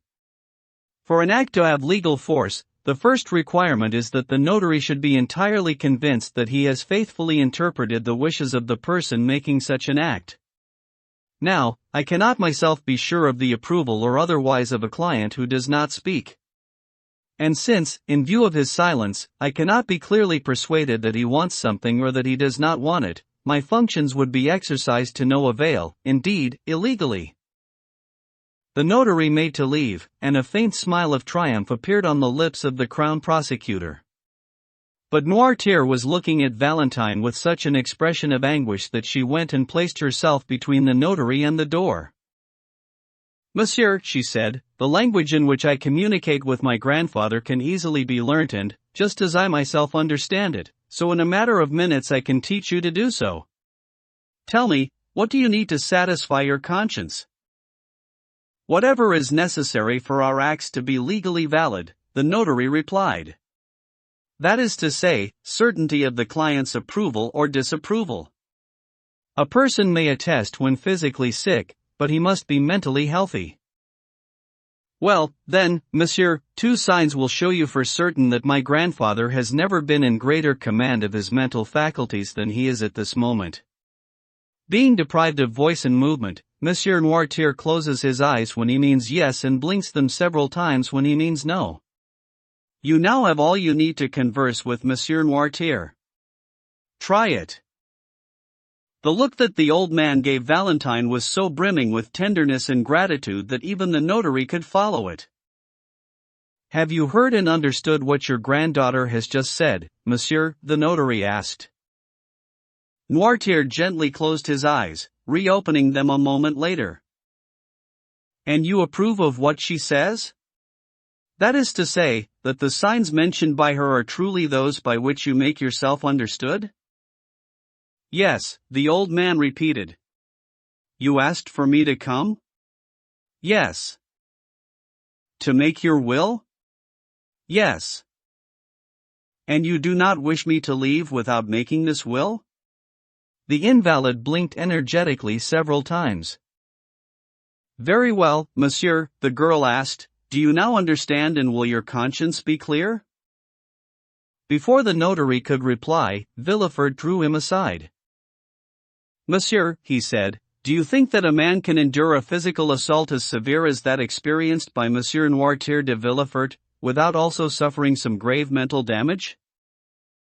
It is not exactly that which concerns me, the notary replied.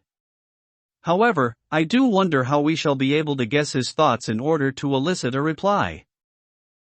You see, it is impossible, said Villefort. Valentine and the old man could hear this conversation. Noirtier was staring at Valentine so fixedly and with such determination that he clearly expected her to respond in some way. "Monsieur," she said, "don't worry about that. However difficult it may be, or may seem to you, to discover my grandfather's thoughts, I shall show you how it may be done, in such a manner as to dispel all your doubts on this head. I have been with Monsieur Noirtier for 6 years. Let him tell you himself if, in those 6 years, a single one of his wishes has remained buried in his heart for want of making me understand." "No," the old man answered. "Well, let's try, then," said the notary. "Do you accept the young lady as your interpreter?" The invalid gave an affirmative sign. "Good. Now, monsieur, what do you want of me and what is the act that you would like to perform?" Valentine went through all the letters of the alphabet down to T. At that letter, Noirtier stopped her with an expressive look. "The gentleman wants the letter T," said the notary. "That's obvious." "Wait," said Valentine. Then, turning back to her grandfather, "Ta. Tay." He stopped her at the second of these syllables, so Valentine took the dictionary and, under the watchful eye of the notary, turned the pages. "Testament," her finger said, instructed by Noirtier's eyes. "Testament," the notary exclaimed. "This is quite clear. The gentleman wants to make his will." "Yes," Noirtier indicated several times. "You must admit, monsieur, this is wonderful," the notary said in astonishment to Villefort. "Yes, indeed," the latter replied. "The testament itself will be still more wonderful, because I really don't think that the articles of this last will and testament will put themselves down on paper, word by word, without the clever inspiration of my daughter. And it could be that Valentine will have rather too direct an interest in the will to act as a suitable interpreter for Monsieur Noirtier de Villefort's nebulous desires." "No, no," the invalid said. "What? Valentine has no interest in your will?" M. de Villefort asked. "No," said Noirtier. The notary was delighted by the results of the test and determined to dine out on this picturesque anecdote. "Nothing, monsieur," he said, "now seems simpler to me than this task which a moment ago I considered impossible. This will quite simply be a mystical, that is to say, one allowed for under the law provided it is read before 7 witnesses, approved by the testator in their presence and sealed by the notary, also in their presence. As for the time involved, it will scarcely take longer than an ordinary will. There are, first of all, the usual formalities which are always the same. As for the details, most of these will be supplied by the state of the testator's affairs themselves and by you who, having managed his estate, are acquainted with it. At the same time, to make this will unchallengeable, we shall make sure that everything is signed and sealed. One of my colleagues will serve as my assistant and, contrary to the usual practice, be present when the will is dictated. Does that satisfy you, monsieur?" he continued, turning to the old man. "Yes," Noirtier said, delighted at having been understood. "What is he going to do?" wondered Villefort, whose eminent position did not allow him to show his feelings and who, in any event, could not guess what his father had in mind. He turned around to look for the second notary whom the first had mentioned, but Barrois, having heard everything and anticipated his master's wishes, had already left. So the prosecutor sent for his wife. A quarter of an hour later, everyone was assembled in the invalid's room and the second notary had arrived. The two officials quickly agreed. Noirtier was read a vague and commonplace form of last will and testament. Then, to begin probing his intelligence so to speak, the first notary turned to him and said, "When one makes a will, monsieur, it is in favor of someone." "Yes," said Noirtier. "Do you have some idea of the amount of your fortune?" "Yes." "I am going to mention several figures, in ascending order. Stop me when I get to the one you think is correct." "Yes." There was a kind of solemnity in this interrogation. Never had the struggle of mind against matter been more clearly visible, and the resulting spectacle, if not sublime, as we were inclined to call it, was at least curious. They formed a circle around Noirtier. The second notary was seated at a table, poised to write. The first stood in front of him and asked the questions. "Is your fortune greater than 300,000 francs?" he asked. Noirtier indicated that it was. "Do you have 400,000 francs?" the notary asked. Noirtier remained impassive. 500,000? Still no movement. 600? 700?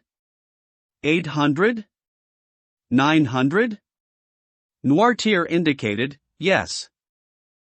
"You have 900,000 francs?" "Yes." "In property?" the notary asked. Noirtier said, "No." "In government bonds?" Noirtier said, "Yes." "And do you have these bonds in your possession?" A glance at Barrois sent the old servant hurrying out, to return a moment later with a small box. "Will you allow us to open this box?" asked the notary. Noirtier said, "Yes." The box was opened to reveal government bonds to the amount of 900,000 francs. The first notary passed them, one by one, to his colleague. The amount stated by Noirtier was exact. "Correct," the notary said. "It is clear that the man's intelligence is unimpaired." Then he turned to the invalid and said, "So, you have a capital of 900,000 francs which, invested in this way, must bring you an income of around 40,000 livres?" "Yes," said Noirtier. "To whom do you wish to leave this fortune?" "Oh," Madame de Villefort said. "There can be no doubt on that score. Monsieur Noirtier only loves his granddaughter, Mademoiselle Valentine de Villefort. She has looked after him for 6 years, and this dedicated care has managed to win her grandfather's affection, I might even say his gratitude. So it is only fair that she should have some reward for her devotion." Noirtier's eyes flashed, as if to show that he was not taken in by this false consent that Madame de Villefort was giving to what she supposed to be his intentions. "Do you then wish to leave these 900,000 francs to Mademoiselle Valentine de Villefort?" the notary asked, thinking that he had only to write this provision into the will, but wanting, even so, to have Noirtier's consent and to let it be noted by all the witnesses to this unusual scene. Valentine had stepped back and was weeping, her eyes lowered. The old man looked at her for a moment with an expression of profound tenderness, then turned back to the notary and blinked his eyes in the most emphatic way. "No," the notary asked. "Do you mean that you do not wish to name Mademoiselle Valentine de Villefort as your sole heir and legatee?" Noirtier said, "No." "Are you sure that you are not making a mistake?" the notary exclaimed. "Are you really saying no?" "No," Noirtier repeated. "No." Valentine looked up. She was astonished, not at being disinherited but at the feeling which usually dictates such an action. But Noirtier was looking at her with such an expression of tenderness that she exclaimed, "Oh, grandfather, I can see that you are only depriving me of your fortune, while leaving me your heart." "Oh yes, indeed," said the invalid's eyes, closing with an emphasis that Valentine could not fail to understand. Thank you," she murmured. However, the old man's emphatic no had awakened an unexpected hope in Madame de Villefort's heart. She came closer to him and asked, "So, dear Monsieur Noirtier, are you leaving your money to your grandson, Edouard de Villefort?" There was a fearful blinking of the eyelids, almost expressive of loathing. "No," said the notary. "Then is it your son, here present?" "No," the old man answered. The two notaries exchanged looks of astonishment, while Villefort and his wife felt the blood rise to their cheeks, one in shame, the other in fury. "But what have we done to you, grandfather?" said Valentine. "Don't you love us any more?" The old man's eyes swept rapidly past his son and daughter-in-law, to rest, with an expression of deep tenderness, on Valentine. "Well, then," she said, "if you love me, my dearest grandfather, try to associate that love with what you are doing at the moment. You know me, you know that I have never considered your fortune. In any event, they say that I am rich on my mother's side, too rich. So explain yourself." Noirtier stared eagerly at Valentine's hand. "My hand," she said. "Yes," said Noirtier. "Her hand," everyone exclaimed. "There, gentlemen," said Villefort. "Now you can plainly see that this is useless and that my poor father is ill." "Ah! I understand," Valentine exclaimed suddenly. "You mean my marriage, don't you, grandfather?" "Yes, yes, yes," the invalid said, 3 times, his eyes flashing each time the lid was raised. "You reproach us, concerning the marriage?" "Yes." "But this is absurd," said Villefort. "On the contrary, monsieur, if I may say so," said the notary, "but all this is very logical and seems to me to hang together quite perfectly." "You don't want me to marry Monsieur Franz d'Épinay?" "No, I don't want you to," said the old man's eyes. "And you are disinheriting your granddaughter because she is engaging in a match of which you do not approve," the notary exclaimed. "Yes," said Noirtier. "Meaning that, without this marriage, she would be your heir?" "Yes." At this, a profound silence fell over everyone. The 2 notaries looked questioningly at each other. Valentine, her hands clasped, gave her grandfather a grateful smile. Villefort bit his thin lips. Madame de Villefort could not repress a feeling of joy which, in spite of herself, showed on her face. Villefort was the first to break the silence. "But," he said at length, "it seems to me that I alone am able to assess the advantages of this union. I alone am master of my daughter's hand and I want her to marry Monsieur Franz d'Épinay." "So she will marry him." Valentine let herself fall, weeping, onto a chair. "Monsieur," the notary said, speaking to the old man, "what do you intend to do with your fortune, in the event of Mademoiselle Valentine marrying Monsieur Franz?" The old man did not budge. "You do, however, intend to bequeath it to someone?" "Yes," said Noirtier. "Someone in your family?" "No." "To the poor, then?" "Yes." "But you do realize that the law will not permit you to deprive your son altogether?" "Yes." "So you will only bequeath the share that the law authorizes you to dispose of outside your family?" Noirtier did not move. "You still want to dispose of the whole amount?" "Yes." "But after your death the will be contested." "No." "My father knows me, gentlemen," M. de Villefort said. "He realizes that his wishes will be sacred to me, and, in any case, he knows that in my position I cannot argue my case against the poor." Noirtier's eyes wore an expression of triumph. "What are you going to do, monsieur?" the notary asked Villefort. "Nothing. This decision has been taken by my father and I know that he does not change his mind. Consequently, I am resigned. The 900,000 francs will leave our family and go to enrich some charitable foundation, but I will not give in to an old man's whim. I shall follow my conscience." At this, Villefort and his wife left, leaving Noirtier free to make his will in whatever way he desired. The last will and testament was drawn up the same day. The witnesses were sent for and the old man gave his approval of the document, which was sealed in the presence of the witnesses and deposited with M. Deschamps, the family lawyer. LX. The Telegraph. When M. and Madame de Villefort returned to their own apartments, they learned that the Count of Monte Cristo, who had come to pay them a visit, had been shown into the drawing room and was waiting for them there. Madame de Villefort was too upset to go in directly but went first to her bedroom, while the Crown Prosecutor was more sure of himself and proceeded at once towards the drawing room. But, however successful he was in controlling his feelings and not letting them show on his face, M. de Villefort was unable entirely to dispel the cloud from his brow, so the Count, greeting him with a radiant smile, could not help noticing his somber air of preoccupation. "Good Lord, Monsieur de Villefort," Monte Cristo said, after the first greetings had been exchanged. "What is wrong? Have I come at a moment when you were compiling rather too capital an indictment?"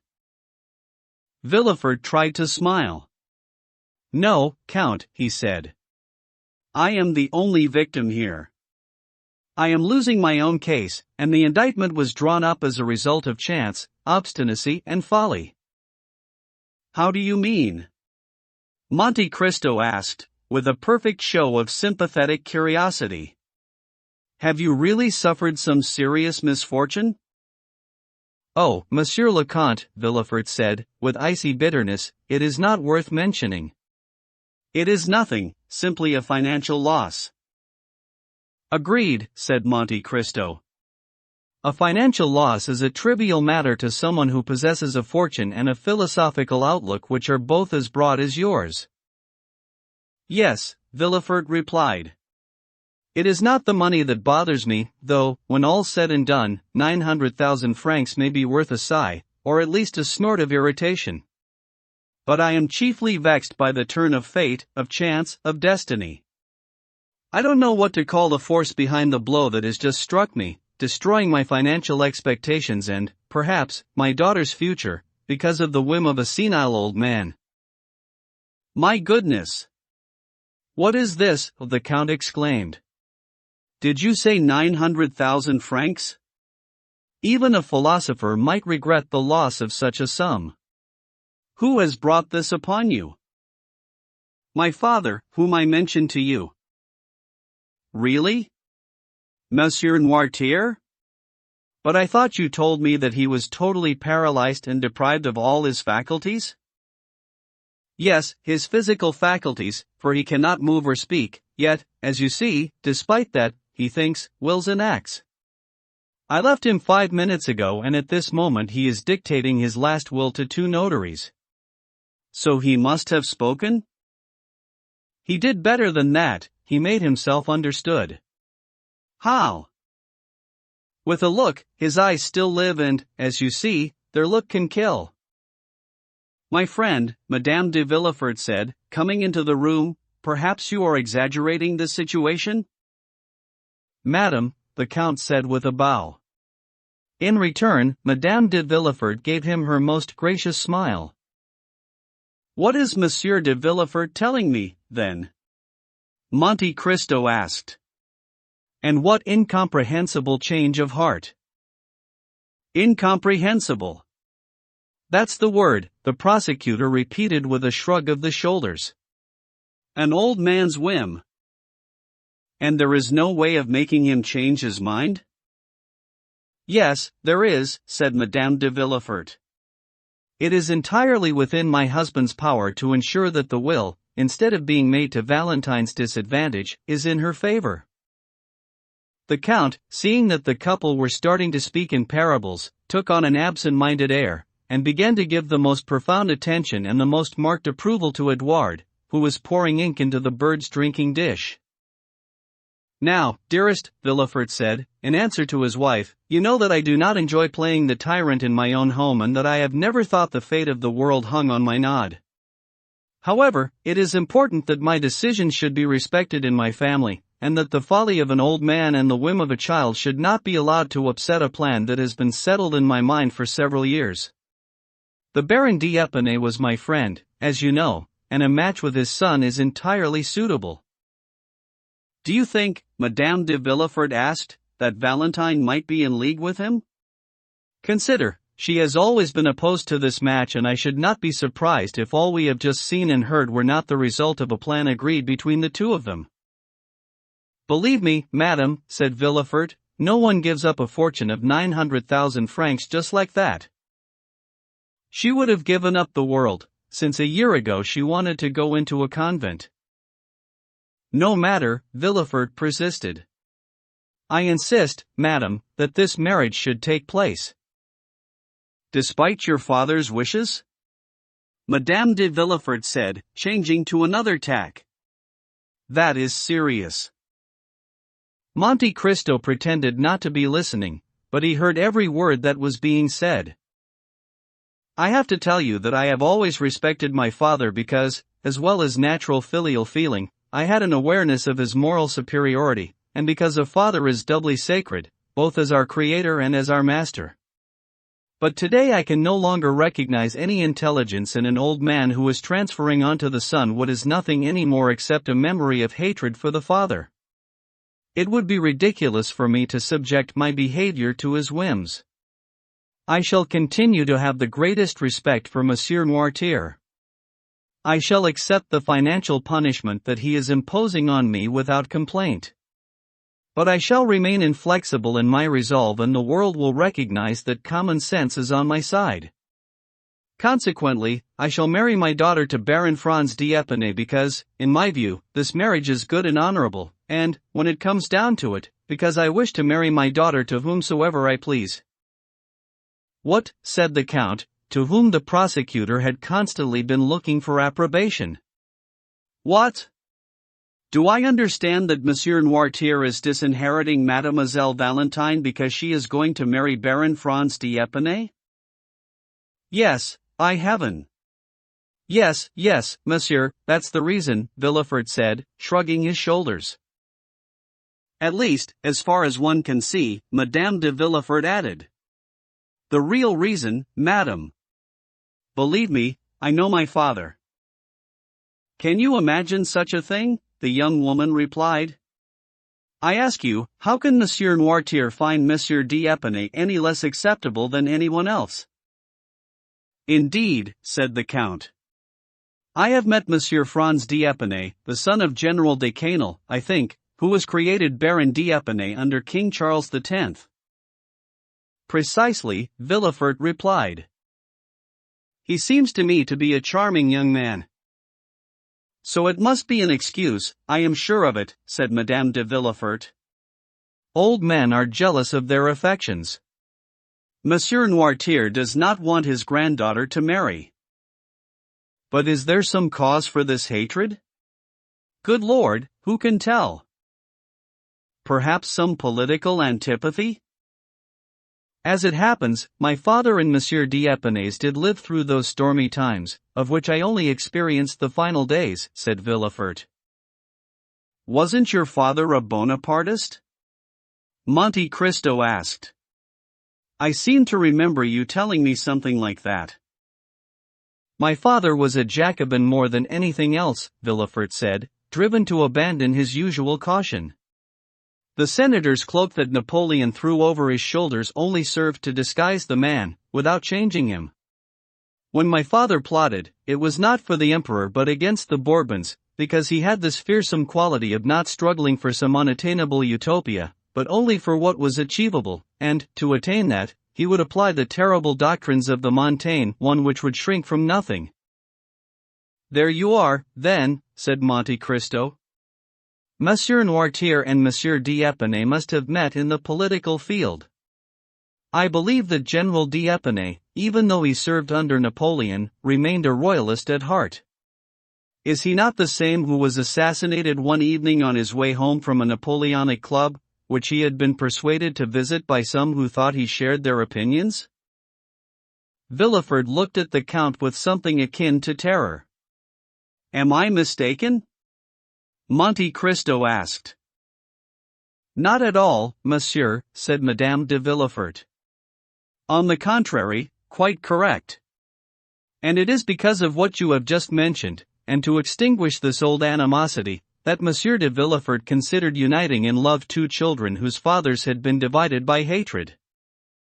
What a sublime thought, said Monte Cristo. A generous thought and one that the world should applaud. It would indeed be fine to see Mademoiselle Noirtier de Villefort become Madame Franz d'Épinay.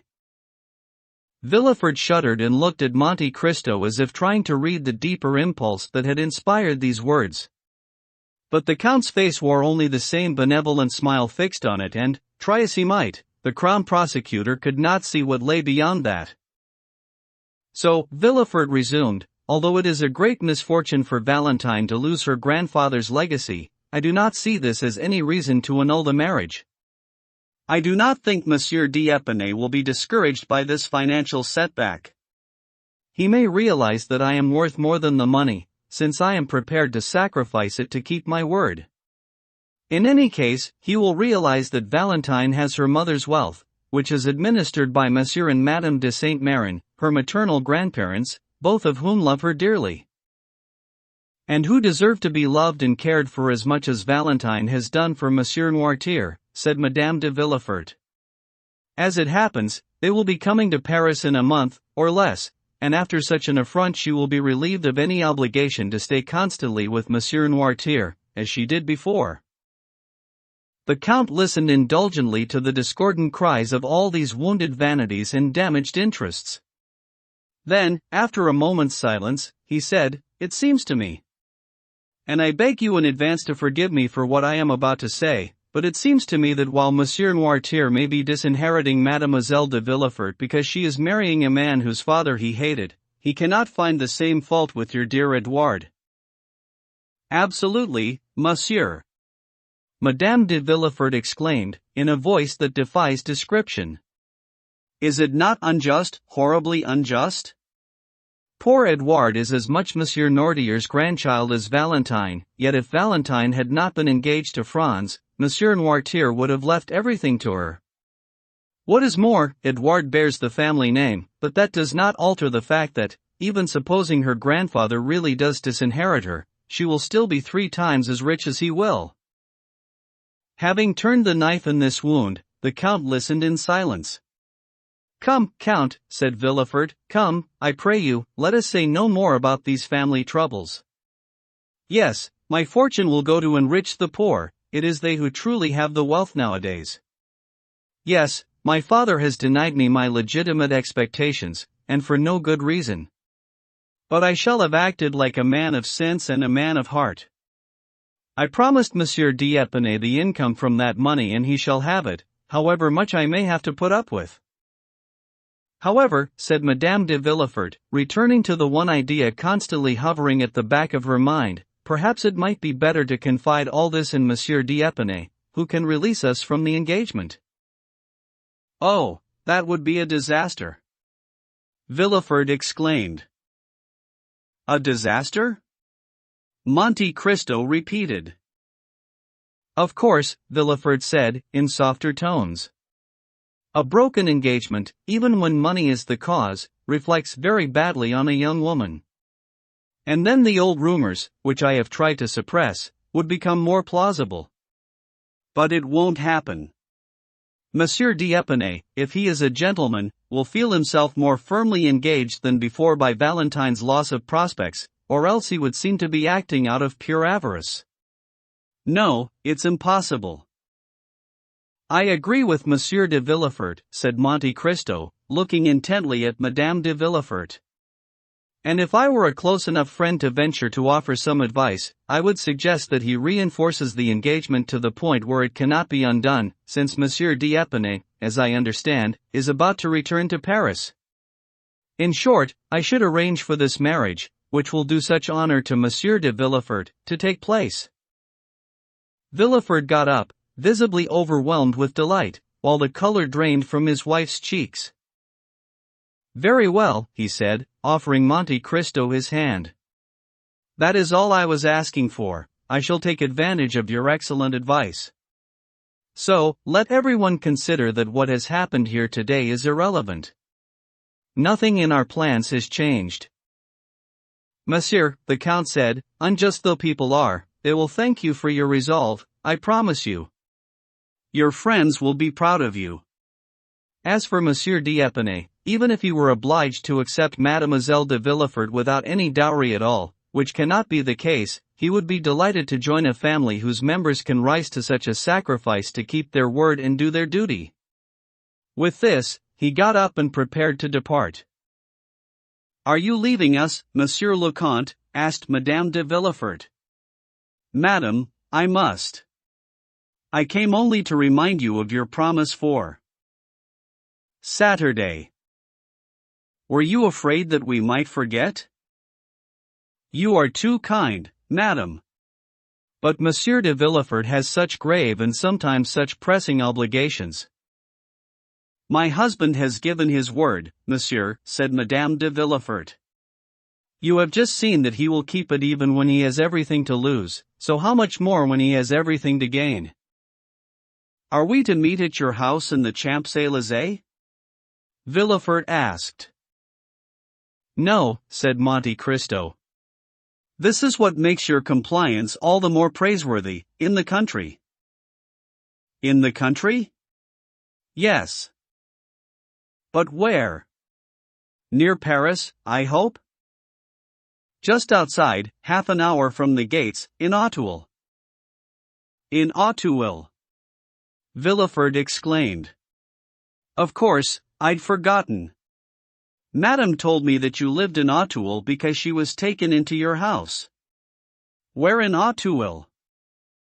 "In the Rue de la Fontaine." "The Rue de la Fontaine," Villefort repeated, in a strangled voice. "What number?" "Number 28. "So you have bought Monsieur de Saint-Mérin's house?" Villefort cried. "Monsieur de Saint-Mérin," said the Count.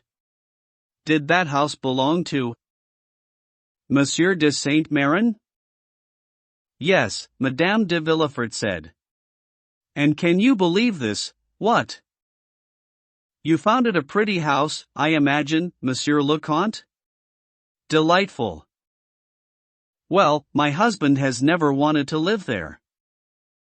"Oh. I must say, monsieur, that I cannot imagine what your objection can be." "I do not like Auteuil, monsieur," the prosecutor replied, making an effort to control his feelings. "I hope that this dislike will not deprive me of the pleasure of receiving you?" Monte Cristo asked anxiously. "No, Count. I hope. I shall do all in my power, believe me," Villefort stammered. "Oh, I can accept no excuses," said Monte Cristo. "I shall be expecting you on Saturday at 6 o'clock.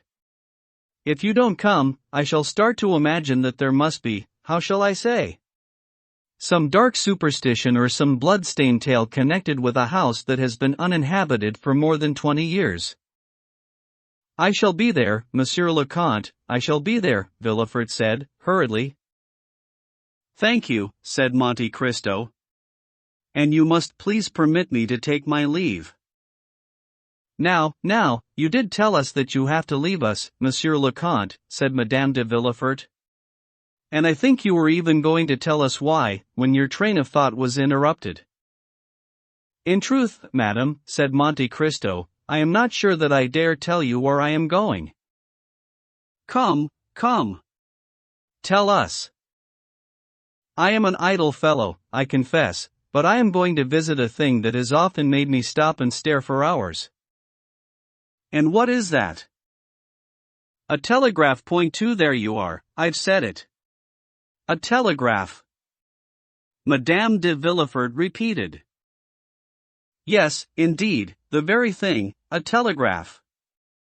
Often, at the end of a road, on a hilltop, in the sunshine, I have seen those folding black arms extended like the legs of some giant beetle, and I promise you, never have I contemplated them without emotion, thinking that those bizarre signals so accurately traveling through the air, carrying the unknown wishes of a man sitting behind one table to another man sitting at the far end of the line behind another table, 300 leagues away, were written against the grayness of the clouds or the blue of the sky by the sole will of that all-powerful master. Then I have thought of genies, sylphs, gnomes and other occult forces, and laughed. Never did I wish to go over and examine these great insects with their white bellies and slender black legs, because I was afraid that under their stone wings I would find the human genie, cramped, pedantic, stuffed with arcane science and sorcery. Then, one fine morning, I discovered that the motor that drives every telegraph is a poor devil of a clerk who earns 1,200 francs a year and, instead of watching the sky like an astronomer, or the water like a fisherman, or the landscape like an idler, spends the whole day staring at the insect with the white belly and black legs that corresponds to his own and is sighted some 4 or 5 leagues away. At this, I became curious to study this living chrysalis from close up and to watch the dumb show that it offers from the bottom of its shell to that other chrysalis, by pulling bits of string one after the other. So that is where you are going? It is. To which telegraph? The one belonging to the Ministry of the Interior, or the observatory? No, certainly not. There I should find people who would try to force me to understand things of which I would prefer to remain ignorant, and insist on trying to explain a mystery that is beyond their grasp. Come. I want to keep my illusions about insects. It is enough to have lost those I had about human beings. So I shall not go either to the telegraph at the Ministry of the Interior, or to the one at the observatory. What I need is a telegraph in the open countryside, so I can see the fellow fixed in his tower and in his pure state. You are an odd sort of aristocrat, said Villefort. What line do you advise me to examine? Whichever is busiest at the moment. Well, then. The Spanish one? Exactly. Would you like a letter from the minister asking them to explain? No, not at all, said Monte Cristo. On the contrary, as I have just told you, I do not wish to understand any of it. As soon as I understood it, there would be no more telegraph, there would just be a signal from Monsieur Ducatel or Monsieur de Montalivet, en route for the prefect in Bayonne and disguised in 2 Greek words. Point 3. What I wish to preserve, in all its purity and my veneration, is the creature with the black legs and fearful words. You must go then, because it will be dark in 2 hours and you will see nothing. No. Now I am worried. Where is the nearest? On the Bayonne road, I think. Then let it be the Bayonne road. That would be the one at Chatillon. And after that? The one at the Tour de Montelheri, I think. Thank you. Farewell. I shall tell you on Saturday what I think of it. At the door, the Count met the 2 notaries who had just disinherited Valentine and were leaving, delighted at having completed a piece of business that was bound to do them credit. LXI. How to rescue a gardener from dormice who are eating his peaches. Not the same evening, as he had said, but the following morning, the Count of Monte Cristo left Paris through the gate at Denfert, set off down the Orleans road and drove through the village of Linas without stopping at the telegraph which, at the precise moment when the Count went by, was waving its long skeletal arms. Eventually he reached the tower at Montelheri which, as everyone knows, is situated on the highest point of the plain of that name. The Count dismounted at the foot of the hill and started to climb it by a little winding path, 18 inches across. When he reached the top, he was confronted by a hedge on which green fruit had come to replace the pink and white flowers. He soon found the gate into the little garden. It was a small wicket, turning on willow hinges and closed with a nail and a piece of string. He lost no time in discovering how it opened. He was now in a little garden, 20 feet by 12, enclosed on one side by the part of the hedge in which was set the ingenious mechanism we call a gate, and, on the other, by the old tower wreathed in ivy and strewn with wallflowers and stocks. Seeing it in this way, wrinkled and bedecked with flowers, like an old woman whose grandchildren have just been celebrating her birthday, it was hard to believe that it could have told many awful tales, if its walls had had a voice as well as the ears that an old proverb attributes to them. The garden was crossed by a path of red sand, bordered with a boxwood hedge, already several years old and forming a contrast of colors that would have delighted the eye of Delacroix won our modern Rubens. The path turned back on itself to form a figure 8, in such a way as to make a walk of 60 feet in a garden of 20. Never had Flora, the youthful and smiling goddess honored by Roman horticulturalists, been worshipped with such pure and meticulous devotion as she was in this little garden.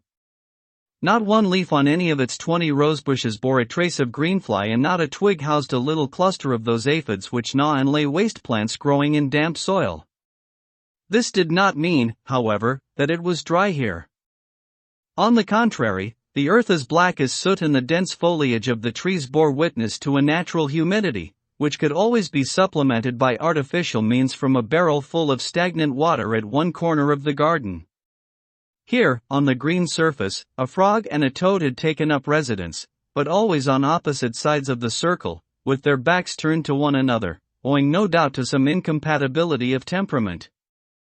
There was not a blade of grass on the path and not the shoot of a weed in the flower beds. No modish belle would clean and polish the geraniums, cacti and rhododendrons on her china jardiniere with as much care as the person, still invisible, who looked after this little patch. Monte Cristo stopped, after closing the gate by attaching the string to the nail, and looked all about him. "It would seem," he said, "that the gentleman of the telegraph has at least one full-time gardener, or else is himself passionately fond of gardening." Suddenly he stumbled over something behind a wheelbarrow full of leaves. The thing in question stood up with an exclamation of surprise, and Monte Cristo was confronted by a man of around 50 who had been collecting strawberries and placing them on vine leaves. There were 12 leaves and almost as many strawberries. As he got up, the man had almost knocked over the fruit, the leaves, and a plate. "Harvest time?" the Count asked with a smile. "Forgive me, monsieur," the man replied, touching his cap. "I am not up there, I know, but I have only just come down." "Please do not bother on my account, my friend," said Monte Cristo. "Gather your strawberries while ye may, if there are still any left." 10 more, said the man. "I have 11 here and there were 21 in all, 5 more than last year." "It is not surprising. The spring was warm this year, and what strawberries need, monsieur, is heat. This is why, instead of the 16 I had last year, I had this year, as you can see, 11 that I have already picked, 12, 13, 14, 15, 16, 17, 18. Oh, my goodness! I am missing 2. They were still here yesterday, monsieur, I know they were here, I counted them. It must be Mayor Simon's son who filched them from me. I saw him lurking around here this morning." "Oh, the little devil! Stealing out of someone's garden. Who knows where he will end up?" "I agree," Monte Cristo said. "It's serious, but you must allow for the felon's youth and natural appetite." "Certainly, but that makes it no less irritating. However, I beg your pardon once more, monsieur, am I perhaps keeping one of my bosses waiting like this?" And he looked apprehensively at the Count's blue coat. "Have no fear, my friend," the Count said, with that smile of his which he could make, at will, so benevolent or so fearful, and which now expressed only benevolence. "I am not a superior who has come to inspect you, but a mere traveler, driven by curiosity, who even now is beginning to reproach himself for coming and wasting your time." "Oh, my time is not very valuable," the man said with a melancholy smile. "However, it is the government's time and I should not waste it, but I received a signal telling me I could take an hour's rest." At this, he cast a glance towards the sundial, for there was everything in the garden at the Tower of Montelheri, even a sundial, and, as you see, I still have 10 minutes to go. Moreover, my strawberries were ripe and if I had left them a day longer. Now, truly, monsieur, would you believe me if I were to say that the dormice eat them?" "Goodness, no, I should never have believed it," Monte Cristo replied gravely. "They are not good neighbors, dormice, for those who do not eat them, as the Romans did." "Oh? Did the Romans eat them?" the gardener asked. "Dormice?" "So Petronius tells us," said the Count. "Really? They can't taste very good, even though people say plump as a dormouse. And it's not surprising that they are fat, since they sleep all day long and only wake up so that they can spend the whole night gnawing. Last year, now, I had 4 apricots and they took one from me. I also had a nectarine, just one, though admittedly it's a rare fruit.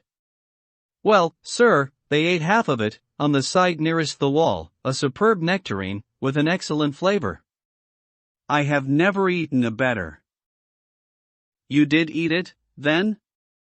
Monte Cristo asked. The half that remained, you understand. Delicious.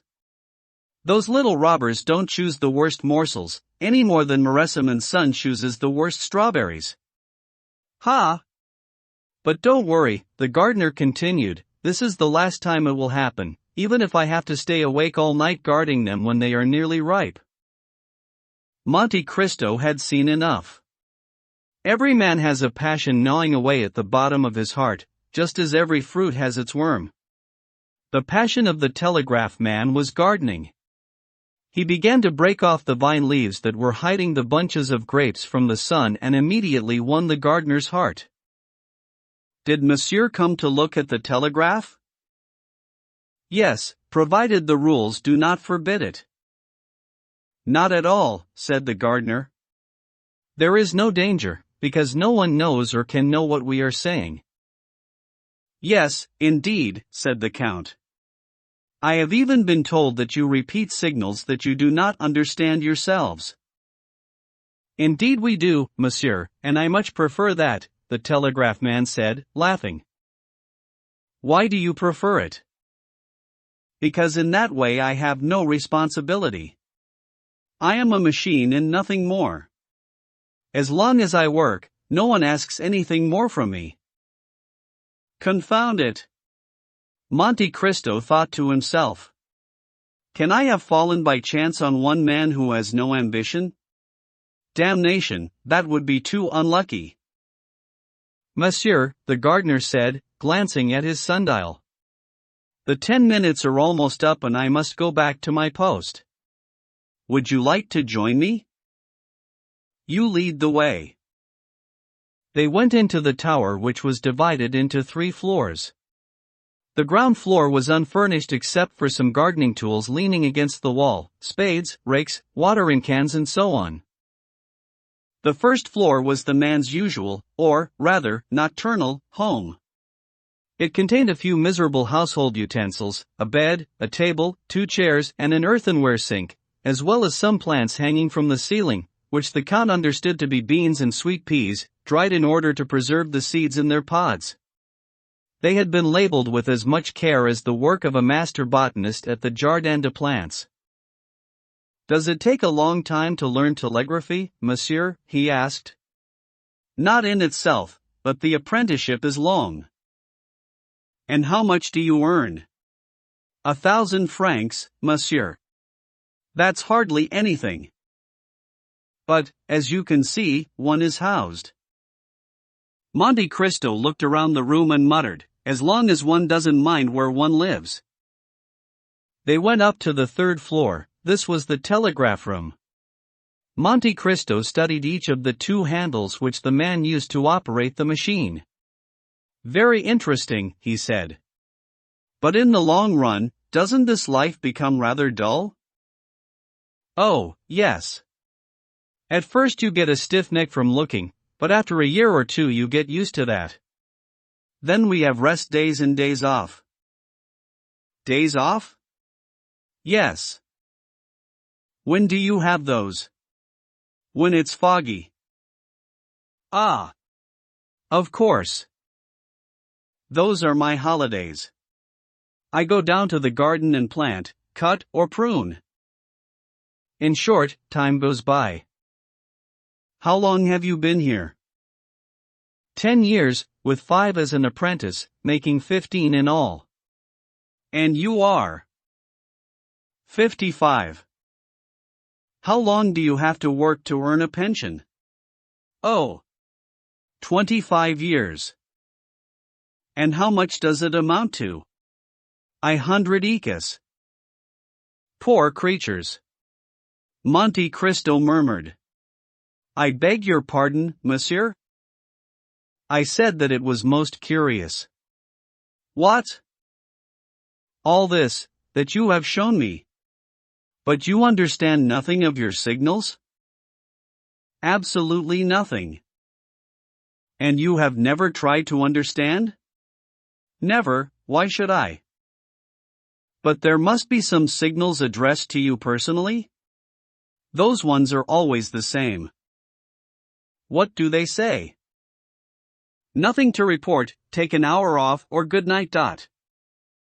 That's perfectly innocuous, said the Count. But, look. Isn't your correspondent starting to move? Oh, yes, that's right. Thank you, monsieur. What is he saying? Is it something you understand? Yes, he's asking if I'm ready. How do you reply? With a signal that tells the telegraphist to my right that I am ready and at the same time warns the one on my left to get ready in his turn. Very ingenious, said the Count. You will see, the man said proudly. In 5 minutes, he will start speaking. So I have 5 minutes, thought Monte Cristo. More time than I need. Then he said aloud, My dear sir, let me ask you a question. Please do.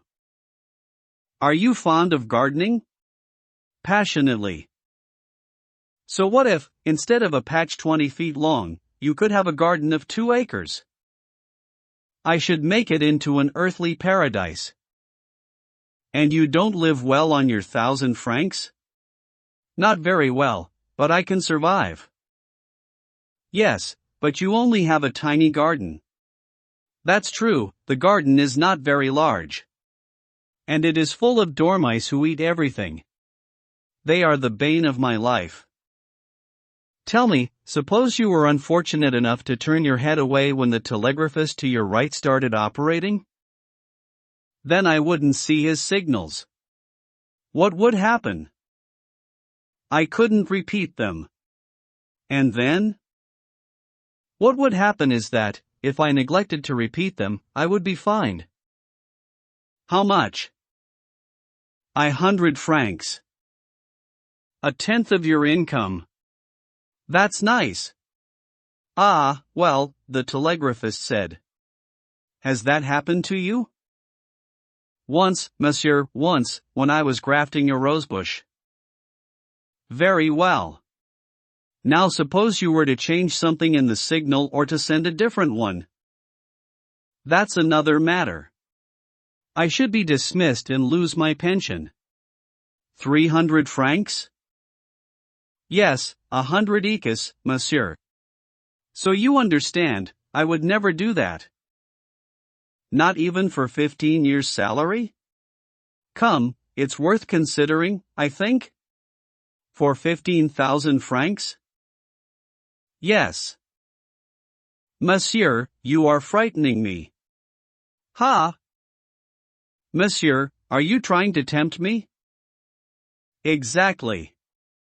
15,000 francs, you understand? Please, monsieur, let me look at my correspondent to the right. No, don't look at him. Look at this. What is it? Do you mean you don't recognize this paper? Banknotes. Square ones, 15 of them. Whose are they? Yours, if you wish. Mine, the man cried, in a strangled voice. Undoubtedly. Yours and no one else's. But look, monsieur, my correspondent to the right has started up. Let him carry on. You have distracted me, I'm going to be fined. It will cost you 100 francs. So, you see, it is in your interest to take my 15 banknotes. Monsieur, my correspondent on the right is getting impatient. He is repeating his signals. Let him. Take the notes. And the Count put the packet into the telegraphist's hand. Now, he said, that's not all. You won't be able to live on 15,000 francs. I shall still have my job.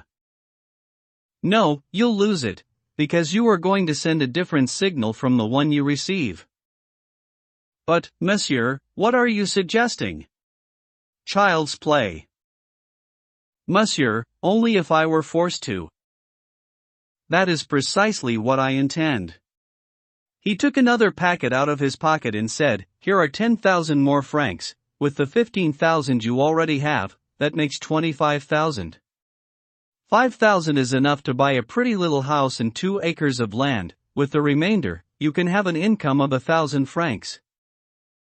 A garden of 2 acres? And an income of 1,000 francs. Good Lord! Oh, Lord! Take it, then." And Monte Cristo forced the 10,000 francs into the telegraphist's hands. What do I have to do? Nothing very hard. What, then?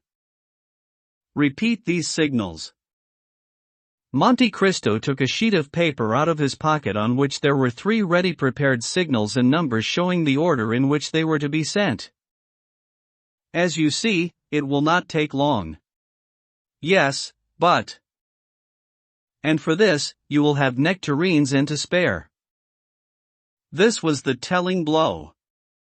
Feverish, red, pouring with sweat, the man sent the 3 signals he had been given by the Count, despite the wild gesticulations transmitted by the telegraphist to his right, who was quite unable to understand the reason for the alteration and had begun to think that the nectarine man was mad. Meanwhile, the man to the left conscientiously transmitted the new signals, which finally made their way to the Ministry of the Interior. "Now you are rich," Monte Cristo said. "Yes," said the telegraphist. "But at what price?" "Listen, my friend," Monte Cristo said. "I do not want your conscience to suffer. So believe me, I swear to you that you have done no harm to anyone and that you have served God's will." The telegraphist looked at the banknotes, felt them, counted them. He went pale, then red. Finally he hurried into his room to drink a glass of water, but he was unable to reach the sink and fainted among the dry beans. 5 minutes after the telegraphic signal had reached the ministry, Debray harnessed his coupe and hurried round to Danglars. "Does your husband have Spanish government bonds?" he asked the Baroness. "Yes, indeed he does. 6 millions worth. Tell him to sell them at any price." "Why?" "Because Don Carlos has escaped from Burgos and returned to Spain." "How do you know?" "I have my sources," said Debray, with a shrug of the shoulders. The Baroness did not need to be told twice. She hastened to tell her husband, and he in turn ran round to his stockbroker and ordered him to sell at any price. When people saw that M. Danglars was selling, Spanish bonds at once began to fall. Danglars lost 500,000 francs, but he liquidated all his stock. That evening, you could read in Le Messager, King Don Carlos has escaped from house arrest in Burgos and has crossed the Catalonian border into Spain. Barcelona has risen to support him. Throughout the evening, everyone was talking about Danglars' foresight in selling his stock, and the speculators' good fortune in losing only 500,000 francs on the deal. Those who had kept their Spanish stock or bought from Danglars decided they were ruined, and spent a very unpleasant night. The next day, you could read in Le Moniteur, yesterday's article in Le Messager announcing Don Carlos' escape and a rebellion in Barcelona was without foundation. King Don Carlos is still in Burgos and the peninsula is entirely tranquil. A telegraphic signal, misread because of the fog, gave rise to this false report. Spanish stock rose to double its price before the alarm. In actual losses and loss of profits, it meant 1 million francs to Danglars. Very well, Monte Cristo said to Morrel, who was at his house when the news arrived of the odd reversal which had struck Danglars at the exchange. "I have just paid 25,000 francs for a discovery for which I would willingly have paid 100,000. "What have you discovered?" Maximilian asked. I have just found out how to rescue a gardener from the dormice who are eating his peaches. LXII. Ghosts. At first sight, on the outside, the house in Auteuil had none of the splendor one would expect from a dwelling intended for the magnificent Count of Monte Cristo. But this simplicity was consistent with the master's wishes. He had given strict instructions that nothing was to be changed on the outside, and one had only to consider the inside to understand why. The door was hardly opened before the scene changed utterly. Amour Bertuccio had outdone himself in the good taste shown in the choice of furnishings and in the speed of fitting the house out.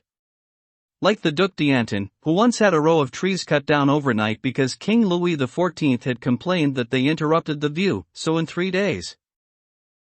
Amour Bertuccio had had an empty courtyard entirely planted, while fine poplars and sycamores, transplanted with their huge massive roots, gave shelter to the facade of the house in front of which, instead of stones half overgrown with grass, there was a lawn. The turfs had been laid that very morning to make a vast carpet still glistening with the water that had been sprinkled over it. The orders for all this had come from the Count.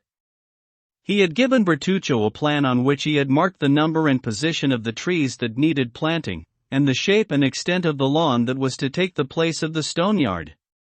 Now that the work was done, the house had become unrecognizable, and Bertuccio himself claimed that he could no longer recognize it, nestling as it was into its setting of greenery. While he was about it, the steward would have liked to make some changes in the garden, but the Count had expressly forbidden him to alter anything. Bertuccio made up for the disappointment by filling the antechambers, stairways, and mantelpieces with flowers. In all, this house, which had been empty for 25 years and only the day before had been dark and gloomy, impregnated with what might be called the aroma of time, had in a single day recovered an appearance of life, full of the master's favorite perfumes and even his preferred amount of daylight. Nothing could better have illustrated the steward's skill and his master's understanding, the first, in what was needed to serve, the latter in what was needed to be served. When he came in, the Count found his books and his weapons to hand, and his favorite paintings before his eyes. In the antechambers were the dogs it pleased him to stroke and the birds it pleased him to hear sing. Like the Sleeping Beauty's castle, the whole house had been awakened from its long sleep and come to life. It sang and blossomed like one of those houses that we have long cherished and in which, when we are unfortunate enough to leave them, we involuntarily relinquish a part of our souls. Servants were coming and going joyfully in the superb courtyard. Some belonged to the kitchens and they were gliding along the corridors as if they had always inhabited this place, or up staircases that had been restored only the day before. Others were stationed in the coachhouse, where the different sets of harness, numbered and stored, seemed to have been here for 50 years, and the stables, where the horses in their stalls neighed in answer to their grooms, who spoke to them with more respect than many servants use in addressing their masters. The library was installed in 2 chambers on 2 sides of one wing. It contained roughly 10,000 volumes. A whole section was devoted to the modern novel, and the latest work was already in its place, showing off its red and gold binding. On the other side of the house, corresponding to the library, was the conservatory, full of rare plants blooming in wide Japanese pots. In the middle of this conservatory, which was a delight to look at and to smell, was a billiard table which seemed to have been abandoned only an hour earlier by players who had let the balls lie where they came to rest on the cloth. The Grand Bertuccio had only left one room alone. This was the bedroom in the left corner on the first floor, reached by the main staircase but also containing the entrance to the secret stairway into the garden. When the servants passed in front of this room, they looked at it with curiosity. Bertuccio looked with terror. At exactly 5 o'clock the Count arrived at the house, followed by Ali. Bertuccio had been waiting for his master with impatience and a measure of anxiety. He hoped for a compliment, but feared a raised eyebrow. Monte Cristo got down in the courtyard, then looked around the house and the garden in silence, giving no sign of either approval or disapproval. However, when he came into his bedroom, which was opposite the locked room, he pointed to the drawer of a little rosewood table that he had picked out on his first visit. "That can only be for gloves," he said. As you say, Excellency, Bertuccio replied, delighted. If you open it, you will find gloves. In the other pieces of furniture the Count also found just what he expected: perfume bottles, cigars, jewelry. Very good, he said. Bertuccio withdrew, gratified to the very depth of his soul. So great, so powerful and so real was the influence of the man on everything about him. At 6 o'clock precisely, there was the sound of a horse stamping its hoofs in front of the door. The captain of Spahis had arrived on Medea. Monte Cristo was waiting for him at the top of the steps with a smile on his lips. I'm the first, certain of it. Morrel called. Deliberately, I wanted to have you to myself for a moment, before the others arrive. Julie and Emmanuel have a million things to tell you. Oh, but it's splendid here, you know. Tell me, Count, can I trust your people to look after my horse for me? Don't worry, my dear Maximilian, they are experts. He needs to be rubbed down, though. If you could only have seen him, he went like a whirlwind. I should think so, damn it, said Monte Cristo in the sort of voice a father would use to his son. A horse costing 5,000 francs. Do you regret the money? Morrel asked, with his candid smile. Heavens, no, the Count replied. No, I would only be sorry if the horse was no good. So good is he, my dear Count, that Monsieur de Châteaurenaud, the best judge of horseflesh in France, and Monsieur Debray, who rides the Arabs belonging to the ministry, are even now chasing after me and lagging a bit behind, as you see. They have Baroness Danglars breathing down their necks, and her horses can manage a steady 6 leagues an hour. So, they're behind you? Monte Cristo asked. In fact, here they are. At that very moment, a coupe with a steaming team, then 2 panting saddle horses, stopped in front of the gate, which opened to let them in. The coupe drove around and stopped at the foot of the steps, followed by the riders. In a moment, Debray had dismounted and was standing beside the carriage door. He offered the Baroness his hand and she, as she stepped down, made a movement that anyone except Monte Cristo would have failed to notice. But the Count missed nothing, and he saw, in Madame Danglars' palm, the flash of a little white paper, no more visible than the movement of the hand that held it, which passed between Madame Danglars and the minister's secretary with an ease that suggested the maneuver was well practiced. The banker followed his wife, as pale as though he had just stepped from the tomb, instead of from his coupe. Madame Danglars cast a rapid, exploratory glance about her, which only Monte Cristo could understand, taking in the courtyard, the peristyle, and the façade of the house. Then, mastering some slight emotion which would surely have shown on her face had she allowed its color to change, she walked up the steps, saying to Morrel, "Monsieur, if you were a friend of mine, I should ask you whether your horse is for sale." Morrel gave a pained smile and turned to Monte Cristo, as if to beg him for help in escaping from this dilemma. The Count took his meaning. "Oh, madam," he replied. "Why don't you ask me?" "With you, monsieur," the Baroness said, "one cannot be permitted to wish for anything, because one is too certain of obtaining it." So I asked Monsieur Morrel. Unfortunately, the Count said, I happen to know that Monsieur Morrel cannot give away his horse, since honor requires him to keep it. How is that? He wagered that he could break Medea in within 6 months. Now, Baroness, you understand that if he were to part with the animal before that time, not only would he lose the bet, but people would also say that he was afraid. A captain of Spahis, even to satisfy the whim of a beautiful woman, which, in my view, is one of the most sacred of obligations, cannot allow such a stain on his reputation. So, you see, madam, Morrel said, turning a grateful smile in the direction of Monte Cristo. In any case, I should have thought that you'd had enough of horses for a while, Danglars said, in a surly manner, ill-concealed behind a coarse smile. It was not usual for Madame Danglars to let such a sally pass without some retort, yet, much to the surprise of the young man, she pretended not to hear and said nothing.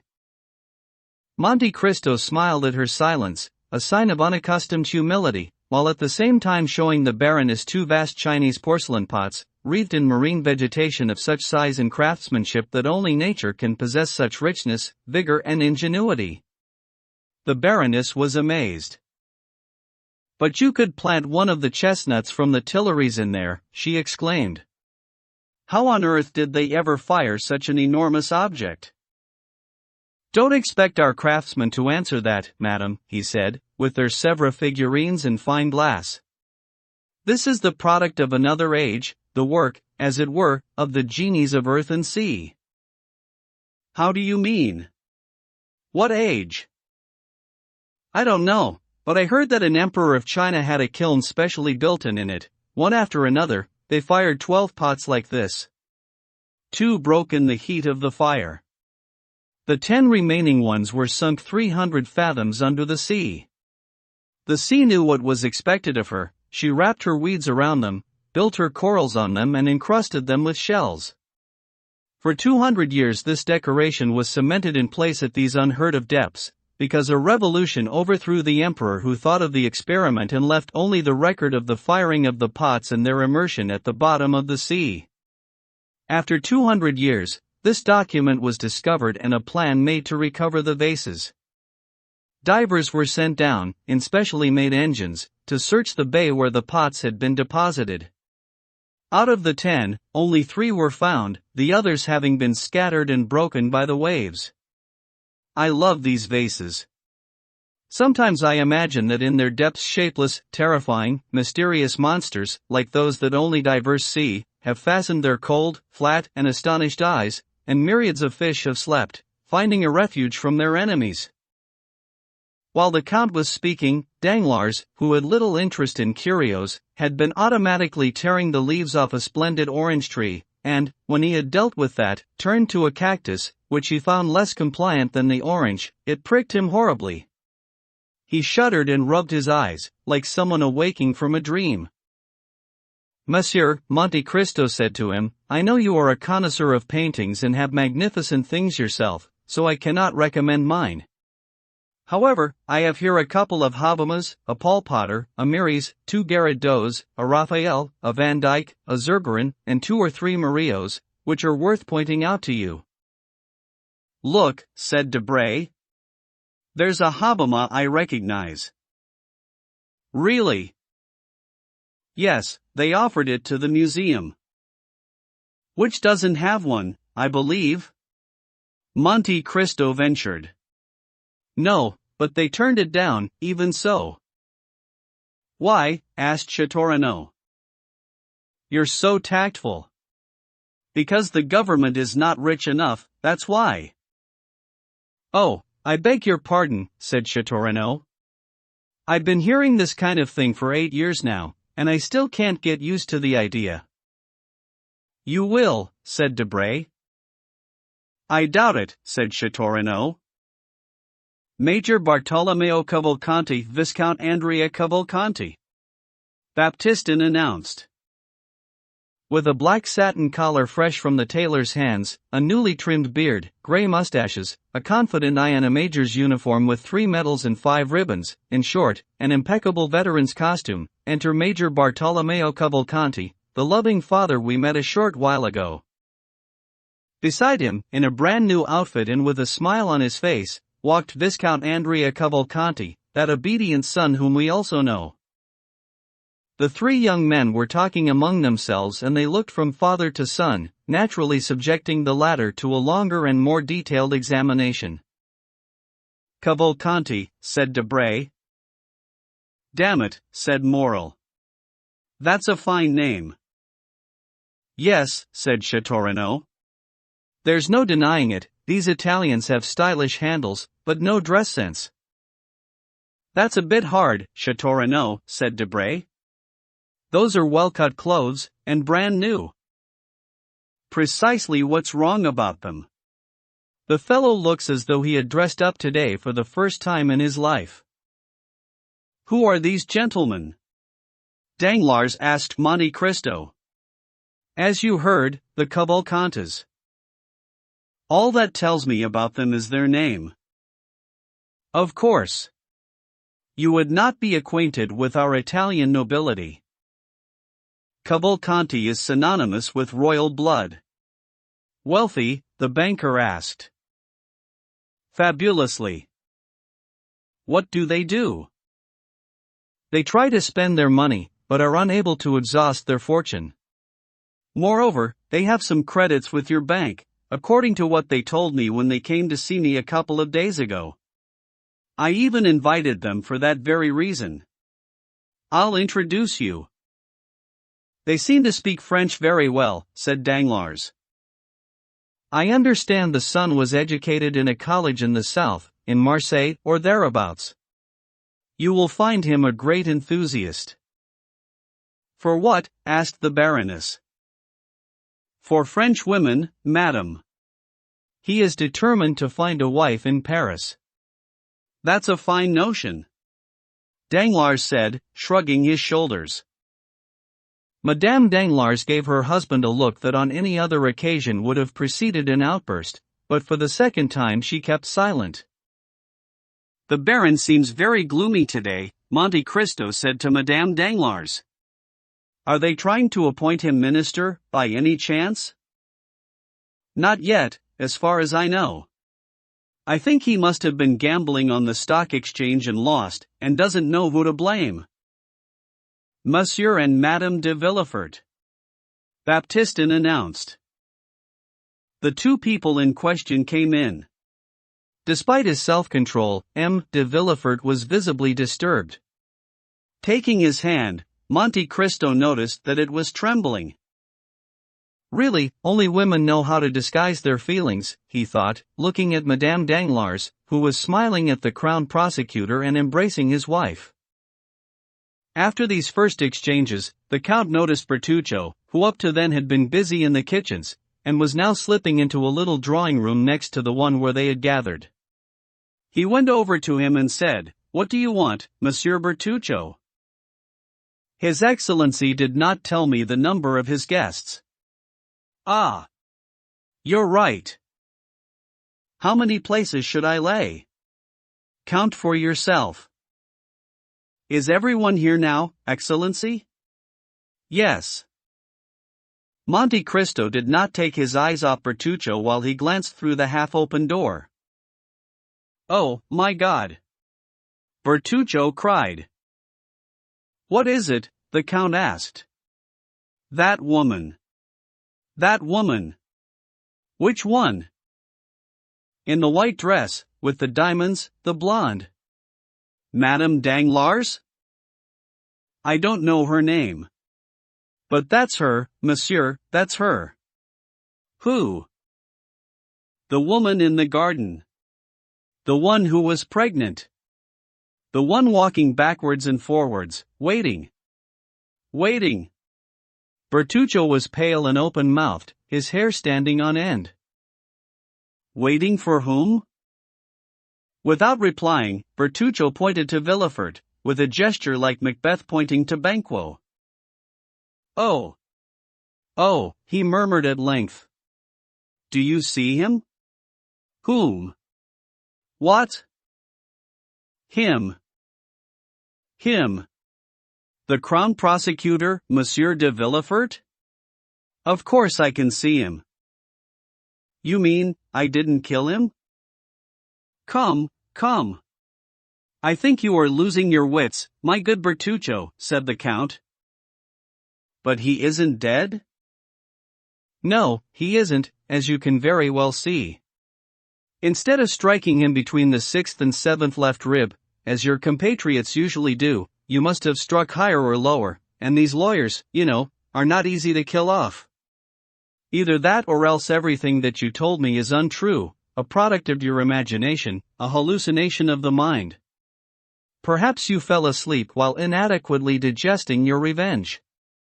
It weighed down on your stomach and you had a nightmare, nothing more. So recover your wits and count, Monsieur and Madame de Villefort, 2, Monsieur and Madame Danglars, 4, Monsieur de Chateaurenaud, Monsieur de Bray, Monsieur Morel, 7, Major Bartolomeo Cavalcanti, 8. 8. Bertuccio repeated. Wait. Wait for a moment.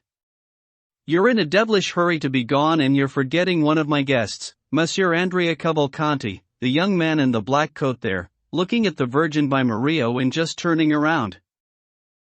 This time Bertuccio started to give a cry that a look from Monte Cristo froze on his lips. "Benedetto," he muttered under his breath. "Fate." "It is just striking 6:30, Monsieur Bertuccio," the Count said severely. "This is the time for which I ordered dinner to be served, and you know that I don't like to wait." At this, Monte Cristo went into the drawing room where his guests had gathered, while Bertuccio returned to the dining room, steadying himself against the walls. 5 minutes later, the doors opened. Bertuccio appeared and, making a final heroic effort, like Vattel at Chantilly, when he announced, "Monsieur le Comte is served." Monte Cristo offered his arm to Madame de Villefort. "Monsieur de Villefort," he said, "please be good enough to escort Madame la Baronne Danglars." Villefort obeyed and they went into the dining room. LXIAI. Dinner.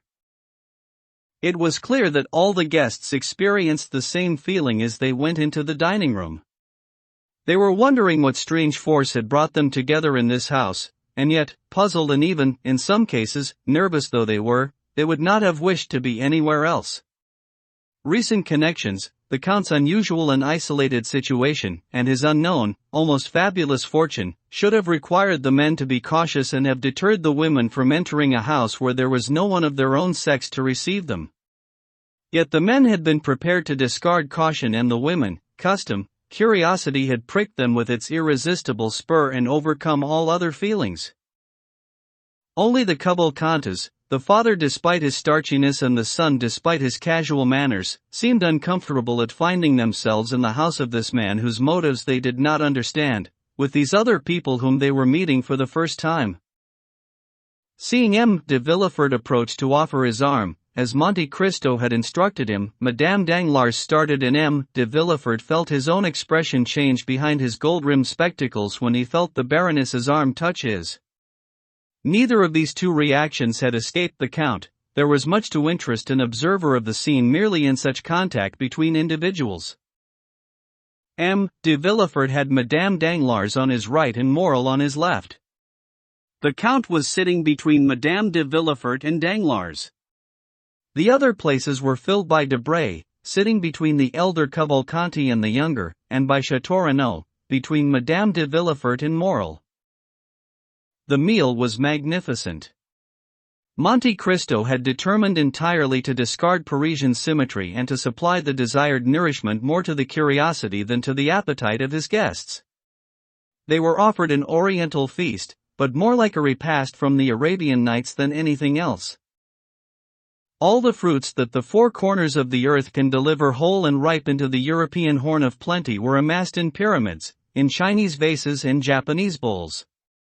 Rare birds, with their most brilliant feathers, monstrous fish lying on sheets of silver, all the wines of the Aegean, Asia Minor and the Cape, enclosed in extravagantly molded vessels, the bizarre form of which seemed to add to the savor of the food, all came past in succession, like one of those reviews in which Apicius invited his guests to participate, before the eyes of these Parisians who could accept an expenditure of 1,000 louis on a dinner for 10, provided that one ate pearls like Cleopatra or drank molten gold like Lorenzo de' Medici. Seeing the general amazement, Monte Cristo burst into laughter and began to scoff aloud. "Gentlemen," he said, "you must confess that when one has reached a certain level of prosperity, only the superfluous becomes necessary, just as these ladies will admit that, beyond a certain degree of rapture, only the ideal is tangible. So, let us pursue the same line of argument. What is a marvel? Something that we do not understand.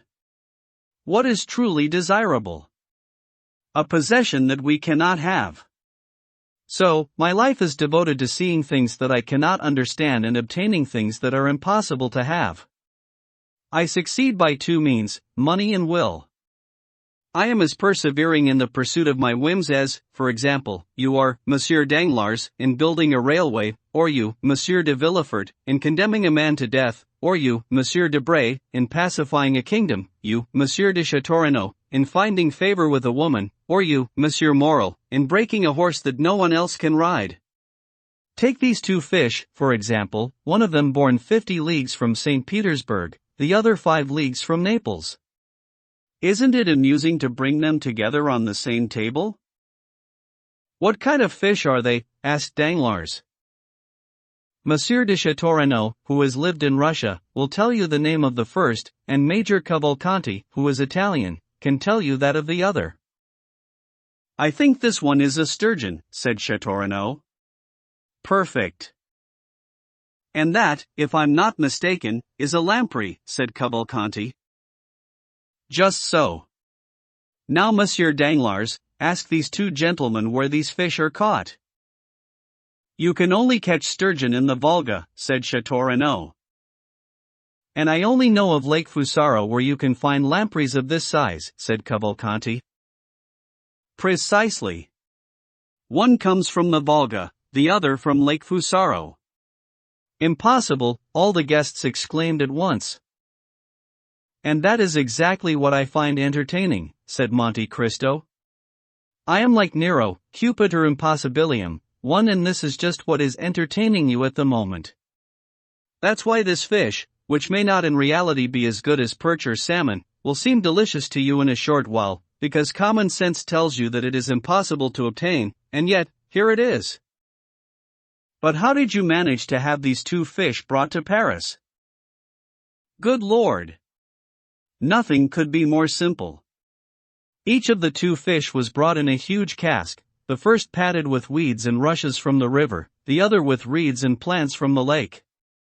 They were installed in a specially constructed wagon and lived in this way, the sturgeon for 12 days, the lamprey for a week. Both of them were quite alive when my cook took them out to poach, the first one in milk and the other in wine. Don't you believe me, Monsieur Danglars? I still have my doubts, Danglars replied, with his gross smile. Baptistin! Monte Cristo called. Bring the other sturgeon and the other lamprey, would you, the ones in the other barrels that are still alive. Danglars' eyes bulged with astonishment and the rest of the company clapped. For servants brought in 2 casks, decorated with waterweeds, in each of which was a quivering fish, like the ones lying, cooked, on the table. But why 2 of each kind? Asked Danglars. Because one might have died, Monte Cristo said simply. You are without doubt a remarkable man, Danglars said. And, whatever philosophers say, it's marvelous to be rich. And, above all, to have ideas, said Madame Danglars. Oh, don't give me the credit for that one, madam, it was very popular with the Romans. Pliny tells us that relays of slaves were employed to carry, on their heads, from Ostia to Rome, fish of the kind called mulus, which were probably a variety of sea bream, judging by his description. It was held a luxury to have it alive because when it died the fish changed color 3 or 4 times, like a vanishing rainbow, going through all the colors of the spectrum, then it was sent down to the kitchen. Its death throes were part of the appeal. If it was not seen alive, it was despised when dead. Yes, said Debray, but it is only 7 or 8 leagues from Ostia to Rome. That's true, Monte Cristo replied. But what would be the merit in living 1800 years after Lucullus if one could not surpass him? The 2 Cavalcantes stared in astonishment, but had the good sense to keep quiet. That is all very fine, said Chateaurenaud, but I must admit that what I admire most is the efficiency of the service. Isn't it true, Monsieur le Comte, that you only bought this house 5 or 6 days ago? At the most, said Monte Cristo. Well, I am sure that in a week it has undergone a complete transformation because, if I'm not mistaken, there was another entrance apart from this one, and the courtyard was paved and empty, whereas now it is a splendid lawn fringed with trees that seem to be a century or so old. What do you expect? I like greenery and shade. Yes, Madame de Villefort said, the entrance used to be through a door giving onto the road, and I remember that, on the day of my miraculous rescue, you brought me into the house through that door to the road. Yes, madam, said Monte Cristo. But since then I have decided to turn the entrance round so that I can see the Bois de Boulogne through my fence. In 4 days? Morel exclaimed. It's incredible. Yes, indeed, said Châteaurenaud. To make a new house out of an old one is a miracle, because this house was quite old and very gloomy. I remember, my mother got me to look it over, 2 or 3 years ago, when Monsieur de Saint-Méran put it on the market. Monsieur de Saint-Méran, said Madame de Villefort. Did this house belong to Monsieur de Saint-Méran before you bought it? It appears so, said Monte Cristo. What? It appears so. Don't you know who you bought it from? Well, no. My steward looks after all those details. Admittedly, it hadn't been inhabited for at least 10 years, said Châteaurenaud, and it was very depressing to see it with its shutters down, its doors locked and grass growing in the courtyard. In fact, if it hadn't belonged to the father-in-law of a crown prosecutor, one might have taken it for one of those ill-omened houses in which some great crime was committed. Villefort, who until this moment had not touched any one of the 3 or 4 glasses full of exceptionally fine wines on the table in front of him, picked one indiscriminately and drained it at a gulp. Monte Cristo let a moment go by, then, breaking the silence that followed Châteaurenaud's words, he said, "Now that's odd, Baron, but the same idea struck me, the first time I came here. The house seemed to me so dismal that I should never have bought it if my steward had not chosen it for me." No doubt the fellow got some tip from the solicitor. I expect so, Villefort stammered, with an attempt at a smile. But, believe me, I am not responsible for any of this. Monsieur de Saint-Méran wanted to sell this house, which was part of his granddaughter's dowry, because if it had remained empty for another 3 or 4 years it would have fallen into decay. Now it was Morel's face that was drained of color. In particular, Monte Cristo continued, there was one room, quite ordinary to look at. A room like any other, with red damask hangings, which for some reason seemed to me particularly sinister.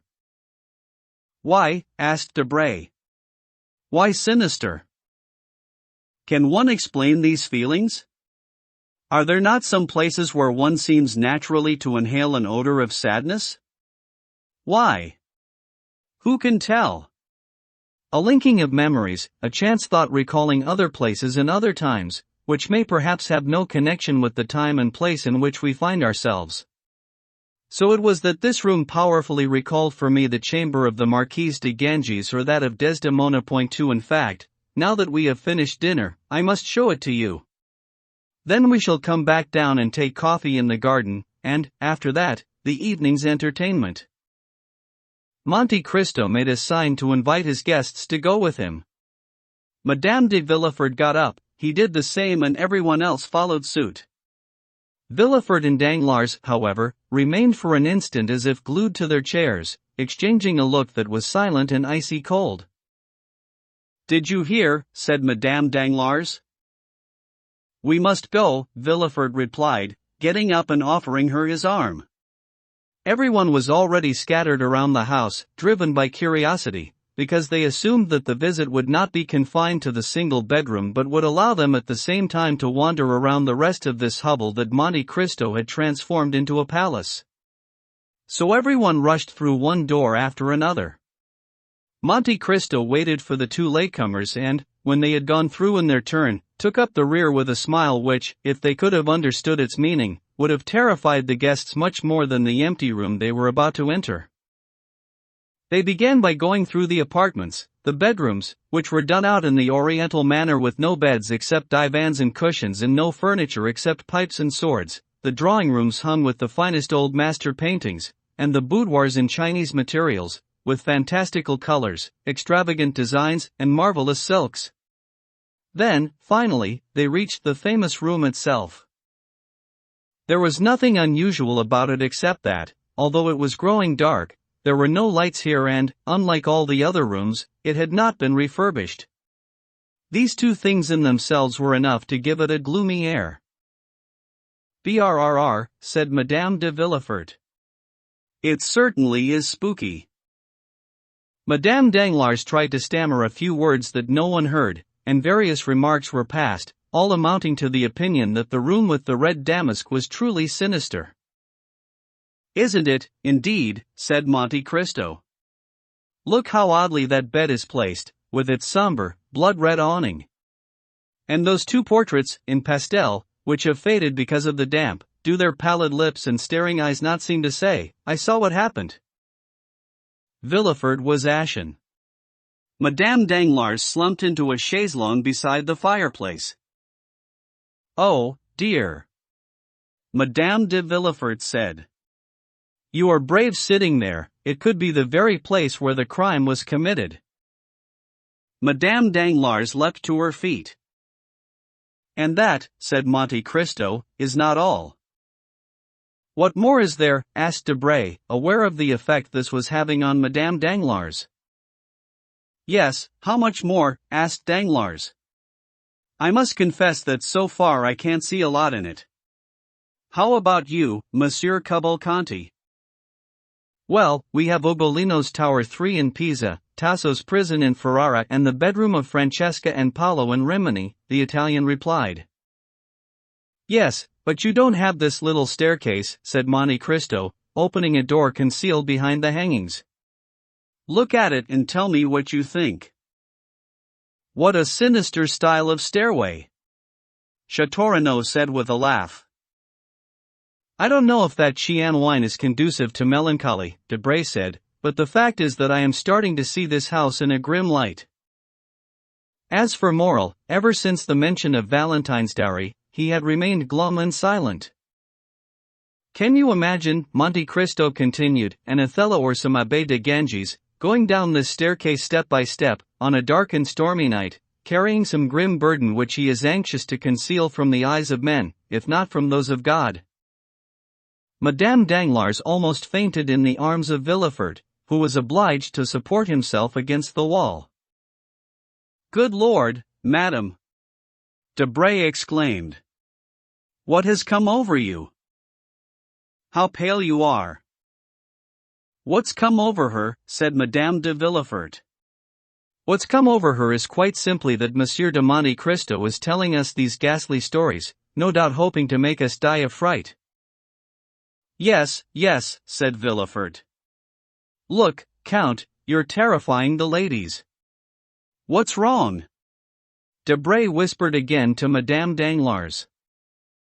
"Nothing, nothing," she answered, making an effort to control her feelings. "I just need a little air. Would you like to go down to the garden?" Debray asked, offering his arm to Madame Danglars and leading the way towards the hidden staircase. "No," she said. "No. I'd rather stay here." "Is that so, madame?" said Monte Cristo. "Is this terror serious?" "No, monsieur," said Madame Danglars. "But you have a way of hypothesizing that gives an appearance of reality to illusions." "Good Lord, yes," Monte Cristo said with a smile. "All this is a figment of the imagination. Why could one not just as well imagine this room to be the good and respectable bedroom of the mother of a family? The bed with its purple awning, like a bed visited by the goddess Lucina IV, and the mysterious staircase as a passage down which the doctor and the nursemaid might go, so as not to disturb the young mother's restorative slumber, or even the father, carrying the sleeping child? This time, instead of being reassured by the evocation of this tender tableau, Madame Danglars gave a groan and fainted completely away. "Madame Danglars is ill," stammered Villefort. "Perhaps we should take her to her carriage." "How frightful," said Monte Cristo. "And I didn't bring my flask." "I have mine," said Madame de Villefort, giving the Count a flask full of a red liquid similar to the one that had so benefited Edouard when the Count tried it on him. He took it from Madame de Villefort's hands, raising an eyebrow.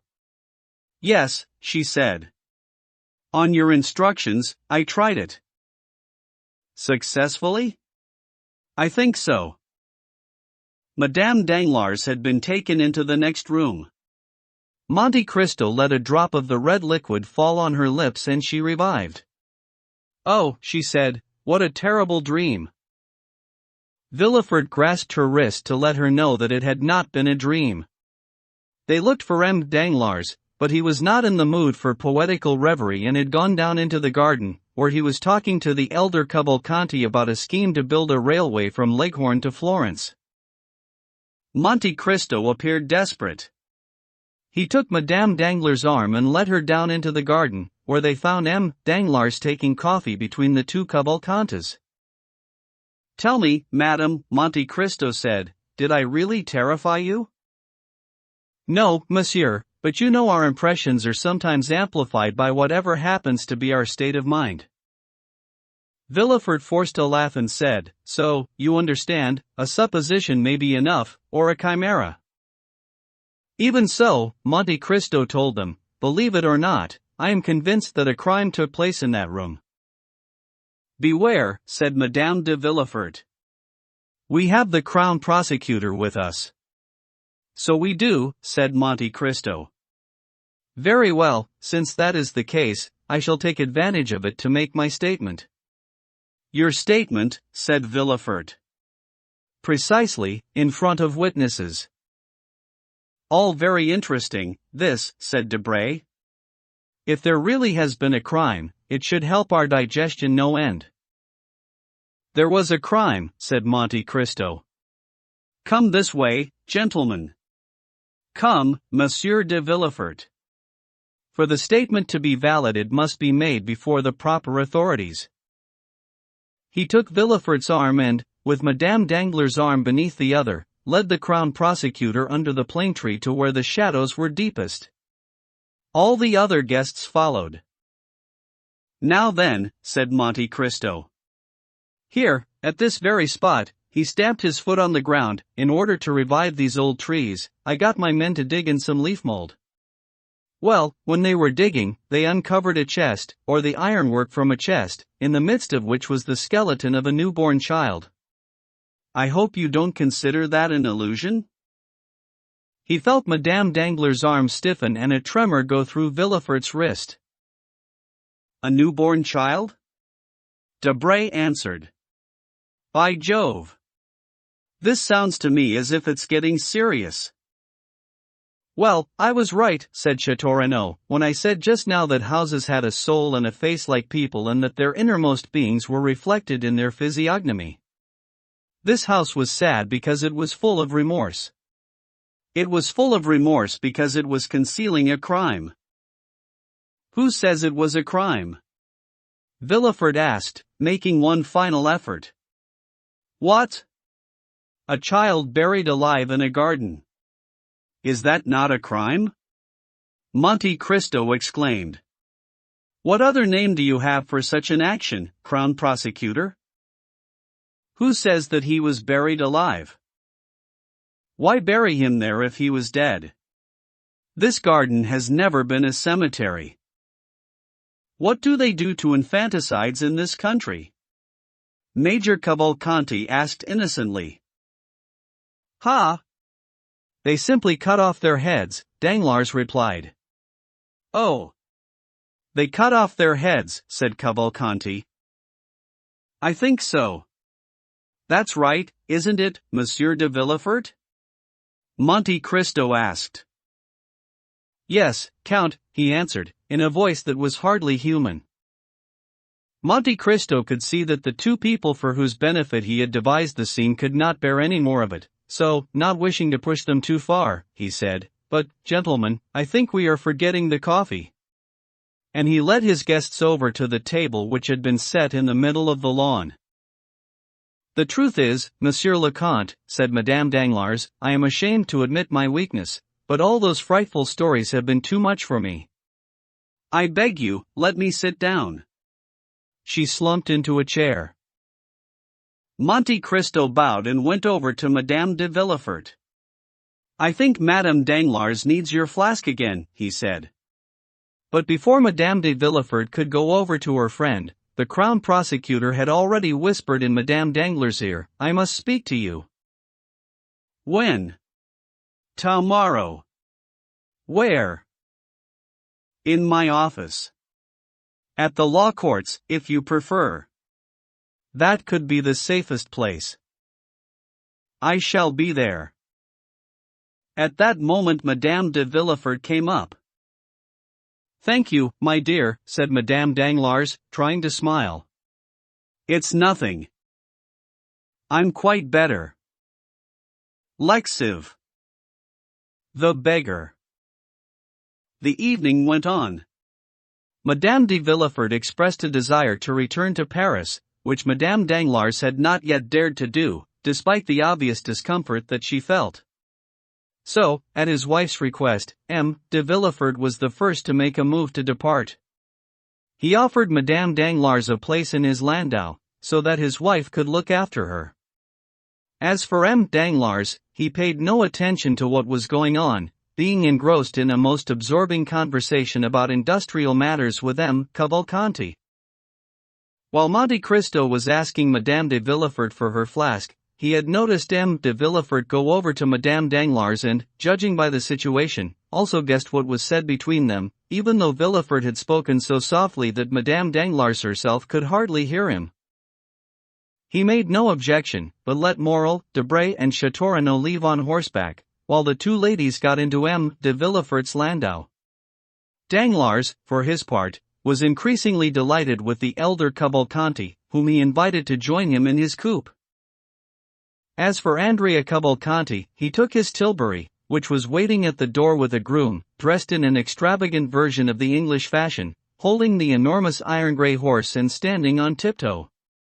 Andrea had said little during dinner, precisely because he was an intelligent lad who was afraid of saying something ridiculous in front of these rich and powerful guests among whom his anxious eyes had perhaps been disturbed to find a Crown Prosecutor. After that, he had been monopolized by M. Danglars who, after a quick glance at the stiff-necked old major and his rather shy son, had weighed up this evidence in the light of Monte Cristo's hospitality and concluded that he was dealing with some nabob who had come to Paris to finish his only son by introducing him to society. Consequently he had looked with odious complacency at the huge diamond adorning the major's little finger, for the major, as a cautious man of the world, had been afraid that some accident might befall his banknotes and had rapidly converted them into an object of value. Then, after dinner, still on the pretext of industry and travel, he had questioned father and son on their style of life. The pair, knowing that one of them was to have his credit of 48,000 francs, when they arrived, with Danglars' bank, and the other his annual credit of 50,000 livres, had both been charming and full of conviviality towards the banker. Indeed, their gratitude felt so urgent a need to express itself that they would even have shaken hands with Danglars' servants, if they had not managed to restrain themselves. One thing in particular increased Danglars' respect, one might almost say veneration, for Cavalcanti. The latter, obedient to Horace's principle nil admirari, one had been satisfied as we saw with demonstrating his erudition by naming the lake from which one gets the best lampreys. Then he had eaten his share of the same without uttering another word. Danglars jumped to the conclusion that this kind of feast was quite familiar to the illustrious descendant of the Cavalcantis, who probably dined at his home in Lucca on trout from Switzerland and lobster from Brittany brought to him by the same means as the Count had used to fetch lampreys from Lake Fusaro and sturgeon from the Volga. So, when Cavalcanti announced, "Tomorrow, monsieur, I shall have the honor of visiting you on a matter of business," he responded with a marked air of amiability. "And I, monsieur," he replied, "shall be happy to receive you." Whereupon he had offered to drive Cavalcanti back to the Hôtel des Princes, provided, of course, that he could bear to be separated from his son. Cavalcanti replied that his son had long been accustomed to lead the bachelor life of a young man and consequently had his own horses and carriages. Since they had not arrived together, he saw no difficulty in their leaving separately. So the major got into Danglars' carriage and the banker took his place by his side, ever more charmed by the man's ideas of order and economy, even though he gave his son 50,000 francs a year, which indicated a fortune capable of producing an income of some 5,000 or 6,000 livres. As for Andrea, in order to cut a good figure, he started by scolding his groom for not coming to collect him at the steps instead of at the gate, meaning that he had an extra 30 steps to reach his tilbury. The groom accepted the telling off with good grace and shifted the bit into his left hand, to restrain the horse, which was stamping its hoof with impatience, and with the other hand gave the reins to Andrea, who took them and lightly set his polished boot on the running board. At that moment a hand touched his shoulder. The young man looked around, thinking that Danglars or Monte Cristo must have forgotten to tell him something and wished to catch him as he was leaving. But, instead of either of them, he saw a strange face, tanned by the sun and enclosed in a ready-made beard, with eyes shining like gems and a mocking smile which revealed, inside the mouth, each one in its place and not a single one missing, 32 sharp white teeth, as ravenous as those of a wolf or a jackal.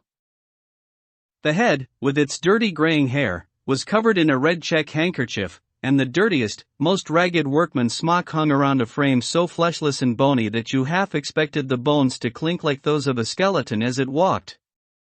As for the hand which clasped Andrea's shoulder, and the first thing that the young man saw, it seemed to him to be of gigantic size. Did the young man recognize the creature in the light from the lantern on his tilbury, or was he simply struck by his horrible appearance? We cannot say, but he shuddered and started back. "What do you want with me?" he asked. "Beg pardon, governor," the man said, lifting a hand to his red kerchief. "I may be interrupting, but I must have a word." "You shouldn't beg after dark," the groom said, threatening to drive this troublemaker away from his master. "I'm not begging, my fine fellow," the stranger replied with an ironic smile, a smile so terrifying that the groom shrank back. "I just want to say 2 words to your governor, who asked me not a fortnight ago to do something for him." "Come, come," said Andrea, loudly enough to disguise his anxiety from the servant. "What do you want? Quick now, friend." I want, the man in the red kerchief whispered, "you to spare me the trouble of walking back to Paris. I'm very tired and, not having dined as well as you, I can hardly stand." The young man shuddered at this unusual familiarity. "But what do you want from me?" he asked. "Well, I should like you to let me get into your fine carriage and to drive me back."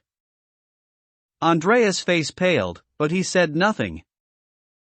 "For heaven's sake," the man in the red kerchief said, digging his hands into his pockets and giving the young man a challenging look. "Yes, it's an idea I've got. Do you understand, my little Benedetto?"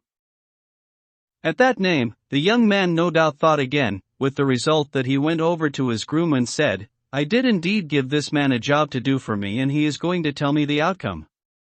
Walk as far as the gate and take a cab there, so as not to be too late home." The servant went away, surprised. "At least let me reach the shadows," said Andrea.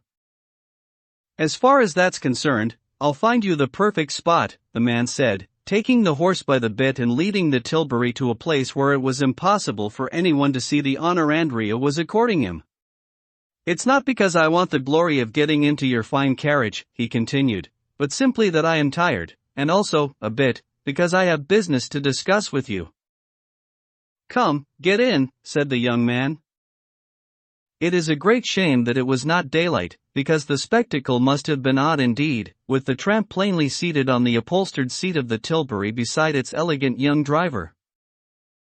Andrea drove the horse to the last house on the outskirts of the village without saying a word to his companion, who smiled and kept his mouth shut, as if delighted to be traveling in such a fine vehicle. But once they were out of Auteuil, Andrea looked around, no doubt to make sure that they could not be overheard or overlooked, pulled up the horse and said, crossing his arms in front of the man with the red kerchief, "Damn it! Why have you come to disturb me now? And why do you defy me, my lad? How have I defied you? How?